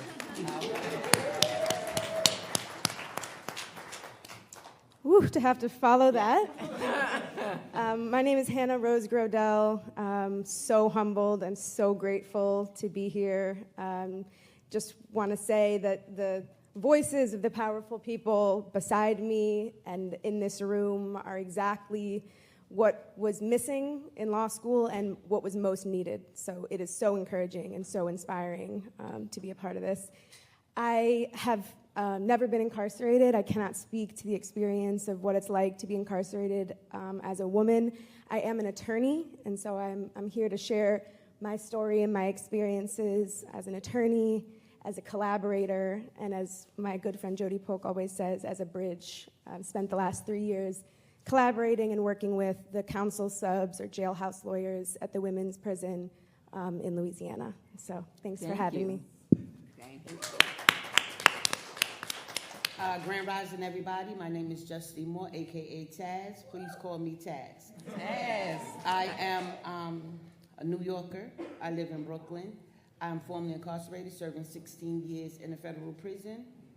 I will not say that I was not guilty, but I would say that the time that they gave me was not sufficient to what they charged me with. I am one of the co-founder members of the National Council for Incarcerated and Formerly Incarcerated Women and Girls. And I'm also founder of Empowerment Before, During, and After, an organization that I'm going to be mainly running out of Brooklyn. We began building the National Council, having conversation about this inside the prison on a picnic bench. The reason that we did that in 2010, Michelle Alexander's book, The New Jim Crow, had just came out. We was listening to NPR News, and there was no talk about women being incarcerated. So we sat down and started saying, wait, what about us? Because even though the facility that we was in, I was at the camp at the time we started this conversation, there was 400 women in a 200-bed camp, and down the hill there was 2,000 women in a 1,500 facility that held 1,500. So we were overpopulated. So with that, just that prison, we wanted to know, well, why is nobody talking about women? Are we lost? We are the mothers, the grandmothers, the aunts, the sisters, the daughters, a family. When you lock a woman up, you lock the entire family up. Yeah. And men do not feel any kind of way. We fight for y'all as well, but our mission is to end incarceration of women and girls. Yes. That being said, I'm going to turn it over to Judy because I'm sure y'all going to hear more from us as we go along. Thank you. So I'm going to ask each of you to talk about what emerges for you when we look at the general issues of jailhouse lawyering and the justice struggles that we're all a part of through the lens of women, and what it means, what comes up for you when we talk about gender in the law. I want to say a couple of things to begin with that really relates to a number of what all of you said, which is even inside, oftentimes women would sort of say, oh, women ain't nothing, the guys know how to stick together. And I used to always say, well, wait. I came into a prison that had been transformed by a series of class action suits that women had waged in the late 70s. Some of those women were still there. We all have TVs and washing machines and typewriters in our law library because of what we got from those suits. We all now can fight when they try to put us. I was put in administrative seg when I first got there. I was able to use the tool of the suits that my sisters had done to be able to get out of there. So, when I think about, it was in Bedford Hills that we first filed a suit against using solitary confinement, putting women who were mentally ill in solitary confinement. That suit, which we won, then led to a statewide suit, which then led to the struggle that we're still waging to end solitary confinement as torture in New York. That started with women. And finally, I'll just name one other thing, which is dear to my heart and work that I'm doing now, which is that it was women who emerged, who were survivors of domestic violence, who emerged from the prisons and were in the prisons, who held conferences inside Bedford Hills in 1985 about looking at the relationship between our experience of domestic violence and what led us to prison, and then continued that struggle both at a healing level and then at a policy level, and for 10 years fought to pass the Domestic Violence Survivors Justice Act. And that act, which was fought for and waged by women, is being used by men and women to get their sentences to be reduced. So it's an interesting thing how women have always played a really critical role, which is what all of you were talking about, and yet so often are seen, or not seen at all, or seen as something less than. And even sometimes internalize that attitude, which is what's so important about the work that each of you do, because you're making sure that we understand who we really are. So what does it mean to you when you talk about women, justice, and the law, or gender, justice, and the law? And I'll just go right on down.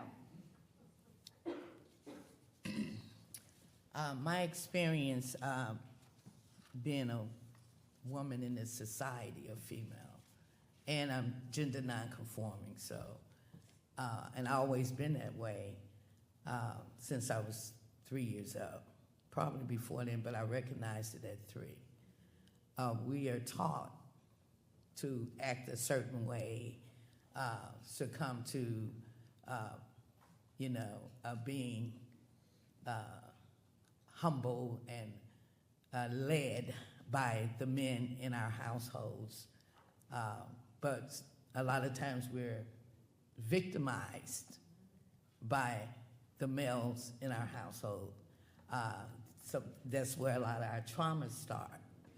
And being silenced, coming up, especially in, I'm not just gonna say black communities, but I'm from a black family. And so this is what was taught. And then I'm the eldest of 4 siblings. I have 2 sisters, 2 brothers.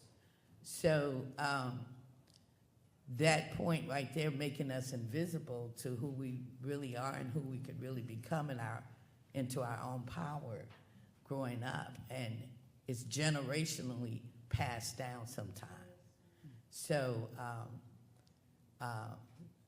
getting myself involved in, as I was growing up, and finding myself in my addiction from the trauma, not having the means to get help, and during the time, I'm 68 years old, so that was like in the 60s and the 70s when I was in high school, going into college. There was gender discrimination. I remember my mother, a working mother, and she was married, had been married twice, but having to not be able to have your own credit, your own credit cards,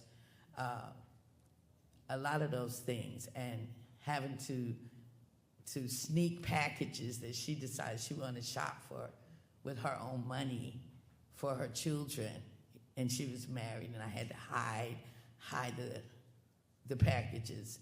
And then I had to speak up, like, look, I'm going to be the one get punished, so I'm not doing this anymore. You're going to have to take a stand. And she was really the provider, in a sense, for my siblings and I, because her relationship wasn't really, equal to her husband that she was married to at the time, my stepfather, who was the predator to all of us. So with that being said, going into incarceration, I met so many women that had stories like mine or even beyond mine. And I went in angry because I was wrongfully convicted, and I saw how the system used my youngest sister to send me to prison after she told them of my innocence. And she was pregnant at the time, 7 months, going into the county jail. They knew I was innocent. She told everybody, the COs, all the other women that was inside with us.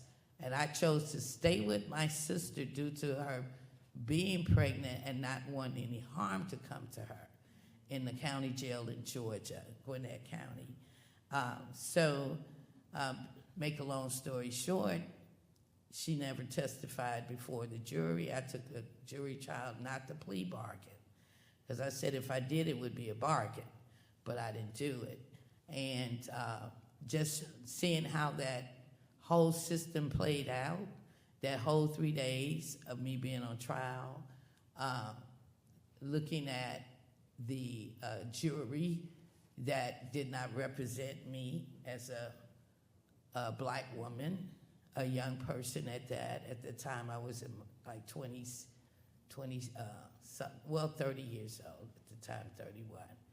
But with all that being said, I had a chance to get to know the women that were in the county jail with me, learning their stories. Most of those women were traumatized. They were inside because of domestic violence, fighting on behalf of their own safety and safety for their children. And at that time, there was no self-defense laws in Georgia for women.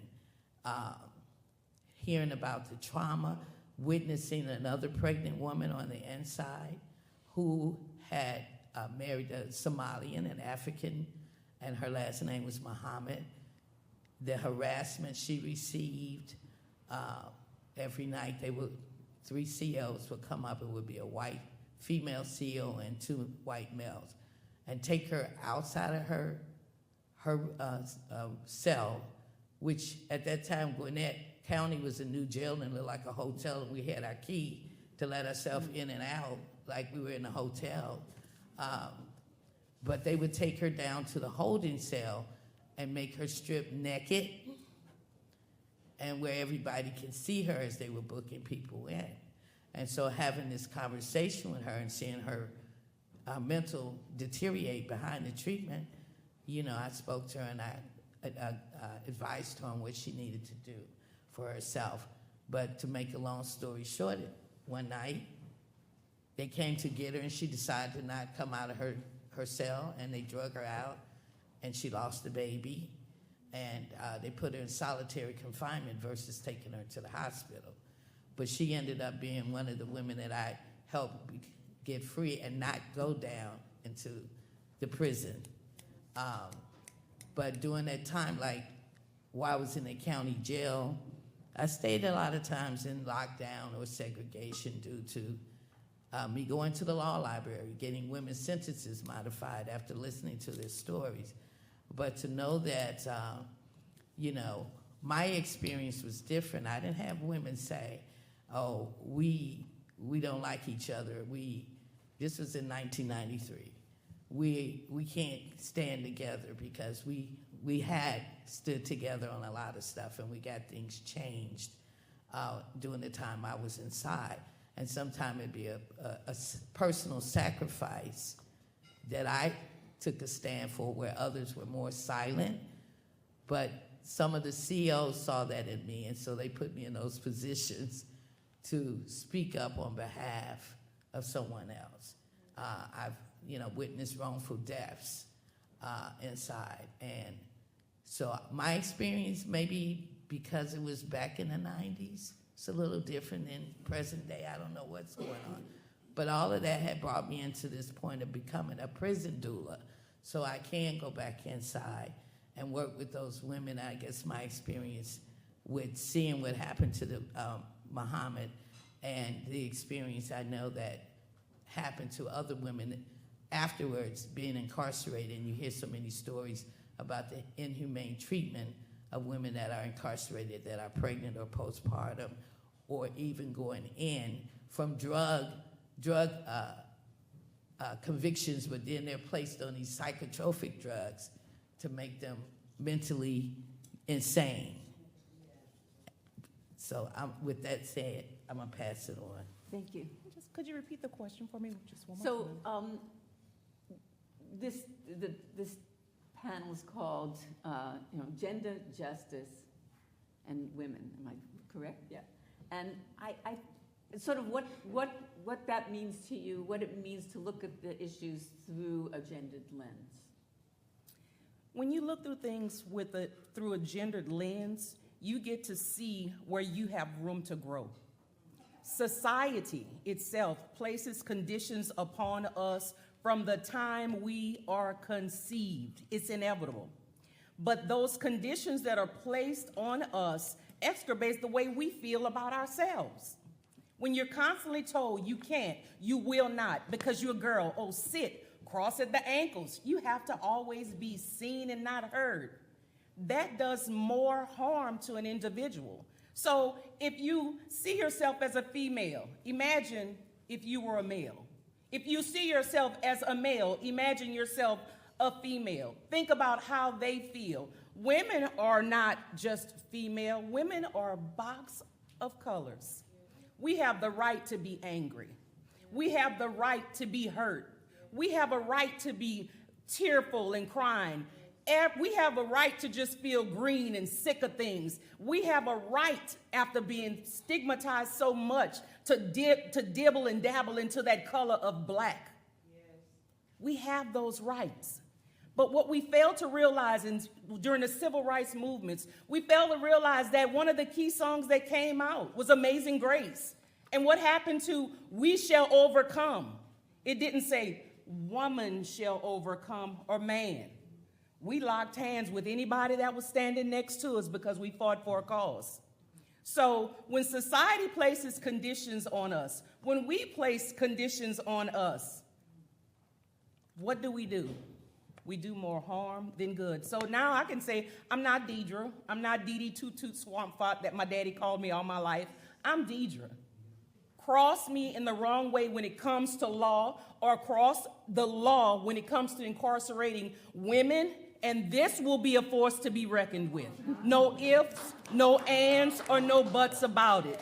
This is the season for women to be recognized and not just sit back and apologize. This is a season for us to be empowered and not disgraced. This is our season, incarceration or not, pregnant or not, married or not. No one owes anything to us, but we do deserve a little bit of clout. All right. So I just want to name a couple of the threads that are coming through what has been said already, and then we'll keep going. And one is that issue of voice, finding voice, asserting voice, and also finding voice through helping each other. When you talk about women, you're always going to be talking about community. And then we started to name some of the particular issues that emerge for women, that include invisibility, that include not the continuation of the dynamics of power that lead to trauma on the outside and then get reproduced in the relationships on the inside. And both of you spoke to that, and the relationship that has to reproductive justice, or lack of reproductive justice, and fighting for reproductive justice. So these are some of the themes that we're taking a look at, and we're looking at it both in terms of the problem, but also what I'm hearing is that we're breaking through that. We're breaking through that, and we're making a change that's going to impact everyone. So.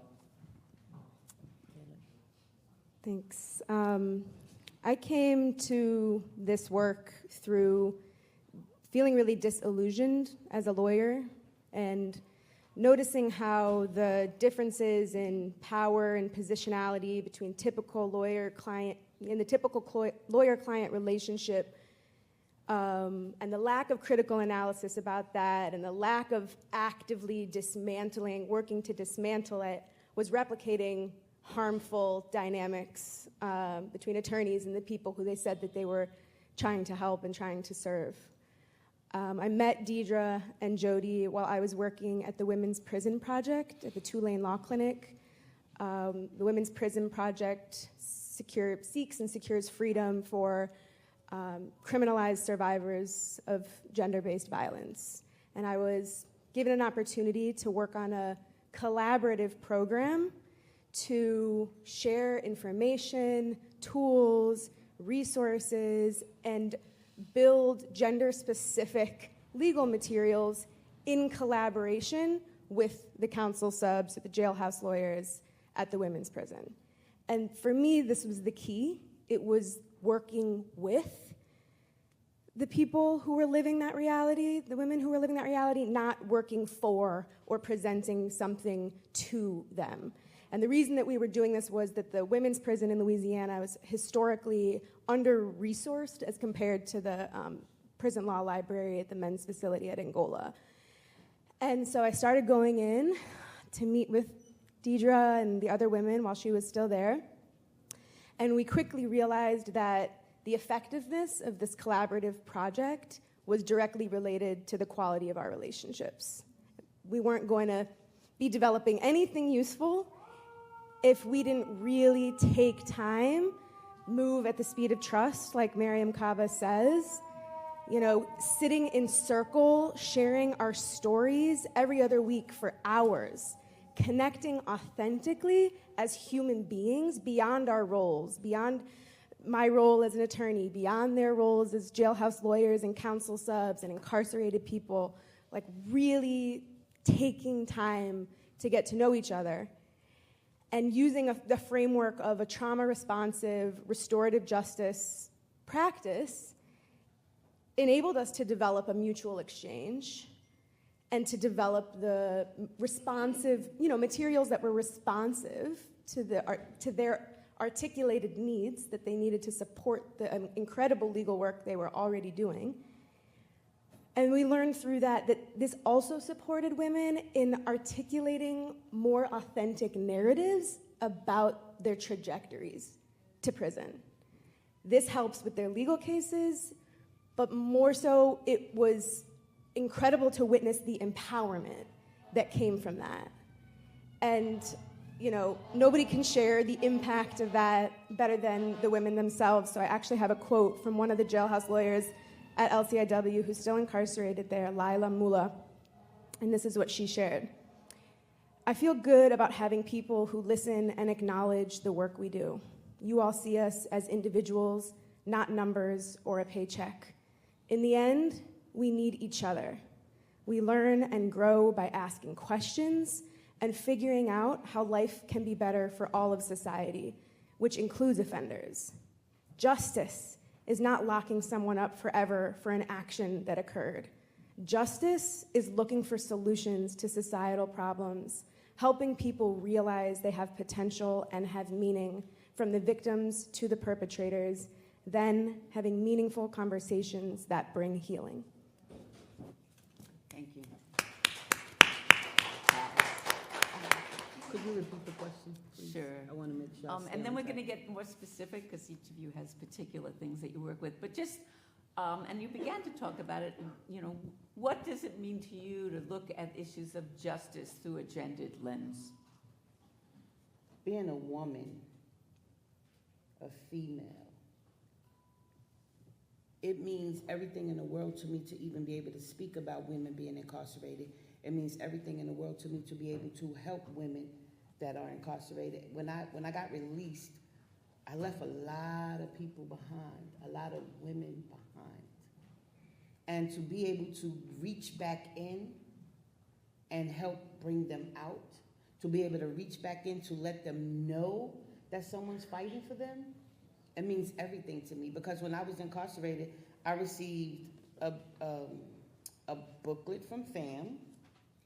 and a newsletter from Prison Legal News, but none of them said anything about someone's having a conversation about women.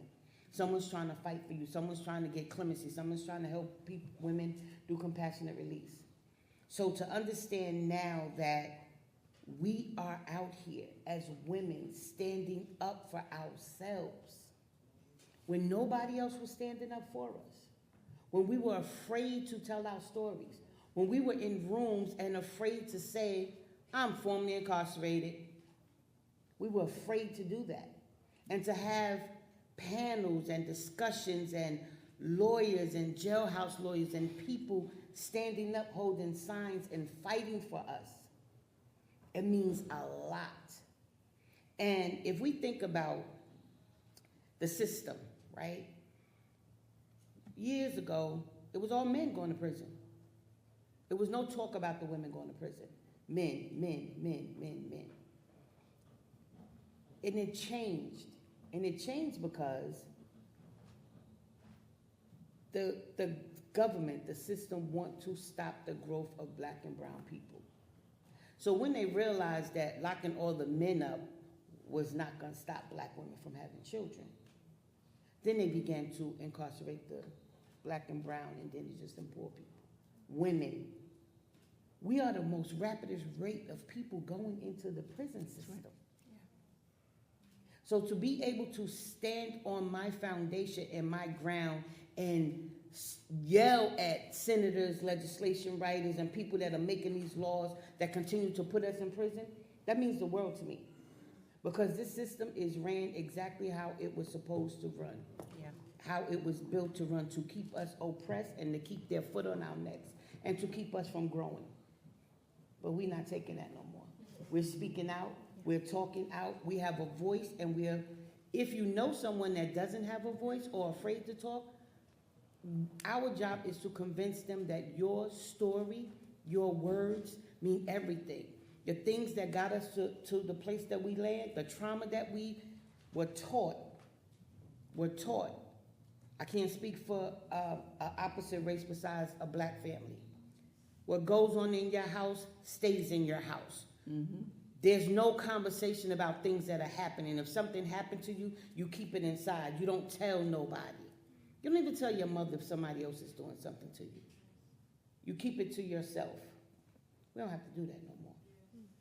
We don't have to do that no more. We have to speak out.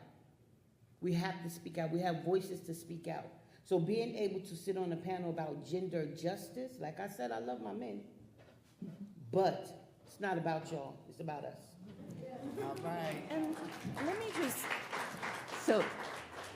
me just give you a quick example of how hard it was to fight on behalf of women on the inside.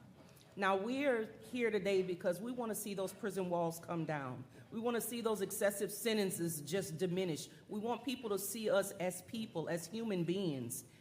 But as you said, the system is set up to do exactly what they intended for it to do. In the process of fighting for so many women, I found myself having to go inside of cases where the judges made statements to men about the harm inflicted upon a woman and that it would affect her the rest of her life. I had to pull that case law and those statements from those judges to put it in a case for a woman. But guess what?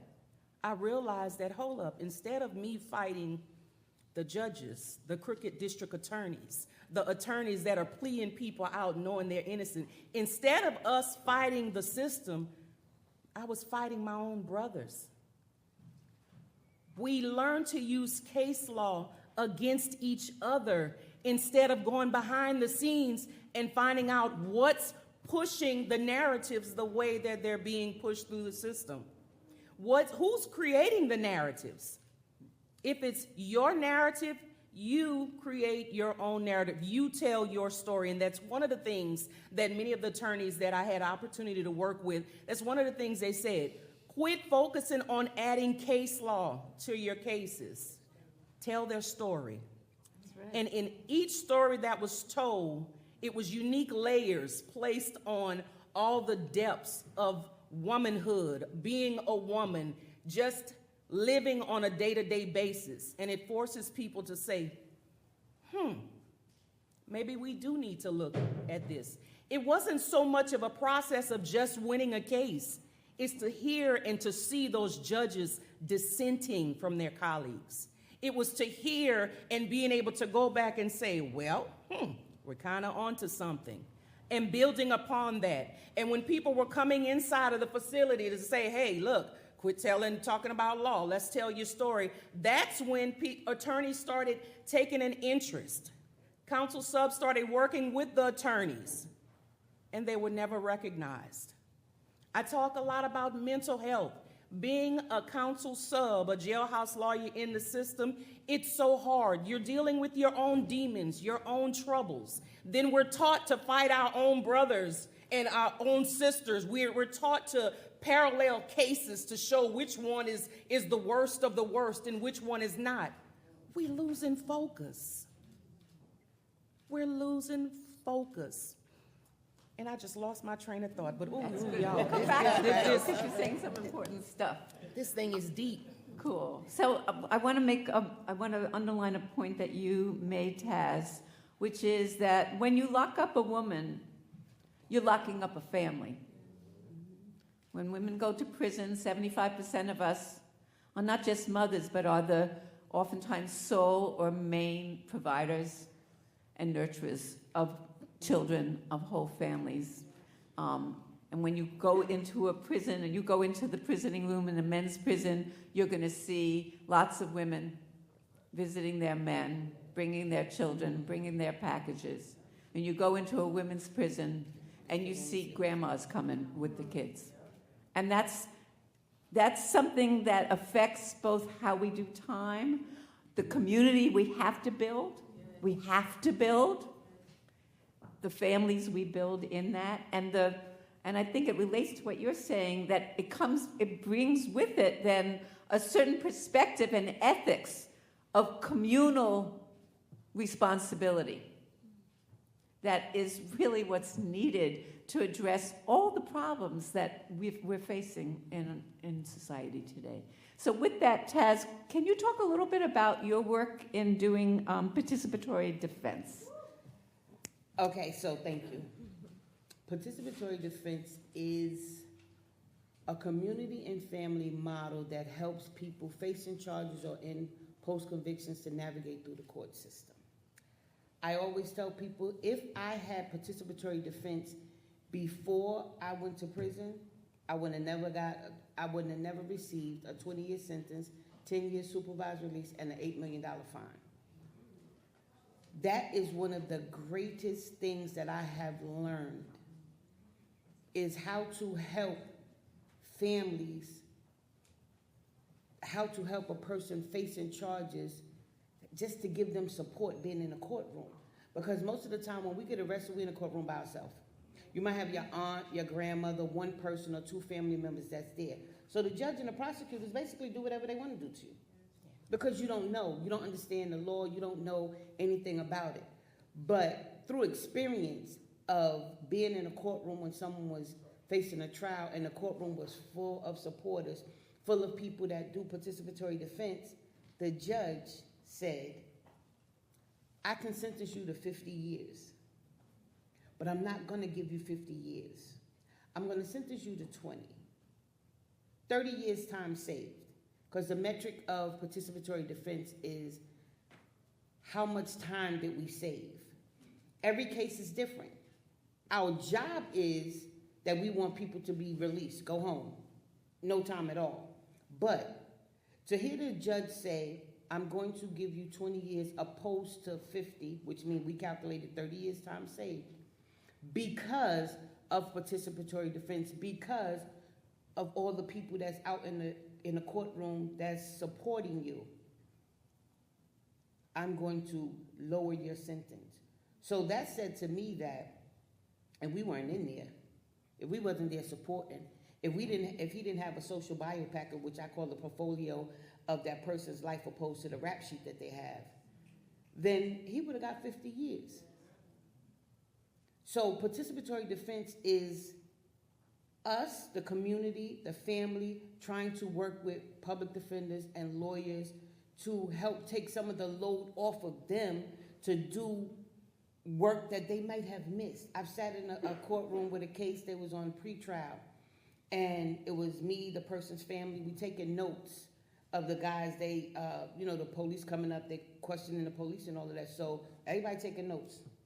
So first of all, we shocked everybody in there because they want to know, well, why is this whole row of people taking notes? Who are they? They didn't know who we were, but we are family members to the people, to the gentleman that was up there. So we taking notes. We caught something. The police lied. We caught it. The lawyer didn't catch it.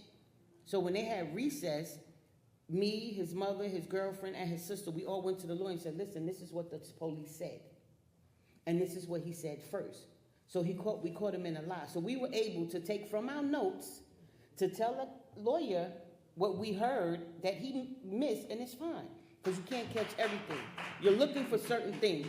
We were able to tell him that, so he went back and called that police officer back on the stand and was able to get his whole testimony dismissed because you lied. So participatory defense, being in that courtroom and listening to the arraignment of this young man, we were able to get that police officer's testimony thrown out. Right? So it's not just that. It's being able to go sit with a person and go through their arrest report. Did this happen? Being able to highlight the discrepancies that we see on the arrest report, the discrepancies that we see in the discovery. Just being able to support that family. And again, I will say that had I had participatory defense before I got arrested, I would have never served, I wouldn't even pleaded to the time that I took. I would have realized that I can fight my case. Participatory defense empowers that person that's facing a charge, empowers that family. It helps them learn about the law and what's right and what's wrong. And we find different ways because the law is black and white. Until you learn participatory defense, then you realize that it is not black and white. What you said is not what happened. And we find creative ways to navigate through that court system because we know that they are trying to take our people down, and we do not want to take our people down. So as attorneys, public defenders, anyone in this room, if you ever have a family member that says that they have support from a hub that is doing participatory defense, do not shut the door on them. Allow that community to help you support that person facing the charges, because there's going to be things that even as attorneys you may miss. But being that we on a different level, I'm not an attorney. The only jailhouse lawyering I did was helping me, and I helped 3 other people, and 2 of them got out. I don't know the law book as well as somebody else, but I know that this system will put us in the bottom of a hellhole if we do not stand up and fight, if we do not support them. So participatory defense, please, future lawyers, let the people support you, because if you don't know anything about it, Silicon Valley Debug, you can go on the website, look up participatory defense, and you can learn more about it. And please, allow them to help you. Allow them to help you. And one of the points of that, I think, or what emerges from a participatory defense approach is that, in court, the court is only interested in did they do it or didn't they do it. Yep. Right. But that is not the whole story. It's never the whole story. Exactly. And I think that participatory defense is one of the tactics that we can use to bring the whole picture into play. Yes. And that's important. Again, it's important for anyone that's on trial. And it plays a particular role that's really important for women too, and is another theme that I think the struggles of jailhouse lawyers in women's prisons have begun to raise. And another place where that's been true has been all the struggle to say what's the relationship between domestic violence and people's incarceration. So with that, I want to highlight some of the other issues that get highlighted through a gendered lens. And you began to talk, Sharon, in the beginning about your own experience being incarcerated with your sister who was pregnant and emerging from that becoming a prison doula. And I'm not sure everyone here probably knows that much about that. So can you say a little bit more about that work and the issue of reproductive justice? Sure. Well, I had started as a community doula in training like 2 years ago. And then after that, Austera Prison Initiative is Doula Prison Initiative out of Minneapolis, Minnesota, had an opportunity for a prison doula training, which took place in Montgomery, Alabama. And it was like maybe 35 women present. Some had been incarcerated, and some hadn't. So it took a year after the training, 3-day training, and we had to take an exam, and then a year of being in a cohort. So quarterly, we would meet up in your group and talk about things. Well, with the Roe v. Wade overturn, women are going to be the highest population of incarceration in this country. And it is my concern, with each state making up their own laws around a woman's body and other birthing persons, because we have our trans men community that are giving birth and are being incarcerated. Like Texas saying, if they think you had a miscarriage, then you can do life in prison for homicide. And there are a lot of younger birthing persons that are aware of this law, what's going on in their states around their reproductive health. There's a high rate in Georgia of Black maternal mortality and infant morbidity. There's no discussion really about Black women being the highest rate of homicide in our country that are pregnant, Black pregnant women. There's no conversation even in all the trainings I've taken as far as becoming a doula. There's trainings that Austera is doing, which I have to give them credit for, in 5 federal prisons to train women on the inside to become prison doulas. And that is happening because right now we have 40 new women prisons that are being constructed behind the Roe v. Wade overturn. And we need to have more training to get more jailhouse lawyers inside, and also be able to, with participatory defense, that's got to happen for those that are going to be facing these charges and convictions. So it's a big concern of mine, and being an activist organizer, I have been discussing this with other justice-led women organizations in Georgia and around the country, that we have to make a move now. Not later, but now. We have to start with educating on the outside to prevent these women from going inside behind, and their families, behind their choices about their body. And that's a stance that I'm taking. And of course I'm a target. I know I'm gonna be a target, but I walk in purpose. I'm not afraid. I wasn't afraid when I was inside. They let me go early because of my mouth. I had the pleasure of meeting Hosea Williams, who was part of the civil rights movement, and he called me the mouth of the South. So I took that as an honor. That's an honor. And I am really, really passionate about this is what has to happen. We can't sleep on this. And I don't know if anyone's seen The Handmaid's Tale, but that's happening now. That was already part of their vision, and now the vision is happening. So we have to stand up and really, really do something now. And we also, I can't not let this time go by, but we have to help our young people that are incarcerated, our juveniles, our families. We talk about the men being taken away, the women being taken away, the mothers, the aunts, the grandmothers. But our children, they're incarcerated too. Yeah. And we don't speak enough about them. And we have to change that. We have to stand up for them as well. I know you're from Louisiana, and I read an article where they're putting the 13, 14-year-old young people incarcerated inside of the adult prisons. We have to start bringing them into these conversations as well. With that, I'll pass it. So important.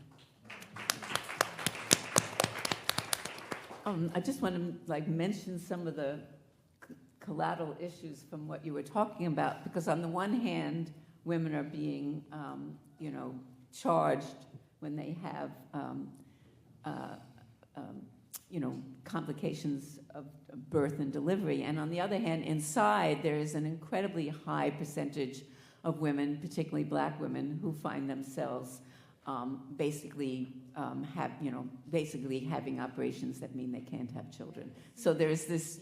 It's a double whammo that happens. And the other thing I will say is that we talk a lot. You described what the conditions that pregnant women were facing in the county jails you were in. And I know I worked on the nursery in Bedford Hills, and for most of that time, when women are going out to give birth, they had to do that alone.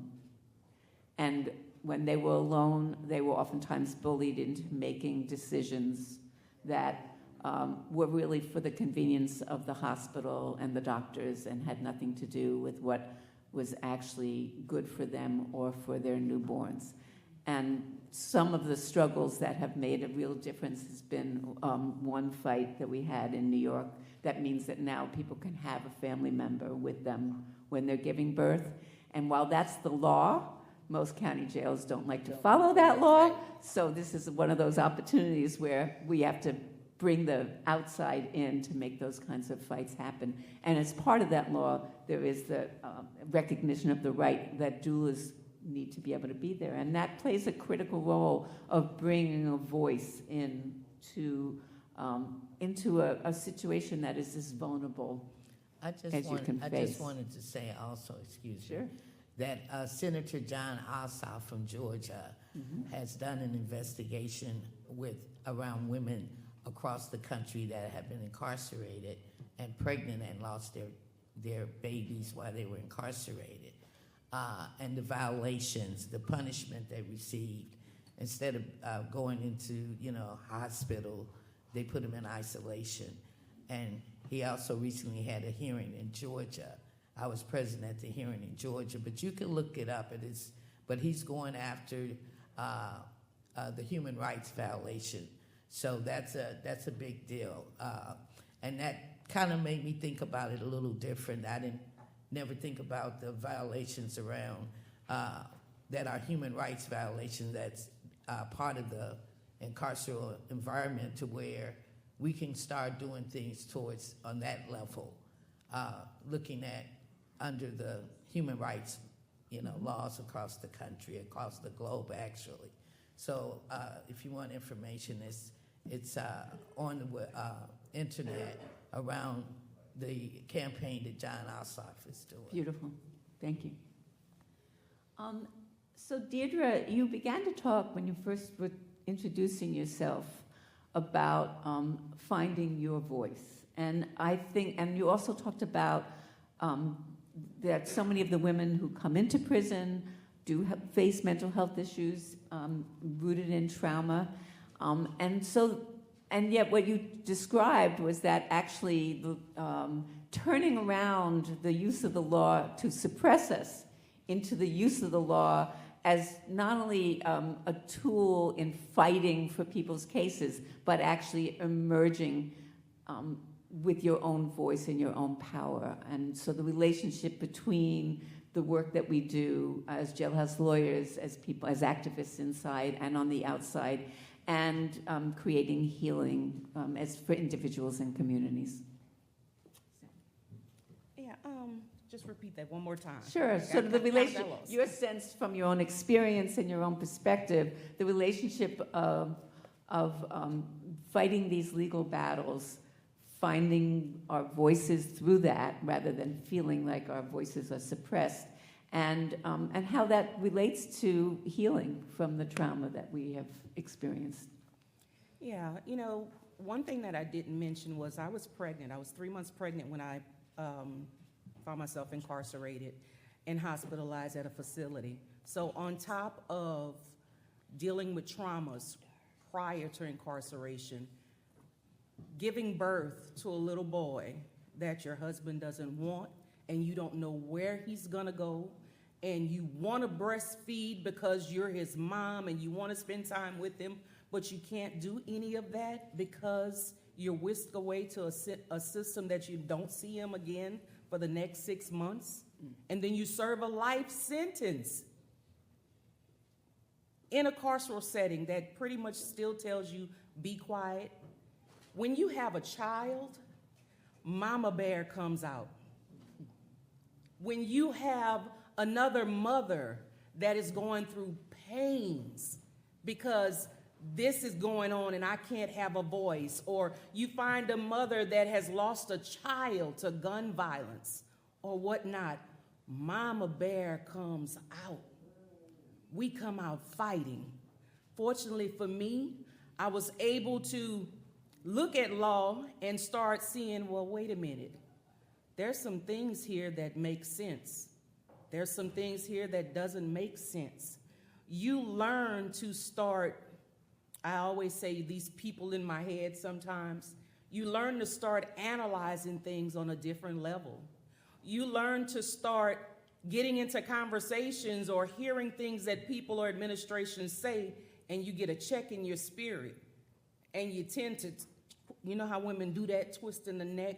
You turn your neck and be like, and you're forced to respond.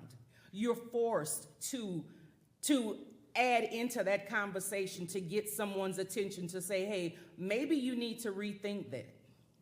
You learn to start saying the way you feel about things and the way you think things should or should not be. And in that, you start obtaining your freedom. You start saying, hey, wait a minute. I didn't know that person that was in there. Hey, wait a minute. I'm just like her. And she's never succumbed to incarceration. You turn and you say, wait a minute. I see a little bit of me in you. In those voices that once just tormented me in my head, I had a chance to look at women's cases, men's cases. Something in me started breaking to pieces. And that's when clarity started coming to the whole process. Clarity that I didn't get from my mother. Clarity that I didn't get to my father. Clarity that I didn't get from an advocate, because I became that advocate for the women that stood by my side and helped me along a journey. For the mothers who lost their kids to a system only to come in and study the law and say, wait, just because I'm serving a life sentence, I may not have my certain rights, but the grandmother has rights. Then you start fighting for that grandmother to have her word in matters and be involved with that child. And you learn to rebuild. And I love the statement that it's the power of one. Oftentimes you'll hear women say, oh, well, the men stick together. That's the men. But what about you? There's power in one. You don't have to always stick together. I have a path. Hannah has a path. Everyone under the sound of my voice has a path. We're not exempt from incarceration nor the effects of incarceration, but you better believe we all have a path. Whew. I get a little bit emotional. I get emotional because when a mother and a father is incarcerated, we lose our children to an extent to have that bond with the person that loved them the most and the greatest, that allowed a prison doula to come in and help us give birth so we wouldn't be alone. To have that nurse come and take your child out of your arms, and sometimes you'll never see them again. To have a state dictate to you what you cannot and can do for something you held within your womb for 9 months. Having that voice and obtaining that power through studying for other people when you weren't studying for yourself, that is something that I rejoice about now. That is something I am proud of right now. You know, there's so much that women need. There's so much. And somebody has to do it. So if my journey resulted in me learning my voice and having a voice, even if it caused me to cry in front of people and have raccoon eyes at the end of the day, so be it. My purpose and my plans, they will come to fruition with people just like you, imperfect people, people that see incarcerated individuals as human beings, to where you're gonna come alongside us and help. Some of the winning cases came from council subs like Calvin Duncan, who worked at Promise for Justice. Well, guess what? I never imagined it. Calvin and I, we like BFFs. We fuss back and forth. I fuss why he wasn't here. Calvin mentors me, and guess where I work? Promise for Justice. Some of the same cases that he started working on. And what do I do when I go to work? I glean through the record to see which incarcerated woman is in our files and start digging. And when conversations come up, I'm mentioning those names. What about? What about? What about her? Yeah. What about her? Yeah. So powerful, so powerful. And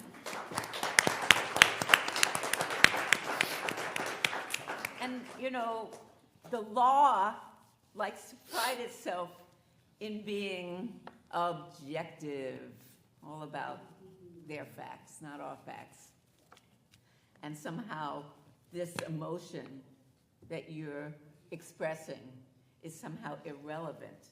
And I think that our struggles and what we've gained, our victories, have come from the fact that we actually honor those feelings. We see that that's what it needs to be about, because that is in those feelings that the truth of what we've experienced is, and also the vision of healing that we're looking for. And that if you're talking about public safety, you're talking about caring and not just dry facts, because every quote-unquote fact is just another story. So with that, Hannah, I would love you to talk a little bit about, you began to, in your introduction, talk about restorative justice, and I'd love to hear you talk a little bit more about that, and challenging the offender, or what's called the victim-offender, so-called victim-offender dichotomy. Yeah, a lot of people hear the term restorative justice and they think about conflict resolution or a process that happens after harm occurs. And that's part of it. And there's also a part of it that is the relationship building and the community building that happens in the beginning, so that when inevitably harm and conflict occurs, that there are relationships to restore. And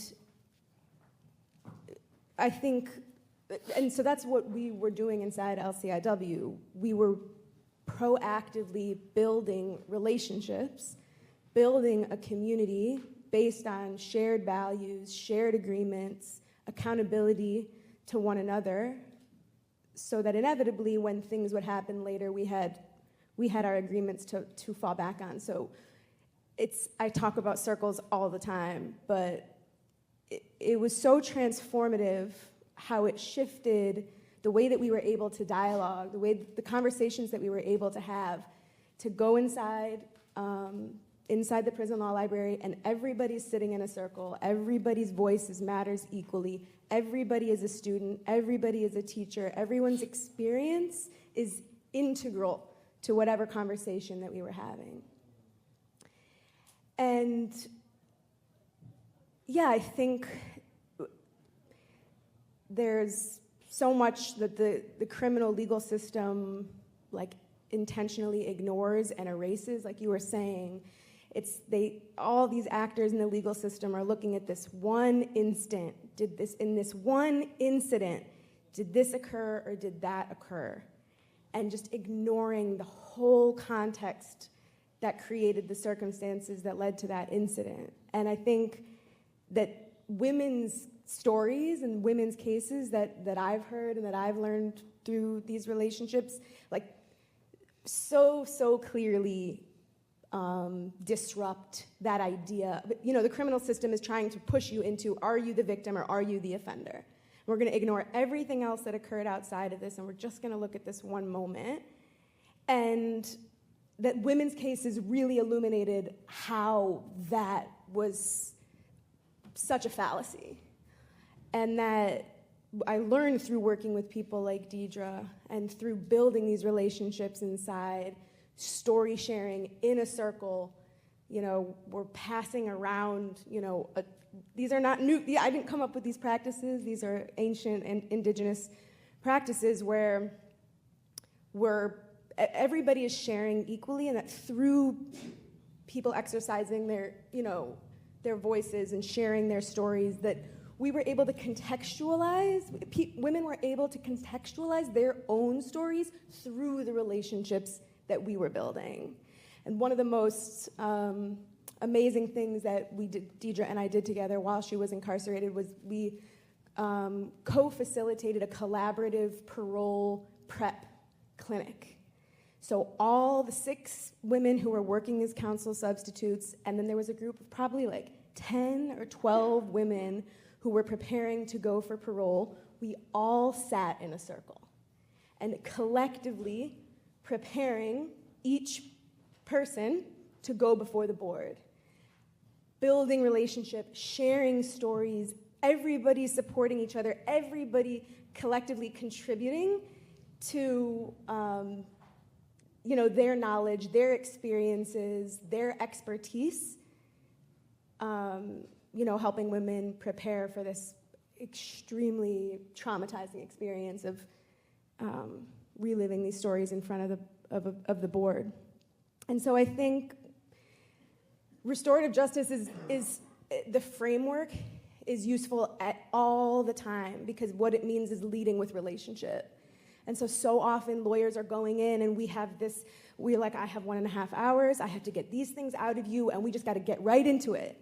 And we miss so much context that is so important for advocacy, but also for the relationships that lead to the healing, that lead to the empowerment, that lead to the understanding of the stories and the reasons that led us to this in the first place. So I think when I think about restorative justice, I just always try to share, like, never underestimate the transformative power of making someone feel heard, making someone feel seen, making someone feel valued. You might be spending a lot of time in the beginning doing that, but what you buy back in the long run, it's invaluable. So that's a little bit about that. Beautiful, beautiful, thank you. And can you tell me what? Okay, great. So we're going to start to weave this down, and I guess I would like you, and all of you have sort of spoken to this, but I want to try to get explicit now, to talk about how the struggle of women on the inside, women emerging from onto the outside, women taking hold of the law in our hands, where that leads to in terms of shaping policy. And both in terms of like when you think about what policy needs to be changed and shaped, and any experiences of success in shaping that policy. And I'll just start with I asked the question, I began by talking about going back to 1985 when we held our public hearings inside the prison, talking about domestic violence and our incarceration, and how it took a long time, but how that led to a fight that we won partially, because it's really just a partial fight, to get the Domestic Violence Survivors Justice Act passed. And then realizing that you can get a law passed, but the real nitty-gritty happens in the implementation of that law. And so the work that we're doing now, Survivors Justice Project is doing in both fighting with defense lawyers, with DAs, with judges, to play the role, to recognize the law and see people's cases in terms of the law, and also see the obstacles in the law and what needs to actually be expanded in terms of it, and also to set a precedent that we hope will now be able to be replicated in other states. Oklahoma just passed the DVSJA. We are hoping that everyone here who comes from different states begins to do that, and to also realize that what the DVSJA is, in part, is a second look law. And really, we don't want it to just be a second look that applies to DVSJA. We want there to be a second look in general on the pathway to a larger struggle for decarceration, because that's really what we're really trying to get to. And as people said in the last panel, there's the day-to-day and the changes we need to make in that day-to-day, and that we do that with a vision of liberation in the long run. So just to say something, just to talk or summarize what we've been talking about in terms of policy changes you want to see, policy changes that you have been implementing. And you want to go in, well, I'll start with you, Sharon. No, go ahead. Okay, so we'll go from there, and we're going to give you the last word. Okay, so at the National Council, we have a primary caretakers bill that has passed in 11 or 7, Catherine, Virginia, 7 states. The primary caretaker bill is to prevent, if you are the primary caretaker of your household and you're facing arrest, the primary caretaker bill keeps you from going in prison. Because as we said earlier, if you send whoever the primary caretaker of their household, once you send them to prison, the entire family goes to prison. And once one entire family goes to prison, the whole community goes. So we're trying to implement that in other states. So if you're interested, please see me or my coworker, so we can give you more information about that bill. That's called the Primary Caretakers Bill. I always say that participatory defense is the foundation of keeping people from going inside the prison, as well as helping people inside the prison come out. I always put participatory defense as the foundation, and I put legislation at the top of the list. And I always have participatory defense building up, legislation coming down, and if they meet in the middle, then we can end incarceration, end mass incarceration, right? And I also, earlier, Sharon made a statement about they're building new prisons all over the place, right? We can't stop the build of new prisons. Although we've tried, we've gotten Alabama at one point, they was trying to build, I think, a $50 billion prison, and we stopped the build of that. Now they're recircling it again, but we stopped it at that time. We have a prison moratorium bill that we're stopping to try to build another prison in Boston. They have a 5-year hold on that. We're still fighting for that. But what we realized is that they're going to build the prisons. They're going to build them. They're building the prison not for me, because I did my time. Y'all ain't getting no more. But they're building prisons for my nieces, my nephews, your grandkids, right? So in order for us to prevent that, we have to, in order for us to stop their growth with the prison industry, we have to find ways to stop our people from going into prison, which is reimagining communities, which is participatory defense, which is building legislation that stops them from sending our people to prison, stop illegal arrests. So it's an entire process that everyone plays a part in. I had another point and I can't remember what it was. Virginia, you made me nervous because I was doing real good before you got here. I'll circle back if I remember. Okay, Thank you. Thank you. That's You're welcome. Great.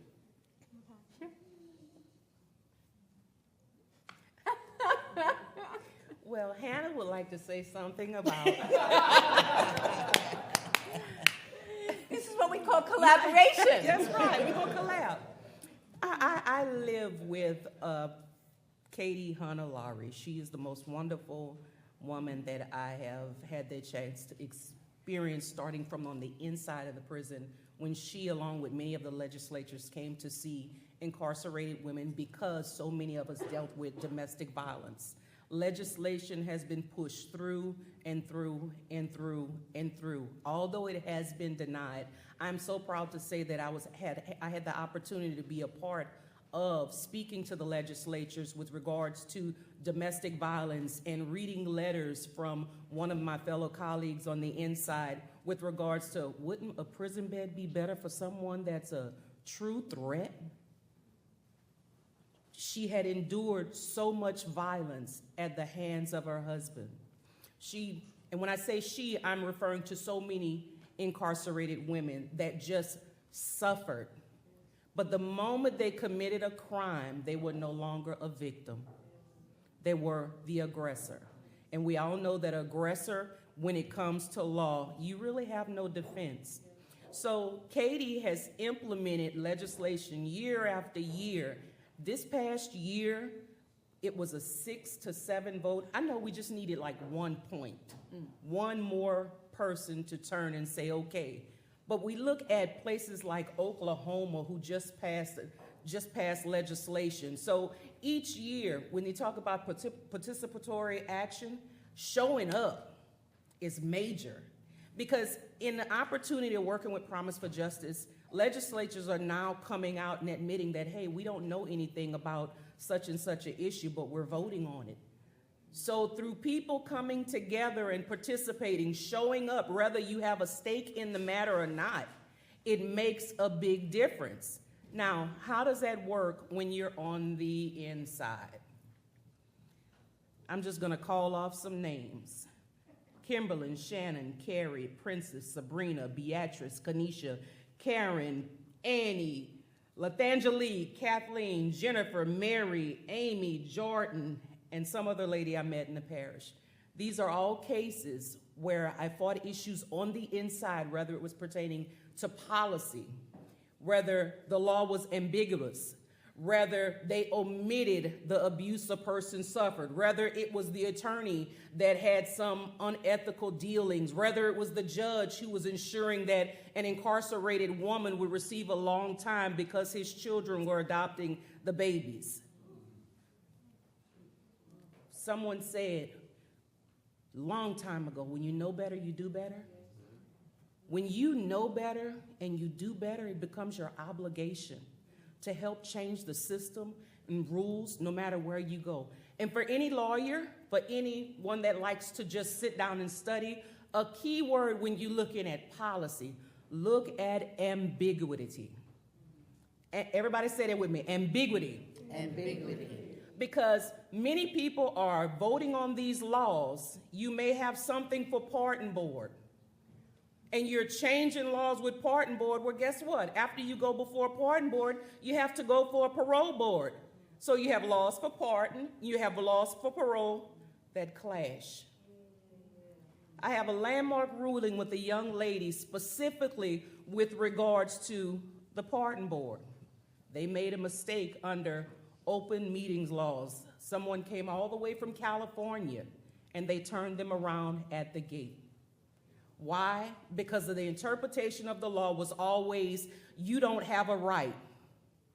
Well, if I'd listened to so many people that said you won't win it and you won't do it, it would not be something that others are standing on in Louisiana at the moment.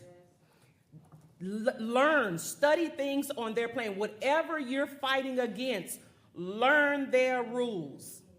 You cannot learn or fight anything if you don't know what they're using to fight with from Jump Street. Now, you may have to call in a few favors. Look, I need to know what such and such, I need some paperwork, but do it. Do it. You know, we're quick to wear Nike. Just do it. Thank you. So when somebody say, just do it, now say what? Thank you.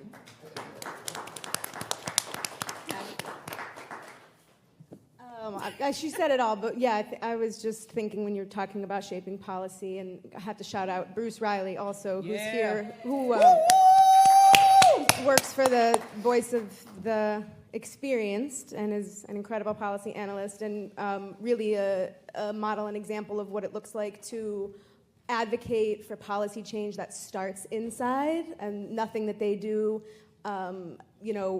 they're not pushing for anything that doesn't come directly from people who are incarcerated. And I think the Louisiana Survivors for Reform Coalition is another example of that Deidre was speaking to, that there are organizers, amazing, brilliant, powerful organizers on the outside who are advocating for a JSA-like law in Louisiana to provide post-conviction relief, to go back, reopen women's cases, and look at the issues of intimate partner violence that were completely ignored and excluded at the time that women were convicted. And that too is an example of how outside organizers and lobbyists and attorneys and advocates are partnering with women inside and ensuring that their stories are being told in their words, and that they are really the people who are leading our movements, and that our coalition is full of the women's family members, their children, their nieces, their nephews, and that. So I just think, we can shout out the Louisiana Survivors for Reform for pushing for that. And we also have the one thing that Hannah did not mention is that Hannah is one of the founding members of RISE. Rise After Release. Not Rise After Release. Explain it for me, Hannah. I don't want to. Okay. Rise Collective is a women-led grassroots community defense organization in New Orleans, where we're building an empowered community of families and loved ones who are impacted by incarceration through collaborative legal strategy, community resourcing, reentry support. So again, every other Sunday, we're meeting in circle. And it is mostly women, because we have such high rates of incarcerated men in Louisiana. And so women, mothers, daughters, children, sisters who are showing up to fight for their loved ones. And so, I think that's, again, the importance of relationship, the importance of community, the importance of following the lead of the people who know the impacted folks, these cases the best, who know these communities the best. And we're able to see a lot of positive outcomes, both in people coming home from prison, but also in the healing and in the camaraderie that is cultivated in that kind of space. So it's called Rise Collective: Resistance, Involvement, Solidarity, and Empowerment. And these women are formerly incarcerated that embraced me when I was released. And today, we get together, we rack our brains sometimes to see how we can help an incarcerated mother, father, the children, so we can ensure that when they're released, they have a home that they can come to in New Orleans. Beautiful. So with that, Sharon, I want to give you the last word. Of course, I want to turn this Roe v. Wade around and have it put on the ballot that the people vote on it, not the Supreme Court making the decision for us. Yeah, right. Bottom line. Thank you. And thank all of you.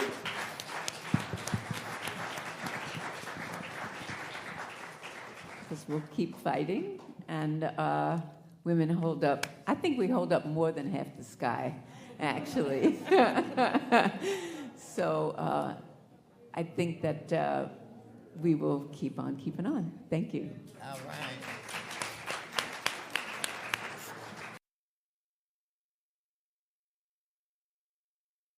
Welcome everybody to Learning the Law, Prison Law, Libraries, Public Schools, and Legal Academia. I'm Philip Genty, and I have the honor of moderating this wonderful concluding panel. I want to start by once again thanking Jody, Sukti, and Tyler, and everyone involved in organizing and running this conference. It's been a moving, inspiring week, and it involved a tremendous amount of work. So please join me again, and thank you.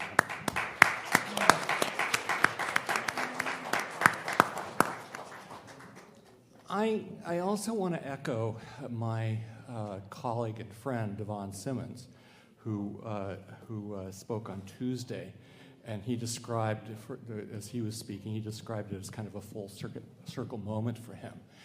And it's that for me as well, because it all started for me actually at NYU Law School when just a few years ago, as a second-year law student, I enrolled in the Women's Prison Project Clinic. And everything good that's come to me in my career since then really flows from that formative educational experience. So thank you, NYU. With this panel, we're ending on a largely optimistic note. Largely optimistic, right? Maybe not entirely optimistic, but largely optimistic. Each of our panelists is involved in exciting work, and each is interacting with legal education in different but overlapping ways. First, my Columbia colleague, Alejo Rodriguez, is a legal academic with a background in prison advocacy from the inside. He's written articles and he's taught a number of courses at Columbia Law School, including this semester, right? Teaching this semester.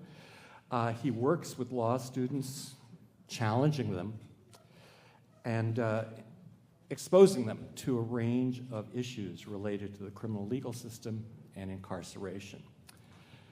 Next to Alejo is Christine Eldab, an NYU law graduate. You know, we were practically in the same class. While in law school, she was actively involved with a variety of social justice issues and really has modeled speaking for somebody who teaches in a law school, something that we hope that our graduates will do. She's used her education to do inspiring work, building on her experiences to support the legal and policy advocacy work of incarcerated jailhouse lawyers as a member of the Jailhouse Lawyers Initiative team. Next to Christine is Craig Shepard, who brings the law school experience to the community, providing educational programming to New York City youth that mirrors a first-year law school curriculum. God help us. His goal is to empower the students to know, use, and shape the law and increase civic engagement within their communities. And finally, Melvin Morell, with whom I've worked in Columbia's Paralegal Pathways Initiative, also has a background in prison advocacy from the inside.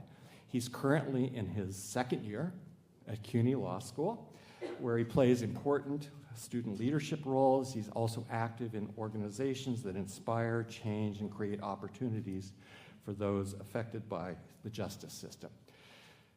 So with that brief overview, I'd like to ask the panelists to say more about themselves and how they connect with the topics really of this session, which I'll kind of summarize as learning and using the law in different contexts and different spaces. And after these introductions, I'll ask each of the panelists to reflect on a series of questions, and we hope to have some time at the end for questions and comments from the audience. So first to you, Alejo. Yeah. A little bit more about yourself and your work. Sure.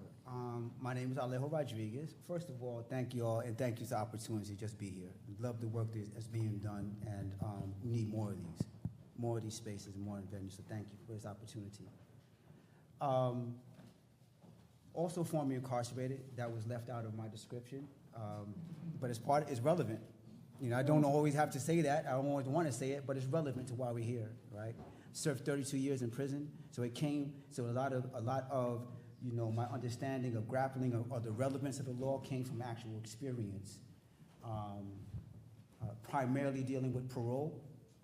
Was sentenced to 18 years to life, did 14 additional years on top of that. So, concepts of the law, how it applies, I didn't necessarily come into it with a very a good experience, right? But I've learned a great deal about how it has helped to address areas in my personal development that was lacking. The capacity to advocate for myself, the capacity to use my agency in a meaningful way, except from just, you know, hollering and screaming and complaining at times. Right? Been very fortunate to be able to use that and opportunities in reentry and in other places where I end up in the long run, as a fellowship at first at Columbia Law School. It started very briefly, and this thing is very important. A very important part of this, of my intro, is that it started out with the idea of how I ended up getting to be a teacher at Columbia Law School. Started out in the classroom. I was giving a presentation for movement lawyering. And when we were done, it was me, Devon Simmons, that was here earlier, and another brother. We were talking about the impact of institutionalization and how it trails even after prison. And when we were done, there was about 60 people in the room, right? Mostly white, mostly Asian, maybe about 3 or 4 black kids. I shouldn't say kids, students.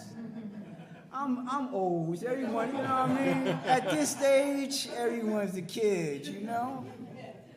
And so a young lady raises her hand and she says, everything you all have expressed in terms of the institutionalization and the trauma from prison, I'm experiencing right here in the law school. And it made me realize then there's something very critical that's happening about legal education, or something happening about the law, that person who has been impacted and the person who is studying it is having a similar disconnect. And it was that problematizing that question was that led to the class in which I now developed, called Battle, Breakthrough in Abolition Through Transformative Learning Exchange. It doesn't necessarily focus on abolition per se and the root to abolition, but rather practices that emerge rather from the emergent strategy. When we get law school students together with directly impacted people in the same class, studying some of these social justice issues, and begin to challenge the question of what does justice really mean? Like, is the law actually justice? Or just a set of rules that we learn to navigate? And when we open up this concept or this question, we start realizing that justice has a very broad application. It shows up in the way we live. It shows up across many different sectors. Public health, the social justice, the criminal, all these other different sectors. And we tend to just focus in on one area, as though my experience in incarceration is my only experience with being marginalized. I've been marginalized since kindergarten. That's where it started. Probably since before birth, when my mother was holding me. So when we start looking at the question of justice in this context, when we bring people together, in a sense, in recognizing that individuals, the nature of justice more broadly, and that individuals' sense of justice is connected to community justice. There's people in our communities that we realize have never even been to prison and have the same sense of institutional distrust. We can't ignore that because that's part of the culture. And it's that kind of framing and a deeper dive that we like to bring attention to. So what does that look like? Really briefly, we created an opportunity. The Jailhouse Lawyer's Manual is a book that's produced out of Columbia Law School. It's been around since 1976. Never have they had anybody formerly incarcerated, or as a consultant editor or any other kind of writer in there for 45 years. They had a captive audience. All right? And they were the only editors, talking about law school students and law professors. Since being there, we've been able to first win an anti-racism grant where we got 2 editors, one of them being here right now, Darren, where we got 2 editors to be our initial co-editors. That was 3 years ago. Today we have 15 individuals who are working collaboratively with law school students and helping to rewrite this book. Now the question is, how are we going to get it inside? We can create a legitimate engagement strategy around the book itself. We recognize the book is powerful, but the book has limitations. And only through our collective wisdom, we believe, right, that these answers can be solved. It's not going to come from corrections, and it's not going to come from the law by itself. It is not. It's going to come from a collective wisdom, and that's our approach.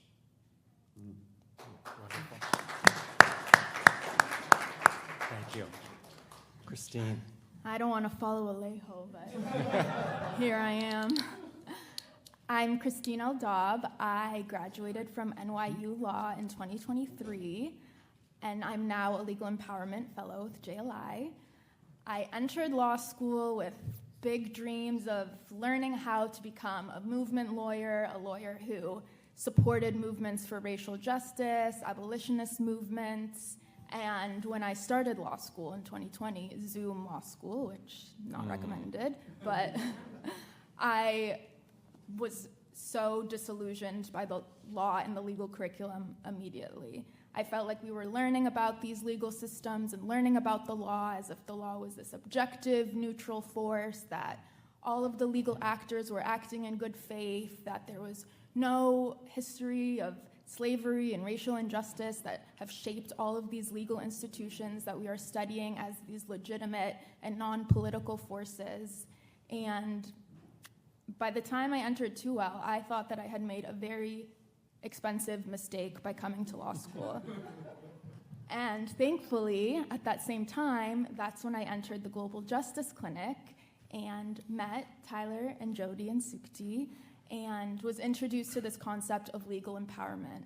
And then everything clicked, and for the first time, I felt grateful to have the opportunity, to have the privilege of an NYU law education, and was so humbled to read letters from our members, hundreds and hundreds of letters that we received, all people of our incarcerated members embracing their legal identities, not romanticizing the law, facing the law, understanding it, knowing it, and shaping it. And I knew that I had to come back to JLI after I graduated. And it's been great to be back and to work with students at NYU Law and Fordham and co-creating curriculum that are sent to our almost 1,000 members now in every state, and to learn from our members and to democratize how legal knowledge is produced and disseminated, and access to legal education, to not keep what we're learning in these walls in here. So, yeah. Perfect. Thank you. Great. Can you guys hear me? Definitely can. Just want to start off echoing the thanks to Jody, Tyler, Sukti. Thank you for having me up here. Also, everybody behind the scenes, Gabby, the other people who helped make this happen. A little bit about myself and how it connects to the topic. So my name is Craig Shepard. I am a graduate of Fordham Law School 2019, graduate of Fordham Law School, and a co-founder of Defying Legal Gravity. Philip mentioned we're an organization, nonprofit organization, that teaches the first year law school curriculum to youth throughout New York City. We primarily focus on middle and high school students in New York, and we primarily focus on students who are directly impacted. So those who have an incarcerated loved one is where we started things, an incarcerated parent or an incarcerated sibling, or even system involved themselves. I think just kind of speaking about how my own experiences connect with learning education, obviously I learned the law, legal education, I learned the law myself, but as far as the population that we work with at Define Legal Gravity, very much is part of my story. So my dad, who's in the audience right now, was a jailhouse lawyer himself some time ago, and sorry, you showed up, so I put you on the spot. And was also one of the #1 champions, cheerleaders of me going to law school, believe it or not. So it always felt important to me to, share the privilege of a legal education with folks who had similar lived experiences to me, but maybe not the same amount of privilege. With that being said, we've expanded in our last 3 to 4 years to recognize that there are many systems that criminalize and impact our young people and people throughout this country, throughout this world. So we've expanded our definition of system impacted and system involved to mean folks whose parents or themselves have been impacted by the immigration system, the child welfare system, housing court. There are just so many legal systems that are impacting folks' lives every day. That's what we're doing, and I'm excited to be here with you all. Hello, everyone. I also want to give thanks for inviting me here. My name is Melvin. I am a second-year law student, and I'm also a software programmer. My undergrad education began while I was in the inside in Otisville Correctional Facility. I was fortunate to attend the Prisoner College Pipeline Program, which was founded by Boz Dreisinger. She's here today. It's a program that teaches college-accredited courses while you're on the inside and offers support once you're released. Upon my release, I continued education at John Jay College. I continued to receive love and support, and eventually I graduated in 2017. When I graduated in 2017 with a Bachelor in Philosophy, all while I was a paralegal, full-time, college student, full-time. After my graduation, I took the LSAT, took it 3 times, eventually did well enough to apply to law school, and I was admitted to law school in 2020.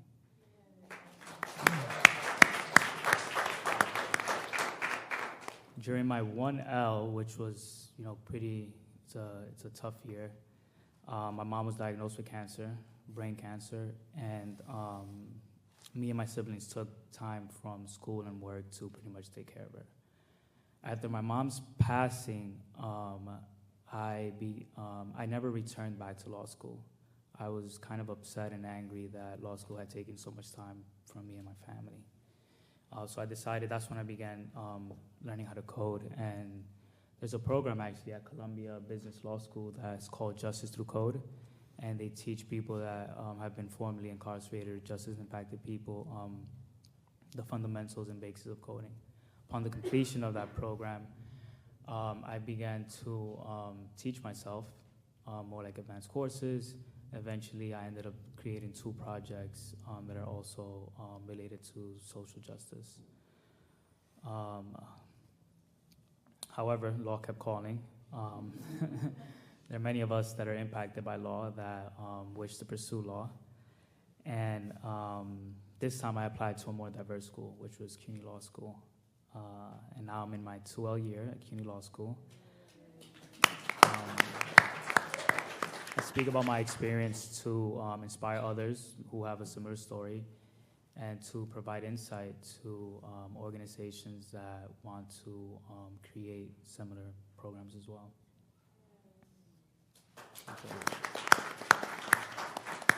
So thank you all for that. Now I'm going to ask each of you to answer some questions. You've touched on pieces of this, and I should just apologize in advance to any law students in the audience if the questions sound like a law school exam. And Melvin, I'm going to start with you on this, in part because you are, you're in the midst of your legal education right now, and also because you've had experience in a couple of different institutions. What do you see as the strengths and weaknesses of the current structure and content of legal education, and how could legal education be improved to better address social justice issues? And you can use both sides of the sheet if necessary to answer the question. So before I get to the strengths and weaknesses, I first want to say that law schools need to get rid of the question about being formally incarcerated on their law school application. And instead, what they should be doing is supporting students being admitted into the bar. Admissions to law school is not enough, and I believe that these law schools should vouch, advocate, and more importantly, take a public stance in making sure that the students that they're admitting into these law schools, that they vouch for them in a way where, like, we're letting these students in, we've taught them the law, and make sure that they get admitted into the bar. We need, I keep saying we need more lawyers and more judges. And truly having the incarcerated question on the application, all it's doing is just keeping people out. Part of the reason why it's maybe even on there is in a way to, I guess, as a disclaimer, where if you go to law school, it doesn't necessarily mean that you're going to be admitted. But I feel like that's unfair, and law schools definitely have the influence to get students admitted into the bar, and that's something that they should definitely participate. When I speak about the strengths, I'm going to speak about the network and the connections that are made in law school. I'm going to speak about the friends that are made in law school, the transformation that happens in law school, a transformation that occurs on a conscious level, a transformation that occurs, in your perceptions of things, a transformation that occurs as you learn more about the law. Now, when we get about the weaknesses, I have a long list for that. Okay, first we need more diversity. More diversity in the student body, more diversity in the faculty. We need to, in a way, have, again, make sure that justice and practice students are admitted into the bar. When I attended law school in Seton Hall in 2020, Seton Hall Law School admits about 300 students per year. The way that it's broken up is that every section consists of 100 students, A, B, and C. And in my section, there was approximately 12 of us that were non-white. That consisted of Blacks, Asian, Latinos. And law school in itself is already intimidating, and you suffer from imposter syndrome and all the other things that occur. And just being in such a foreign environment that law school is, and also being with such around foreign people as well, and looking at professors and not seeing people of color that are professors, in a way hinder or prevent you even from asking help just because of this intimidation that's kind of created. So yes, diversity, and why this diversity matters. We have different viewpoints, different life experiences, all that help tackle prejudice and bias. And diversity brings about social change. Social change in addressing inequality, and just the interactions that occur in law school are ones that definitely, I believe, can change the world, amongst your peers. Malcolm, can I ask you just one follow-up on that? Because you've experienced a couple of different institutions, and you said CUNY is more diverse than the one you attended previously in your first year. Beyond that, any differences in the way courses were taught or the content of the courses? You think that CUNY does CUNY do things better than the other institution? Are there some particular strengths or weaknesses in what's taught and how it's taught? Oh, absolutely. So Seton Hall, and it seems like other private schools, they're more, I guess what their main concern is, I guess, getting students ready to be in corporate law and certain types of law. CUNY, the way that we're taught classes is to help the community. All of our clinics are centered around helping the communities. The way that the cases are taught and the opinions of judges are also different in itself, where we're just we're more focusing, or in private law schools, we're more focusing about like the actual, like the law itself. And I feel like in CUNY, like we actually spend time to focus on the narrative of the people that are in these cases. So amongst that, like there's many other differences, but that's great. Thank you. Thank you. And Craig, so interested to hear a little bit more about the way you're using the legal education model, but particularly, I guess, the idea of replicating the first-year curriculum, which I said kind of jokingly, is that a good thing? But how do you think about bringing that curriculum to the students in a way that maybe maximizes the potential strengths and minimizes the potential weaknesses? Yeah, no, I think the curriculum minus the unnecessary pressures of 1L, whether it's feeling imposter syndrome or feeling like the stress of curves and grades and job placement. Like we're not, Define Legal Gravity, we very much have stated that we're not a pipeline program. We're not trying to send students to law school or to law firms. If we do our jobs the right way, in fact, they shouldn't even have to go to law school. They would have gotten the education that they needed. With that being said, though, I think mirroring the curriculum speaks to some of the strengths, like the notes that I had to this answer. I do think that there are two big strengths to legal education. The first one being, as far as content is concerned, every scenario and between person to person to system or structure, person to government, every single scenario is covered, especially in 1L, whether it's like torts or constitutional law and individual rights or property law. Like every single scenario and walk of life is covered in the content. And then as far as the structure, the level of critical thinking and analysis that's happening in real time is extremely valuable.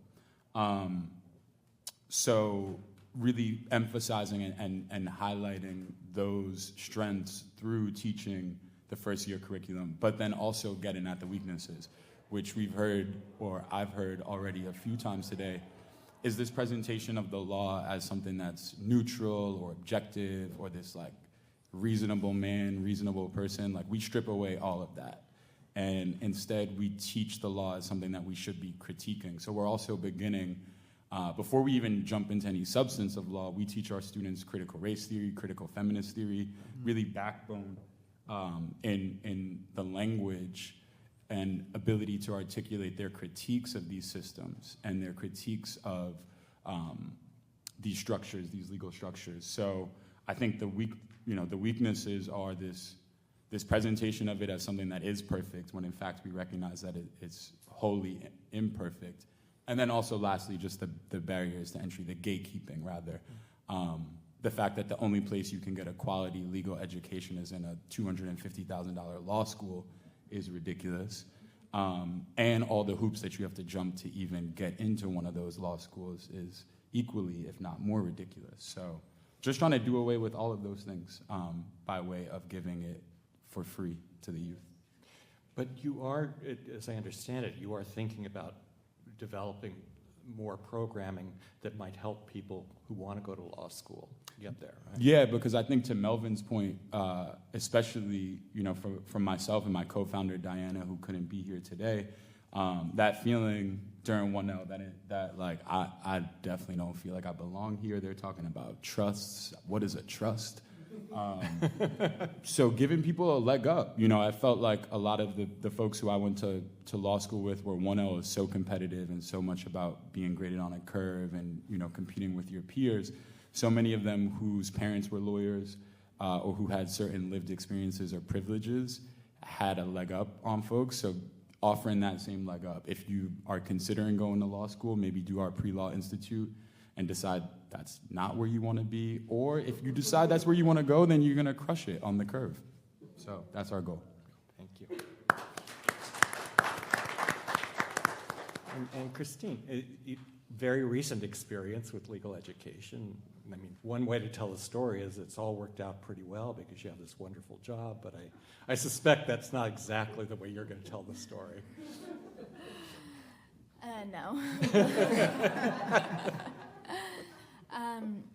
I was struck, even graduating law school, that probably the majority of my classmates had gone through 3 years of legal education without meeting or speaking with or reading anything by anyone who's been impacted by the criminal legal system, could have this degree without understanding at all the trauma of incarceration, the devastation on communities and families and people across especially Black and brown and poor communities.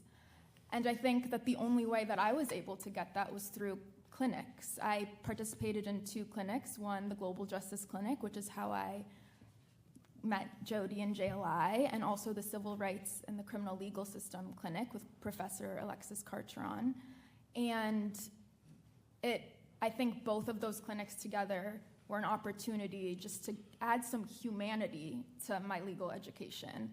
So much of law school is devoid of any humanity, and you forget that you're dealing with people, that the law is about people.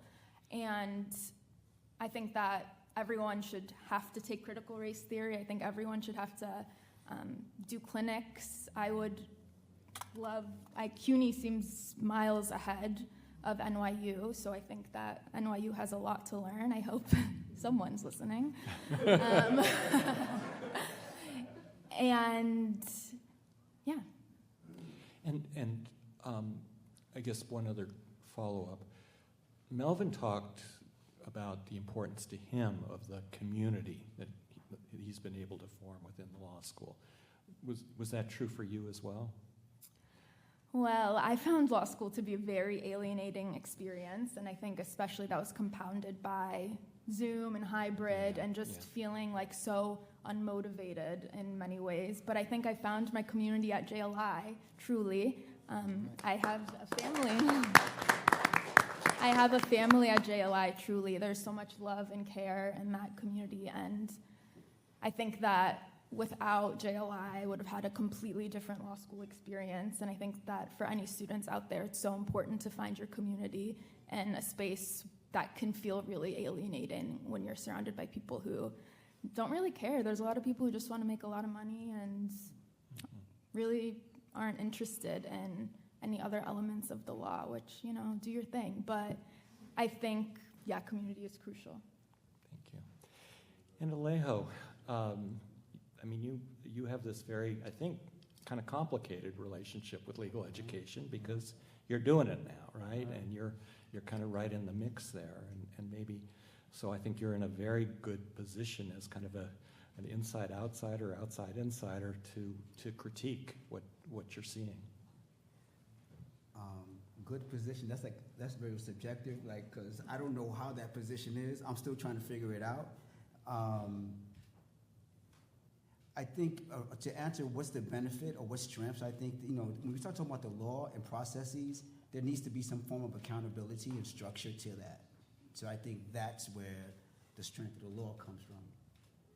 I also think part of the weakness of the law comes from the very same thing. The structure and accountability, and is being taught as if the structure, that procedure is law. That procedure is justice.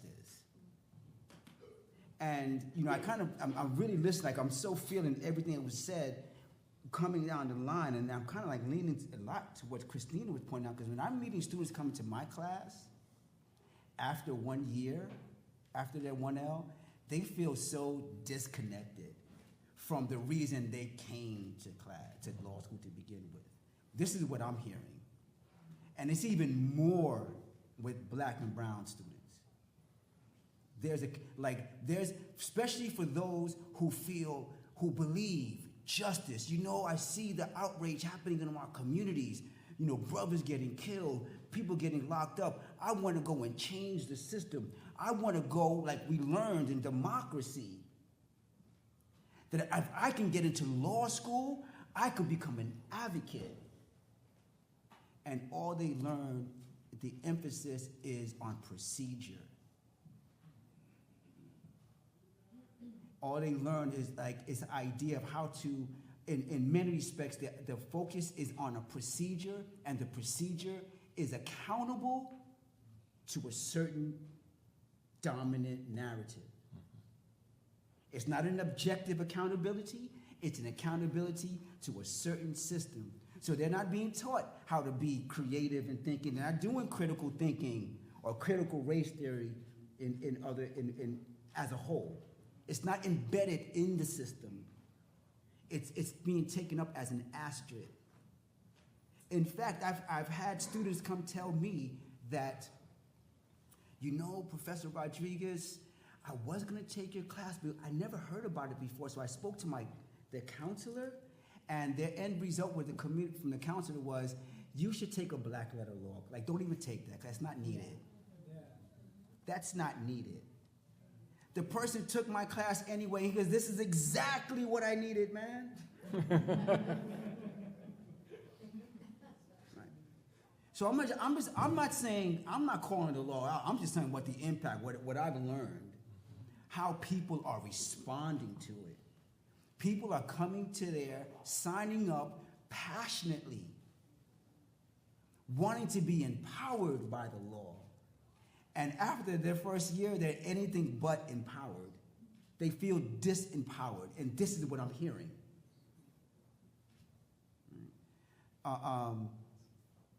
And so it becomes very peculiar. How to begin to reinforce trust? I have to say this too, because we're having this conversation about the law and justice, like we're having it in the background, in a vacuum.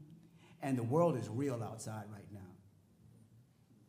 There's people out there saying right now, considering the politics that's going on right now, that there's some individuals that have been a threat to democracy. That's what we're hearing, right? And in terms of justice, the way that people are saying, I'm calling out Trump, right? He's saying a threat to democracy because he changed the facts. He turns the blind eye. He never has he is always kicking the can down the road. I'm sorry, but that's the same kind of democracy that black and brown people, indigenous people have been having that's how we know democracy in this country. So what's the difference? What is the difference? What justice are we talking about? And the law schools perpetuate that very same, everyone said the horror of the 1994 crime bill. It took a bipartisan blind eye to agree to this shit. They were all in on it. And you want me to talk about that system to empower me? Empower me how? Empower me to be complicit in my own process, in my own incarceration, in the own hunting of me being shot down? Is that what we're talking about, me being empowered in? I don't want it. But I do, excuse me, I'm traumatized. I've been in prison 30 years. I've been traumatized. I'm going to go up and down. It is what it is. It's how I get it out. You know? I don't mean to, I say I need to bring some humor because I don't mean to offend or push anybody back. I really want to call you in, but it's real. This is real.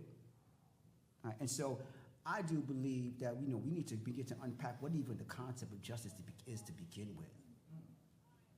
And that's not happening in the law schools. I also believe that we're talking about justice and laws in the kind of way that the people who are directly impacted should be involved in how we understand it.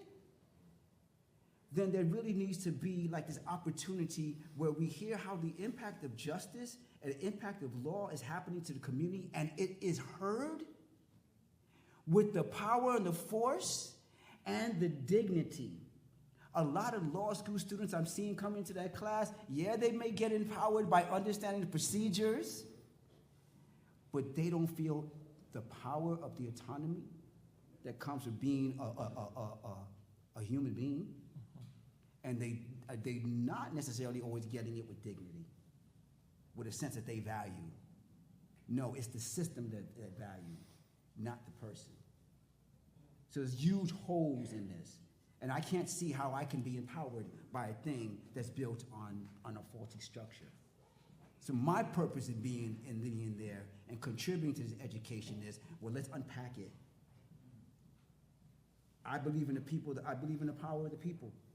I believe we hold justice, right? And if that's the space in which you're going to have this opportunity to learn, I'm glad I have the opportunity to be able to create, provided with the opportunity to create that discussion, and let's have it in a meaningful way that it counts, and not just an abstract, like, oh, that's a good discussion, and then we push that to the side, and this is where we put all our money in.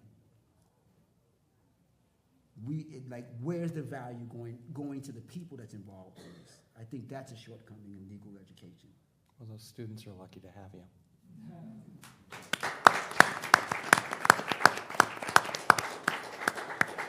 Thank you.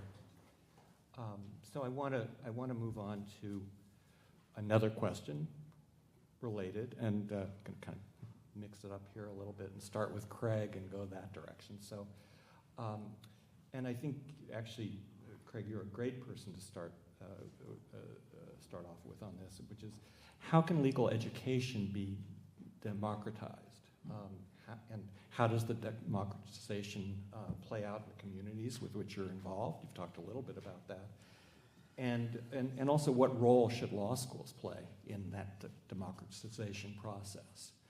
In your work, I don't think it sounds like the law schools are really involved. It's kind of all on you to bring the law to the community. Yeah, I can start with that last bit, though, because the law schools can be involved. Great. I think Fordham University and NYU and Columbia, all these law schools can support by opening their doors to legal empowerment organizations. So, we're very fortunate to have space from Fordham Law to host our programming by virtue of the Center for Law, Race, and Justice. And I think, we know real estate is at a premium in this city to be able to even host our programming there, or NYU's support of JLI and Bernstein Center support, just universities supporting the organizations that are doing the work, whether that's through direct funding, through opening the doors, through bringing awareness to law students so that they can be involved, especially those who are not really certain how they found themselves in law school.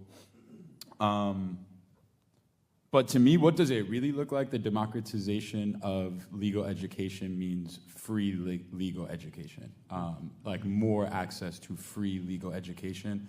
And I think especially we focus and put a lot of emphasis on the youth. And one thing that we, in the beginning iterations and ideating about defining legal gravity, it was important to us that we didn't put a whole lot of emphasis on criminal law and know your rights workshops, because we exist in a legal system and legal systems far beyond just interacting with the police and with the law. And it's so subjecting and so minimizing to think that that's the only area of law that young folks in certain communities need to know and need to be aware of. So, yeah, I think it comes down to doing more things like giving it out for free. The only way to really democratize it is to give it out for free. And the way that law schools can do that is use their endowment to sponsor those initiatives. Anything about, just one follow-up, and it's sort of because of the work you're doing, anything about the content to make it more accessible to a broader group of people? Yeah, a lot. It can be a lot.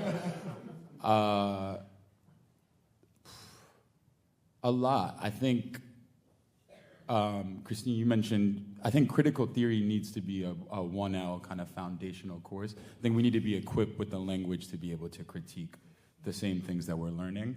I also think, and I'm just speaking about my own experience in law school. There's an onus on certain professors, I think, to bring it to real life, like, and not it happening in this vacuum. Like, there's stuff happening every single moment, and then we're in law school not talking about it. So making things relevant, yeah. Great, thank you. Melvin. Okay. First, I want to say I share Alejo's sentiment as far as when we speak about the justice system being pretty effed up. I guess the first thing that comes into mind when I'm thinking about legal education democratized, first thing that comes is like more opportunity, more chances. Me and Alejo were actually in the same facility in Arthur Kill, when Boz came in with the prison to college pipeline program. And as simple as it sounds, is what we really need is an opportunity. And it kind of even, like, I feel disturbed even just asking for an opportunity, because I feel like it's a human basic right to have an education.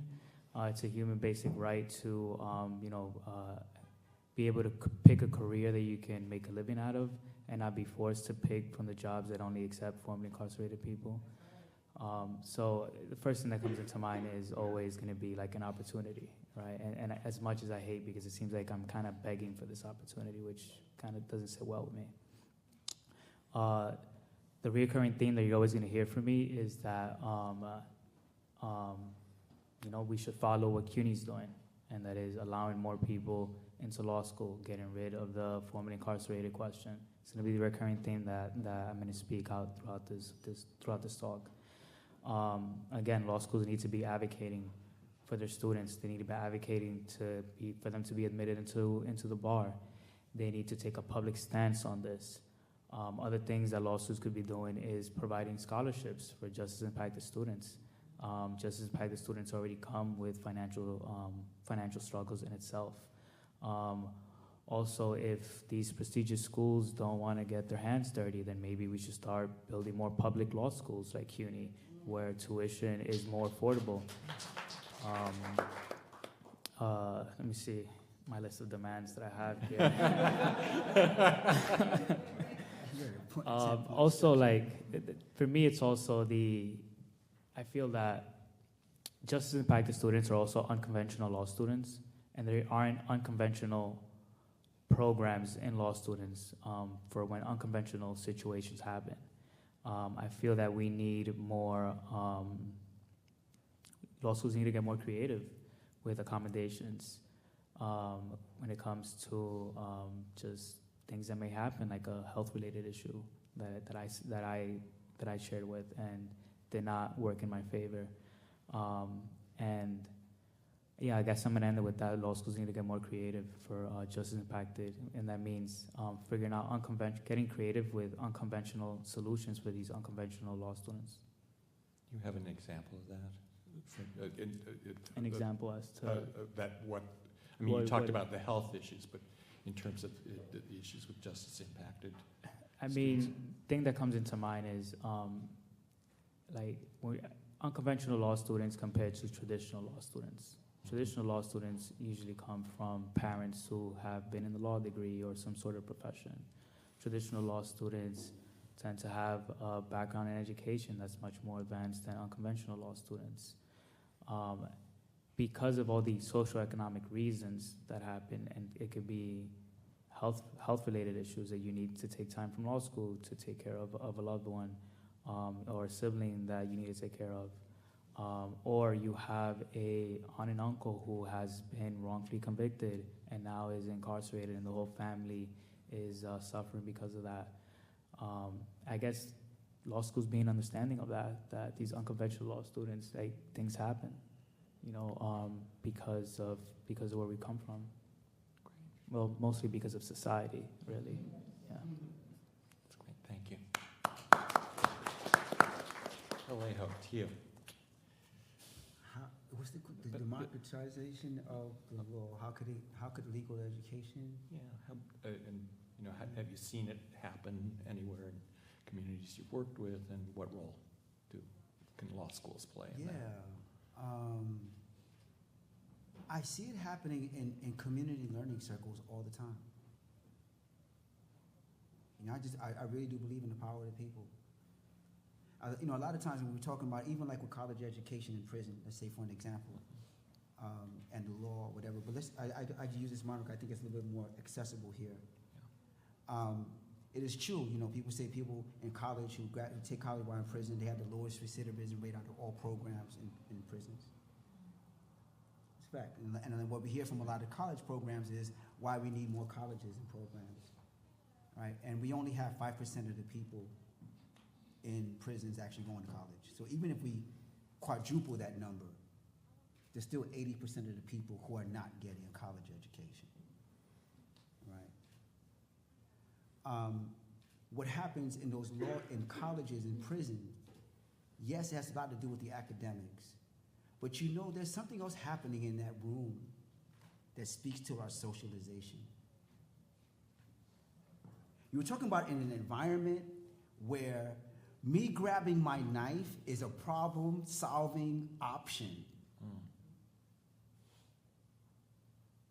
If I get conflict, me grabbing my knife is an option I have to resolve the conflict.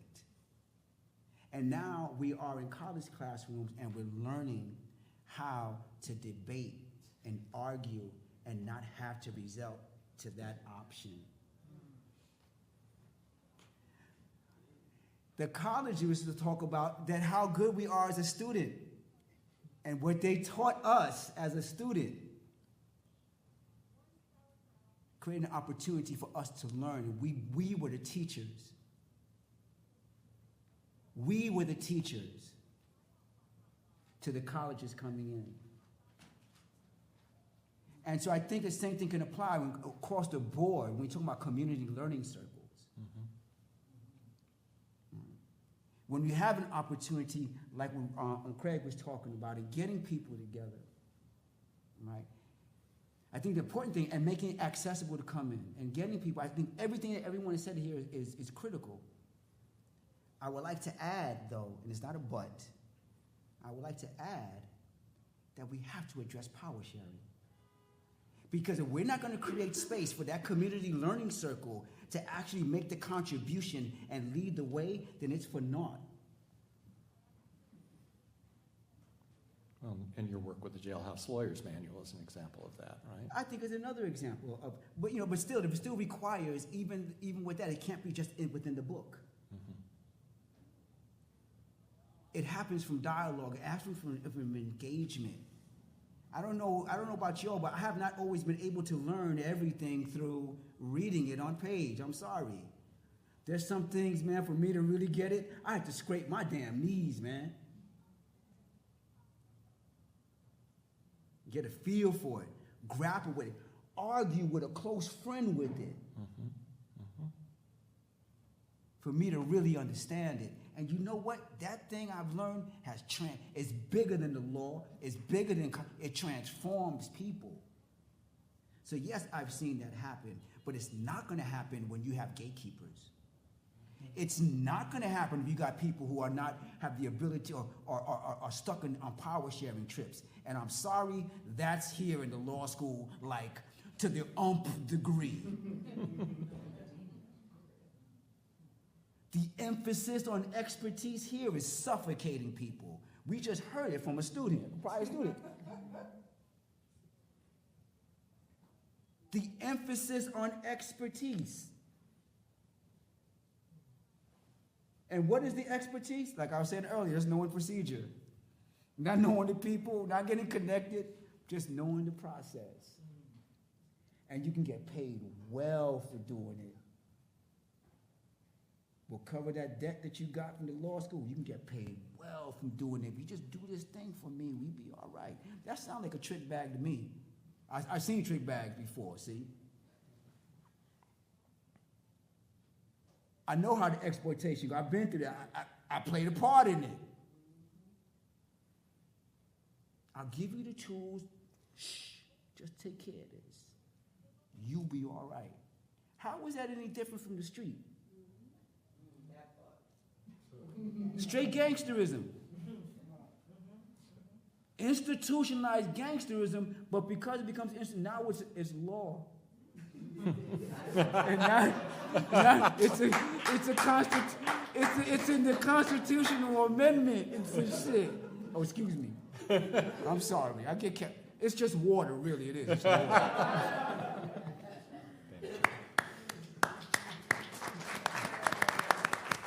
And Christine, you're, I mean, this is kind of a big part of what you're doing now, right? Thinking about law and democratization of law. So maybe you can talk about what you think is possible, how you've seen it work, what role law schools can play. Sure. I think one thing just to state is that legal education is not meant to be democratized. That's like an underlying assumption, is that this information should not be widespread.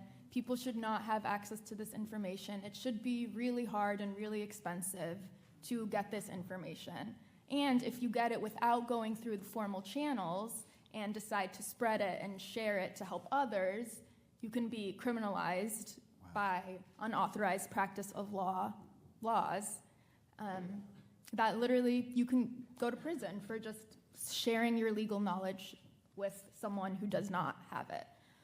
So I think that is a big part of it. I know so many folks in this room are working on repealing UPL laws, which is, I think, so important and critical to the Bernstein Institute's mission as well. I think at JLI, our model of co-creating legal modules, legal education modules, is one way to try and democratize knowledge production. We interview formerly incarcerated jailhouse lawyers. I know John and Brandon have both been absolutely instrumental in the development of JLI's legal curriculum that we get such phenomenal feedback from, not to brag, but people on the inside really appreciate kind of the wisdom that comes from co-creating legal education modules and getting information that you can't read from a textbook, but that you can only have by having lived experience of practicing law from the inside. So I think that is one way, but it's not enough alone. But it sounds as if you feel as yes. if you're doing some of that anyway. Yes, it's very motivating to see how people really appreciate the modules and find them to be something to study and to share with each other.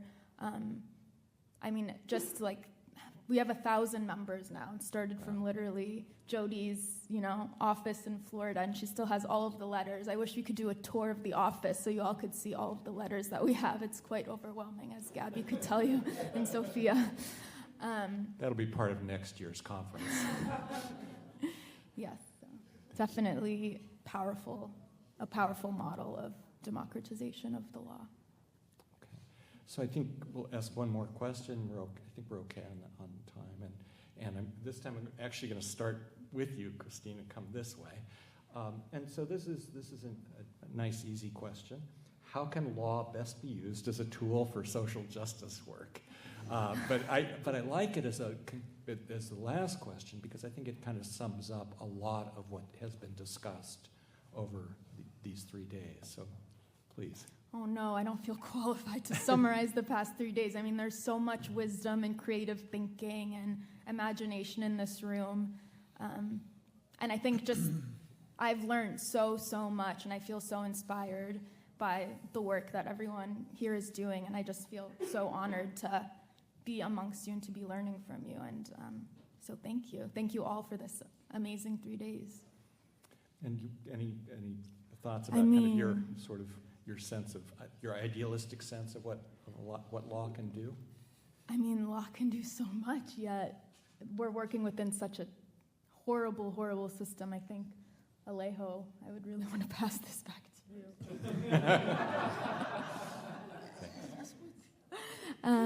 Yeah, but movement lawyering, I think legal empowerment, getting the law in the hands of the people, following movements on the inside, learning from organizers, decentering lawyers, and learning from people who are directly impacted, following their lead, absorbing their wisdom, abolishing prisons. Yeah, smallest. Thank you. Alejo, how can this thing best be used as a tool for social change?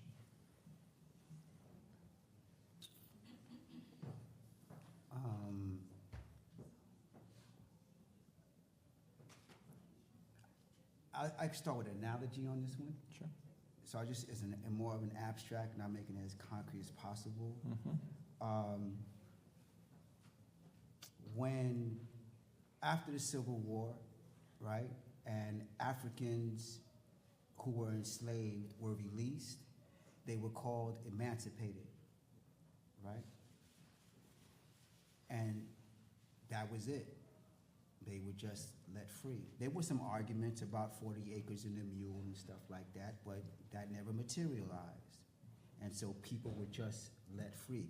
There was a political emancipation, right, that the law helped to provide.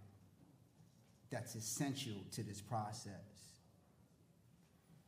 But what about the emancipation of the needs of the human being? Like, we all know people need a right to work, to live, and a place to live, right, house, to feed their family, to carve a life out for themselves. These are like, we're told that these are like inherent, inalienable rights. Life, liberty, the pursuit of happiness, and somehow, because of a crime, now they could be alienated. If they're inalienable, they are inalienable. I don't get it how they can be alienated. But the law does this. But the law created emancipation. How do we structure it so that people are now dealt with a sense of power and autonomy in their lives, and that they're dealt with dignity? So it's in the abstract. Now, what are you talking about? Well, back to the African American experience. Can we say in 2024 that African Americans feel the sense of power, of autonomy of their own lives? Okay, I didn't say it. I'm just saying. Check. Can we say there is some level of dignity being black in this country? So the laws, there's a couple of areas in which the law can really just lean in, and a couple, two critical spaces. How do we ensure people's sense of autonomy, like everyone else got? And I'm not saying I want to be equal to a white man. I want to be really, really clear. I want to be my own damn person.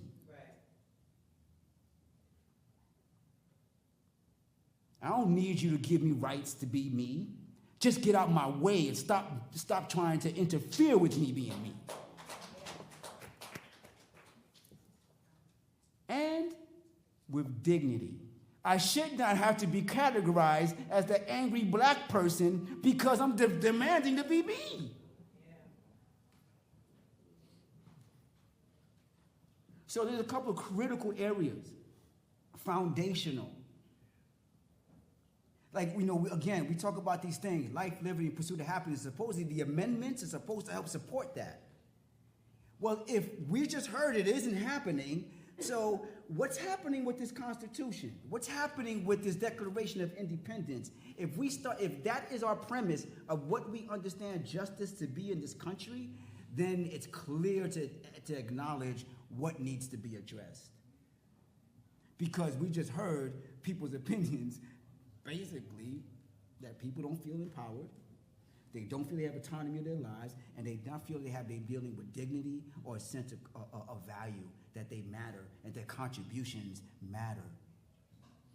Everyone wants this, man. They said it's inalienable rights. Right. And you feel law has a role to play in that? Yeah. I think the failure to address it exposes its intention of being a white supremacist intentionality behind it, that someone needs to be in control. It's more an act of social control than it is anything to justice that would lead towards democracy in any kind of way.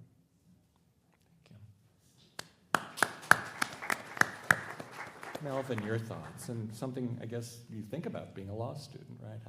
How can law be used in these ways? I think that I guess what I'm going to do, I guess what I'm going to say is that I'm going to hold law schools accountable. This is a broad question, so I'm going to stick to the social justice part of it. And I guess we can begin with taking care of the community. If we can't do that, like what else can we do? I want to share a story. I recently went to Brazil a few weeks back for the launch of the Global Freedom Scholars Network, which is a network where justice impacted students all around the world get to share policy change on a global level, discuss reform on a global level, and just pretty much a network of justice impacted students who have been formerly incarcerated and now pursuing education. During my time there in Brazil, we visited one of the prestigious law school out in Sao Paulo. And as I was exiting the Uber and walking up to the school, very beautiful school, I couldn't help but notice the overwhelming homeless people that were outside. And I know that we have homeless people here in New York, like right outside of NYU, Columbia, and other schools. But the overwhelming number of homeless people sitting right in front of this prestigious law school. This is the law school that's supposed to be like the Columbia, the NYU, the Fordham, who receive so much funding and so much money. I'm like, how is it possible that they have so much homeless people right in front of the school? Like, why don't they create some sort of housing program that's going to address this housing need, create some sort of clinic that can maybe find a shelter for these people, find housing for these people? Why not get creative and find, either fight existing laws, create new laws, change laws that's going to help this homeless situation that's happening. And I'm going to hold law school accountable because we have that happening here as well. Many of the law schools that are here in Manhattan, Upper Manhattan, black and brown people used to live in these neighborhoods, and unfortunately they were displaced and can no longer afford to live here. And I feel that law schools owe it to them to provide programs to cater to their needs. They just came in here, planted their flag, and pretty much just took the property. So when we think about law, how can it be best used as a tool? We could start with the community, helping small businesses. There's people that lose their business because they can't afford a lawyer to help them with compliance. We have people in the community facing criminal allegations that were probably just because of harassment and maybe can't afford representation, or if and as a result of that, what happens? We have black and brown families that are destroyed. That's something that's not spoken about. The impact on how these black and brown families are destroyed, right? We have kids that grow up without fathers, kids that don't know how to be fathers themselves because they don't have a script to work off of and they have to make it up on their own. We have, parents that are forced to raise kids because the other parent is incarcerated or worse, deported. So I'm going to hold the law schools accountable for social justice. Okay. Wow, you have the last word on I'm this very question. not deserving of the last word of the whole conference. The last word. Well, actually, right. I think we'll have time to give some audience members. Okay, last, cool. so. Somebody's got to say something. That takes the pressure off. Yeah. Right? The law. I struggled to answer this question when I was thinking about my notes in advance, because I'm thinking to some of your points, Alejo, the law. I think the law has a long way to go to be a tool for social justice. I think the law. When I hear the law, I think about the man. This. It's so far removed from any notion of social justice that I have in my mind. But legal education, I think legal education can and should be an important tool, but it is just a tool in the fight towards liberation, towards social justice. but legal education can be a tool by, I think, being reimagined to be something that is more rooted in knowledge and wisdom than information and to Alejo's word, procedure. So if we're really trying to develop knowledge and wisdom of self and understanding of the world and structures instead of procedures and systems and games to play. So legal education can be a tool. The law, I think, has a long way to go to be a tool.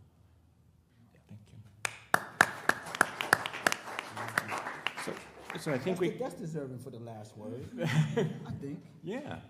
So I think we have like 10 minutes for so if people want to come forward, right? Do we have microphones up here? Yeah. Okay. I can take mine. And while people are assembling, let me just take a moment to say thank you to the four of you for just sharing so much of your experiences and your thoughts. And I called it optimistic because you spoke in very clear-eyed ways about all of the things that you see as challenges and shortcomings. But you're all doing stuff that's designed to address that. And that's the optimistic part, to see what each of the four of you is doing in your own lives to try to address that. So I just want to take this moment to say thank you to all of you.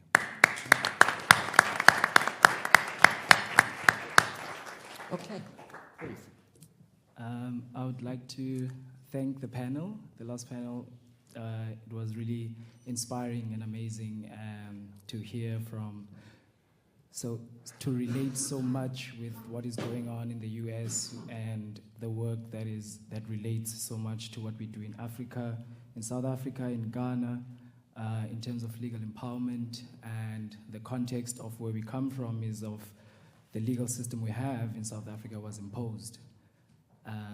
It's a Roman Dutch system that was imposed by the colonial powers on a living African customary law system, which was not taught in law school. So African customary law is a system that one had to teach themselves.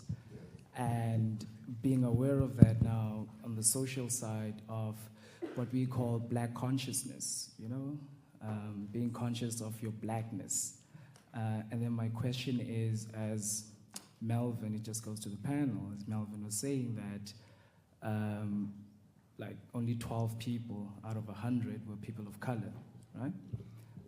So my question is there a platform that is afforded, or can there be a platform that is afforded to address white consciousness and white privilege to white people? Instead of like what in South Africa, what we call it, or what white South Africans call it is white guilt because of apartheid. So when they see a group of black people and they are white, they feel guilty because, oh, we caused this, my ancestors caused poverty. I can't look at it, I need to look far. So white guilt for me is like white consciousness, knowing when to speak, when to assist, and when to pull back, Because in the system, as much as we like it, it is benefiting some people. That procedural law, someone is benefiting from it. They're getting paid a lot of money. The lecturers, the universities, the lawyers, the corporate companies. So there is a benefactor of the system. So it's not broken. It's working effectively for certain people. But now, to those people it's working for, can we address it to them? And are they able to think about it in that aspect of like being white conscious of how this system is benefiting me? I'm eating, and someone is not. So yeah, just to bring those conversations within the law school, and not only in one module or in one context or in one movement, but to take it up to the people that this thing is benefiting them. And most of the time in South Africa is the white people always have a plan for black people, unfortunately. All those in power, they always have a plan for us. We always react. So I think it's high time now we start to actually go to these spaces and where the white caucus and plan for the poor and be like, yo, we want to be part of the plan. I know they will exclude us, but just thinking about like white consciousness, that's just my question. Yeah, thanks. Thank you. Does anybody want to respond to that? I don't know if you were necessarily asking for a response, but Was he? did you You asked a want question? the panel to respond? Yeah, Okay. I mean, I don't know if that's possible. I mean,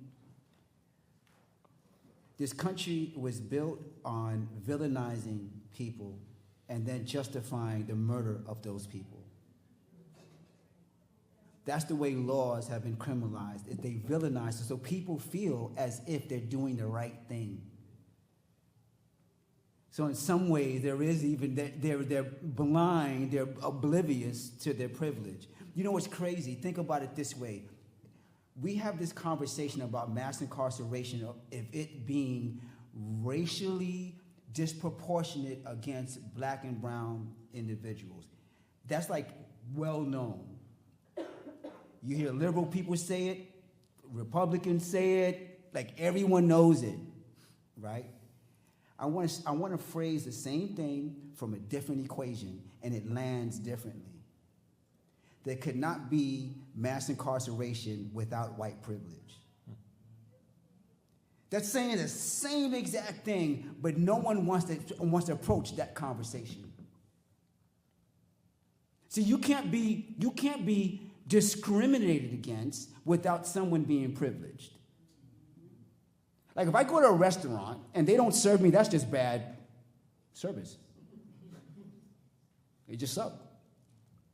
If I go to a restaurant and 4 other people get served after they came in after me and get served before me, and they're all of the same group, then we can identify that there is discrimination. That's the definition of discrimination. But we only talk about, oh, look at the poor blacks, they're being discriminated. What kind of programs do we need to give the poor blacks? What do we need to help them with their social adjustments? Notice we're not talking about the white privilege part in the same way that your white privilege is what created this situation. And it's woven into the law to give it the appearance that is nice and clinical and therapeutic, and this is what it's for and it works for everybody. And so not till we get to the realization that, wait a minute, I don't think that thing about the white consciousness, I love it. I love the idea. I think it's appropriate. I think we need to have that conversation. We're talking about changing the system of how the legal practice is even shaped. And I don't know, people don't give up power that way. Bottom line, they don't give up power. That's my answer. Please. I had more of a comment to make, and I will be remiss if I didn't speak about this today. So my name is Michelle Smith. I am co-director of an organization called Missourians to Abolish the Death Penalty. 3 weeks ago, Missouri executed an innocent man, Marcellus Cleaver Williams, who was my client and friend. And today, October 17th, Texas will execute another innocent man. His name is Robert Robinson, and his crime was being autistic. When his child died, he didn't have the correct emotional response, so they felt like he killed his baby. Years later, the doctors and the professionals understand that that's not what happened, but he is on Texas's death row. All of his appeals have been denied, and tonight this country will again execute an innocent person within 30 days. So I, just wanted to uplift Mr. Robinson's name in the space. He, from all of my accounts, is a very sweet man, and he has been just abused and neglected his entire life. But there are people in Texas, my comrades, a lot of people I know who are fighting till the end for him, and I want to amplify the Texas Coalition to abolish the death penalty as well, who's doing all of that work, and his attorneys with the Innocence Project. But I just really wanted to bring his name into the space and, invite everybody to go and learn about him, his case, and how this system, like you were saying a little bit ago, targets the vulnerable. Mr. Robertson is white, but he's poor. He's neurodivergent, and in this country, if you are not of a certain elite they don't care about you. And exactly what they did to Marcellus Williams 3 weeks ago, they're about to do tonight in Texas. So I just wanted to make sure that I amplified his name in the space today. So thank you. Thank you. Thank you. Thank you. Thank you. Marcellus Williams, presente.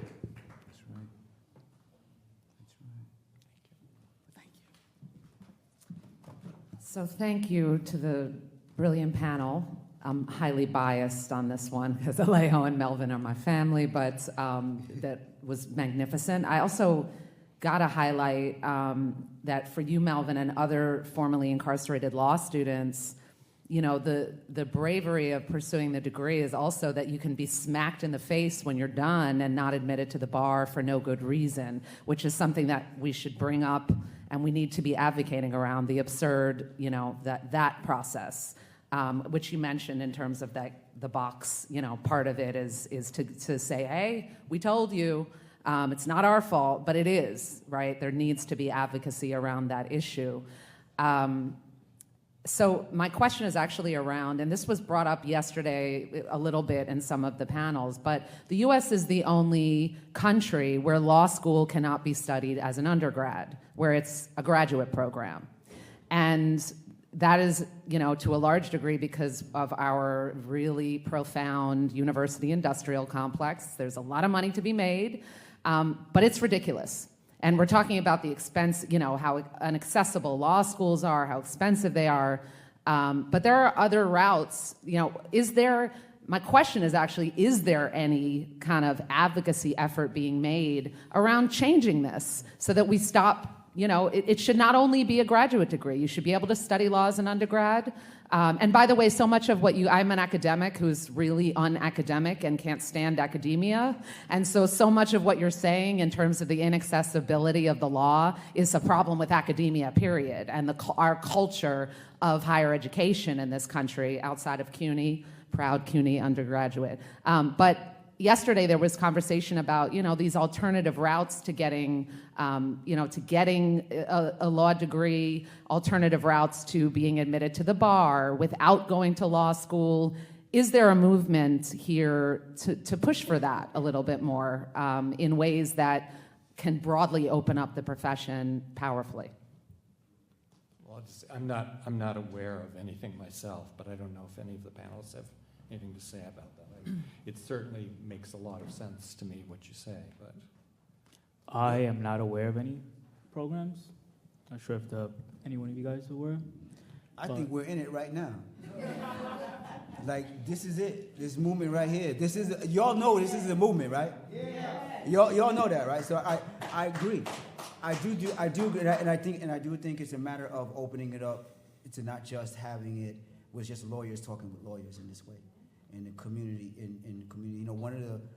I think one of the most profound things I experienced while in prison, and not just, when I was in prison, I earned a master's degree. I was published, right? I wrote articles in CUNY Law Review. I did some stuff, right? And nothing was more powerful than building with brothers in the yard. Can't put a degree on that. But you know what? Can't nobody take that away from me. Not only building in the yard, but individuals giving me the vote of confidence. When I came in, when we first met, and me and Melvin met, like, yo, Alejo, you there? I'm glad you there, Melvin, but boom. And it's a vote of confidence. I know what we're representing. I walked through the door. I haven't seen Will Terry, I don't know how long. He seen me, go, yo, your name on the list, go do what you got to do. The kind of support and confidence, the dignity that I was talking about earlier, we provide. Right? So I do think, and in as much as there may not be a movement, a program, I think we're undervaluing the power of the people in this process. I should say devaluing. We're not giving it its proper type of credence that community learning circles are powerful. Because now we can really have these real justice conversations, real civic engagement conversations, in terms of not just what kind of job and career you're going to get in your life, but who are you? What do you want to do? Who do you want to be? How do you connect with your community? So I do think I think one, we're in it. And the other thing is, I think it's also pouring into the value that community members, they have a sense of justice. We have a sense of value.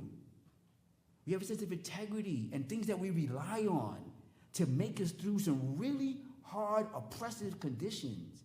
Why aren't we going to those people to find out the solutions that they've been doing to make it through all this time? We act as if it's going to come from an academic space. So I do think we are in it, and it's happening, and sometimes it doesn't need to be called out. Thank you all. My name is King Downing, and I teach law at Rutgers Law School in Newark. And the way I maintain my sanity is that I am the director of a criminal justice program for New York, New Jersey called the American Friends Service Committee. So that's how I keep it in balance. The school has, in the 70s, it got the motto, the People's Electric Law School, because the students had walked out and pushed for Rutgers Law School to relate to the community by providing programs and opening the doors, something that is slowly moving into the distance, and we're fighting to bring it back. But I wanted to get your comments about a course that I teach. It's a public interest class, it's a skills class, and it's a survey, which means it's not like going into a clinic where you'll be working on the same issue constantly. So I'd really like to hear from the law students what you think of the class. And the way it's set up is that I have turned the class into an imaginary but realistic law firm.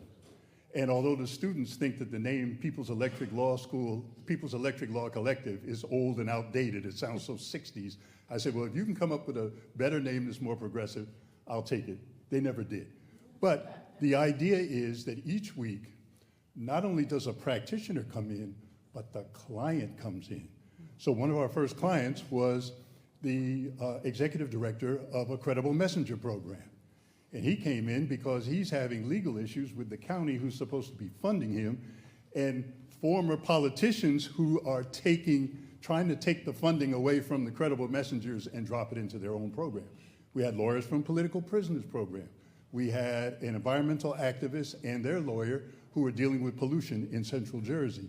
And we also had a historian who brought a case of students who were kicked out of HBCUs for having boycotts.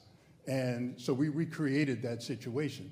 So I wanted to get your reaction to if you think a course like that could work. Now, I tell the lawyers, you sit back with me and let them interview the clients, find the questions. We send a packet ahead of time. It's almost like the new bar exam where, I don't know if they have that in New York, where you're given a packet and you write a memo.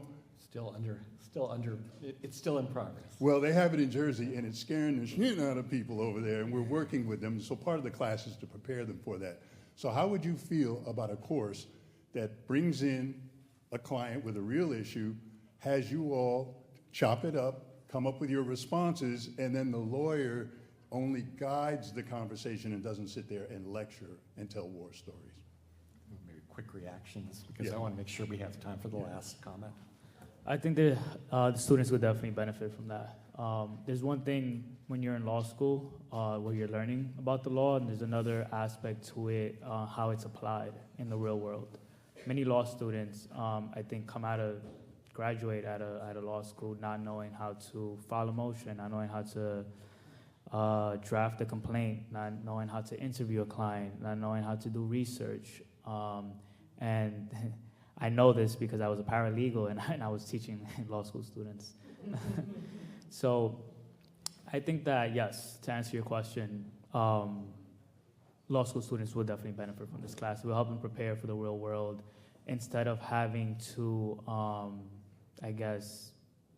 be taught this by their paralegal. And another thing, too, is that when you have these skills learned already, you can hit the ground running.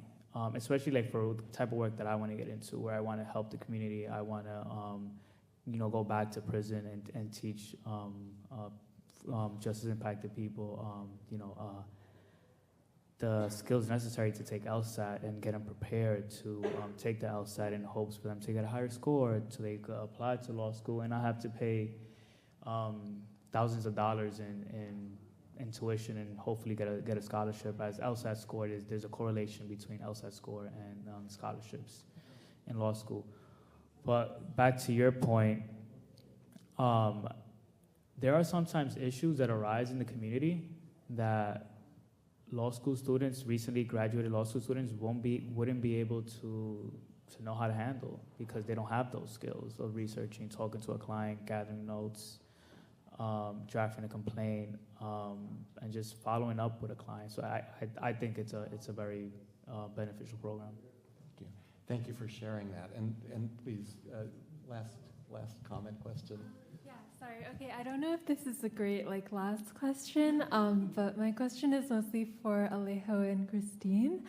I was wondering for the legal materials that you guys have developed to democratize legal education on the inside. If you guys have faced any challenges with censorship and getting those materials inside, how you guys, if so, are thinking of navigating those barriers and really just spreading the word about these materials and building networks of people around them. But yeah, thanks so much. Are you a plant? That sounds like a perfect last question.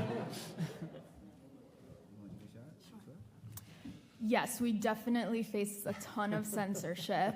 Also in the office, you will find a ton of returned mail of our newsletters for so many random reasons that make no sense, that our mail is returned and our newsletter is returned. And members of our team, Gabby and Sophia, have been doing a lot of advocacy, reaching out to prisons, trying to figure out exactly what the rules are, how we can get our newsletter in, how we can get the modules in. So it's definitely a dance of sorts. Anything else? Anybody? In addition to that, one of the areas I know that is difficult to deal with, especially in writing, knowing that people want to read, is the area of retaliation. So here it is, we're advocating for people to be legal advocates for themselves. And what if the issue is a justice issue that's happening within the facility that they're in? And how do you prevent retaliation from occurring from the officers that are there? So these subject matters are very, very sensitive, and which is why I believe these are kind of subject matters that's best to happen offline, through more of a workshop and more back to the idea of community learning circles. For me, I think that those are the best ways to have in-depth conversations and keep those things out of writing. So yeah, okay, quickly, please. My name is Will Terry. He told y'all my name. This is kind of profound for me, because you already know we was in the same coop together. This guy. We started with bars. I'm gonna be short because I know you're gonna wrap it up. I'm getting goosebumps because for me, community learning is probably it should be cornerstone. It's so important. There's empirical evidence of it. Alejo's up here talking. We started this process 13 years ago. Melvin up here, same thing. We started this process 13 years ago. It was because somebody actually took the time to come in and cared enough about this, because it wasn't just coming in and just showing up and saying, okay, we're here, this is who we represent. Sometimes people do that to look good in other people's eyes. It was the sincerity of that person that came in, and that community learning exchange, the fruits of that. It's part of them. I'm sorry. Okay. It's like, I can't even describe it. It's beyond phenomenal. There's no word for it. Out of all the people that we still keep in touch, there's groups of us that to this day, this is 13 years later, the things we're going through, we conversate with each other. We talk to each other about things. And even further, like I said, there's empirical evidence. This producing real things, real positions, real changes. This is opening up doors that for us to have these conversations to spark thought that's actually spark some type of change. It's development. It's happening. It's not just an idea, and that comes from these community learning spaces. It's not going to happen in the school. For me, I think I don't understand how. Just for example, not to bring up police brutality, but I don't understand how a business, because they're a business, can have a customer and serve a customer, but have no type of relationship with that customer, have no idea where that customer is coming through. That makes no sense. What business you know? Dyson make vacuums. They ain't selling to people that eat hamburgers. They're selling to the people that with vacuums. Police should be mandatory for any type of law enforcement agency, law school, police agencies, public defenders. It should be mandatory that you go engage in the community. How are you serving people that you have no clue on what's going on with them? These community learning exchanges, that opens the door for all of this. And it actually allows, because it's a two-sided coin. As hard as somebody is fighting for us, we should be fighting for ourselves. But a lot of times we can't do that because we lack basic education. So how the hell am I gonna know a word like adjournment or something like that? How am I gonna do that? Through these exchanges, I get a better understanding, and the understanding comes from me trusting you, who you are, because you see me as a person. That's why I tell you, this woman here, I've seen her praise there. She transformed lives. We talking about real evidence, real things. It's not an idea. People got jobs. Devon is going all over the world. Alejo is a professor. We were spending the yard together. This was an idea for us. And the idea was sparked by somebody that came in and took the time and invested that into a person that's the first time in my life somebody ever took the time to really invest in it. That came from that. Nothing else is gonna come like you said, that stuff that comes in the book, that book learning, I could recite. School's crazy. I could learn a poem in 2 minutes and recite it for the rest of my life. That don't mean I failed the poem. You know what I mean? That don't mean the poem makes me get goosebumps or I'm gonna cry over the poem. I'm just reciting it. It doesn't have the same meaning for me and you. You know what I mean? So again, stress that the community learning exchanges are paramount. That should be number one first. And then the rest of it should come down the line, because that's what it is. We're human beings. We're built of community. If you isolate one of us, we might die. That's where it comes from. That's where our learning comes from. And it's producing real change. It's giving me goosebumps. I want to cry in the audience or later talking. I can't believe this shit. We was just in the yard. We was. Well, that is the perfect last word. Thank you so much.